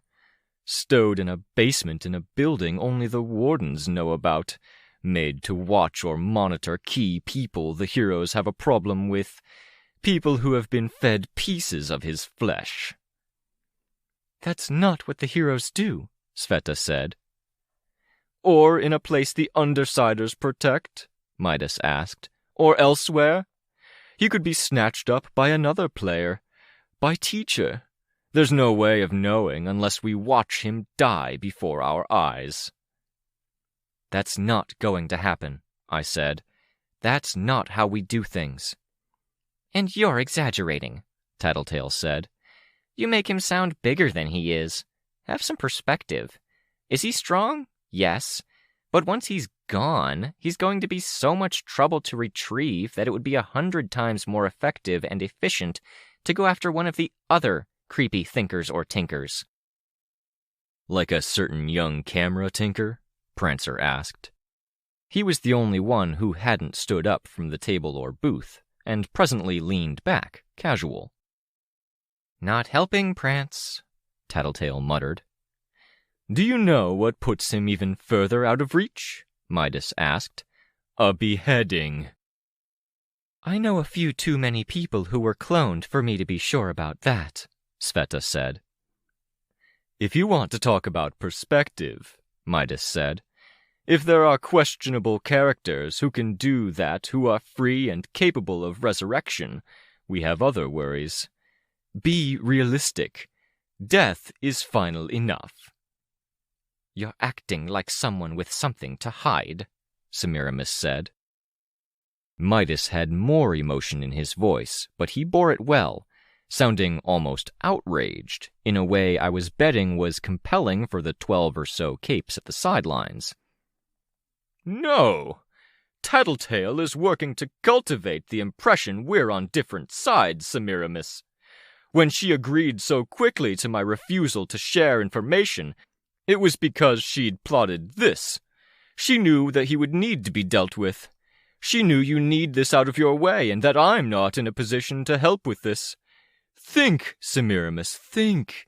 You have niggling doubts, little thoughts and things that don't add up, that we've completely ignored."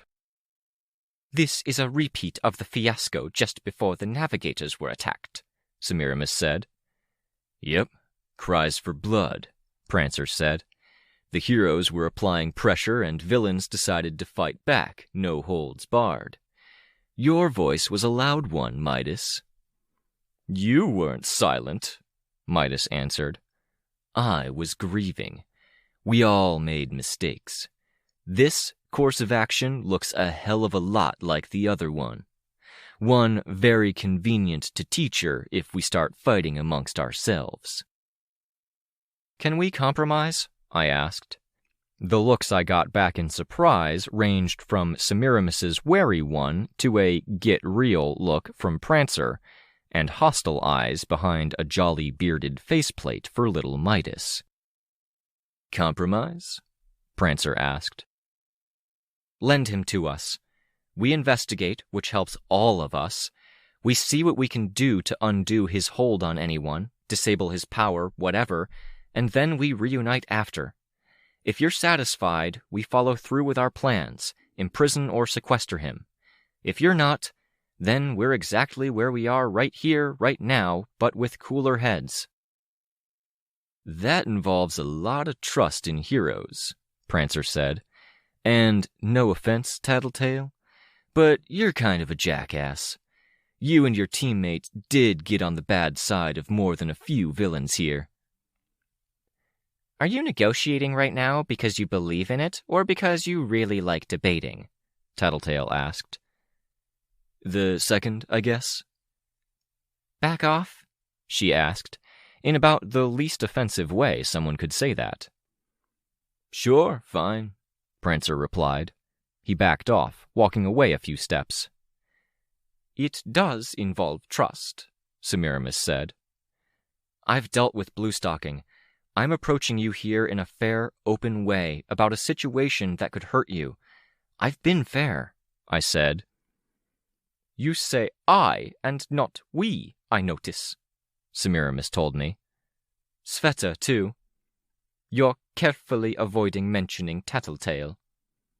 Look, I said, nothing good comes from our guy staying here. We've got enough shit on our plates that we can't make the time to exploit this guy against you, and that's not our style anyway.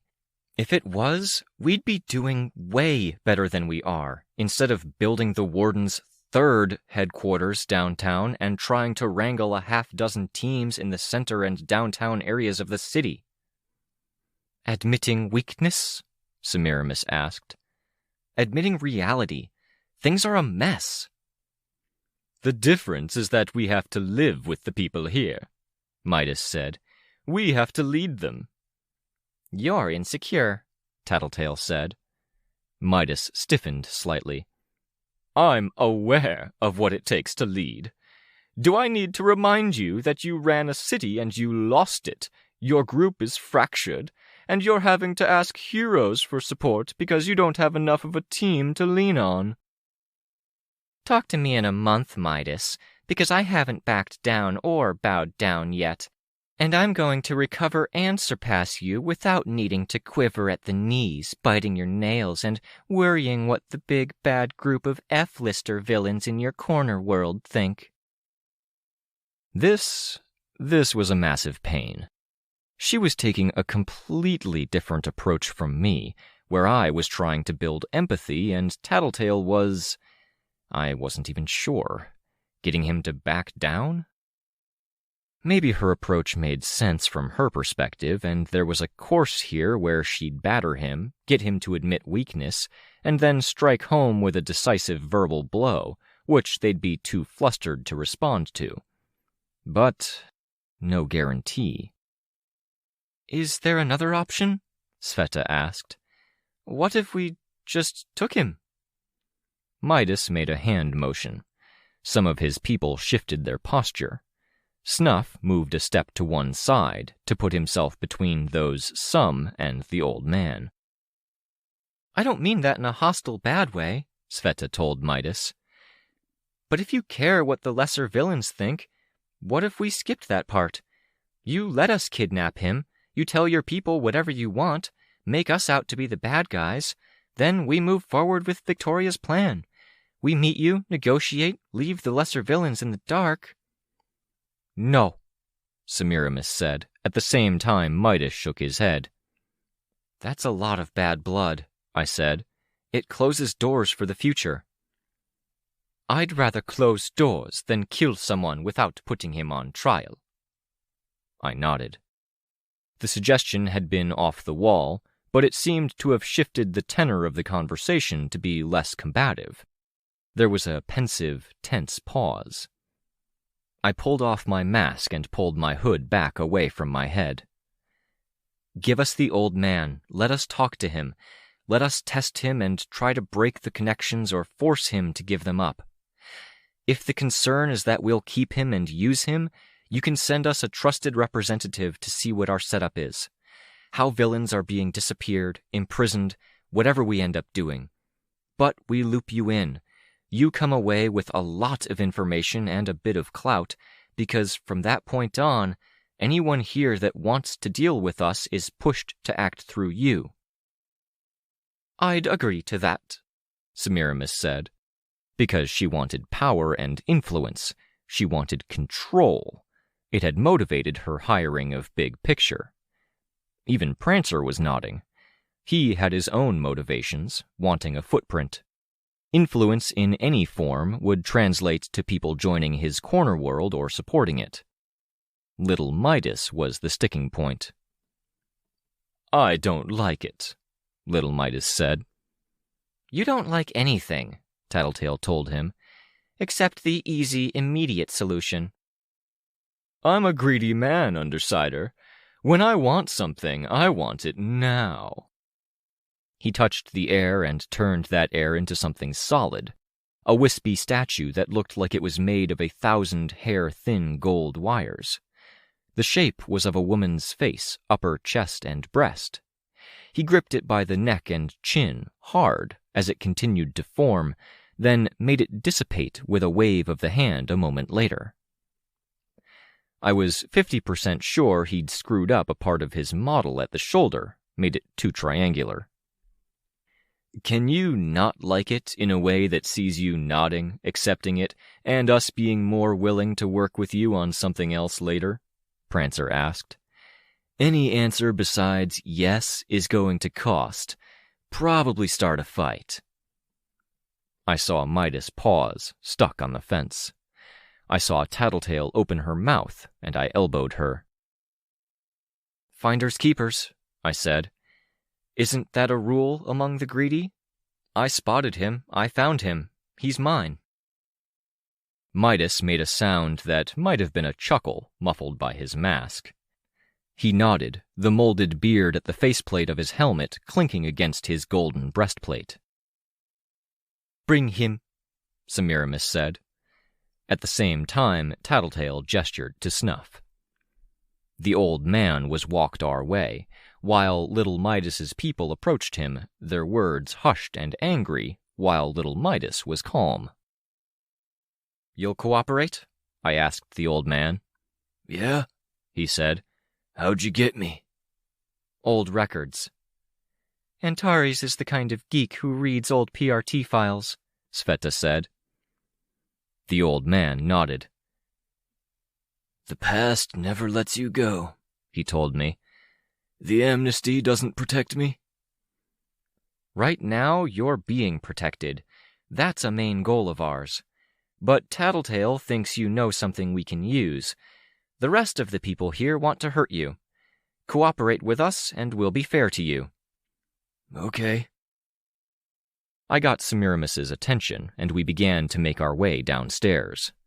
Since the open construction of the stairwell didn't really obscure view at any point from anywhere on the ground floor, I put myself between the man and the crowd to better block their view. Sveta descended the stairs beside me, while Semiramis followed. Little Midas caught up and followed, with Tattletale and Snuff. The old man had a bad leg, apparently, and limped. I held his arm, in part just to keep him from reaching for anything, if the limp was a trick. A lot of the eyes were on us as we made our way down, step by step.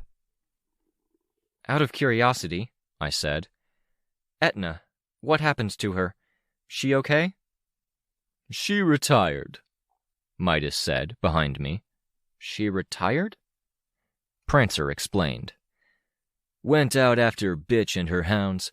That night 3 weeks ago. Took a hit, decided she was done. Hung up her costume, moved. Said she'd probably have to do something cape-ish to work out her stress, so she might be a B-list heroine. Oh, I said. I think that was me who hit her.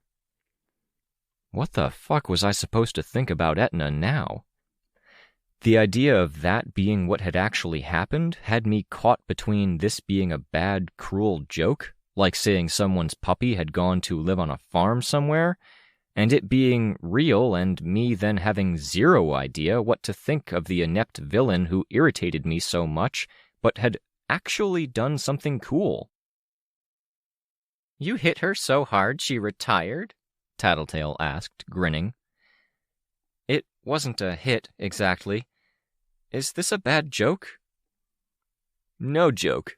And you're going to have to regale us with your explanation of what this mysterious technique is, Prancer said. Was it a specific angle of hit? A combination? You'll have to teach me, whatever it is, Sveta added, playing along. I tackled her in the air, spun her around pretty violently, then dumped her into the side of a hill. 1080 spin with a punt to finish it? Prancer asked. That'd do it. More than 1080, and I didn't punt. I spun, stopped, and after a momentary pause, I very firmly introduced her to the hillside. I measured my strength. And you worried you killed her, Tattletale said. No. You worried you killed her. If someone disappears and the last thing you remember is a KO... Midas! A voice from the crowd. We were part way down the stairs. Fuck. The guy looked like Cleet's brother, but he was nubby instead of spiky, and clearly angry from what I could see of his face behind the nub-studded helmet. Let it go, Midas said. You're letting them take him? I made my arguments. I was outvoted. Not exactly resounding cooperation there. He fed himself to us. If you want to take over the lodge while Lord of Loss's back is turned, now's the time to show some leadership, Tattletale murmured. Shut up, Tattletale, Midas growled. It's being handled. We have a solution in mind, Semiramis said. The heroes have a way to take away his power. Then they're bringing him back here. Not exactly the way we'd posed it, and now we looked bad if we didn't do it either. Not good enough, Nubby said. The desperado Dustwind stood behind him now. It's going to have to be, Semiramis said. You... Nubby moved, and I flew over the railing, to get far enough away I could block with my force field if I had to. Semiramis moved that very same moment, causing a ghostly, out-of-sync image to overlap Nubby. It was the initial moves of a fight, and those moves were very much on our side. But we were badly outnumbered by angry B-listers, and I had only a second to take stock of them and figure out who I was going to be fighting out of everyone here. Not Nursery, thankfully, but there were others. In that moment I was sizing up the room, I heard the sound, the gasp. I turned. Little Midas with his arm outstretched, and the 60-year-old Cape with the limp was falling down the stairs. His hand reached for the railing and was blocked by a crude block of gold. Snuff slammed little Midas against the wall. I flew toward Mr. Case 12. Sveta got to him before I did. Tendrils caught him, arresting his fall, supporting him from multiple points. Here, everything was upside down. Villains and violence ruled. Sveta wore an expression of anger rather than sorrow while holding a limp, bloody man in her tendrils, and it was an act of caring, not of killing, because she didn't hold him tight. By the look of it, though, she might have been willing to hold someone else tight. I saw her look at the crowd, move, and I put myself close enough to her to block her view. Your plan, I told her, in an effort to break the spell. My plan? We might have to. What you outlined. You don't have to, Semiramis said. She sounded pissed as she addressed the room. There will be no fight. You'll seat yourselves or turn away, and you will let them leave as the group upstairs arranged. If you defy me, if you press me on this, I will bring this building down on your heads. Could she? I wasn't sure I grasped her power. But they certainly seemed to think she could. Nobody fought. Nobody spoke. Sveta carried the Case 12 to the door, her tendrils forming a bed for him to lie across, unmoving. She opened it without adjusting how she held him.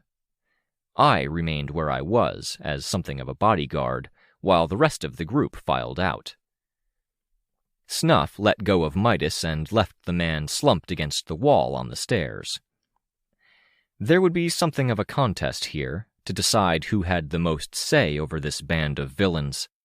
But if there'd been any hint of law and order here, it was gone now. Bluestocking was outside, smoking with her overlong cigarette holder. Close enough to hear, not so close she was a participant. Her stare was long and hard as she watched us walk to our vehicle. Then she stepped inside to take her own actions as a major figure in this miserable little community. "What's next?" Sveta asked.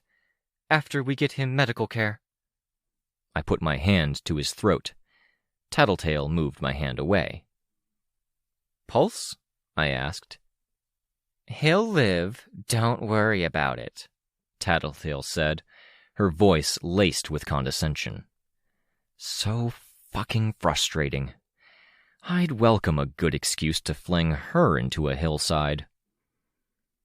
"What's next?" Tattletale went on. "Engel and Egg, if we can. I suspect they've been dealt with." Snuff deposited the old man across the back seat, knees folded. I sat by the man's head, and Sveta perched over him and the area just behind the driver's seat. The angry, staring into the distance look on Sveta's face wasn't going away. "Then, whether you invite me or not, it's understandable if you don't, you're going to want to go talk to Cradle, Love Lost, or the Idiot to get information on the mercenaries that were hired." "Talk to Dragon at the same time," I said. Her tune might have changed. "It hasn't, I'm betting," Tattletale told me. "She was entertaining the idea, a little bit, but mostly she worries you've gone off the deep end, inventing a conspiracy." That stung. "But," Tattletale said, her voice gentler, "they're getting closer to believing us. One more lead or bad coincidence and they might change their minds." "Let's hope," I said. Tattletale seated herself and slammed the car door. Snuff started up the engine. "Let's not hope. Let's keep them in the dark and maybe even do stuff to help them believe you're bonkers.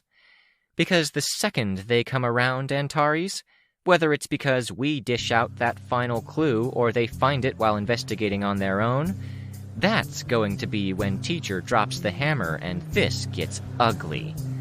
Soon. Within the next 45 minutes soon."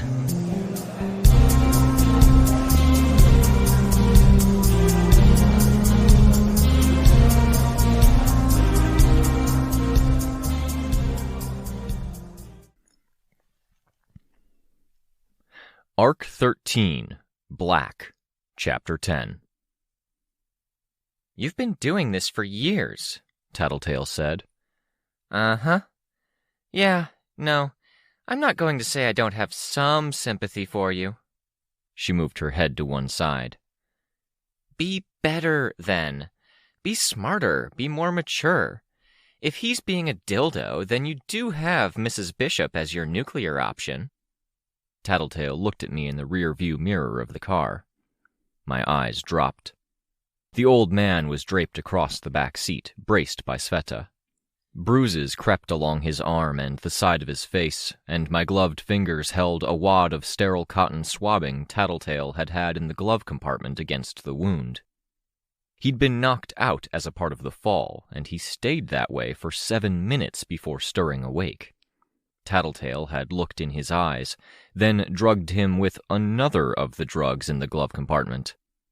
Something to ease the pain and make it easier for him to sleep. My leg kept his head stable, while my other leg was a spot for my mask to rest on. Black with gold tracery, it stared at me, accusatory. Or maybe it was accusing of everything it looked at. "She was his teacher," she said. "He pulled every string he could and twisted the other heartbroken's arm to keep it a secret from me. Everyone in his class wrote in a big letter to her, 'We're going to miss you, you're my favorite teacher, yada yada,' and he wrote a poem. You can use it if they start in again on our junior team and you absolutely need to. No, it wasn't an indecent poem, it was heartfelt. He's still completely embarrassed by it." "What the fuck?" Sveta asked from her seat behind Tattletale. Tattletale waved her off. "The other nuclear option is she cried when she read it. You can use that detail if he gets too upset after you bring it up." A response from Imp, a question. "If I have to, and they have a way of making you have to." More from Imp. "Fine," Tattletale said, still talking into her phone. "But let me talk, Fine, I'm a cunt, just—" I nodded at that last bit, dramatically and close-mouthed, Sveta joining in, until Tattletale glanced in the rear-view mirror, saw us nodding in unison, and flipped us the bird. "If you want to have any authority, then it comes down to fear and love. And I think you know this, Imp, but most of them are either fearless or react to fear in screwed-up ways. And they all have some fucked-up background when it comes to love. So maybe, you're not going to have any pretty options. You were the one telling me that some of them are getting to be adults and some of them are barely any younger than you. If you want to convince them that you're the one in charge, then you need to bring your A-game." There was a pause as Imp talked. I could hear only notes of her voice through the phone, pieces of words, but not words themselves. All against the backdrop of the barely audible car engine, the hum of tires against road. Tattletale liked nice cars, and the interior of this one was quiet. I could hear the old man's breathing punctuated by small, unconscious noises of pain. Tattletale answered, sounding exasperated. "If that's the angle you want, then that's fine. Except being their ally means paying attention. Aunt Rachel has been giving you an easy time of it by keeping 2 or 3 with her at Casa de Bitch, and you've gotten lazy. But, Imp, you wanted this. If you want to be their peer, then sometimes that means manipulating them for their own benefits. Imp! Her position was one where I couldn't see her eyes through the mirror, but her head moved in a way that made me think she was eye-rolling so hard that her eyes were dragging her head with them. "Imp, if you have to be a little cunty, as you so eloquently phrased it," Imp said something. "Latin, I'm sure. If you have to be a Latin cunt," Imp said something else. "Your effort's wasted, because I didn't even bat an eyelash at you knowing the word for it. If you have to be a jerk-ass to get through the next few hours, then you do that. But I'm going to warn you, if you don't set boundaries, if you don't keep the older heartbroken from stomping all over what Chicken Little, Darlene, Candy, and Lookout are trying to build, those 4 kids will never forgive you. They—" A momentary pause, an interruption. "Yeah, fuck. Those 4 kids will love you, but they won't forgive you. They'll wonder for the next forever about what could have been, and when they're nursing hurt feelings and resentment in their hearts, a little piece of that resentment and hurt will forever and always be, why didn't Imp back us up?" There was a long pause. I didn't hear any of Imp's voice in there. Tattletale went on. "If that triple-pronged dildo Samuel wants to stomp all over their feelings, maybe let him know you can stomp all over his. Make him buckle and the others will follow. If they're really into it, you might need to get Chastity to back off, because she's another mini leader in that troop. She always gets giddy when we order pizza and grumpy when it's not the teenager with the scooter, and as far as I know, she doesn't even realize why. Mention it. That'll get her to stop. Imp said something. I heard a long, drawn-out sound that might have been a groan or a strangled scream. Together? Tattletale asked. One-word response. That's fascinating. You could ask those two if they want dessert, and if one said yes, the other would skip dessert out of sheer spite. And they're together on this? Another short response. Mostly together. That's still something. Imp said something more. Easy. Drop a comment like how similar they are to one another sometimes. Well, say it and be careful, Imp, obviously. So it's Samuel, Juliet, and Roman? You've got everyone else handled? How's Flor? And she's not being sly, so you let your guard down? Huh, good for her. Okay. And look out. I frowned at Tattletale as her eyes locked onto mine in the mirror. Good. Then it's just the 3 older ones. Go handle that. Yeah, good luck. Bye, Tattletale said. She didn't hang up. Sveta said. Tattletale held up a finger. After a pause, she said, Don't listen in on my phone calls, Lookout. She hit the button on the phone, then laid it across her knee. She was listening? I asked. No idea. I sighed. I kind of understood, though. Nothing hinky either, Tattletale said. I told you it was fine. Maybe you're fine if you're the one calling, but why is she picking up the phone? She didn't. I called a non-existent number and your tinker patched me through. Blame her for keeping an eye on the airwaves. I ran my hand along my forehead, fingers brushing through hair to fix it where the hood had flattened it down. I wasn't really sure how to answer her. The whole gang is settled in at the kids' HQ, and it seems the older heartbroken are jealous of our quartet of 10, 11, and 12-year-olds. They're picking apart ideas, ganging up, pressing buttons, and being their worst selves. I give it 3 weeks before they start wanting to copy the chicken quartet. Triple-pronged dildo? I recalled. That would be Imp's contribution to the conversation, referring to Samuel. He's a little gentleman and a much-needed level head, but he has his moments where he isn't level and he becomes unmanageable, fake, stiff, and more than a little weird. Imp's contribution, as far as I can tell, is mythology and 3-way dildos, Sveta said. Triple-pronged. I'm fairly certain that's 3 going one way. If you have questions about the mechanics of that, I'm sure Imp could explain it. I'm fine, Sveta answered. I've dealt with more disturbing ideas than that, like how you were talking about emotionally manipulating that teenage boy in your care. Hold on, I cut in. No. In Imp's care, Tattletale said, and I wouldn't throw stones about emotional manipulation, honey. Whoa, I said. Stop that right away, both of you. To their credit, they listened. I checked my watch.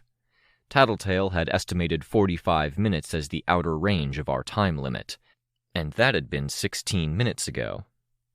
29 minutes, at most. I could feel how much the two of them wanted to get back into it. Sveta hadn't entirely abandoned the angry look at any point, and her position over the old man wasn't helping, being so close to this degree of hurt. Brooms, I said, to change the topic and to refocus on important things. I was wondering when you'd ask.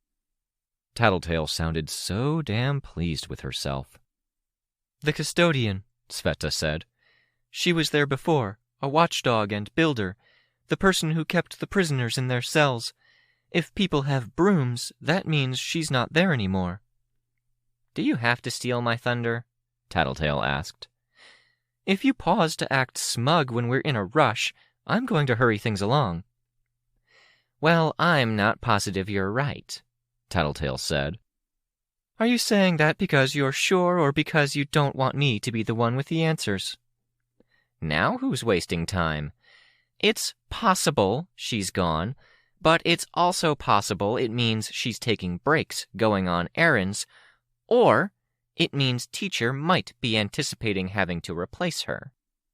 You grinned like the cat with the canary when you heard it, I pointed out. Yes, but getting into why has to wait until we can be more sure we aren't being observed. What happened back there? That was another push. Push? The way you said that tells me you aren't thinking of Midas pushing this guy down the stairs, I said, looking down at the old man. It was another nudge, to drive in a wedge, to screw things up. Subtle and deniable.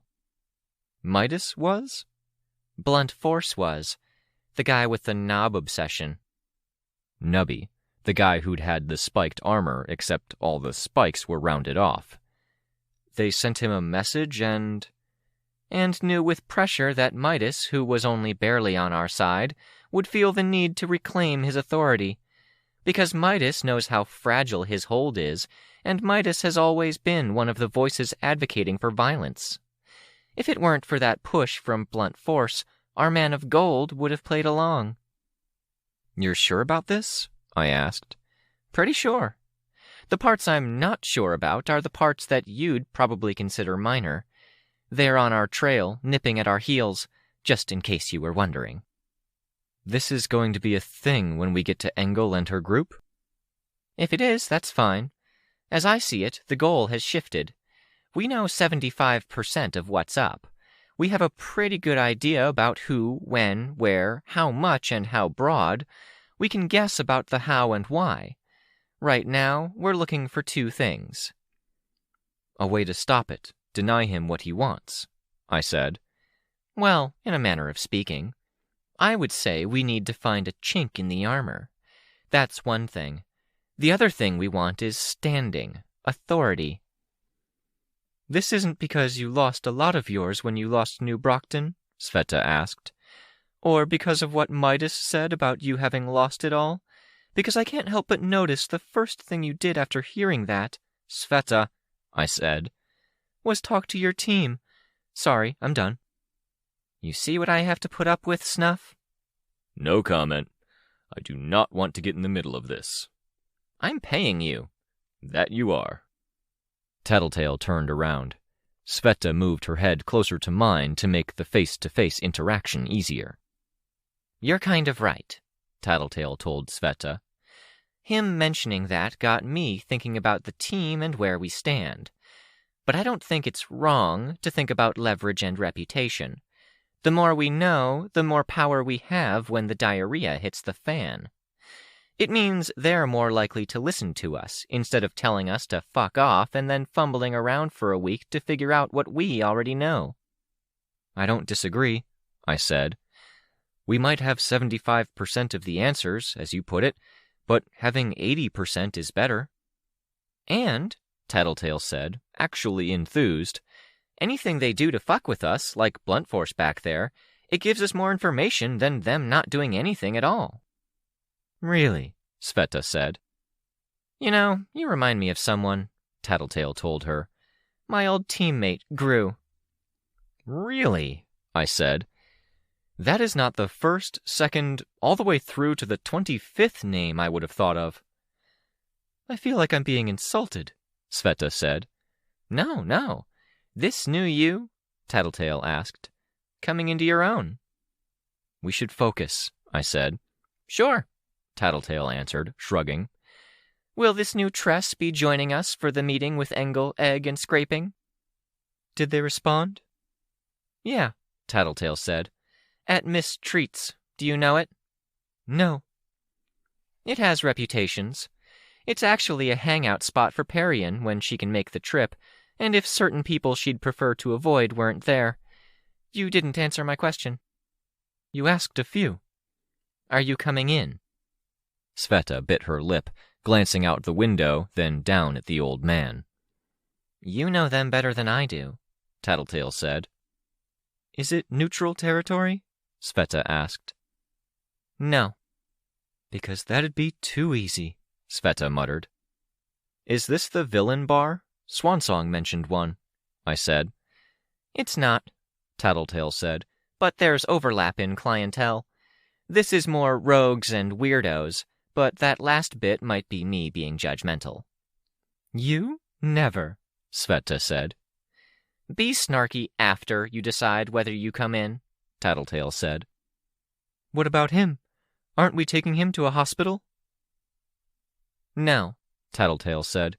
If we took him to a hospital, they'd separate him from us, and he wouldn't survive that. I don't trust back-alley doctors, so we're going with the next best thing. Mistreats. I looked at my watch. 21 minutes left. There's nothing we can do about it, Antares, Tattletale told me. It's going to happen. It's just a question of where we are when it does happen. I could message Dragon. Might hurt more than it helps. I looked out the window. I could see the portals. Do you mean hurt us, or hurt everything? Hurt us, Tattletale told me. Puts us in focus. Might get you a thank you, but when they're assigning blame, the jerks in charge are going to like you for it. It's better to sit back, let shit go down, then come at them with a folder or a phone full of answers and an I told you so. If I message them, it'll help them work it out? Possibly, in small fractions. It's not like they know what they're up against even more than we do. Maybe they call and get more hands on deck. I'll message her. Tattletale nodded for what might have been 10 seconds before saying, Okay. Okay. It was 3 minutes of driving through roundabouts and one-way streets before we got to Miss Treat's, a quaint English-style tea shop. The overhang over the door was snow-dusted with icicles hanging from the plastic lace. Just inside, it looked to be warm, with doilies on the tables. A mom and her younger daughter were drinking tea, and the little girl had a big pastry on her plate. Sveta emerged from the car, holding the old man steady. I could see how nervous she was, even without the telltale agitation of her body. Coming? I think I have to. It's safest if I carry him, I think. I nodded, even though I suspected she'd needed an excuse. We passed through the doors. Good afternoon. Jesus, I said, turning to the young server who stood just by the door. You scared me. Sorry about that, she said. She wasn't wearing a uniform except for an apron with lace at the edges and a name tag. She noticed the old man who Sveta held. I'm supposed to ask if you've been here before, but... My friend has, Tattletale said. Can we talk to the owner? He's out. His daughter's in, though. Can she give medical care? I'm not sure, and I'm not sure if, I'm a friend of Parian. I know she comes now and then. She has fans here. I know the name, but I'll really have to check. Please, I said. I still had my mask off and hood down. I smiled. She returned the expression. She fled into the back, leaving us standing there. A display case had overly cutesy cakes, and a few mascot characters were positioned around the shop. Characters with the softest fuzz around the edges, proportioned so their heads were about 50% of their body mass, eyes small and spaced apart. Mischievous frog, sad puppy, friendly mouse, all wore old-fashioned clothing. I positioned myself so that the little 9 or 10-year-old girl who was at the window eating her pastry wouldn't see the insensate, bloody old man that Sveta carried.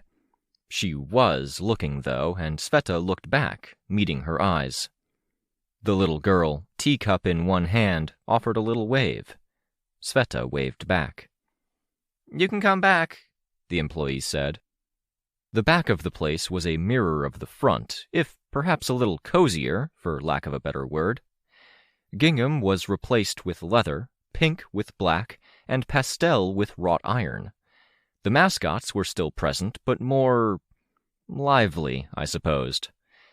The mouse from before was encased in leather, zippers done up.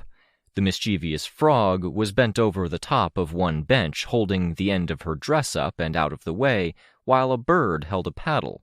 and the sad puppy that had been around before was wearing dresses, smiling. It said a lot about how striking the tone shift was that it was the first thing that caught my eye, considering clientele. There was a severe woman in a leather dress with a laptop typing away, and a very bewildered, uncomfortable dad sitting with a teenager who had hair dyed the colors of a sunset. It made me think of my own dad, who I hadn't really talked to since maiming my mom. The two Case 53s were sitting in a booth, joined by the guy I was pretty sure was scraping. I had only a glimpse of them, of hair that glowed, skin like eggshell and bloody bandages, before the employee and her boss joined us. It was a little shocking, tearing my eyes away from that group, and feeling the fleeting sensation like I'd just laid down like a dog lying in a sunbeam and been forced to get up. Was there an emotion manipulator in that grouping? "What happened?" the boss asked. She was done up in high fashion with dramatic makeup. "He was outed as a cape. He got pushed down the stairs. We can't take him to the hospital because people might want to hurt him. Can you check him over?" "Perian would vouch for you?" "Yes. She might have mentioned me, but it would have been to gripe about me as a person while respecting me as a colleague. I don't futz around with stuff like this. I wouldn't want to ruin her reputation." "I can call her?" "No, you'll find she won't pick up, but that's because something bigger is going on." I saw the doubt on the boss's face. "It's true," I said. She looked me over. "You're one of the heroes. I've seen you." "Yes." "Okay, take him through here. Lay him down. That's good." Sveta followed the instructions. "I like your costume," the boss told me, before turning her attention to her employee, giving orders about getting a medical kit. Yay, small wins. She liked my costume. A small win, small feeling, that met its match as we turned our attention to the trio in the booth. My attention was split between them and Sveta. "You got control," Egg said by way of greeting. "I did," Sveta answered. Egg was younger than Tristan or Rain, older than Kenzie. His skin was like eggshell, brown, his eyes molded into the shell down to the eyelash, but with no separation between lid and eyeball. It broke when he moved, with membrane beneath the shell holding it mostly together, and the regular breaking that came with blinking led to a crumb trail at his cheekbones. Where a part was still for a moment, the cracks closed up, only to break again when that part moved. Here and there, blood mixed in with white vitreous, and thick yellow yolk weeped out of the biggest cracks. His clothing was normal, a sweater and slim jeans, but it looked as though he were wearing a plastic layer beneath. His head was hairless and smooth on each side, with a shock of yolk-yellow hair on top, the same kind of liquid thick as corn silk. "Greetings, Sveta," Engel greeted her, and I had to blink because the sound of her voice affected my vision. She had an accent, but I couldn't get my head around the look of her voice to even begin to figure it out. "Antares and Tattletale, yes?" "Yes," I said, making myself recover. Tattletale was distracted, caught between paying attention to us and watching proceedings with the old man. She was listing off the medication she had provided in the car and pointed out he had a liver problem he took pills for. Engel was... It was hard to frame it, even. Her hair glowed like a light shone from within every strand, and her skin was textured with a pattern that only showed where the light caught the edges of her face, but that was the smallest part of it. When my eye moved over the lines of her face, I could taste sunshine at the back of my tongue and feel a faint, pleasing, vibrating song throughout my bones, like I was sitting in a massage chair that got to the core of me and played music through it. The sensations were full body and varied, but always pleasing. Her clothing was easier to focus on, of a similar style to Sveta's casual wear, but a little bit lighter and fluffier, with more white and more of the kind of fabric I detested that made tops see-through, forcing multiple layers to keep bras from being visible. They were all over the place, too. "It's been a little while," Engel said. "It has," Sveta replied. "Are you all right? You don't seem well." "It has been a rough day," Sveta said, her voice controlled, even a little bit tense. "Good," Egg said. "Be kind," Engel told him, striking him with the back of her hand. It produced a sickening crunch, caving in one corner of his chest.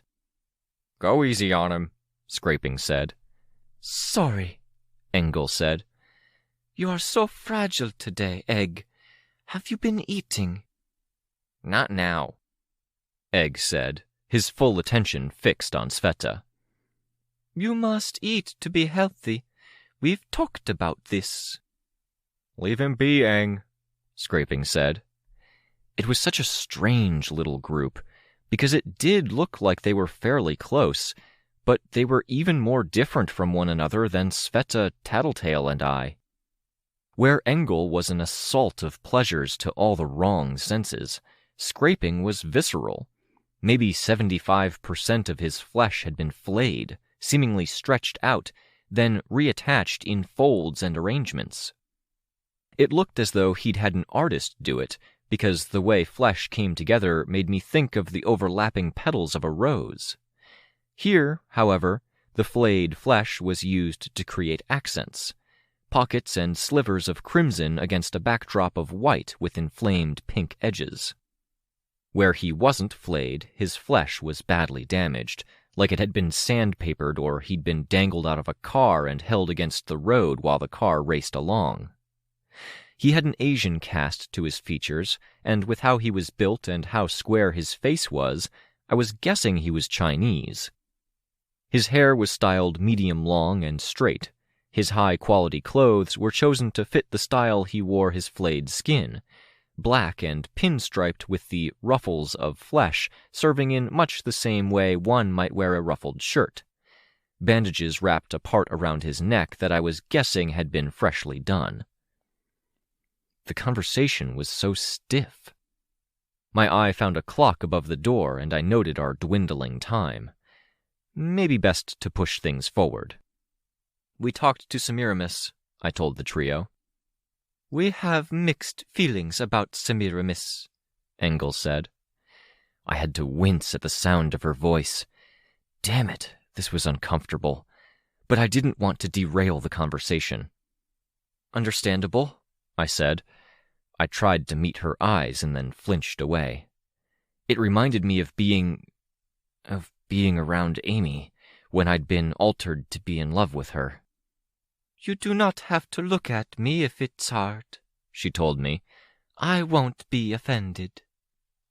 I looked away, nodding. "It's not because you're a Case 53, it's because—" "Of my power, yes," she said. She'd lowered her voice, which helped. "Often it is people who have been through things who have trouble with me." "Tactless," Scraping said. "Let's not bring that up." "Of course," Engel said. "I would have warned you if I'd realized it was this intense," Sveta said. "We talked online, almost every day for a while." "We did. I've missed those talks," Engel said. "I love your arms." I could see Sveta's expression easing up. The anger that had been there earlier, even the darkness in her eyes that had followed from Weld, they softened. Until she looked like my friend again, instead of this angry, hurt person. "I had a whole body," Sveta said. "It got trashed in a fight. I'm so sorry, honey." More easing up of the tension. Sveta smiled a little, welcoming the sympathy. "Until she betrayed us," Egg added. It was a comment that chilled the otherwise warm exchange and brought the darkness back to Sveta's eyes. I could have hit the kid over it. Engel, for her part, laid a hand against Egg's arm, almost a warning or an urging to hold back. Conversation didn't pick up where it had stopped, so I tried to look for another way to move things along. "Can we talk about something more pressing?" I asked. "We have limited time. 15 or so minutes before our enemy makes a move and we have to figure out how to respond." "What do you need?" Engel asked. "It seems like an investigation we're conducting has led to what looks like a certain villain, Teacher, picking up where Cauldron left off," I said, measuring out my words. Egg clenched one fist, his hand audibly breaking, with a severe enough crack forming that fluids leaked out. He cupped it in one hand and leaned forward, elbows on the table, and used a bright yellow tongue to lick up the blood and other fluids before they reached his sleeve.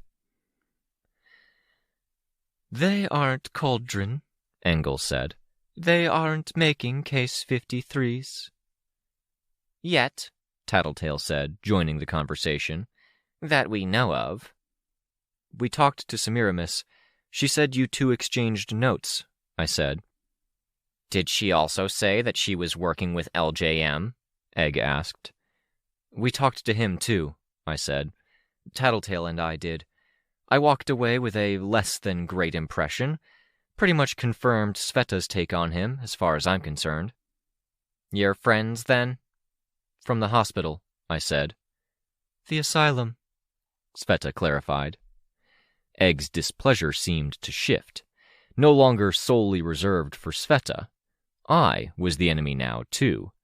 Not because of the hospital, as far as I could tell, but from my association with Sveta. "Were you the girl who looked after her? The one with the multiple heads, multiple limbs, No," I said. I hadn't meant to deny it so much as I wanted to indicate for her to stop.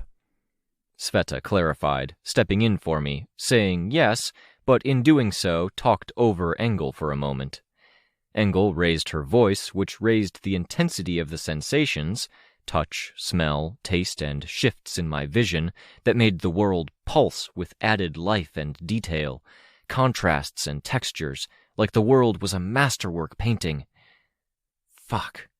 Between the sound of her voice running through me and the visceral mental images, it knocked the wind out of me and put me right back in that room. The right words and images could make me think of the hospital room and bring the memories up, but one thing I'd been so grateful of was the fact that the emotional adjustments that my fucking sister had made were a distant memory, disconnected from the me in the now. Given how feelings tended to attach to things, removing the feelings might have involved excising the attachments. In effect, where everything else was so vivid, the fact I'd been sick with infatuation was something I remembered had happened, but didn't really re-experience. Until this woman with a voice that tasted and felt like biting into brownies fresh from the oven started talking, and a pretty fucking close tactile and taste approximation of the contentment of being in love and being with the person you loved, which wasn't not the hospital room, but scenes before it, before my mom had pounded on the door. Sveta touched my arm, jarring me from the thoughts. "You're here," she whispered. "Cafe. Feel my hand. Meet my eyes." Vivid memories sat in my mind's eye until I met Sveta's eyes and forced what I was registering in the forefront of my brain to align with what I saw with my eyes. "There's a clock above the door." I shook my head. I was aware that in the background, Scraping was chiding Engel on tact again. Tattletale said something. "Clocks are no good," I murmured. "Used to always watch the clock." "Smell the baked goods, the tea. Think about today, what you did. We sent off the prisoners. You went to drop Lookout off. Saw Tattletale. Remember the errands you ran with her?" I nodded, going through the steps as she mentioned them, forcing recollections into my mind's eye, squaring away what I needed to be feeling in the now and pushing the other feelings into the edges and the gaps of my brain. Drawing in a deep breath, I put my hand over hers, squeezing, exhaling as I said a quiet, "Thank you. I'm okay." I wasn't positive I was, but still. "You realized where you were?" Tattletale asked. a question I'd missed the start of, aimed at Engel. After, Engel said. Egg had to clue me in. I want to say I'm sorry, Antares. It's okay, I said. I was so very worried about my online friend back then. Then she had you, and she was so happy to have company. It wasn't for long, I know. It might be good to drop the subject, Scraping said. Engel nodded. It meant a lot. I am so exceedingly glad to finally meet you. Likewise, I said. How can we help? Engel asked. We should have discussed more about whether we would, Egg said. Cauldron, whatever shape it takes, is an enemy, Engel told him. Like you said before, we don't know if this is Cauldron, Egg replied. It was interesting, seeing the interplay between him, her, and Scraping. He came off like the moody kid brother, her as the wiser, warmer older sister, and Scraping was the referee? He reined in, chided, warned, and otherwise stayed out of it. We talk to them, then we find out. Engel's voice was firm. Was there a discreet entrance? Tattletale asked. You said you didn't even realize it was Cauldron, which means a big door-shaped hole in reality didn't lead you in. We went on the water and under a bridge. I thought at first it was a camouflage bubble, something to hide the building from planes and spies. Now I think maybe portal hidden. I remembered discussions about strategy, approach, how the irregulars would get in, Egg said. It was the sluice at the base of the facility. Did you dock? Sveta asked. No, we took the boat inside. Then it wasn't the sluice. The sluice had enough water coming down that it was violent and a boat would get pulled in, Sveta said. Still water? Engel nodded. Mostly. Some trickling flow. Egg looked pretty pissed at being wrong about his contribution here. I wasn't sure Sveta cared at this point. Sveta was focused on her mental map of the place. What was it? That would have been the reservoir, which makes a few different degrees of sense, she mused aloud. To Tattletale and I, she said, We had to figure out how we'd attack a facility like Cauldron's. They didn't have as many employees as it sounds like Teacher has, and they had less as the years went on, but they did have some. Those employees had regular portals they'd use, in out-of-the-way spots, with simple signals they'd use to ask for them to open. Teacher doesn't, Tattletale said. Teacher has portals. They're Tinker-operated and clumsy. They take time to set up and time to take down, and they require power, which isn't always the easiest thing to obtain. Easier over time, don't get me wrong, but I would imagine that's a bottleneck for him. His portals being what they are, if we can find them or figure out how to find them, that could help. If he's listening now, he could dismantle them, I said. He could, Tattletale said, and then she grinned. And he will. But now he needs to devote time and energy to dealing with us, which is risky, or time and energy to dismantling that, which is another kind of messy. Repositioning portals means informing anyone coming in and out about the changes of location, and that's something we can catch or track. What else? She'd asked Sveta. Did the lights flicker? Yeah, Engel said. They went out at one point, which was when I saw some of the things and labels on shelves. Books with letters and numbers on the cover? Labels taking up half the page? No, Manton's texts. It rang bells.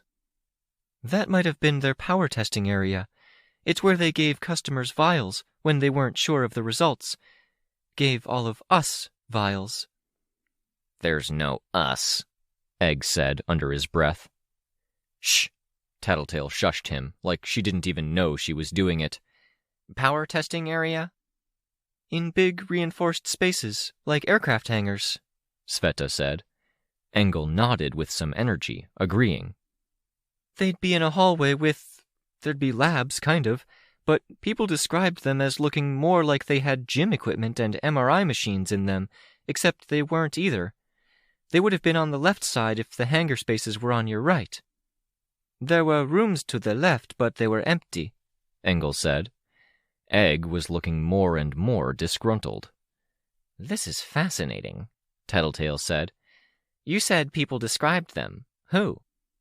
Old customers of Cauldron we tracked down. We wanted to know exactly where we were going and what we were doing, Sveta explained. If they moved the equipment, they moved it somewhere. Egg and I talked about it, even took notes, Engel said. She reached into her pocket for her phone. Edges of the phone had distorted to have an oil-slick shimmer where her hand touched it most often. We thought about trying to find some of the others, who were interested in the irregulars but who never made it, or who could not be part of the attack. But you didn't, Tattletale said. No. They might have interfered or got in the way, like they did with the artist LJM and your deal with Semiramis, keeping you isolated.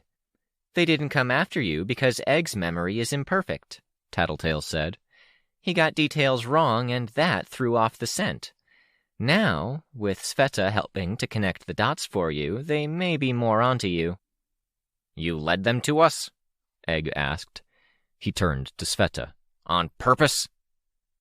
No, Sveta said. I saw the pain cross her face at the accusation. No. Scraping looked rather upset, where he'd been the calm one before. He put a hand on Engel's shoulder. They were going to come after you whatever happened, Tattletale said, but not while it was going to raise more questions and problems than it put anything to rest. Engel is too well liked, and Scraping has a family that would ask questions. It's a good thing that we're approaching you now and forcing their hands instead of them showing up in the middle of the night. Engel wrung her hands. I didn't want this, Sveta said. Don't, Egg told her. I didn't. You said you didn't want what happened before either, but we're playing through it in fast forward now. You told me you were sorry once, but sorry doesn't mean shit if... Egg stopped. He'd made a fierce enough expression and talked violently enough that it had cracked his chin open. He wiped at the mess and left a streak of red across the line of his jaw. That hand held his jaw together as he finished. Doesn't mean shit if you don't learn from it, change anything, or make amends. I'm helping people. Like you were when you were with us, except you're repeating the exact same old mistakes. And you want to waltz into our lives, earn our trust, and fuck us over again, exactly as before. That's not what I wanted. I know what you wanted. You wanted happy, pretty illusions. You wanted to be with us, and you wanted to be with Weld, and you didn't want to do the hard thing and take action. That's not fair, I said. No, fuck that. Fuck you, Egg retorted. Don't talk like you know. I'll talk like I know her. It was the end of the world. Everyone was panicking, and you're condemning my friend for not making a decision you agreed with in the midst of the worst days in human history. You don't know, Egg said. It's not worth it, Sveta told me. You're not worth it, Egg told her. She's one of the best people I know, I interrupted him. And this is about something more than your grievances against my friend, okay? Things are at stake. I looked at the clock as I said it. Only a few minutes until the deadline. Doesn't matter anymore. It had been Tattletale who said it. What? The time. No need to watch the clock. They aren't acting on us right now because they're preoccupied.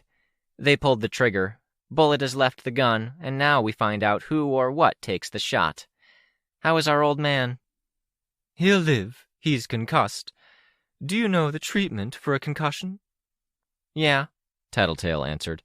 Sveta, still feeling under control? Sveta bobbed her head in a nod. She walked away from the argument to pick up the old man, who was conscious enough to recognize what was going on. You should come, Tattletale said. If they make a move against you guys, it'll be soon. after they've done what they're doing, sometime while we're reacting or reeling from their big move. What Tattletale was saying before about you being too visible and connected too easily and quietly to deal with isn't going to count for much if everything else is chaotic, I pointed out. Where would we be going? Engel asked. The old portal in New York City, Tattletale said, where the warden's headquarters used to be. You sure? I asked. That's a long trip. Has to be, trust me, Tattletale said. She met my eyes for a long moment. I didn't trust Tattletale as far as I could throw her, whether I used my power or not. She knew that. She knew I'd know she knew that. Was that supposed to be a signal? We're being watched, and they're going to start taking action. If we assume they're tracking everything we say, then stating one plan and following another makes a ton of sense. We should go now, Tattletale said. You two should come. You too, Scraping, if you want to chaperone these two. I do. Do you have a car? I do, yes. Once the trio got moving, they wasted no time.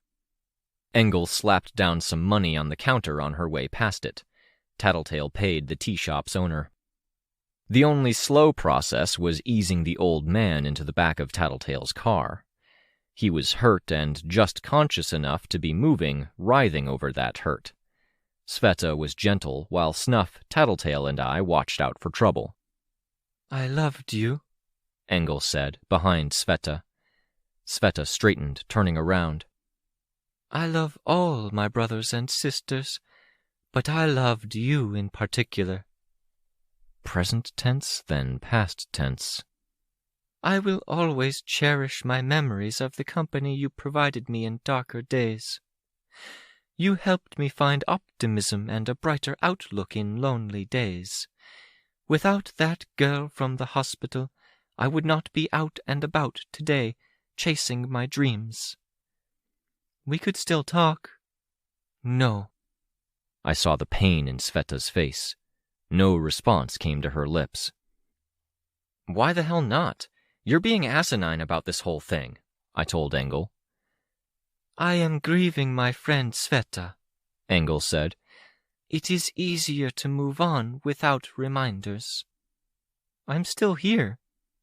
You are, Engel said, and her voice was accented more as she said it, still warm and an eerie, discomforting kaleidoscope of pleasant sensations. But she isn't, and I will forever miss her. Will you work with us on this thing? Sveta asked, bitter. I will endure, Engel answered. Oh, fuck, I started before Sveta took hold of my arm. You'll continue being a moron over this whole thing, you mean? Tattletale said from the far side of the car. Getting caught up in the hate the tentacle girl for going against the hive mind thing. No hate, Engel said. Only disappointment. Can we just... Sveta started, stopping for no explicit reason. Get in the car? Tattletale hesitated, and Sveta reached a tendril inside, around the passenger seat, and tugged Tattletale partway in. Tattletale climbed in the rest of the way. Even though I climbed into my seat normally, my hand ready to close the door, Sveta was quicker than I was, seizing the handle and tugging the door shut, sealing us off from the other group. Start us up. I want the radio, Tattletale said. And keep an eye on those guys. Will do, Snuff said. The radio was on a second later, along with the blast of heat from the car's vents. Snuff pulled out partway and stopped, waiting for the other car. I'll leave my seatbelt off so I can fly out and help them if I need to, I said. A surprise attack now wouldn't be much of a surprise, given how Teacher was operating. The radio was going, but it wasn't the convenient movie or television thing where things started at a convenient time. That was if this was the sort of thing that came up in the news, and if Tattletale was right. For now, the noise on the radio was about politics. Druck striking a deal for the construction workers. I'm sorry, I told Sveta. They still say nice things about Weld now and then on the message boards and sites. Never anything nice about me, she murmured. They barely consider me alive, apparently. They're idiots, I said. They're idiots who used to call me a sister and Weld a brother. I reached out, into the tangle of tendrils between head and blouse, and hooked my fingers into them. They wrapped around my hand and forearm while her head turned my way. I was in the midst of tugging her closer into something approximating a hug when I felt a pang at my finger, then at another. Sveta, visibly concentrated, worked at relaxing and let me withdraw my hand. I flexed my hand. My finger had been bent to a painful point, but not broken. Sorry. No need for, I said. Offer for a hug still stands. I want to, she said. I can't. Not right now. Only the background noise of radio and the sound of the vehicle followed the statement.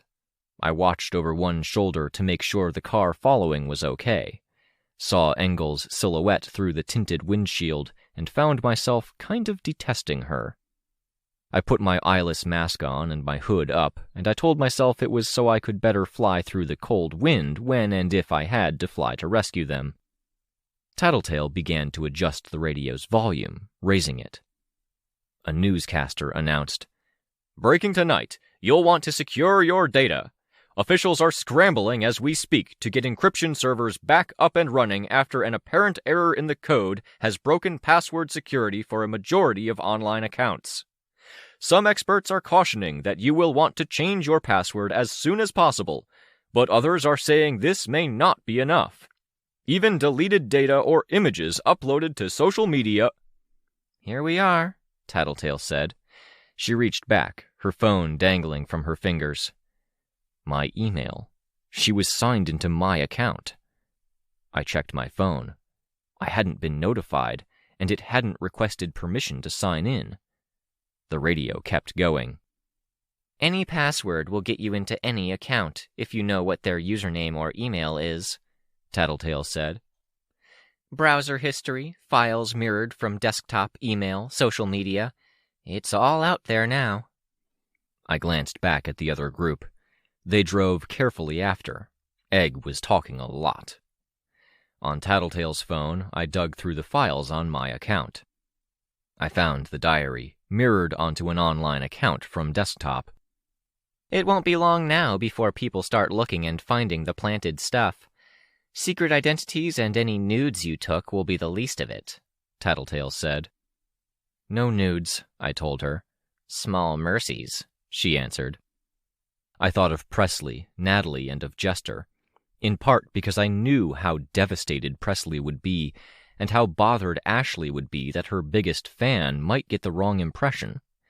Natalie, I could see her reading the diary, believing it, and never trusting us again.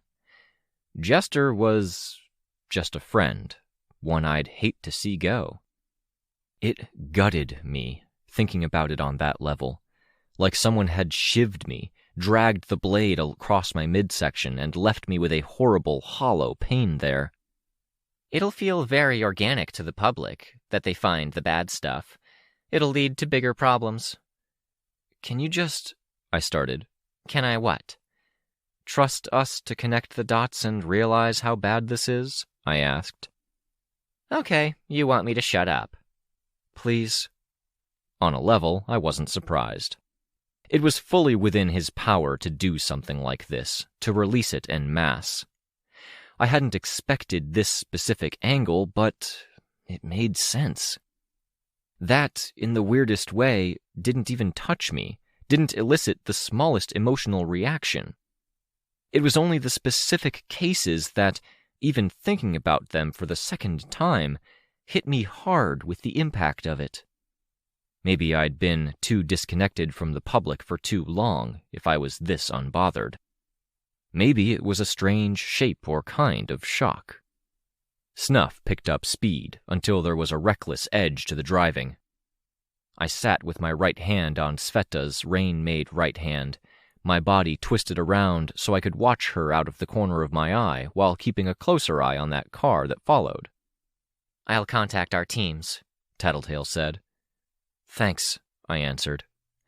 My attention was split, but none of the subjects of that attention were any easier than the others. Sveta, who I wanted to hug or help somehow, the group behind, who I wanted to slap across their faces, the hurt old man who lay with his feet near me this time. I didn't know what to do. It was possible a door had permanently closed here. Sveta, somehow, was more pressing, but I wasn't sure what to do about that either. Take Dorsey, Tattletale instructed Snuff as she brought her phone to her ear. Dorsey, I knew, was a route that would let us make a last-minute diversion to the bunker. We were going there, I was willing to bet. Dragon, Jessica, Colt, Love Lost, Cradle. We, I hoped, could talk about things there that we couldn't talk about in the open. I could grill Engel on details. We could make plans, gather notes on Teacher's base of operations, things Tattletale had picked up.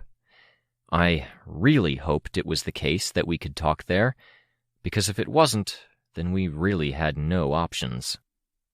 A general plan, a set of options. It didn't make me feel better, but it helped suspend me in a place where I wasn't sinking into feeling worse and worse. Not until I let myself. Made myself. Except for noting it was something about to happen, I didn't devote a thought to any of the broader, bigger subjects or imminent subjects of meetings. Earlier, Sveta had brought me back to reality by touching on details around me, and now I abandoned that reality. I turned to thoughts of the hospital room, darkness, and some mixture of stray animals and vermin transmuted into pale, reaching flesh. I remembered watching the clock endlessly until I could hear the tick of it, and the pain I held in my chest mirrored that heart I'd been given that had been made to be broken. For the course of this journey, there was nothing I could do to change what Teacher was doing. I found myself mired in other thoughts, so dark they could be called black. Teacher's move here was to drive a permanent wedge between parahuman and human. With distorted, false, and misleading evidence, they would see us as monsters. Not immediately, but soon. Thinking of Engel's comments, Sveta's perspective, and the me that had dwelt in that hospital room for nearly 2 years, I didn't shy away this time from black, panic-inducing memories, from the idea of breaking promises I'd made to myself to stay sane, or the notion of indulging in those monsters. If we had to deal with monsters, real and fake, then I'd fucking find a way to deal.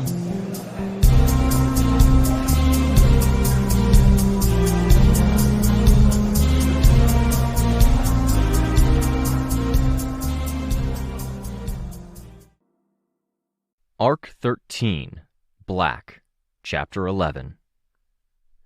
The car doors slammed with a kind of finality. Sveta went to my side, supporting the old man, while Tattletale emerged and walked around the front of the car, which had its headlights on, engine left idling. Snuff leaned over the top of the open door. "I've been a bad friend," I told Sveta. "No." "I haven't backed you up enough, and I've been lost in my own head enough that I didn't connect to the fact we were coming here." Sveta looked up at the narrow building, not so different from others on the street. The differences were subtle. The front face of the building a little further into the sidewalk, the peaked roof with its golden solar panels extended a little higher than any of its neighbors. Unlike the other warden headquarters, the building didn't advertise what it was. "I'll deal with it," Sveta said. "I think it's important to show that I can deal with it." "You're within your rights to have a day, a week, or a month where you focus on dealing, or feeling, or anything." "A right isn't an obligation," Sveta said. "It isn't," I said, changing my mind mid-sentence, ending the statement awkwardly. The break in the conversation was marked with a flurry of snowflakes from above, with the flicker of amber streetlights on the wide, snow-dusted one-way street, and by the background noise of Tattletale talking to Snuff. I caught the word roadkill. Arranging dinner for Lookout and the others. I hoped Lookout was doing okay, outnumbered and wrestling with family dynamics. I hoped Sveta was okay, that any and all of us were okay. Whatever's happening with Weld, if we really are breaking up like this, that doesn't change that he's a role model for me. I nodded at that, a slow nod as I digested the thought. Maybe not a relationship role model, but Weld as a hero? Absolutely. Absolutely, I echoed Sveta. I wanted to say more, but I'd been dwelling. And now I was trying to pull myself up and out of it, take care of what needed taking care of. My mantra of doing what it took to avoid regrets was still in effect, if it wasn't in effect even more so because I was out of it, frustrated, and closer to the me of the hospital room than I had been in a while. The words didn't come, leaving me with just an echo of her statement. I want to keep that going. If I quit on the hero shit now, then aren't I just saying I only did it because I was dating him, or because of him? You'd be saying you cared about him and you needed to focus on you for a little while. The rest of it doesn't matter. Nobody who matters is going to judge you. I matter, Sveta answered. I gave her a look, tilting my head to one side, then tilted my head further. Can I give you a hug? She didn't answer, instead putting her arms around me. The agitation from earlier that had led to her hurting me, if very little, seemed to have passed. I could feel the give in her shoulders, the pushback from tendrils that held them in place, the lack of structure to her upper body, and the weight of her arms. I was aware that tendrils were supporting the old man a couple of feet from us. He seemed remarkably okay with it, though he might have still been dazed by the fall down the stairs. I don't get to act on my emotions, she said. At best, I'd go to Weld's apartment, my old room, lock myself in and relax my control. But I don't have a room to go back to. Yeah, I said. 1,000 thoughts went through my mind, and I felt as though I could have sorted and filed them, putting things into an order or priority, if the day hadn't started with my meeting with Jessica and ended with Teacher's power move. You've got a 10,000-yard stare there, Antares, Tattletale said. My eyes went to her, tracking her as she walked around the car. Snuff pulled away. Sveta broke the hug. She gave me a curious look. You sent Snuff away? I asked Tattletale. To go get food for the Sprogs. I'm going to break my promise of being back for dinner, so I might as well feed them. Besides, what's he going to do if the wardens decide to unilaterally arrest me? Fight Dragon, Defiant, Vista, and Narwhal? He's good, but I don't think he could beat any of those guys. True, I said. At this point, the only reason I'd bring him along would be to protect me from you two bullying me, and he's done a piss-poor job of it. He's got a long way to go before he's a proper Jeeves. A little conspicuous for a hyper-competent butler, I noted. The other car had parked a little further down the street, and the trio were approaching. Engel glowed in the dark, and the glow... I had to look away. She looked like music and the smell of flowers. Synesthesia. It was deeply uncomfortable. Come on, Tattletale said, winking at me. Let's see how fucked you all are. She really didn't have to word it that way. The trio joined us, following a little ways behind as we entered the building. It was late enough that the lighting had inverted inside the warden's headquarters. Earlier, the light that had shone down and inside had been from the windows, diffuse and soft. Now it was light from the walls and corners, starting from the places that shadows had been earlier, while the windows and surrounding areas were dark. This light was sharp and stark, with fairly clear distinctions on the walls between where the beams touched and where they didn't, the didn't catching only the diffuse, dull reflections, and only where the gleaming wood grain was raised. This lighting fit the way we'd disposed of the 4 prisoners this morning, and disposed of the other prisoners earlier in the week. It somehow fit that mornings were the time we ended up doing most of them. Capes stayed up late and slept in. Really slept in the case of Ratcatcher and her ilk, and our 9 in the morning was the equivalent of 2 in the morning for ordinary people. It was also possible that my feelings about mornings were because I really wasn't a morning person. There were staff members inside, including a receptionist and a few people in business formal clothing. They were tracking the news, crowded around a phone. It was possible they'd been on their way home when the details hit the media. Multiple sets of eyes turned our way. I had to convince myself that there was no way that details of the diary would have been disseminated and shared yet, that it was more about Engel, Egg, and Scraping than about attitudes and resentment. No, those feelings would come soon, I was sure, but not now. I stopped by the receptionist's desk. "Can I help you, Antares?" "Heavy question," Tattletale said. Quiet enough I wasn't sure the receptionist caught it. I avoided reacting. "Can you page the office? Antares, Tress, and Tattletale coming in with I guess a prisoner and 3 guests who might have useful information. Tell them our prisoner is Case 12. They should know what it means. And then tell them he'll need medical care.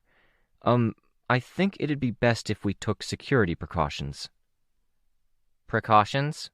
Tattletale asked behind me. I'd hoped she was far enough back to not hear me. Good ears. The receptionist said, tapping a few keys.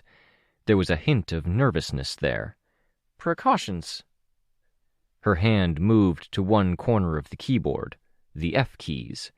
The lip of the counter around the receptionist's desk blocked Tattletale's view of her hand. "Yeah," I said. "The power grid is overloaded.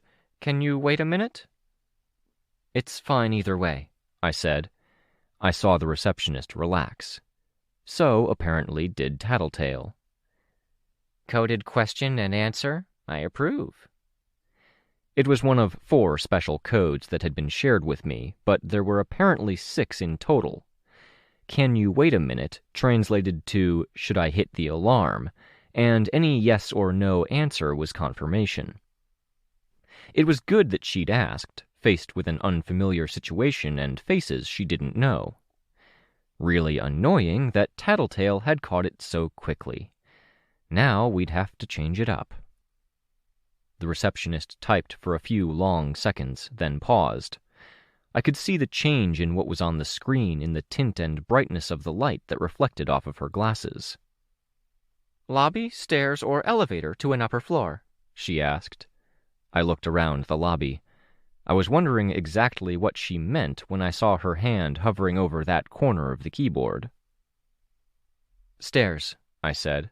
"Thank you." Without a smile, the receptionist nodded. We headed to the stairwell. The lighting was even more focused there, halogen bright, highlighting stairs and wall without shining into our eyes at any point. "Come on," Sveta told the old man. "Lean on me. You've fallen down enough stairs today." "Funny girl," the old man replied, humorless. Egg, Engel, and Scraping were utterly silent, but they followed. Our progress was slow because the old man was hurt, but he didn't want to be outright carried. "Curious," Tattletale said, walking with her gloved hands clasped behind her.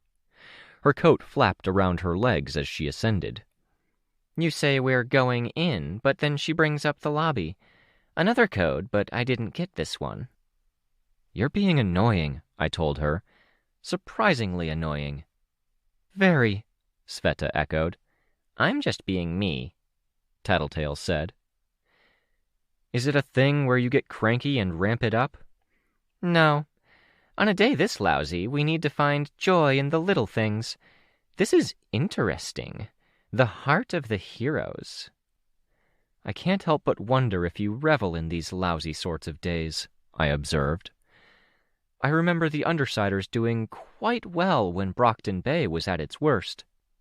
Ah, Tattletale said. There was a gleam in her eyes as I glanced back. I sense a teeny-tiny bit of resentment there. A bit. You're not wrong. I like picking up the pieces and puzzling them back together. Is that the dark line of thought that's been eating at you for the past 15 minutes? Resentment? Thinking about how the troubles in Brockton Bay started with Coyle doing something similar? No, I said. Can't puzzle you out right now. We reached the first landing. I looked up and I spotted the security camera. What? Tattletale asked. When I reached for her, she was already pulling back. Sveta took my cue, grabbing Tattletale and keeping her from retreating. I raised a hand, waving at the security camera. The appearance of the hole in reality wasn't as noisy with the work Lookout had done earlier. I wasn't even sure the people in the lobby heard. There was a snow-dusted landscape on the far side. Not funny, Tattletale said. With Sveta helping, I chucked Tattletale through, then raised my hand again. The portal closed. A little funny, I whispered to myself. Sveta, by contrast, had body language that betrayed her worries. Tendrils reached out of the sleeves of her patchwork coat to help wring her hands. They ran along the backs and fingers of hands where the wrinkles and textures of flesh weren't quite right, and where fingers didn't end in proper nails, with stick-on nails pretty clearly stuck on. She glanced back at the other Case 53s. Same methods as Cauldron, Sveta? Egg asked. Dimensional doors, snatching people? Fuck off, Egg. I'm really not in the mood. Calling it like I see it. The catchphrase of assholes everywhere, I murmured to Sveta, as I put a hand on her shoulder and led her to the corner of the landing that was furthest from the other group. You okay? Yeah. You're sure? She asked. About Tattletale? Can't have her looking at our security apparatus, I said. The way she's been talking, she might actually figure something out. That's bad. But she might also press buttons and let us know she knows, in which case everyone freaks out. This is simpler. Let her cool off. Yeah. Let's hope this isn't so much of a routine shift that it screws up the password procedure, I told her. The old man was looking so out of it I wasn't even sure if he'd registered everything that was going on. You okay? I asked him. I'm looking forward to lying down, he said. He visibly tried to straighten to his full height, something he hadn't even been doing when working at the counter in the lodge. He swayed slightly, was steadied by Sveta, and seemed to realize he was doing it because he managed to stop. As much as he presented more of an image of strength, he conceded, I'm worried. What we're doing right now, we're doing to protect you. Feeding people parts of yourself is gross and concerning, but it's not our priority right now. I'll cooperate, he said, smiling. He had a bit of a creepy vibe. It sucked that my feelings about the guy were so mixed. On the one hand, creepy reverse cannibal. On the other, he was a survivor of a kind we really didn't have enough of. Every minute, hour, or day he lived, he was blazing new ground, as far as I knew, raising the bar for all of us. Don't touch the diagrams. Follow behind Sveta, I said. What happens if we don't listen? Egg asked. Alarms go off, battle-ready parahumans come storming in from all directions, you get interrogated. It changes the attitudes they have toward you. Do not, Engel told Egg. I want to make a good impression. Egg scowled, face cracking in 20 places, but he acquiesced. We walked up the stairs, and the hallway lit up with its two-dimensional shapes, running along the wall and floating through the air. Piecing together the password required using the fragments around me to make the image appear right from my perspective. Step 1 was the 5-sided snowflake. Bracket moved toward the hollow square. Greater than sign moved to another corner. I was missing the middle part, and I found it on the wall, touched it, and slid it in the direction I wanted, until it was 3/4 of the way down the hall, but centered in the image in front of me. Confirmed. Step 2 for my password was what I'd committed to memory as the upward hourglass. Triangle, triangle, diamond for the center, then brackets moved and rotated to top and bottom, the prongs of the brackets all facing skyward. Confirmed. I cleared the 5 stages of the password, walking forward at a steady, casual rate, and the portal opened at the end of the hall. Beyond, I could see the bunker, the warden's headquarters, illuminated with spotlights at the exterior. Areas under construction were decorated with yellow ribbons and sashes, blocked off with gray tarps. "Into the belly of the beast," the old man grumbled. It was possible that the interdimensional stuff was far enough out of his wheelhouse that his composure was cracking. Pain and hurt might have played a part. That the bunker was a little bit on the imposing side might have played another. Defiant waited outside the headquarters. On seeing us, he approached, footsteps not heavy in the ground-shaking, clumsy way that I tended to associate with the word, but solid, leaving no room for ambiguity. "Case 12, Defiant said. "Apparently recognized from a decades-old case file," the old man said. "Who?" Defiant asked, finger extended toward me, Sveta, then a general gesture for Engel's group. "Me," I told him. "Good," he said. "Tress helped," I added. "Kept him in one piece after the villains were provoked. Tattletale thought it was a maneuver from our culprit." "Tress, you're one of Armstrong's," Defiant said. Yes, kind of." "I like Armstrong. There was a time I had my eyes set on Boston, and I imagined him and I making a good team, complementing each other's strengths. I'm now glad I didn't get that position, having learned more about who I am." "He mentioned you once or twice in passing, I think, even years later." "I hope it was flattering," Defiant said. "Tell me, is our Case 12 an immediate concern?" "No," the old man answered for me. I answered, "Only his health, as far as I can tell. Little Midas pushed him down the stairs to score points with the more violent villain faction. Tattletale said something about wanting to check him or see if they scanned him to inspire Tinker Tech they're using." "And Tattletale?" "We stuck Tattletale in the prison world so she wouldn't crack our passwords." "I know, and that's good," Defiant said. "We put her in area ZX, ZY, and ZZ are being used for storage. But what do I need to know before bringing her out? Is she a concern?" "She's cooperated, played ball, and she has a pretty good sense of what's going on." "She usually does. They're discussing the situation inside. Some of the details are private. I'll have to ask our guests here to wait while you two go in. I'll open the door for Tattletale and fill her in on what we can." "That sounds perfect," I said. I felt a bit of trepidation at going inside. On my last visit, I'd found out that Jessica no longer believed in me, and that Dragon had been sitting on a very ugly perception of who I was as a person. False, but the kind of false that hewed close to reality. He might have noticed me hanging back because he said, "Once Dragon started believing you, she started investigating. We think her searches tripped a switch, which prompted the attack." "Tattletale said something similar," I noted. "Dragon is sorry," Defiant said. "We all are, I think." That idea, we all, it suggested more than him and her. I wasn't sure it included Jessica. I could imagine talks being had about whether I was a problem. "No need for apologies. Makes sense to do, right? Got to keep an eye on things.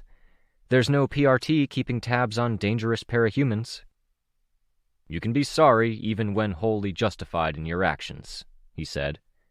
Can you? I think so. Was he talking about his time as arms master and his retirement of the name and role after the Endbringer fight? I'd heard the rumors and reports from the other wards once upon a time. The statement didn't quite line up with it. It was Sveta's hand on my arm that helped get me moving. I pulled off my mask and lowered my hood, to be more open, to be less threatening to people I'd explicitly threatened. Door locks clicked and let me in. Scattered members from various teams were present.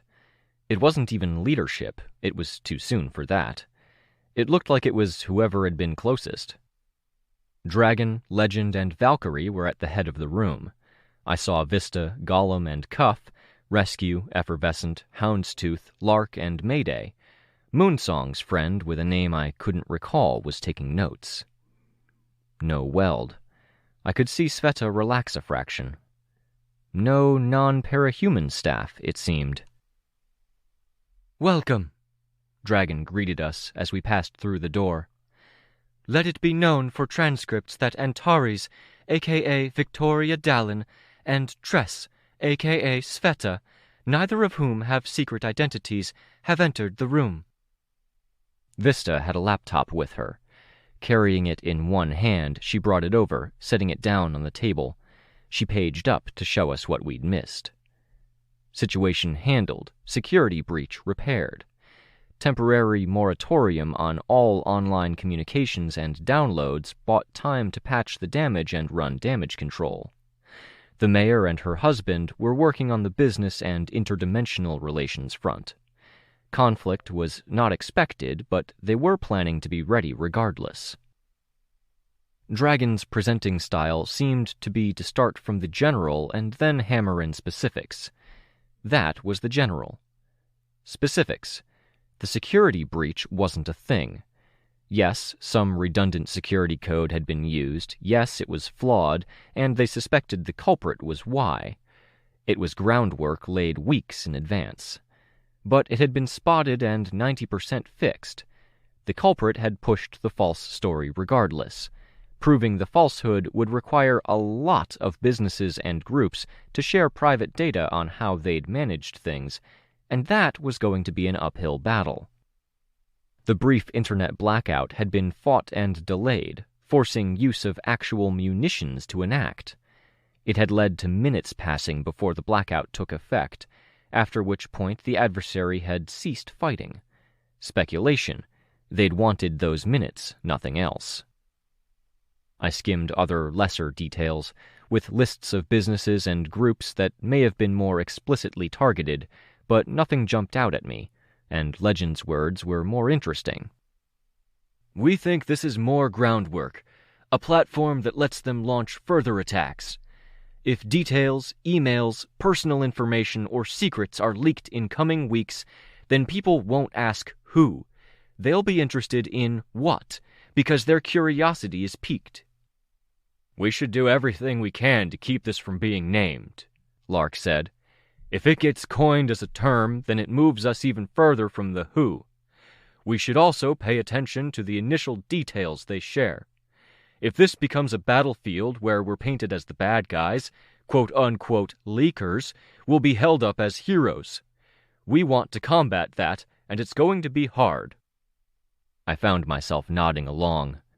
I didn't like Lark. He'd been scummy and tried to use me to get Amy into Azure, his corporate team, but there was no denying that he and Legend knew their PR and image stuff.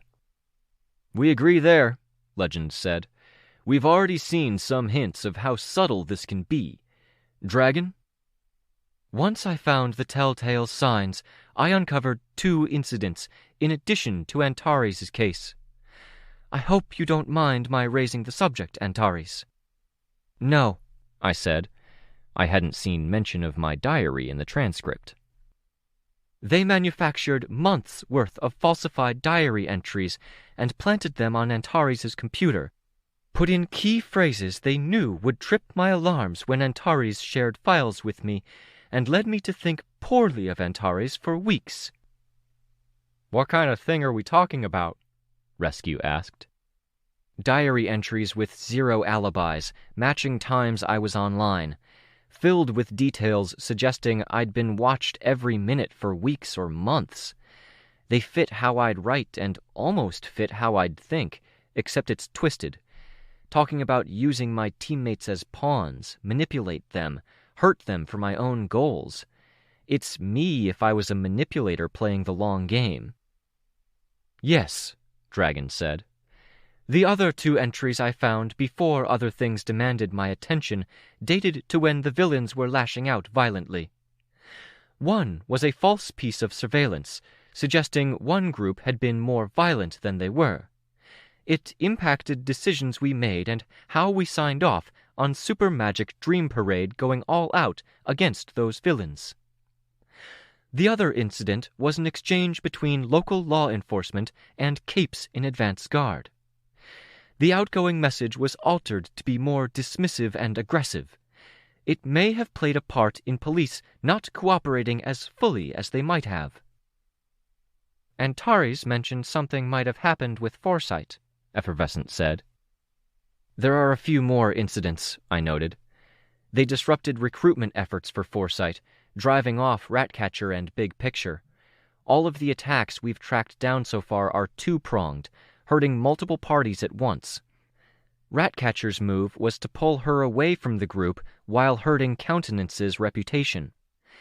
Big Picture was a ploy to deny Foresight a recruit while simultaneously denying a colleague of Big Picture the ability to use Foresight's resources to gather information, protecting themselves. "You know who they are?" Valkyrie asked. "They're Teacher's thralls, acting on Teacher's behalf. We're almost positive.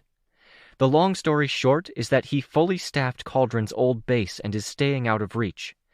Tattletale can explain the breadth of this to you better than I can. She's talking to Defiant for now." "Then let's skip a few sections and move straight into Need to Know," Legend said. "That will let us get to where we talk to Tattletale sooner. The way this is set up, we can expect they will make moves in the coming hours, days, and weeks. They'll reveal secrets and mix falsehoods with fact, saying it's what they found or downloaded in the minutes that we weren't able to bring things down. I can already anticipate 3 major angles of attack." "Scion," Mayday said. "It's possible. People still have questions. Breakthrough opened the doors to that when they appeared on Hardboil, and we've done our parts in sharing necessary pieces of information. Changing the narrative, twisting it, or incriminating people or groups could be devastating, given how close to home this is. The other possible angles are sharing just how bad things are elsewhere. The machine army, the rising rate of broken triggers, the wars over footing that we've been engaged in, among other things." "And the last?" Lark asked. Legend looked at Dragon. Oh no. "Some of you know this. Many don't. I am not human," Dragon said. I felt a chill creep over me. Okay, my "oh no" might have been understated. "Not human how?" Mayday asked. "I was created by a tinker who is now deceased. I was made with heavy restrictions, and I live by several of those restrictions today." "That's why I can't read you," Effervescent said. "That's the least concerning thing, Effervescent. There's so many cases of things derived from powers going sour or getting screwed up." "I am an AI, and people will panic when they find out," Dragon said. "Some of you might feel the need to panic or be concerned now. Please trust me when I say I am the same person who has been fighting on the side of the heroes since I was created. Nothing has changed." Fuck. The chill redoubled as I recalled Tattletale's phrasing around Dragon. She knew. Dangerous knowledge to have. "For what it's worth, I give my full faith to Dragon," Legend said. "She's a true heroine." She was. Just, it really sucked that it was one of the best of us who had such a glaring weak point for our enemy now. Dragon went on. I won't push for immediate answers, but I want people to know we should be open where possible. Share what you think is necessary, so we know and can come to terms with it before there's a bigger problem. Then I'll be up front, Lark said. I planned to share this before anyone mentioned anything. Auger got started after Gold Morning with illicit funds. Nothing too worrying, but when we contributed to the Navigator's work in dealing with human trafficking, it was because we realized our role in one specific incident, and we wanted to make amends. I lost sleep over it. I still do, if I think about it too much.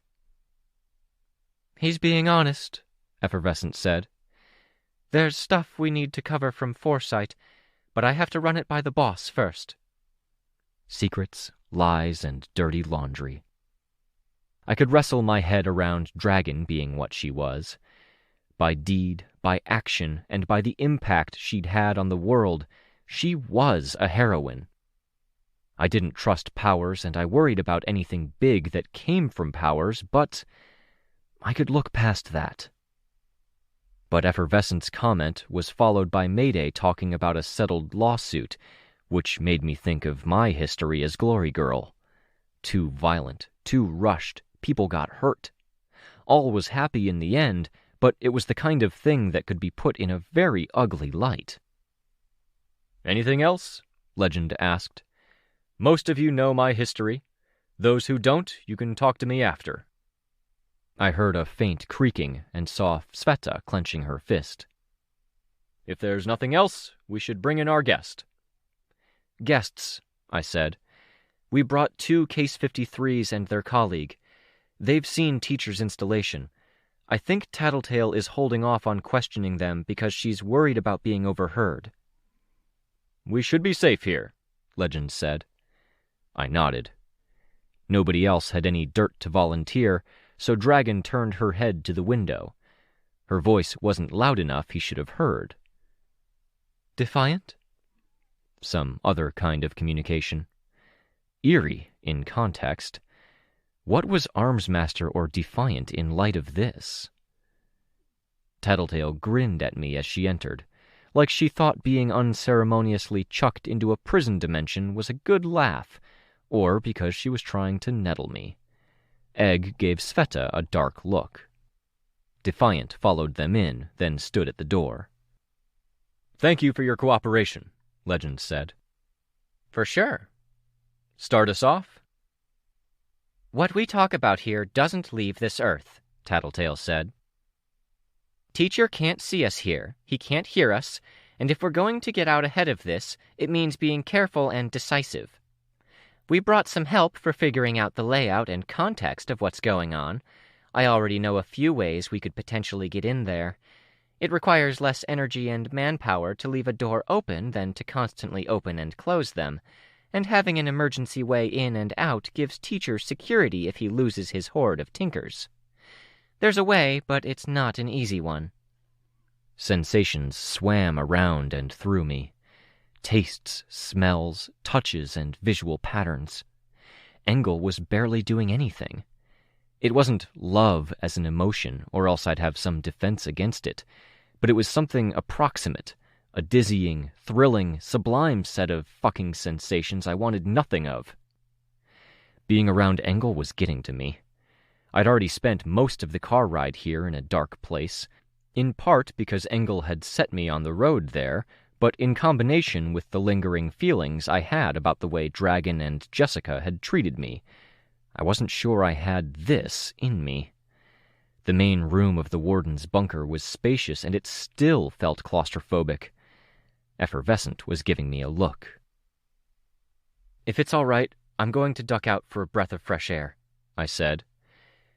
This is a retread of stuff I've spent the day investigating, and it's been a long day. I'll read the transcript after. Not at all. It's understandable. Thank you for your contributions and your efforts to uncover what's going on, Legend said. Tattletale, can you start by walking us through what you know? I can, Tattletale said, smiling. I didn't really trust myself to speak. With everything going on, knowing he'd left Cauldron in a tumultuous time and that there was reasons for that, it had still felt good to hear kind words from someone as big as Legend. "I'll be right back," Vista said. It was only after the glass-like door had shut behind me that I felt like I could breathe again. Sveta and Vista had followed me out. "Sword of Damocles poised over our heads. A threat of blackmail or losing all standing at any point in time," Sveta observed. If we can't beat Teacher, we might have to make hard decisions, I said, still trying to get grips. I was aware of Engel behind me. "Hard? I don't follow," Sveta said. Whether we take our lumps, play nice, and trust that people will turn around, or if we stop treating them like they're a consideration. "Them?" Sveta asked. Civilians. "Victoria, no!" Sveta said, sounding genuinely horrified. Vista was silent, serious, and utterly unsurprised. I wondered if the idea had already come up in some fashion. Had it been discussed among the wardens? "I don't want it either. There's always been a divide, and it just got wider. Getting back to a comfortable or even slightly uncomfortable middle ground is going to require a hell of a lot of effort, not just from us, but from them, from the civilians. And I'm not sure if they're ready or willing to meet us in the middle." "I want to say you're wrong, that neighbors and friends and people I took a cooking class with have all been decent to me," Sveta said. She wanted to say it instead of just saying it. "Yeah," I said. "It's not the option, it's a option. It won't be easy either way." Vista was quiet. "Saying we don't care what you little people think, we're going to do what we need to do, or trying to be friendly while some asshole out there stokes fears and makes us out to be monsters." I looked up at the starry sky above. My eyelid flickered as a fat snowflake hit it. Sveta, at the same time, looked down at the ground. "This isn't turning out to be a breath of fresh air," I said. I didn't feel better after leaving that claustrophobic space, Engel pressing in on my every physical sense. "Can we walk?" Vista asked. "You wanted to know how our mission went earlier. Foresight and the Wardens had our team up. We succeeded." I couldn't even remember what I'd asked her about. I just nodded my agreement to the walk, putting distance between us and the ongoing discussion. The route she led us on should have clued me in, but I was caught up in thinking about implications. The row of cells, parahumans awaiting sentencing. Lights were on inside, illuminating cells. I saw the old man first. 2 doctors were in there with him. Sufficiently private, maybe. The door had been left open. Defiant would have warned them about not ingesting his fluids, which might have been why they wore face masks with clear plastic panes. And in the other hallway, I saw Colt and Love Lost, both awake. Jessica stood outside Colt's cell. She'd already noticed me. I approached, my heart hammering. "Victoria," she said. "Sveta, hello. Vista?" My hand touched my visor where it hung from my belt. I looked around. "I am so sorry about earlier," she told me. Same thing as Defiant. Same answer. "You had every reason to think the worst of me." "I could have handled it better, at the very least." I shrugged, looking at the cells. "Is Precipice around?" Colt asked, raising her voice. I shook my head. "No." "I'll see him soon, I guess. I've lost track of what time it is." Jessica said something to Colt, then walked our way, so we wouldn't have an audience. My backup, Sveta and Vista, didn't leave. "Can I have a word with Victoria alone?" Jessica asked. "It's up to Victoria," Sveta answered. I knew she loved Jessica, that Jessica was one of her favorite people, and one of the very few people she'd ever had in her corner. This had to be a really hard line to draw. It meant a lot. I needed to make it up to Sveta. You can go, thanks, I said. But stick around? Sure, Sveta said. Vista and Sveta walked off a bit. It was cold. The path down to the prison area was the same slope and cliff edge that seemed to bring the cold air down while letting the warm air get lost. The path was lit by bulbs on sticks. The prison and the more distant bunker itself illuminated more by lights on the outside than by anything on the inside. The spotlights and lamps caught drifting snowflakes and turned them into water droplets, which mottled the light. I don't know what to say, Jessica told me. You're fine, I responded. It's the nature of what we're up against. It doesn't feel fine to me. It feels fine to you? No. I know it's not an excuse, but for context, I did not handle being cast away very well. Sent to another dimension with some of my most difficult patients, knowing what was at stake, that I was abandoning my patients. I tried to do too much after coming back, and I struggled. Failed on multiple counts. I failed you. Is it kind of messed up or unfair that I can remember you walking me through the process of how to go about an apology when I wanted to address all the people I hurt as Glory Girl? And now it feels a bit bullet-pointy that you're hitting all the usual notes? Acknowledge blame, get a response, promise to do better, yada yada. It doesn't mean the apology isn't genuine. I really do mean it. Feeling some resentment is entirely fair. No, it's just... I started, stopped. I don't know what I can say here that isn't lashing out.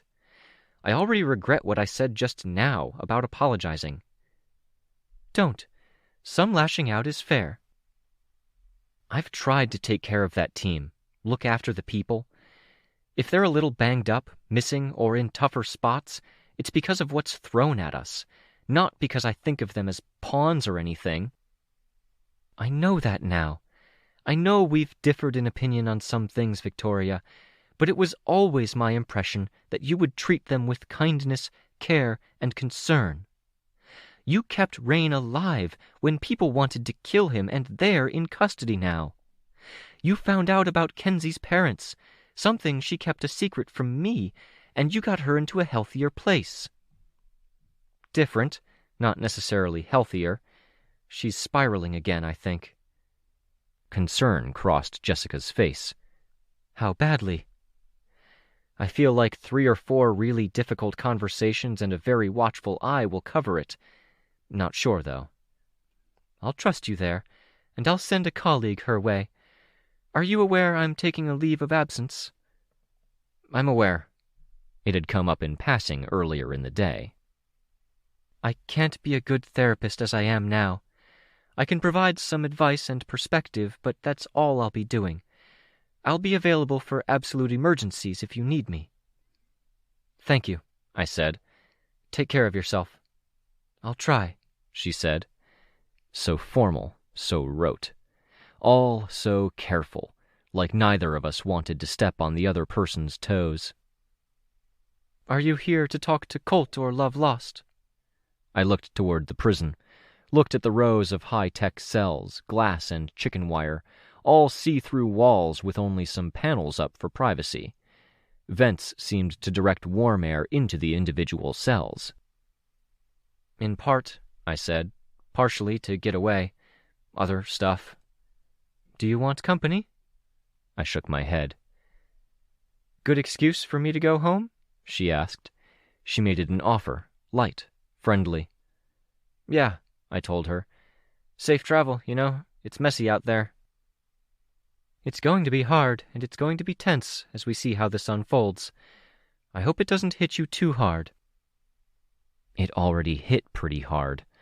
I feel like a lot of relationships and connections have been fucked with, even though people are 90% sure it's fake now. I didn't say it. Instead, I told her, Tattletale is dishing on what we uncovered today. She'll have details she's figured out that she hasn't shared with me. It might be worth picking up a copy of any transcripts. I'll do that, she told me. Good luck with Colt and Love Lost.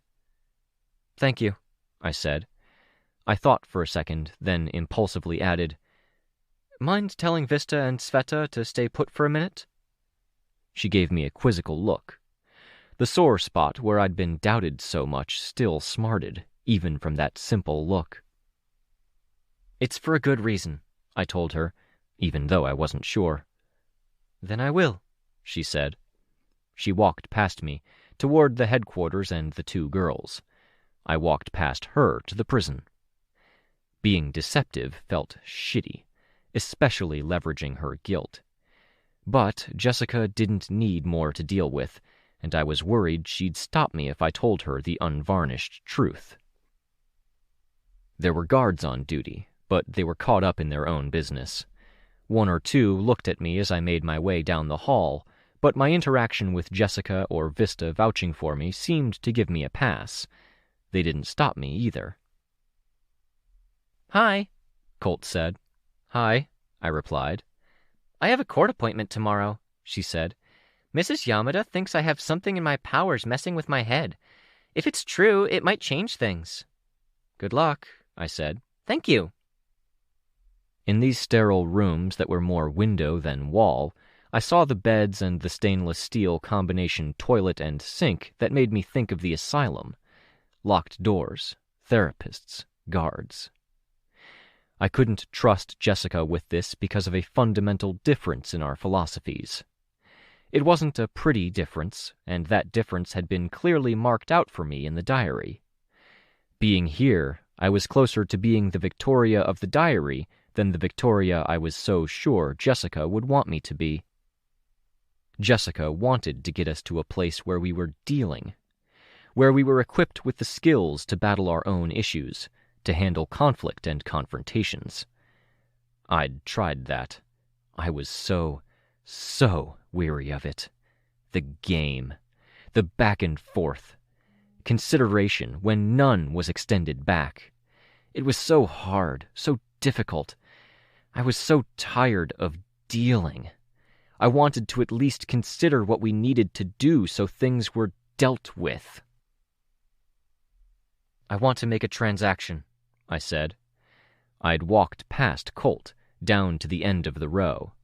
One of the prisoners had changed into his prison outfit, letters marked down each leg and the side of the costume. He was a skinny guy with styled hair and a beard a little too long and frizzy to be stylish. Brown hair, brown beard, a long face, and rectangular frame glasses. On the end of the bed, a uniform was laid out. Black coat, bodysuit, and pants, with silver branches worked into the design. Across from him was his partner in crime, blonde, tousle-haired in a way he'd tried to do with styling gel but looked forced, still wearing his white bodysuit with black branches. He'd only taken his jacket off. His eyes and nose were red, cheeks wet, his face a perpetual scowl.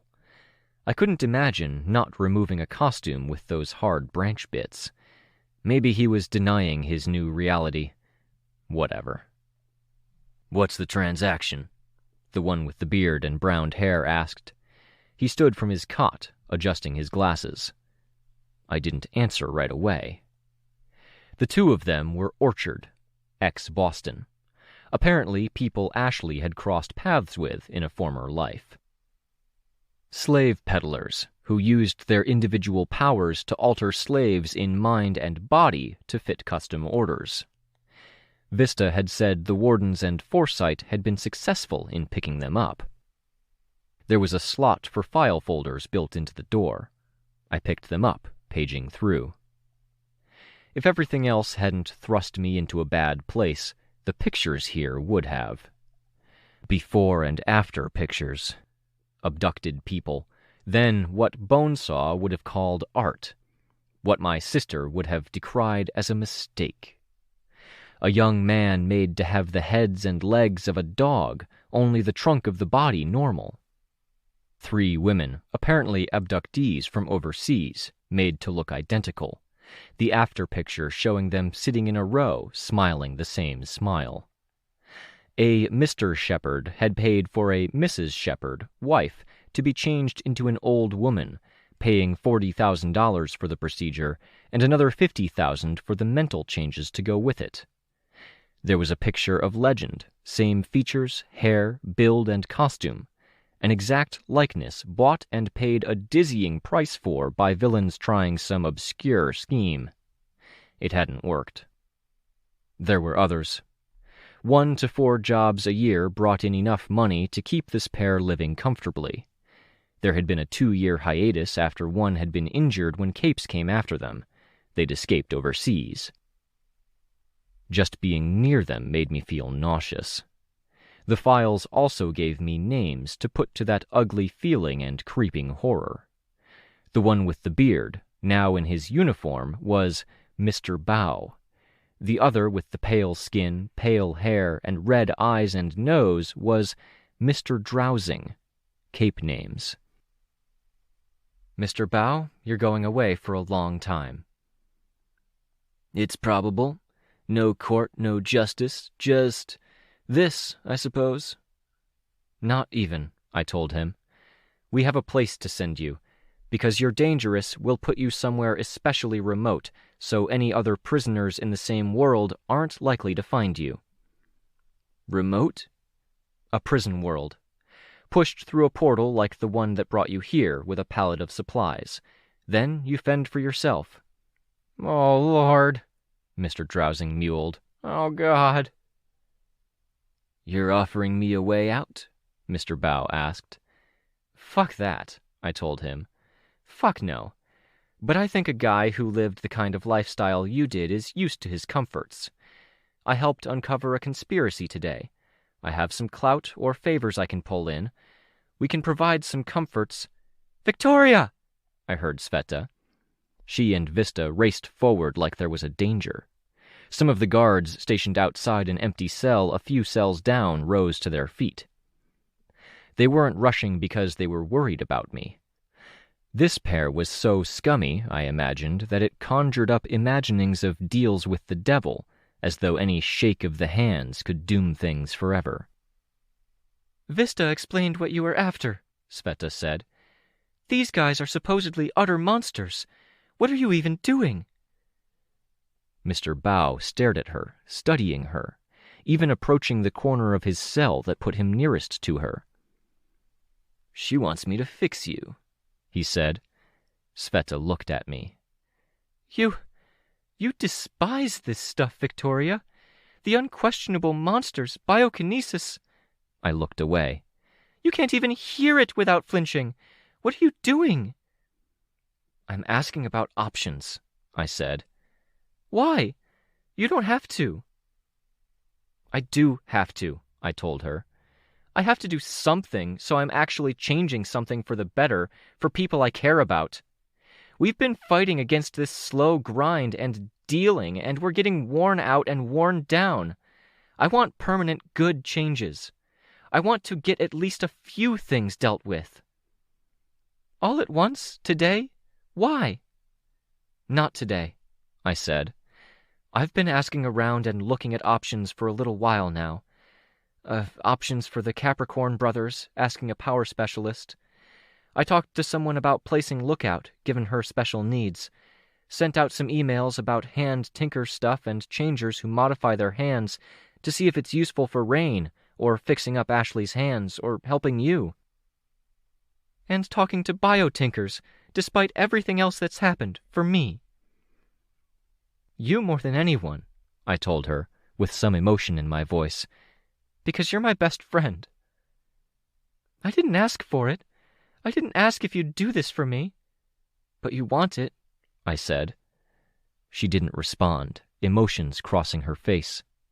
When Vista touched her arm, more of a support pillar than I was, Sveta came free of the train of thought, nodding. There are other reasons, I said. For me looking into this for you, specifically. I knew some of what was going on with Weld. I saw the pain in her face at that. And I wanted to bring it up somehow, but I didn't know how. I thought if I could find a good, safe way to give you something good, maybe that would help on a level, if and when he went forward with it. How long did you know? She asked. Weeks. Fuck it, Victoria! What the absolute fuck? I don't want to watch you hold this in, and I don't want to watch you struggle with forces outside of your control. And I know this is stupid, it's a long shot, and it's probably retreading old ground you or others have looked into, but I wanted to try. Try? Are you aware of what happens if we try and fail? More than anyone, I said. Not that, Sveta said. Not what Amy did to you. I floated back a half step, involuntary. I'm saying it blunt, because that's what we're talking about. You can't offer me hope and have it be for nothing. That would hurt more than anything. I nodded. I did tell Jessica to tell you guys to hang back a minute. She did, Vista said. I'd originally planned to include her from the beginning, but when Jessica had been leaving and I'd been faced with the decision to bring Sveta along or not, this had felt way more sensible. After a pause, Sveta seemed to accept the line of thought, though it was a far cry from accepting everything. I want good things for you, I said, meeting Sveta's eyes, my own eyes moist. You backed me up when it counted, and I want to do the same, but I can't even give you a reassuring hug on days like today. Sveta blinked a few times, trying to be angry but getting teary instead. The tears were black, welling in the inner corners of her eyes. Vista pulled out a tissue from her belt, which Sveta took. She was remaining the mostly silent ally to the both of us, a referee. I was aware guards were close enough to hear, and so were the two prisoners. My heart pounded as much as it had in any fight. I hadn't handled this well. It came from black thoughts in the car ride. From thoughts of indulging in monsters, wading into murkier waters. It wasn't familiar ground, and now I was repeating Jessica's mistake from earlier in the day. Show me? Mr. Bao asked. Sveta turned his way. Show me what I'd be working with. She stared at him for what might have been 20 seconds before reaching up. She undid clasps and removed her dress, then shed her wig. As if to be more imposing, to scare him away from what he might say if he were insecure in the least, she raised herself up and stretched out. What do you want? To be human again, Sveta told him. To have my body again. I can think of ways. I can try. Trying isn't good enough, I told the man behind the glass and chicken wire barrier. If you can do it, we can talk special dispensation for when you're locked up. I pull favors, get you something to send you on your merry way. Television, solar panel, something to play movies, or... Regular, he said. Regular visits. Once every week. Something smaller, books, supplies. Check on me, ensure I'm well. We can look into it, I said, glancing at Vista. There are people who we put in remote places, bolt down their supplies to the rock, Vista said. Ensure they can't roam. Make it harder for them to get help if we check on them. Some of the miners. We have a precog check the coast is clear, and if it isn't, the plan is to just leave them to rot, count them as dead. I looked at Mr. Bao. Works, he said. No recruited help, just give me enough to stay in touch with things. $20 in value once a month, I said. Stingy. I'd be changing a life. Can you? Sveta asked, interrupting. I cut in. And don't say try, because if you try and fail, I will personally pulverize one of your legs in my hands before we drop you in another world. Be sure. Mr. Bao smiled wide, showing some silver-capped teeth. I have ideas. The statement seemed to shake Sveta, to the point she wasn't holding herself up at an imposing height anymore, or even at my height. Seeing that, and the latent nausea of having to deal with a biotinker and every mental picture associated with them was enough to get to me, too. I reached out to Sveta to stabilize her and for stability. Being a Case 53 is a big part of who I am, Sveta said. Even if it worked, which it isn't guaranteed to. There was nothing I could say to that. It was hard to fathom. I don't even have a community with my kind anymore, so why do I cling to it? Because it's what you know, Vista told her. You said they're the worst kind of monster, Vista, Sveta said. We're not that bad, Mr. Bao said. Shut the fuck up, I told him. So it feels wrong, Sveta added. Going easier on them to get a selfish favor. Your struggling feels wrong, I told her. You lost your prosthetic body because I failed you, and— No, I didn't, you moron.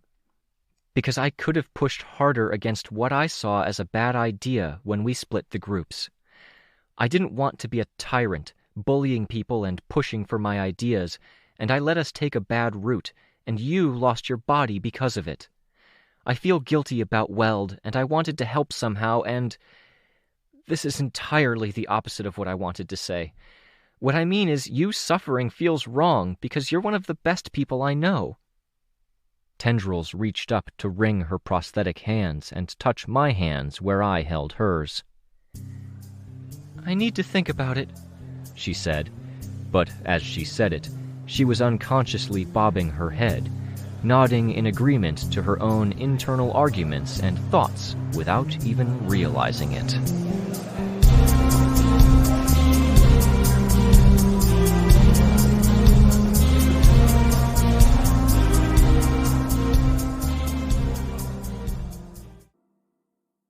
Word, Arc 13, Black, Interlude Z. The room was an unoccupied, unfurnished office, plaster and brick, hardwood floor, and a flickering light at the ceiling. The light was too bright when on, and the room was too dark with the light off, and the room was just a little too warm for her liking. Sleep escaped her. It was, in every given moment, a feeling like being on a ledge, the natural and instinctive adjustments to fix her balance pushing her forward, and her stomach lurching, alarms surging through her mind. She couldn't remember having a stomach that would react like that, or being afraid of falling, but she dreamed of it. And so it was intimately familiar without truly existing. A few hundred times over, she felt it. Reflexive, natural movements, each one prompting that surge of alarm, of tension, the desire to overcorrect and overreact. The feelings washed over her like a wave, overlapping, combining, contradicting, dealing with it in every minute of the last 9 years. The faces of the dead had never quite left her. They drove that alarm home and made the analogy of the ledge a lie. There was no dream of holding a baby, but she'd heard it before, and she liked babies, so it kind of made sense. The feeling, a dozen times in a second, that she'd been holding a child and she'd let it slip and fall. That a whole, entire, precious life would be lost. That lurching, lost, horrible feeling came with every thread of herself that reached out. Extended to hooks and pulls, moved along the kinetic pad, rods and framing that connected the mechanical arm Rain had made her to one of her primary organs. He'd given her a gift by giving her these arms, because their movement felt like arms she'd dreamed of. She could feel fingertips drag along plastic laminate as she turned a page. She had brought her portfolio with her. Each picture was a story in a long and hard journey. The earliest ones had no sanity, no order, no choice of color, only long and narrow slashes of paint. When she hadn't even had the control to pick which paint to use, only the paint, the canvas, and enough emotion boiling inside her to drive her to attack the canvas with that paint, to tear at the canvas. Then, here, one picture. Vertical slashes on glass, photographed, because the glass wasn't canvas, but someone had wanted to preserve that image for her. Vertical because she'd struggled and fought so hard and long on that day that her inhumanly strong limbs had lost their last iota of strength. She had collapsed against the glass, tendrils slick from tearing open paint tubes, and she had slowly slumped down, dragging the paint down with her. Then, paintings with more form, experiments with control, to attack the canvas, then to move more gently, moving near it and directing focus elsewhere, so that it was gentle movements only. There were experiments where she had everything covered with paint, and then used her tendrils to whip it away, uncovering the pale canvas beneath. Negative images. And then the practice with the pens and paintbrushes, the focus on manual control, crude, scribbled images where pen was so often dragged wildly across the page mid-stroke.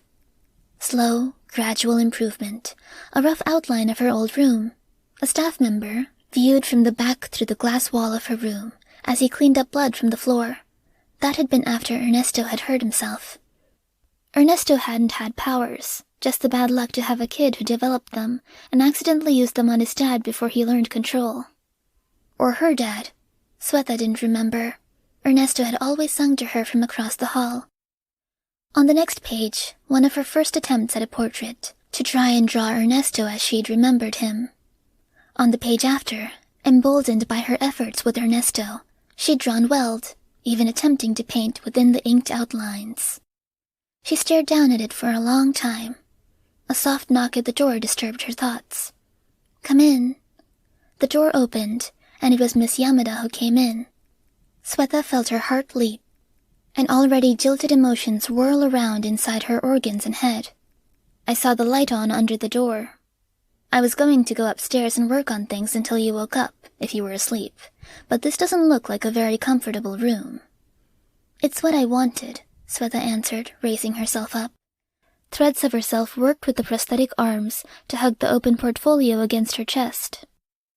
She had the portfolio with her, some grooming things like a brush for her hair, and a scrubber to get the waxy shedding off her tendrils, and a bunch of clothes she'd removed from her bag and piled around it to try and make a pillow. Jessica had a pillow, she noticed. "Sorry to make you worry. I'm all right. I've dealt with worse. I'd like to see you moving towards better. Steadily, carefully." "Oh." "Sorry," Swetha said instinctively. She hated when she did that. "I didn't think you were checking in on us anymore. Weren't you delegating? We were going to see someone else." "Victoria contacted me," Jessica said.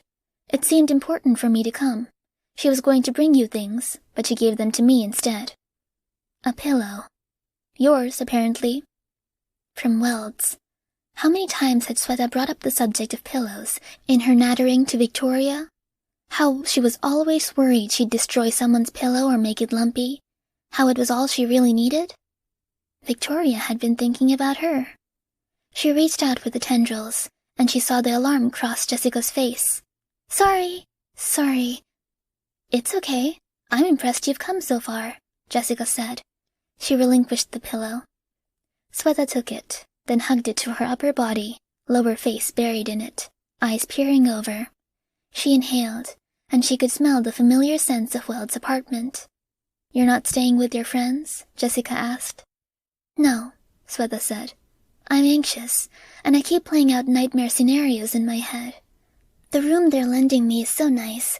I'm worried if I slip up, I'll break or tear something. And the door doesn't secure." "It doesn't lock?"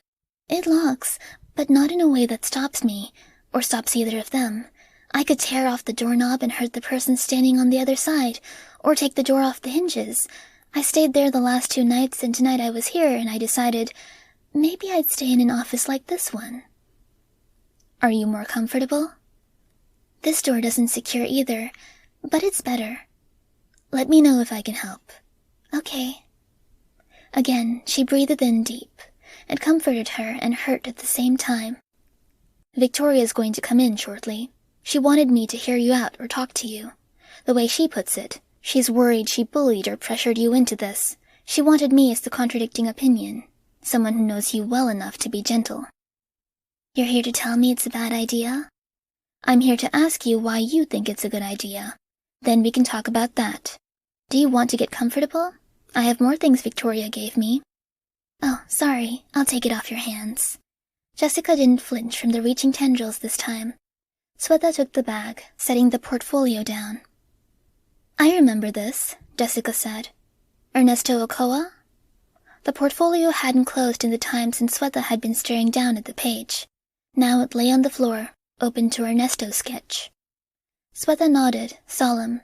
She was glad the page had turned and that it wasn't still open to the image of Weld she'd been looking at. "You don't still blame yourself for him, do you? I remember, after he was transferred to another wing for care, you kept apologizing, over and over, even though you'd only ever offered him comforting words and kindness. "Isn't it okay if I did blame myself?" Swetha asked. The bag had other pieces of clothing, new articles that Victoria had apparently picked out on her own, probably earlier tonight. When Vic had offered to take Swetha shopping, Swetha had said that she'd rather hang back here and rest. Vicky had apparently gone shopping with her in mind regardless. I think blame isn't healthy, as a rule. There was a stretchy, silky shirt that made Swetha think of Semiramis with its color scheme. Jade, gray, and cherry blossom pink. It was pretty cool.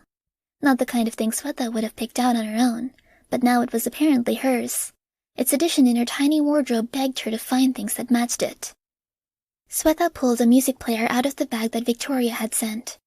She pressed the button to turn it on and clicked through the songs. By the look of it, Victoria had asked Weld about what music she liked, then put it into the player. And art supplies. She had her own buried in among her stuff, but Victoria hadn't known that. It was a nice touch, and a clean, untainted notebook and paint set was inviting. Blame keeps you going, doesn't it? Ernesto needed to blame his wife for what happened to his child. Indignation and quiet fury got him through days he otherwise wouldn't have been able to manage. It doesn't make those days better. It's my feeling that every day he focused on being angry and hurt, he got further from being okay. Swetha started. She stopped as it hit her that she'd walked into a verbal trap, or that she was setting one up. Neither was okay. Should I be okay? So many people died. You were just a child, and you weren't given a choice. But Rain was just a child too, not that much older, and he was threatened with horrible, horrible things. He was brainwashed from a young age, and he had Mama Mathers looking over his shoulder, ready to make him insane and then make him a breeder for her cult. He had a gun to his head, and people act like... Jessica didn't cut in, didn't interrupt while Swetha thought aloud. Like if Rain finds a ceiling to his self-blame or a point where he stops blaming himself, then he's not repentant. I have my own feelings about that. I've talked with him about them. I would reiterate, you were just a child. So I should be okay? It's okay for me to be... okay? She'd aimed to put an inflection on that last word, and then her voice had cracked as she'd uttered it, which doubled on the effect.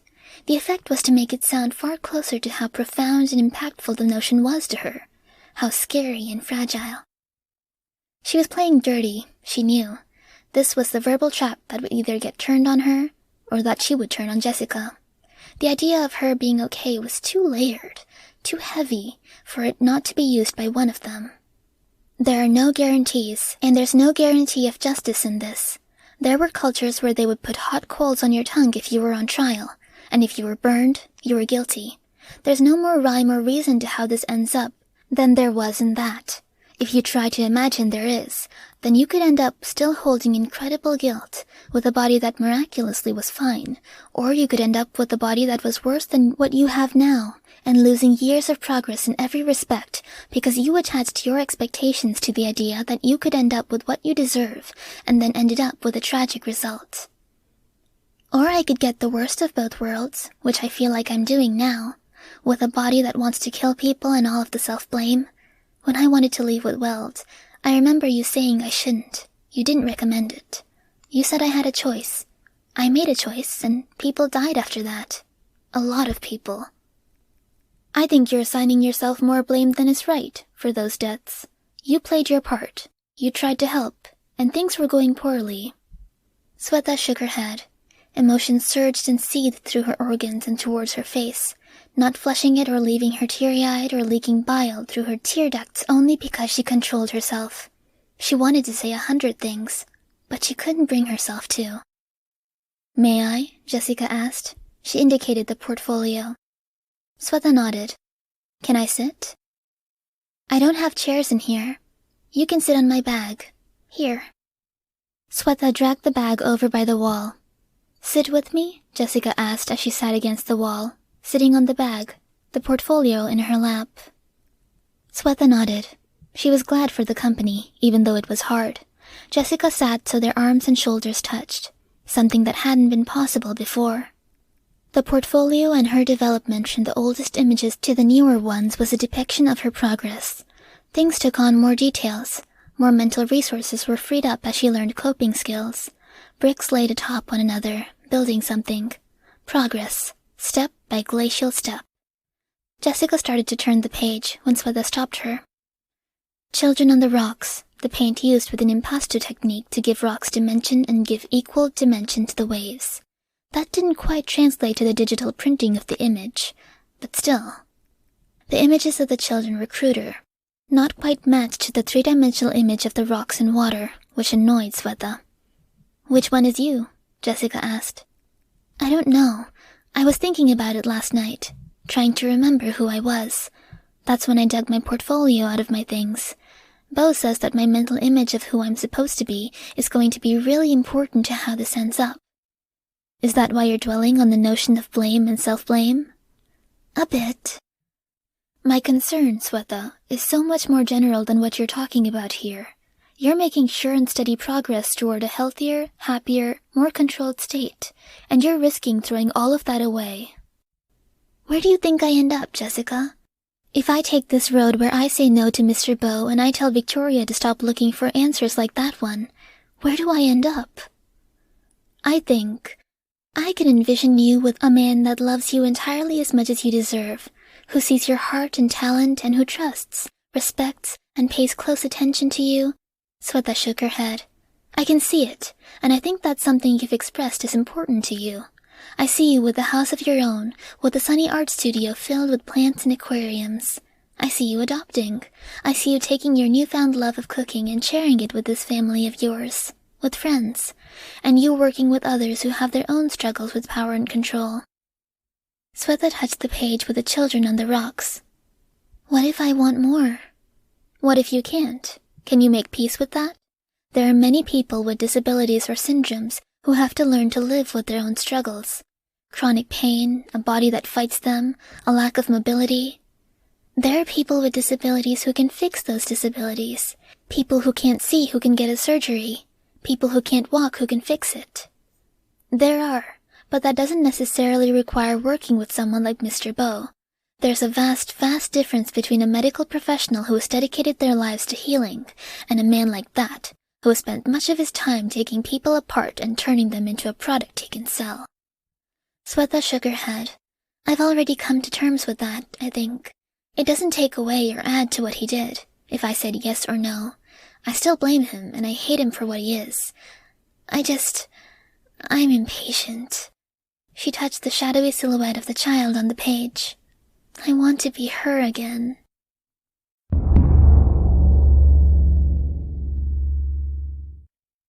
"Ahasa, Ium! Oyet!" The black rocks by the shore were precarious. Where the waves crashed against stone, specks of water beaded the black stone, making it slick. Plant life drank the water and spread on the stone, camouflaged black on black, but slicker still. They clambered over rock, careful with how they moved. A cousin was arranging stones to weigh down a bowl, igniting the contents of that bowl. A beacon on the rocks. They were the oldest, and so they got that duty. Which was fine, good, because everyone else got to draw. Orange clay mixed with crushed seashell as a binding agent, with oil and fat from the forever drowning, those sea creatures with sharp teeth that had the same general shape as people, except with legs bound together into tails. The mixture made for sticks that could be dragged across rock, leaving behind bright orange markings on black that would resist being washed off. The boats that came in would find it necessary, with clouds rolling in and the sky getting so dark so early. The craft out on the water were having to fight to get to shore, as the waves rose and fell. It didn't matter what they drew, only that they defined the rocks clearly, and that they moved carefully on the stone that was slick with salt water, seaweed, and slime. Some of the rock was as sharp as any glass the blower in the village made, and in the dim light they were hard to see. Nayad watched as her brother worked with handsome Micah to climb down to one of the bigger rock faces. Micah hunted the forever drowning with his father, and was strong and always happy. Dimmy hadn't yet grown out of the stage where he wore simple children's tunics with orange clay bead collars, his hair a mop that hadn't been cut like someone who'd come of age.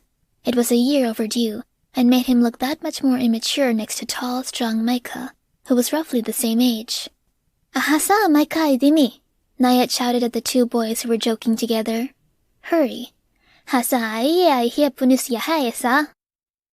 Micah laughed, boisterous, while the other kids either laughed with him or jeered. Dimmy blushed a red that she could see even in the gloom, ducking his head down, embarrassed. Noe nayet, Micah said. Senet hasa, yen senet babate hasa, huh? Now the jeering was directed at her and at Dimmy.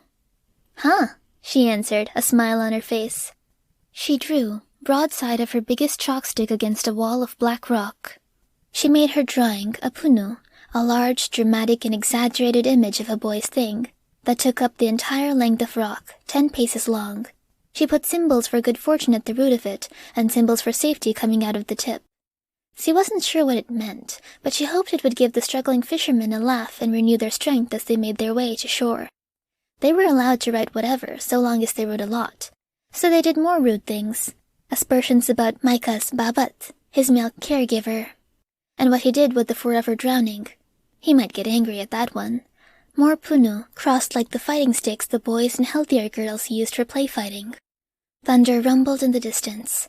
As one, the gathered youth answered with roars and shouts of their own, as if they could beat back the thunder with a cry of their own. More seriously, they set to work, outlining rocks and adding more symbols and words. The sky was filled with energy, and energy filled most of the children. Dimmy wasn't one of them. Nayet's jab from earlier had him sour, and even Micah's good temper wasn't enough to rouse him from it. Sulking, Dimmy drew on his own. More creative swirls, fish, birds, ones associated with good fortune. That was probably why the older people in the village liked Dimmy so much. Nayet, net abra milana? Micah teased. Nayet wiggled, plucking at her top. Micah, ayen den silman. Micah only laughed at the aspersion. Worried about her big brother, Nayet glanced down at the rocks. He wasn't any angrier or more upset, even though he'd clearly heard. Not jealousy, not defensiveness over Micah. She used up the last of her chalk sticks and took more from the smaller children. They'd done enough now, but when the storm came they would be cooped up, listening to the drum of the water on the clay tile roofs. This would be their last chance, potentially for days, to stretch their arms and legs. The sky rumbled, and the children, joined by one adult who had reached the shore, shouted back. They weren't even done their responses when the sky rumbled again. The answering cries were strained, higher pitch, more force, because of course they had to be louder each time. When the third rumble came, Nayet and Micah simultaneously noticed that something was wrong. Neither of them joined the others. Another cry, a wail, was undercutting the raucous noise elsewhere. Dimmy had fallen, sliding on the rocks. Now he wasn't getting up. Micah, big and boisterous and brave, wasn't willing to climb down. Yet, Micah warned. But Nayet wasn't willing to leave her brother for the water to take. Rocks painted orange were easier to grip, resisting the rain, and so she focused on those. With the sky growing darker by the second, it was impossible to avoid the hidden blades, where black grass stuck out of the rock and sliced into finger, hand, and leg. Nicks, skin-deep cuts. Dimmy had no doubt cut himself once, then reacted in pain. And when he'd fallen, she saw, he'd slid against that surface with a dozen hidden blades. He'd been raked, cut deep enough in times that skin hung loose in places. Perhaps the only thing that had saved him was that he wore the child's tunic, a straight drop from clay collar to mid-thigh. Had he been dressed like Micah, his upper body would have been exposed and cut to shreds. Had he been dressed like her, it would have been back in midriff. As it was, only 3 or 4 long cuts marked his body. He was conscious, wide-eyed, lying in water that took on the color of his blood. When she grabbed him, he grabbed her back. That strength wouldn't last long, and when it went, her grip alone wouldn't be enough to get him from the water's edge to higher ground. The two of them fought, with Dimmy using ruined arms and legs to help when he could, every motion trembling. Her own limbs screamed at her with the countless cuts. Why had he come down this side? It faced a part of the shore few boats were likely to use. Was it her fault? Because she talked about how he and Micah would have time to play with each other later? Already, Dimmy was delirious, more focused on the broken bead at one corner of his tunic's collar than he was on anything else. Micah waited, belly down on the painted rocks, reaching down to grab Dimmy. Dimmy grabbed onto her, gripping her with a startling strength. "Ya, Sasa," Dimmy whispered. "Yet," Micah said, face pale. Ahasa, she answered, ignoring Dimmy, focusing on Micah. Aha! It was Micah who carried Dimmy, who took Nayet's urging and left her behind so he could get Dimmy help sooner. Exhaustion overtook her as she'd restrained every muscle in her body from toe to tongue to get Dimmy to safer ground, and now that the battle shock she leaned on to save Dimmy was leaking away, her countless wounds were making themselves felt. Bruises and cuts. Younger children supported her as she trudged up the hill to her home, dreading what she would find. Their parents were ready to take care of Dimmy and to bring Nayet indoors.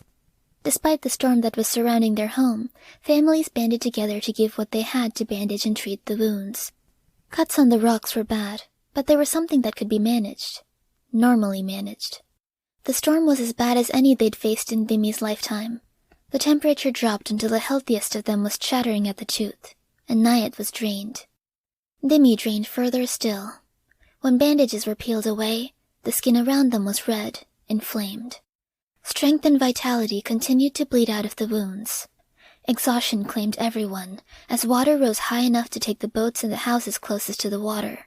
The clayworkers' lodge was taken, and because so many had already moved in with neighbors, Dimmy's family was the one to take the claymaker's family in, crowding in shoulder to shoulder to wait out the storm. In the midst of it, in the middle of the night, 3 kinds of death came for them. One lurched, a giant with crude features, no doubt a bludgeoning death. Another prowled, 6-limbed, each limb narrower than Dimmy's arm, and Dimmy had shed weight seemingly by the second since his injuries. The last was the scariest of them. A woman with features like nothing any of them had seen before, gleaming and clicking in time, like a music stripped of joy. Interlocking pieces wove in and out of each other, like fibers for a tunic, toothed like a saw with teeth meshing. Ever-changing, parts shuffling and turning in time with the ticks of the joyless music, an endless, inevitable kind of rapping, like a man striking the same part of a drum every beat for all eternity. Where a bludgeoning death was something that children could understand, and a prowling death made all the sense in the world, this woman promised a different kind of death, a transformative death. The same marking adorned all 3 of them, a tilted cup, etched in black. So, the woman with gleaming parts addressed them from the clay-tile walkway between huts. Asher shiet sinet, atol pava, let dayon, ye ezoya. A proclamation, a promise. Give us your young with no future, the doomed, the sick, the lost. You won't see them again, but they may live. She said other things, but neither Dimmy nor Nayet heard. They resisted faintly as their parents wrapped them in blankets, then took them out into the pouring rain. The shock of cold water and the colder touch of the ever-transforming death was enough to rob the sick children of their hearing, as their parents said their last words. 3 deaths carried them past the thresholds.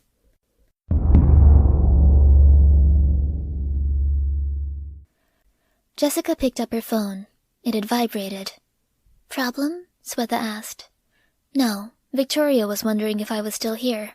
She's avoiding me, I think, keeping her distance. Swetha wasn't sure what to say about that. I'm going to go. It's late enough I should sleep, and it seems you've come to a decision. Please do call if you need anything. I'm not practicing. You could have fooled me, Swetha answered. Then she caught herself. Sorry, it's late. It's okay. Yes. I'm making a special exception here. While I'm not practicing, I can pull strings and ask for favors. I also do want to hear from you, however this goes. If you need me, I will come. Oh, those were horrible words to hear. Ominous ones. The only way Swetha would need Jessica was if things went terribly wrong. Or even a little wrong. Jessica stood, getting her things. Jessica? Swetha asked. Yes? Mr. Bow was telling me that, for what he does, how I end up is going to be a combination of his skill, my old self, and, it helps to have things to splice in. He's asking for tissue or blood samples from people I would like to model my eventual self after. We were thinking, we would collect a series of samples from people very close to me, people important to me, and that would be a little bit of who I eventually became, if everything went right. It would only be like 2% of my eventual body, and it wouldn't affect my face or my brain or, anything. Jessica didn't look surprised at the request. Victoria mentioned that. Swetha spoke up, rushed, hurried. I'm sorry, but could you be one of those people for me? She hated herself for asking, for forcing Jessica to give a harder answer. I don't think I could or should. I'm sorry. I feel like if I did, I wouldn't be able to help you after. It's okay. I understand, Swetha said, even though she did feel hurt and she didn't wholly understand. I'm leaving behind my caseload, but I'll make a special exception for you going forward. If you need me, I will be here for you. Thank you, Swetha said, quiet. I appreciate that. Good luck, Miss Yamada told her.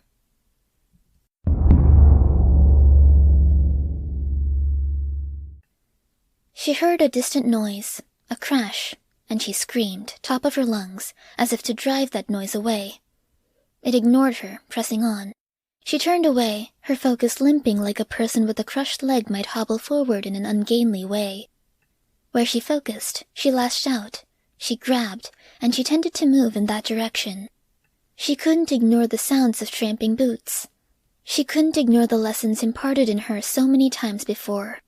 This was a pattern, a nightmare set to endlessly repeat, front to back, forever. Dread, anxiety, death.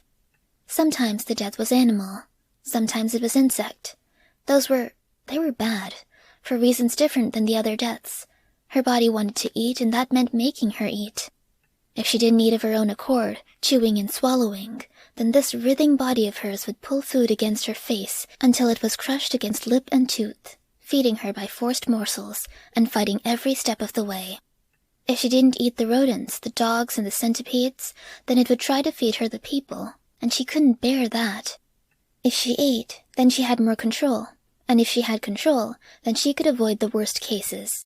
If she could maintain a kind of stability and train her focus, keep the deaths to cats and rodents, then it was a nightmare. But it was a looping nightmare that stayed stable. By night, she would dream of a village by the water, of peers and friends, family. She'd been imprisoned alongside. Had it been her brother? And then she had become this, and they had become dead, crushed to death by the movements of a body of black stone, ground into wall and floor until there was only pulp and black gobbets that creaked like rock and twitched like meat. That was stability. To dream of things lost, and live to avoid more loss. This, the sound of boots, was the loss of that stability, the descent into a whirlpool of worse and worse, darker and darker, less and less control. If she killed a person, and she'd killed so many now, tearing into a crowd, then being hunted after, they came for her. With limping, struggling movements, she fought to get away, focusing attention on anything that could be a handhold, willing her body to cooperate. Her movement was slowed because her body insisted on carrying its next potential meal with her, dragging an arm, neck, shoulder, and the crushed lower part of a head behind. "Upstairs!" was the shout in English. "I hear it!" She screamed, long and loud, raw, to answer that coming fury with something that might drive it away.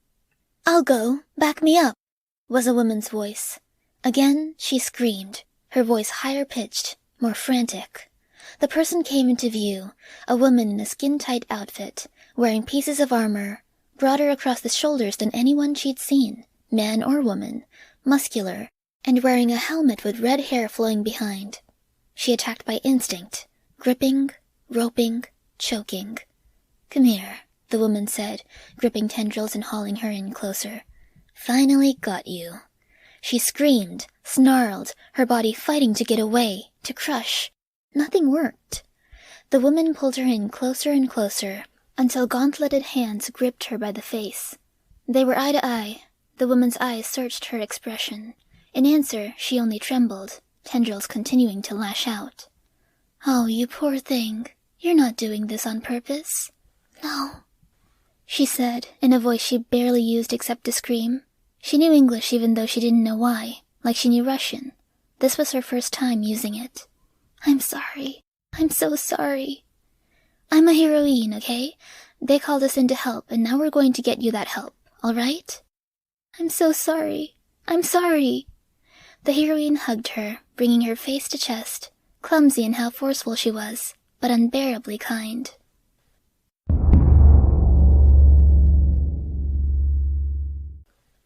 Victoria hugged her almost immediately after coming in the door. "You got everything I sent?" Swetha nodded. "Pillow, the shirt.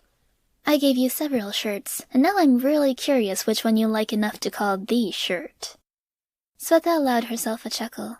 She broke the hug and turned, reaching for and picking up the shirt with jade and grey and light pink as boldly outlined cloud and animal shapes. "Aha," Victoria said. She smiled. It was good to see her smile. She looked tired. "How are things? I'm a little out of the loop." "Things are manageable." There was a triple hit of releases, copies of messages from an online inter-team message service, like the chat room you guys used to talk outside of therapy. They weren't flattering. But Dragon pulled a retroactive overhaul of the look and style for the message system, and we were able to respond by saying, "No, this is what our messages look like. Someone made that up." It happened in like 15 seconds with 5 or 6 of us responding, so it's really positive.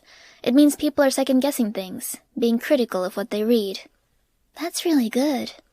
The downside is we're expecting them to drop something a lot heavier. It's been a few days of quiet since we uncovered it all. Then this. And we don't think they're going to leave it at this.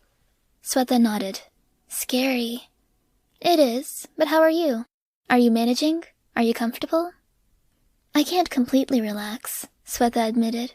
I worry an employee is going to come through the door, and it'll take too long for me to pull myself together. Let's do something about that, then. I can think of a few options. Like? What if we used our tech to drop you into another world? Somewhere sunny where you can swim. Forget everything. Seems lonely, Swetha said. Might be, Victoria said. We could also, if you're willing, use one of the empty cells. Swetha's immediate reaction was an instinctive jerk back. Then, as she thought on it, she relaxed some. She'd had bad dreams about being imprisoned, surrounded by nightmares. She'd found some catharsis and fresh horror in revisiting that field of nightmares organized into small boxes, cauldron cells, where she had once been kept.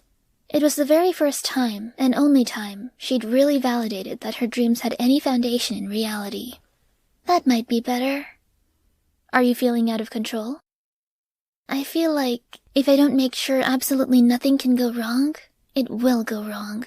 And it might go wrong no matter what. Miss Yamada thinks it will go wrong. Victoria made a face.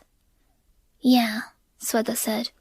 She wishes me luck, but she won't say I should, and she was very careful to say if I need her, or when I need her, I can ask for her. Was I wrong to send her? Swetha shook her head. Maybe it's selfish, but I wanted to make sure I wasn't steamrolling you, that I picked the best person I could think of who could argue against my idea. It was good. It was fine. I was glad to see her and to talk for, Swetha said, pausing. What time is it? 5 a.m, about. For hours, Swetha said. It's really 5? Yep. What the hell are you doing up at 5, you moron? Keeping you company, expecting you wouldn't be sleeping, and figuring I could go over notes and work on stuff in a safer place if you were asleep, but mostly figuring you wouldn't be getting much sleep. Swetha shook her head. Do you want food? I can get food, or anything you want. I want, it might sound weird, but that idea about going into a cell, where I can let my hair down, before people wake up and employees come in? Okay, Victoria said. Get your stuff, and let's go. Victoria helped grab things, carrying the pillow and the portfolio, while Swetha brought the bag with clothes and other hygiene things. They passed through the hallway, and Victoria was fatigued enough she got one of the passwords slightly wrong. Into the bunker, down the side path to the prison. Who do you want for company? Victoria asked. Put me close to Bo. It took a minute to negotiate with the guards, ensure everything was okay.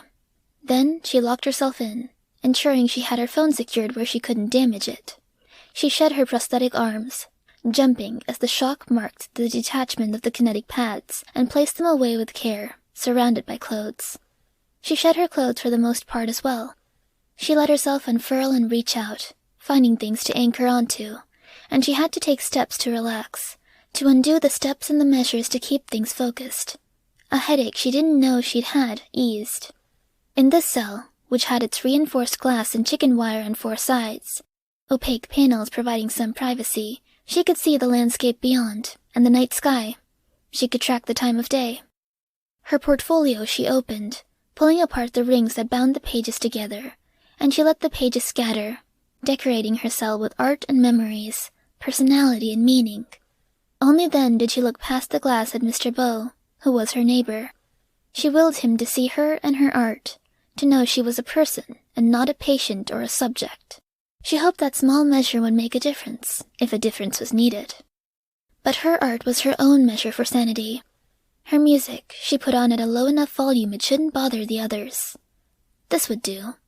It would allow her to manage, for as long as this ended up needing. For as long as she had her art, her music, and the ability to create, she could stay sane. She was locked up, and locked up was safe, whether it was in a hospital room, in a cage of Weld's own body, her prosthetic body, or a cell. Nothing could spiral down and out, getting worse and darker. Something clinked at the door. Sweta turned to look. A vial with a plastic stopper, then another, all dropped into the slot in the door where file folders normally rested flush against the glass, all crimson. She drew close enough to look. Antares, Swansong, Precipice, K. Armstrong. Swansong and Precipice said you hadn't asked, but they thought they'd offer. We didn't ask Lookout, but you know she'd say yes. Tristan said he really doesn't like getting his blood drawn, so he won't go out to do it until he's asked. It's really kind, Sweta said, blinking hard. Armstrong did? He did. And the others, I don't even know. People are so kind, but you're allowed to say no. If you have reasons, aesthetic or because of power interactions, cluster. I thought of you and Miss Yamada because I thought you were the people who I'd like to make a kind of unofficial family. I wouldn't have dared to ask Mr. Armstrong, but I'm really glad and really touched. Victoria nodded. Sweta was misty-eyed and remained where she was, looking at the vials, as Victoria found a position sitting down, leaning against the door. Sweta found her own position there, a foot or so from her friend, meeting her eyes. She hadn't expected or counted on the company, but it meant a lot. The blood for the procedure with Beau, too. She got her fresh new art supplies, held it where Victoria could sit and watch her with her head leaning against the glass, and she started drawing.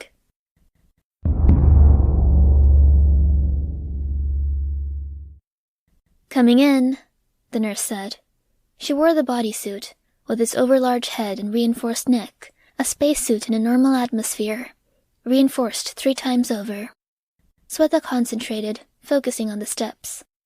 Visual images of bricks, every second as something that mattered, another brick on a wall, that wall a part of a larger construction, that large construction being art.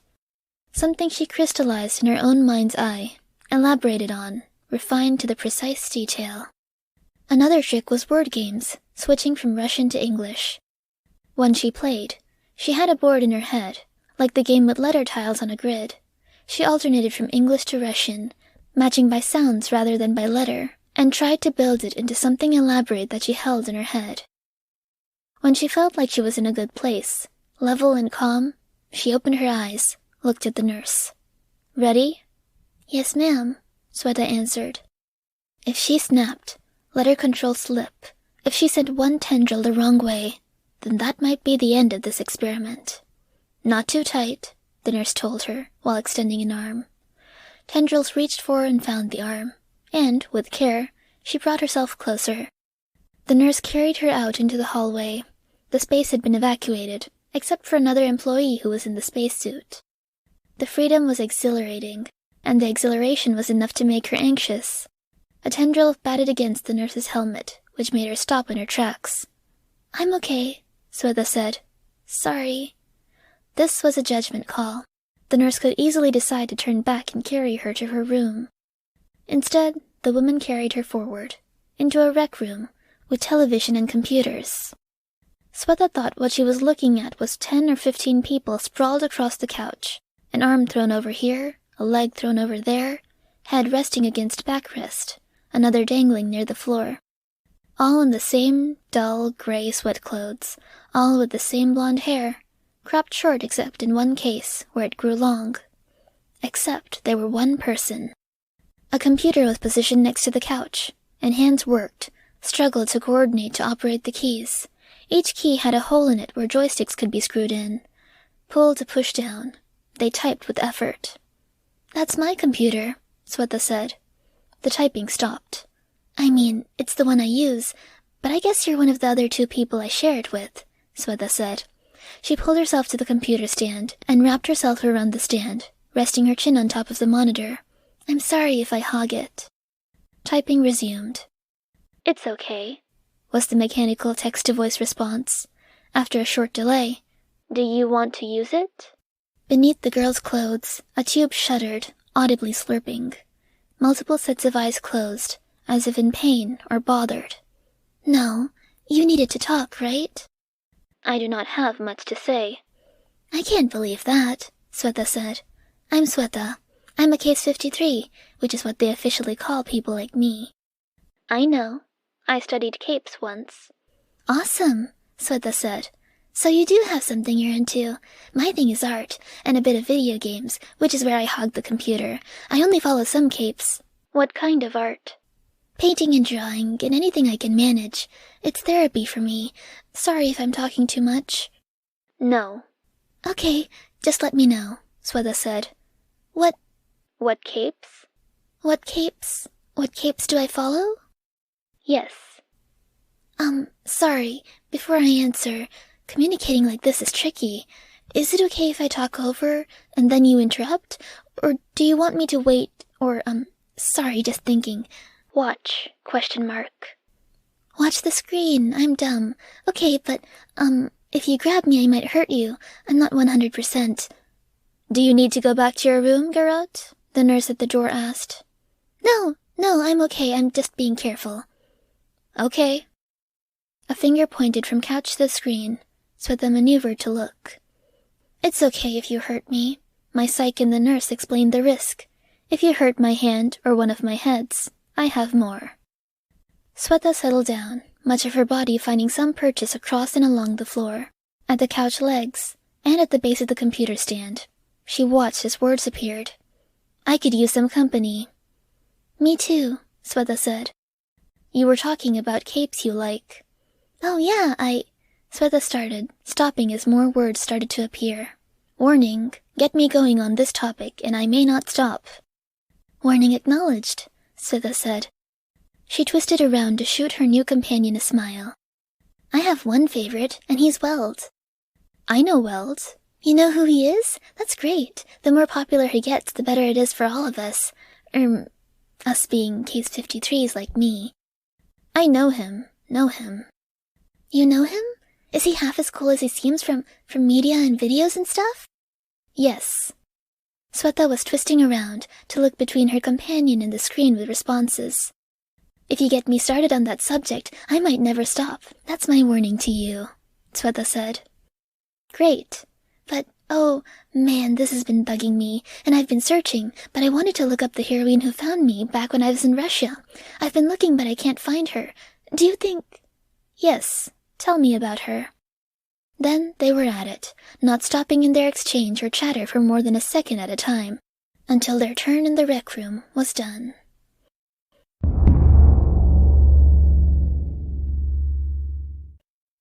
"This is going to be a multi-step procedure. My planned approach will be to knit together your tendrils, 3 at a time. Once that's done, I want to fray the edges, make them serrated. Then we knit them together." Swetha nodded.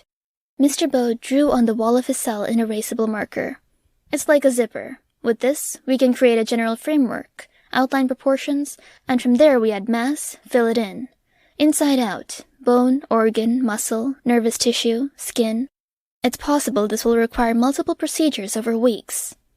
"Misleading," Effervescent murmured. "What?" Mr. Bow asked. "You were there when they attacked us." "Arrested you, for very good reason," Effervescent said. "You're fibbing about the weeks." "It may require multiple procedures." "That's true," Effervescent said. "Spanning days or weeks." "Less true." Don't jerk us around, Mr. Bow, Victoria said. The man drew in breath through his teeth. A couple of days or sessions? Victoria asked. More likely. There we go, Effervescent said. Mr. Bow frowned. I don't know how your power will interact with this. It's my experience that powers tend to find a way. When I was in Boston, there was a group that mutilated themselves to try to force their powers to travel in these alternate paths. It worked. They were strong. Swetha looked at Victoria. Victoria's power had found a way, wrapping its force field around the new body, then holding that shape after. How do we work with that? Victoria asked. I think the best way is to give the power away. It might mean you're not perfectly 100% an ordinary girl, but it might also mean that when your power does try to find a way, it doesn't find that way by tearing your new body apart. Mr. Bow drew on the cell wall. A hand with a hole in it, a line snaking out like a tongue from a mouth. I don't want to be hollow, Swetha said. There are other options. Okay, Swetha said. I feel like we've glossed over the surgery and the timetable, Victoria said. Can we walk it back a bit? Was that glossing intentional? No, Mr. Bow said. I don't get the weird manipulation feeling from that response, Effervescent said. Thank you, Victoria said. Timetable? Surgery? How? I make needles, Mr. Bow said. He ran his finger along his arm, and a needle slid out of it, a foot long, and, as it disconnected from the flesh, bulbous at the tip. I can place what I need at the head, and it will disseminate into the patient. That way I can splice in traits I want, what the patient wants, Victoria said, stern. He wasn't being duplicitous, Effervescent said. Just sketchy, Victoria muttered. Go on. Some of this, if I use the right pins, and I do plan to, is going to tap into the patient's self-image. Some of this is necessary to make the connections feel natural, making the body feel intuitive, instead of like a fit of shoes that's the right size, but worn and stretched out to fit someone else's subtly different foot. I've been using tech that uses the same principle, Swetha said, moving her arm. Good. That's interesting, and promising, if you were willing to let my companion do his thing. No, Victoria said. He could unlock your missing memories and make that connection much stronger, bring your body closer to your actual self, that's buried deep in your memories. No, Victoria said. Effervescent can't get a good read on Mr. Drowsing, and it feels like more of a bad idea. Swetha nodded. Agreed, at least for now.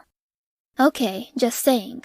I can also make edits. They'll propagate through, depending on where the needle rests. Rewrite DNA, alter the design, encourage adding mass. This won't be easy. I'm going to add mass and it's going to look very wrong, even frightening, because of how far it deviates from who you are and what you want. Tearing down or replacing is a lot easier than building. Okay, Swetha answered. This will be ugly.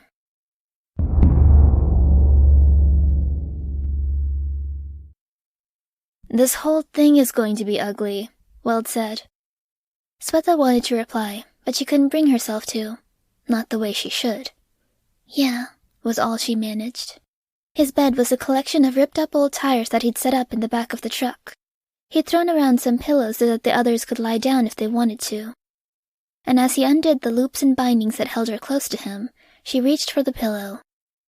Being by his side and at his back was reassuring, and it was often distant, because even though she was touching him, reaching through him in places where her tendrils threaded into one part of his body and out of another, she didn't face him. Now she hid, pulling the biggest, toughest pillow around, hugging it. In the background, the chatter of the other irregulars could be heard. Outside the truck, they talked and made late meals. Do you want the ball? He asked, picking up the reinforced hamster ball. Not just yet. Is that okay? Perfectly okay, he said, easing down and lying across the bedding. His fingertips hit the side of the truck as he dropped his arm, producing a percussive bang. Do you want me to get lost? She asked. I'd understand if you wanted your room to yourself. We've got 37 irregulars now. It's a lot. Yeah, he said. He didn't raise his head, instead staring up at the ceiling. Talking to some of the other groups about allying. It could bring us up to 45. 48. We're estimating about 90, 95 in total, that are still alive right now. We could double that number if we included people like the ones you talked about from the asylum. Maybe, she said. He was referring to the victims of powers, people like Victoria, or Ernesto, or Colony, or Mick the Tick. I don't think the others would go for it. So many different factions, so many politics.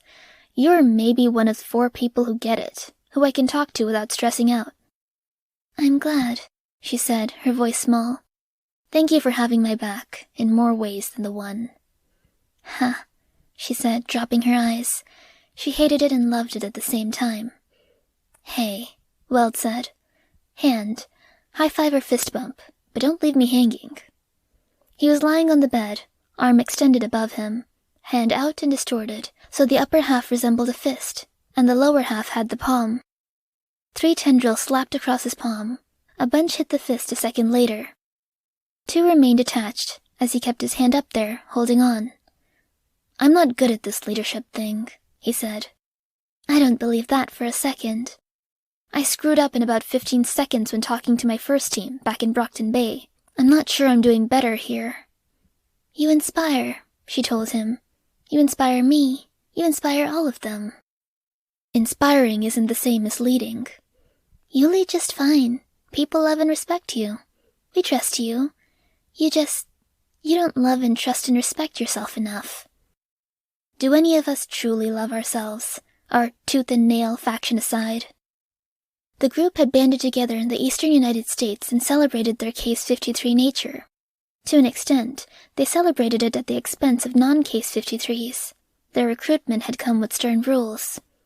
I like us, she said. And it was so close to saying what she wanted to say that she felt a little dizzy. Small vital organs pumped and beat behind and beneath her, like a trail of thudding hearts. I like us too, he said. His voice dropped. But I don't like me. Those thudding hearts shriveled, bile churned inside her, and despair threatened to consume her brain, insofar as she had an actual thinking organ. To see this wonderful, amazing boy so lost and struggling, even knowing it was because the week had been long and fruitless, it almost physically hurt. If only you could see yourself how I see you, she said. She tugged on the arm he still held out at an angle, that she still held, like she'd slapped him a high five and then kept her hand there, holding his. He dropped the arm, draping his arm over his face, eyes hidden in the crook of the elbow. Likewise. An automatic response. No, I don't think it's likewise, she said. You're smart. You're good at so many things. You're one of the nicest people I know, and one of the people who's done the most to make the world a better place. You're so beautiful. You have so many people who would give their right arm to be with you. No, he said. Listen, I know there's a standard pep talk that comes with talking to other Case 53s. I get it. We tell each other we're beautiful in our own way. We lie and we say anything's possible. And if I'm honest, I don't really like it or buy into it, so I don't say it. But I won't say anything if someone else says it. But you don't need to give me the patter. It's not patter. Weld.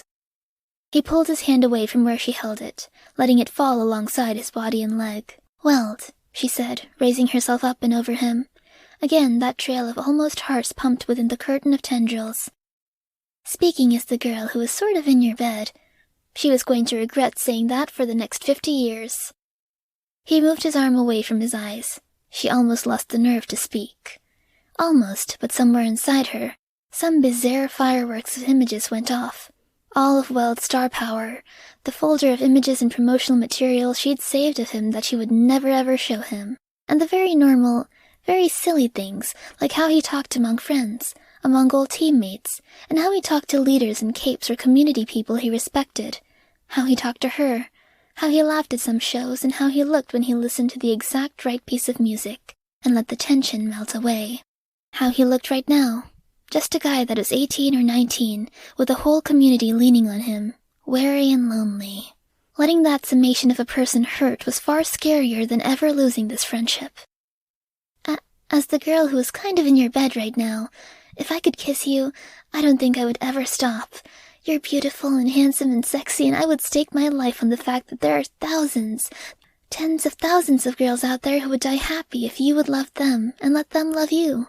If you let them see the you that is kind to children and who stands up to bullies, if you let them see the you that listens to anti-music and laughs so hard, or the you that looks so happy when another Case 53 has an achievement or hits a personal milestone. You're not so bad yourself, you know, he told her. Not many people could say all that, so well or so convincingly.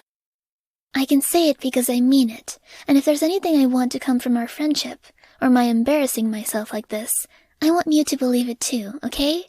I want you to get to where you find a girl, and you believe everything I just said. He reached out, and her tendrils snapped to his arm. Impulsively, she brought her face close to his, and she kissed him. Then she pulled away. She reached for music she knew he liked, and put it on. What are you doing? I'm running away, she said, because I'm so embarrassed I can't think straight.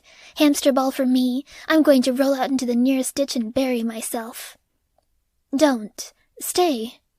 I can't. I shouldn't. I don't know. I'm sorry, she said. Her feelings and thoughts were all fireworks, still, but now there were explosions of doubt, and a chasing shadow of blood, past and future. If I want anything from this, I want you to get to where you don't feel you have to run, and where you don't feel like you have to apologize. The music swelled. Good choice, he said. Don't be gone too long or I'll worry. Hamster ball. Lid on but ajar. Door opened. Lid screwed in. This one had pegs she could use to propel herself. She went out the open door. The other trucks and vehicles were crowded around. One of the Case 53s was acting as a television, projecting signals onto the side of a truck. She fled from all of them, the surge of positive emotion giving way to doubts and anxieties. She wouldn't have been able to forgive herself if she hadn't said anything, and she couldn't forgive herself now that she had. There wasn't any good ditch nearby, so she propelled herself in the direction of the woods, stopping at the tree line. She stopped to ponder the mechanics of trying to bury herself alive inside her hamster ball, dismissed it as a silly idea, and spent long minutes stewing inside her own mire of thoughts instead. Footsteps trudged through grass, prompting her to turn around. Hi.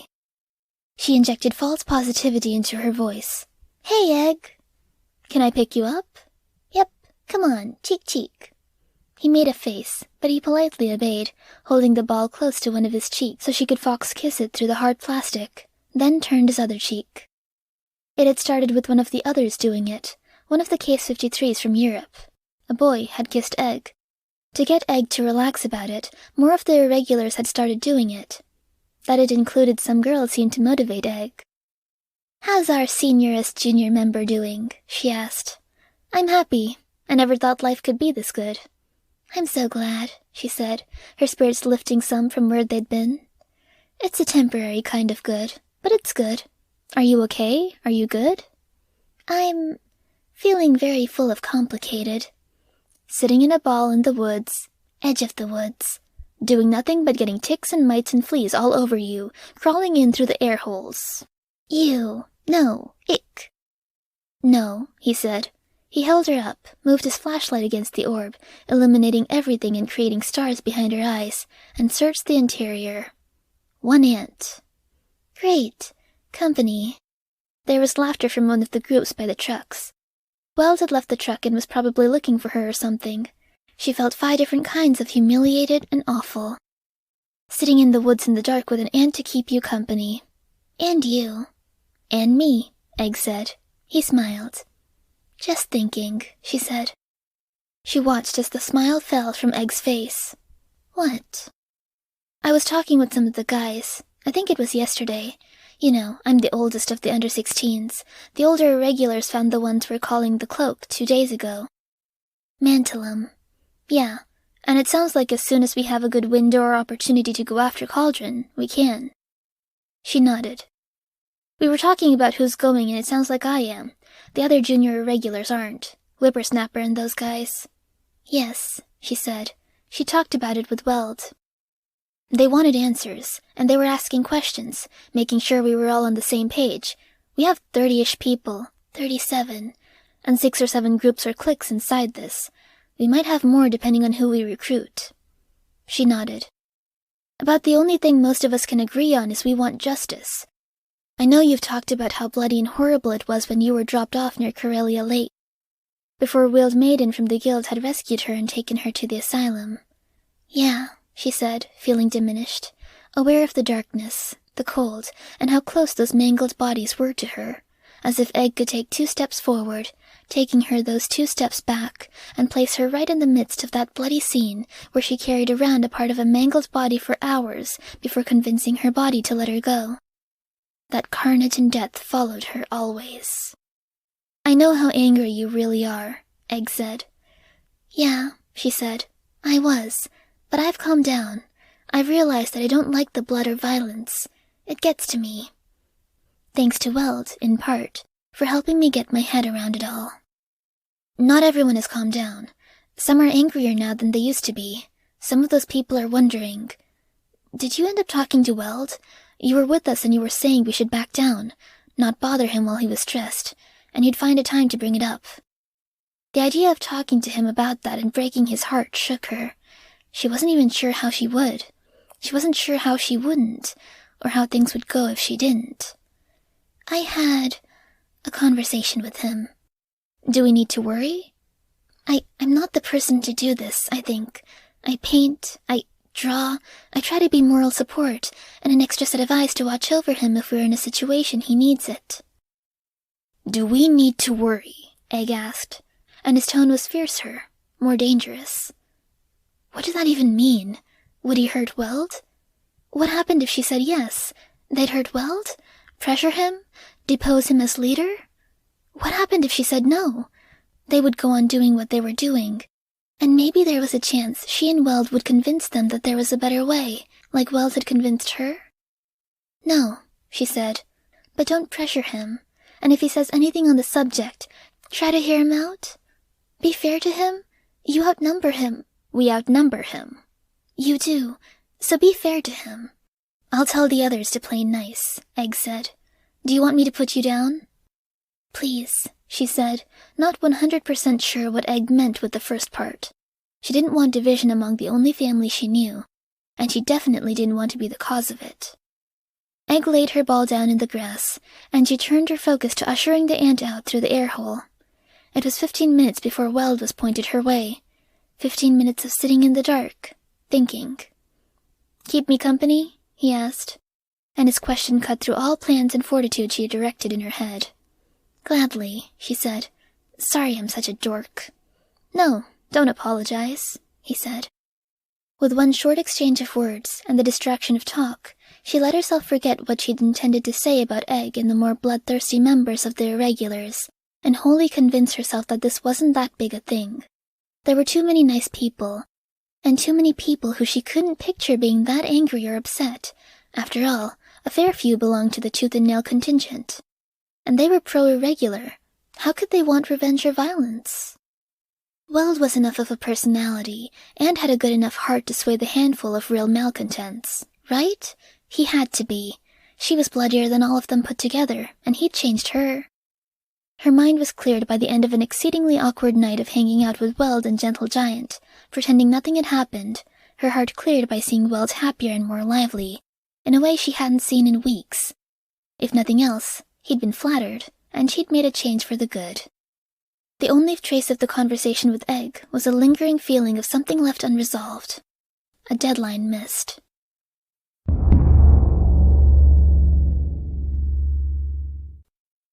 Swetha's body arched as a blister appeared, filled with liquid meat, swelling until it was larger than the rest of her. Skin tore, and flesh within ripped apart under its own weight. Her arm tensed, gripping the edge of the table. One more time. It's been 6 times already, Victoria said, voice tense. 6 times and you're doing the exact same thing. You're torturing her. It doesn't exactly hurt, Swetha said through grit teeth. She felt the needle slide into place. No sooner was it in place than some pins were pulled from a jar where they sat in some fluid. She was poked, needles penetrating where a tendril met the back of her face. One after another, at least 10. Her tendrils strained and flexed where they were clamped down against the table, stretched out. Again, she felt the flesh appear, grow, and swirl with random, vague nerve connections. It built up into a massive, fluid-filled hunchback. Again, she felt tendrils stretch, strain, and splinter. That splintering feeling, she knew, was the zipper edge forming that would interlock tendrils. The blister hunchback popped, fluid flooded out onto the metal table, and because that table had a lip, some sloshed back into her face. She sputtered, coughing. One more time. He stabbed her with another needle. "You keep saying that," Victoria said. "Say it again and we're going to have problems." "Each time we do it, we get better results. How well does she hold together? What are the stress limits? What can this skin take?" Building her up over and over again, only to repeatedly destroy her, isn't getting her anywhere. Get to the damn finish line, then refine from there. "Can you trust what I'm doing? The blister expanded, then unfurled, unzipped. 100 pounds of flesh became 100 pounds of pencil-thin tendril. Tendrils reached out and seized Mr. Bow. "He's panicking," Effervescent reported, an almost ludicrous comment, given the scene. Already, Swetha was screaming, in warning and alarm, her every instinct failing her. Victoria kicked in the glass door to the lab, her backup following her in.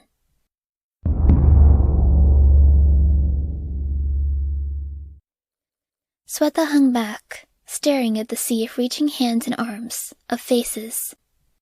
She thought of Victoria.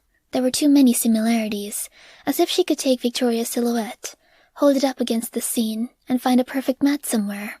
It helped that this was so vast. Weld had been torn apart, as far as she could tell.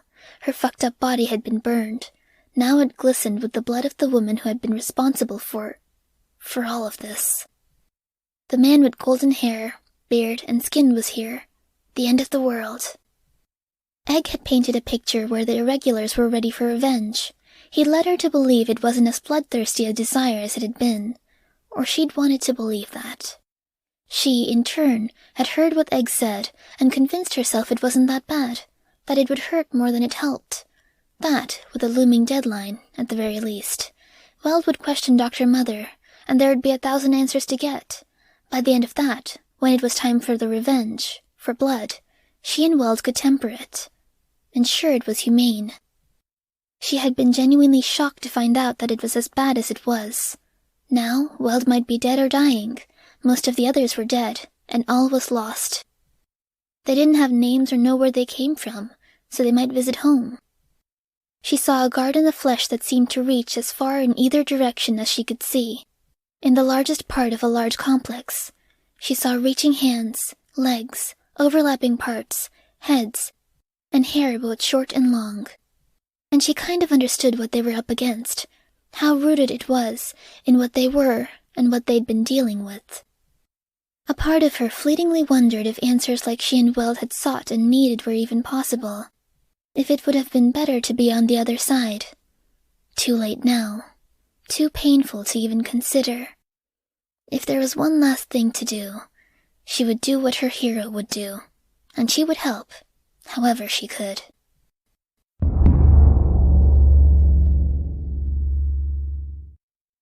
The last pin was removed, dropped into a metal pan. Mr. Bow backed away, his arms and hands bandaged from when things had gone wrong in the last session. Swetha drew in a deep breath, no longer concerned that it would make the pins dig in or poke the wrong thing. Her partially intact stomach pressed against the cold table, as did her thighs, her toes. She twisted around, turning over, and winced as parts and flesh she'd never been old enough to have got in the way. Victoria jumped forward to rearrange and reposition the towel that had been draped over Swetha's back and buttocks. There was still flesh missing, mostly in the area in front of and around missing. Non-essential organs. A kidney, part of the liver, a bit of a side piece aesthetic, but it crept up higher, framed by stiff ribbons of skin. Her hair, she touched the back of her head, and she felt the short hair there. In her power, she reached out, willed it, and her arm unzipped 24 times between fingertip and elbow, unfurling and extending. Tendrils reached out, far thicker but flatter, with saw teeth at the edges. It zipped back up to normal a second later, with only a sharp smack at the back of her hand as one flat tendril was pulled in too fast. Then, tears welling in her eyes, she allowed herself to relax, to let down her guard and be vulnerable in a way she hadn't done for Weld, around anyone, in all the years she could remember existing and all the vague years of her childhood she dreamed of. Nobody died as a consequence.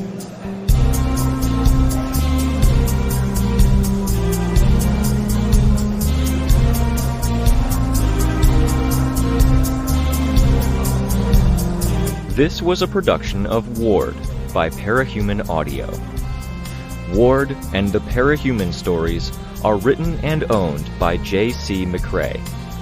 You can find the original text and support the author at parahumans.net.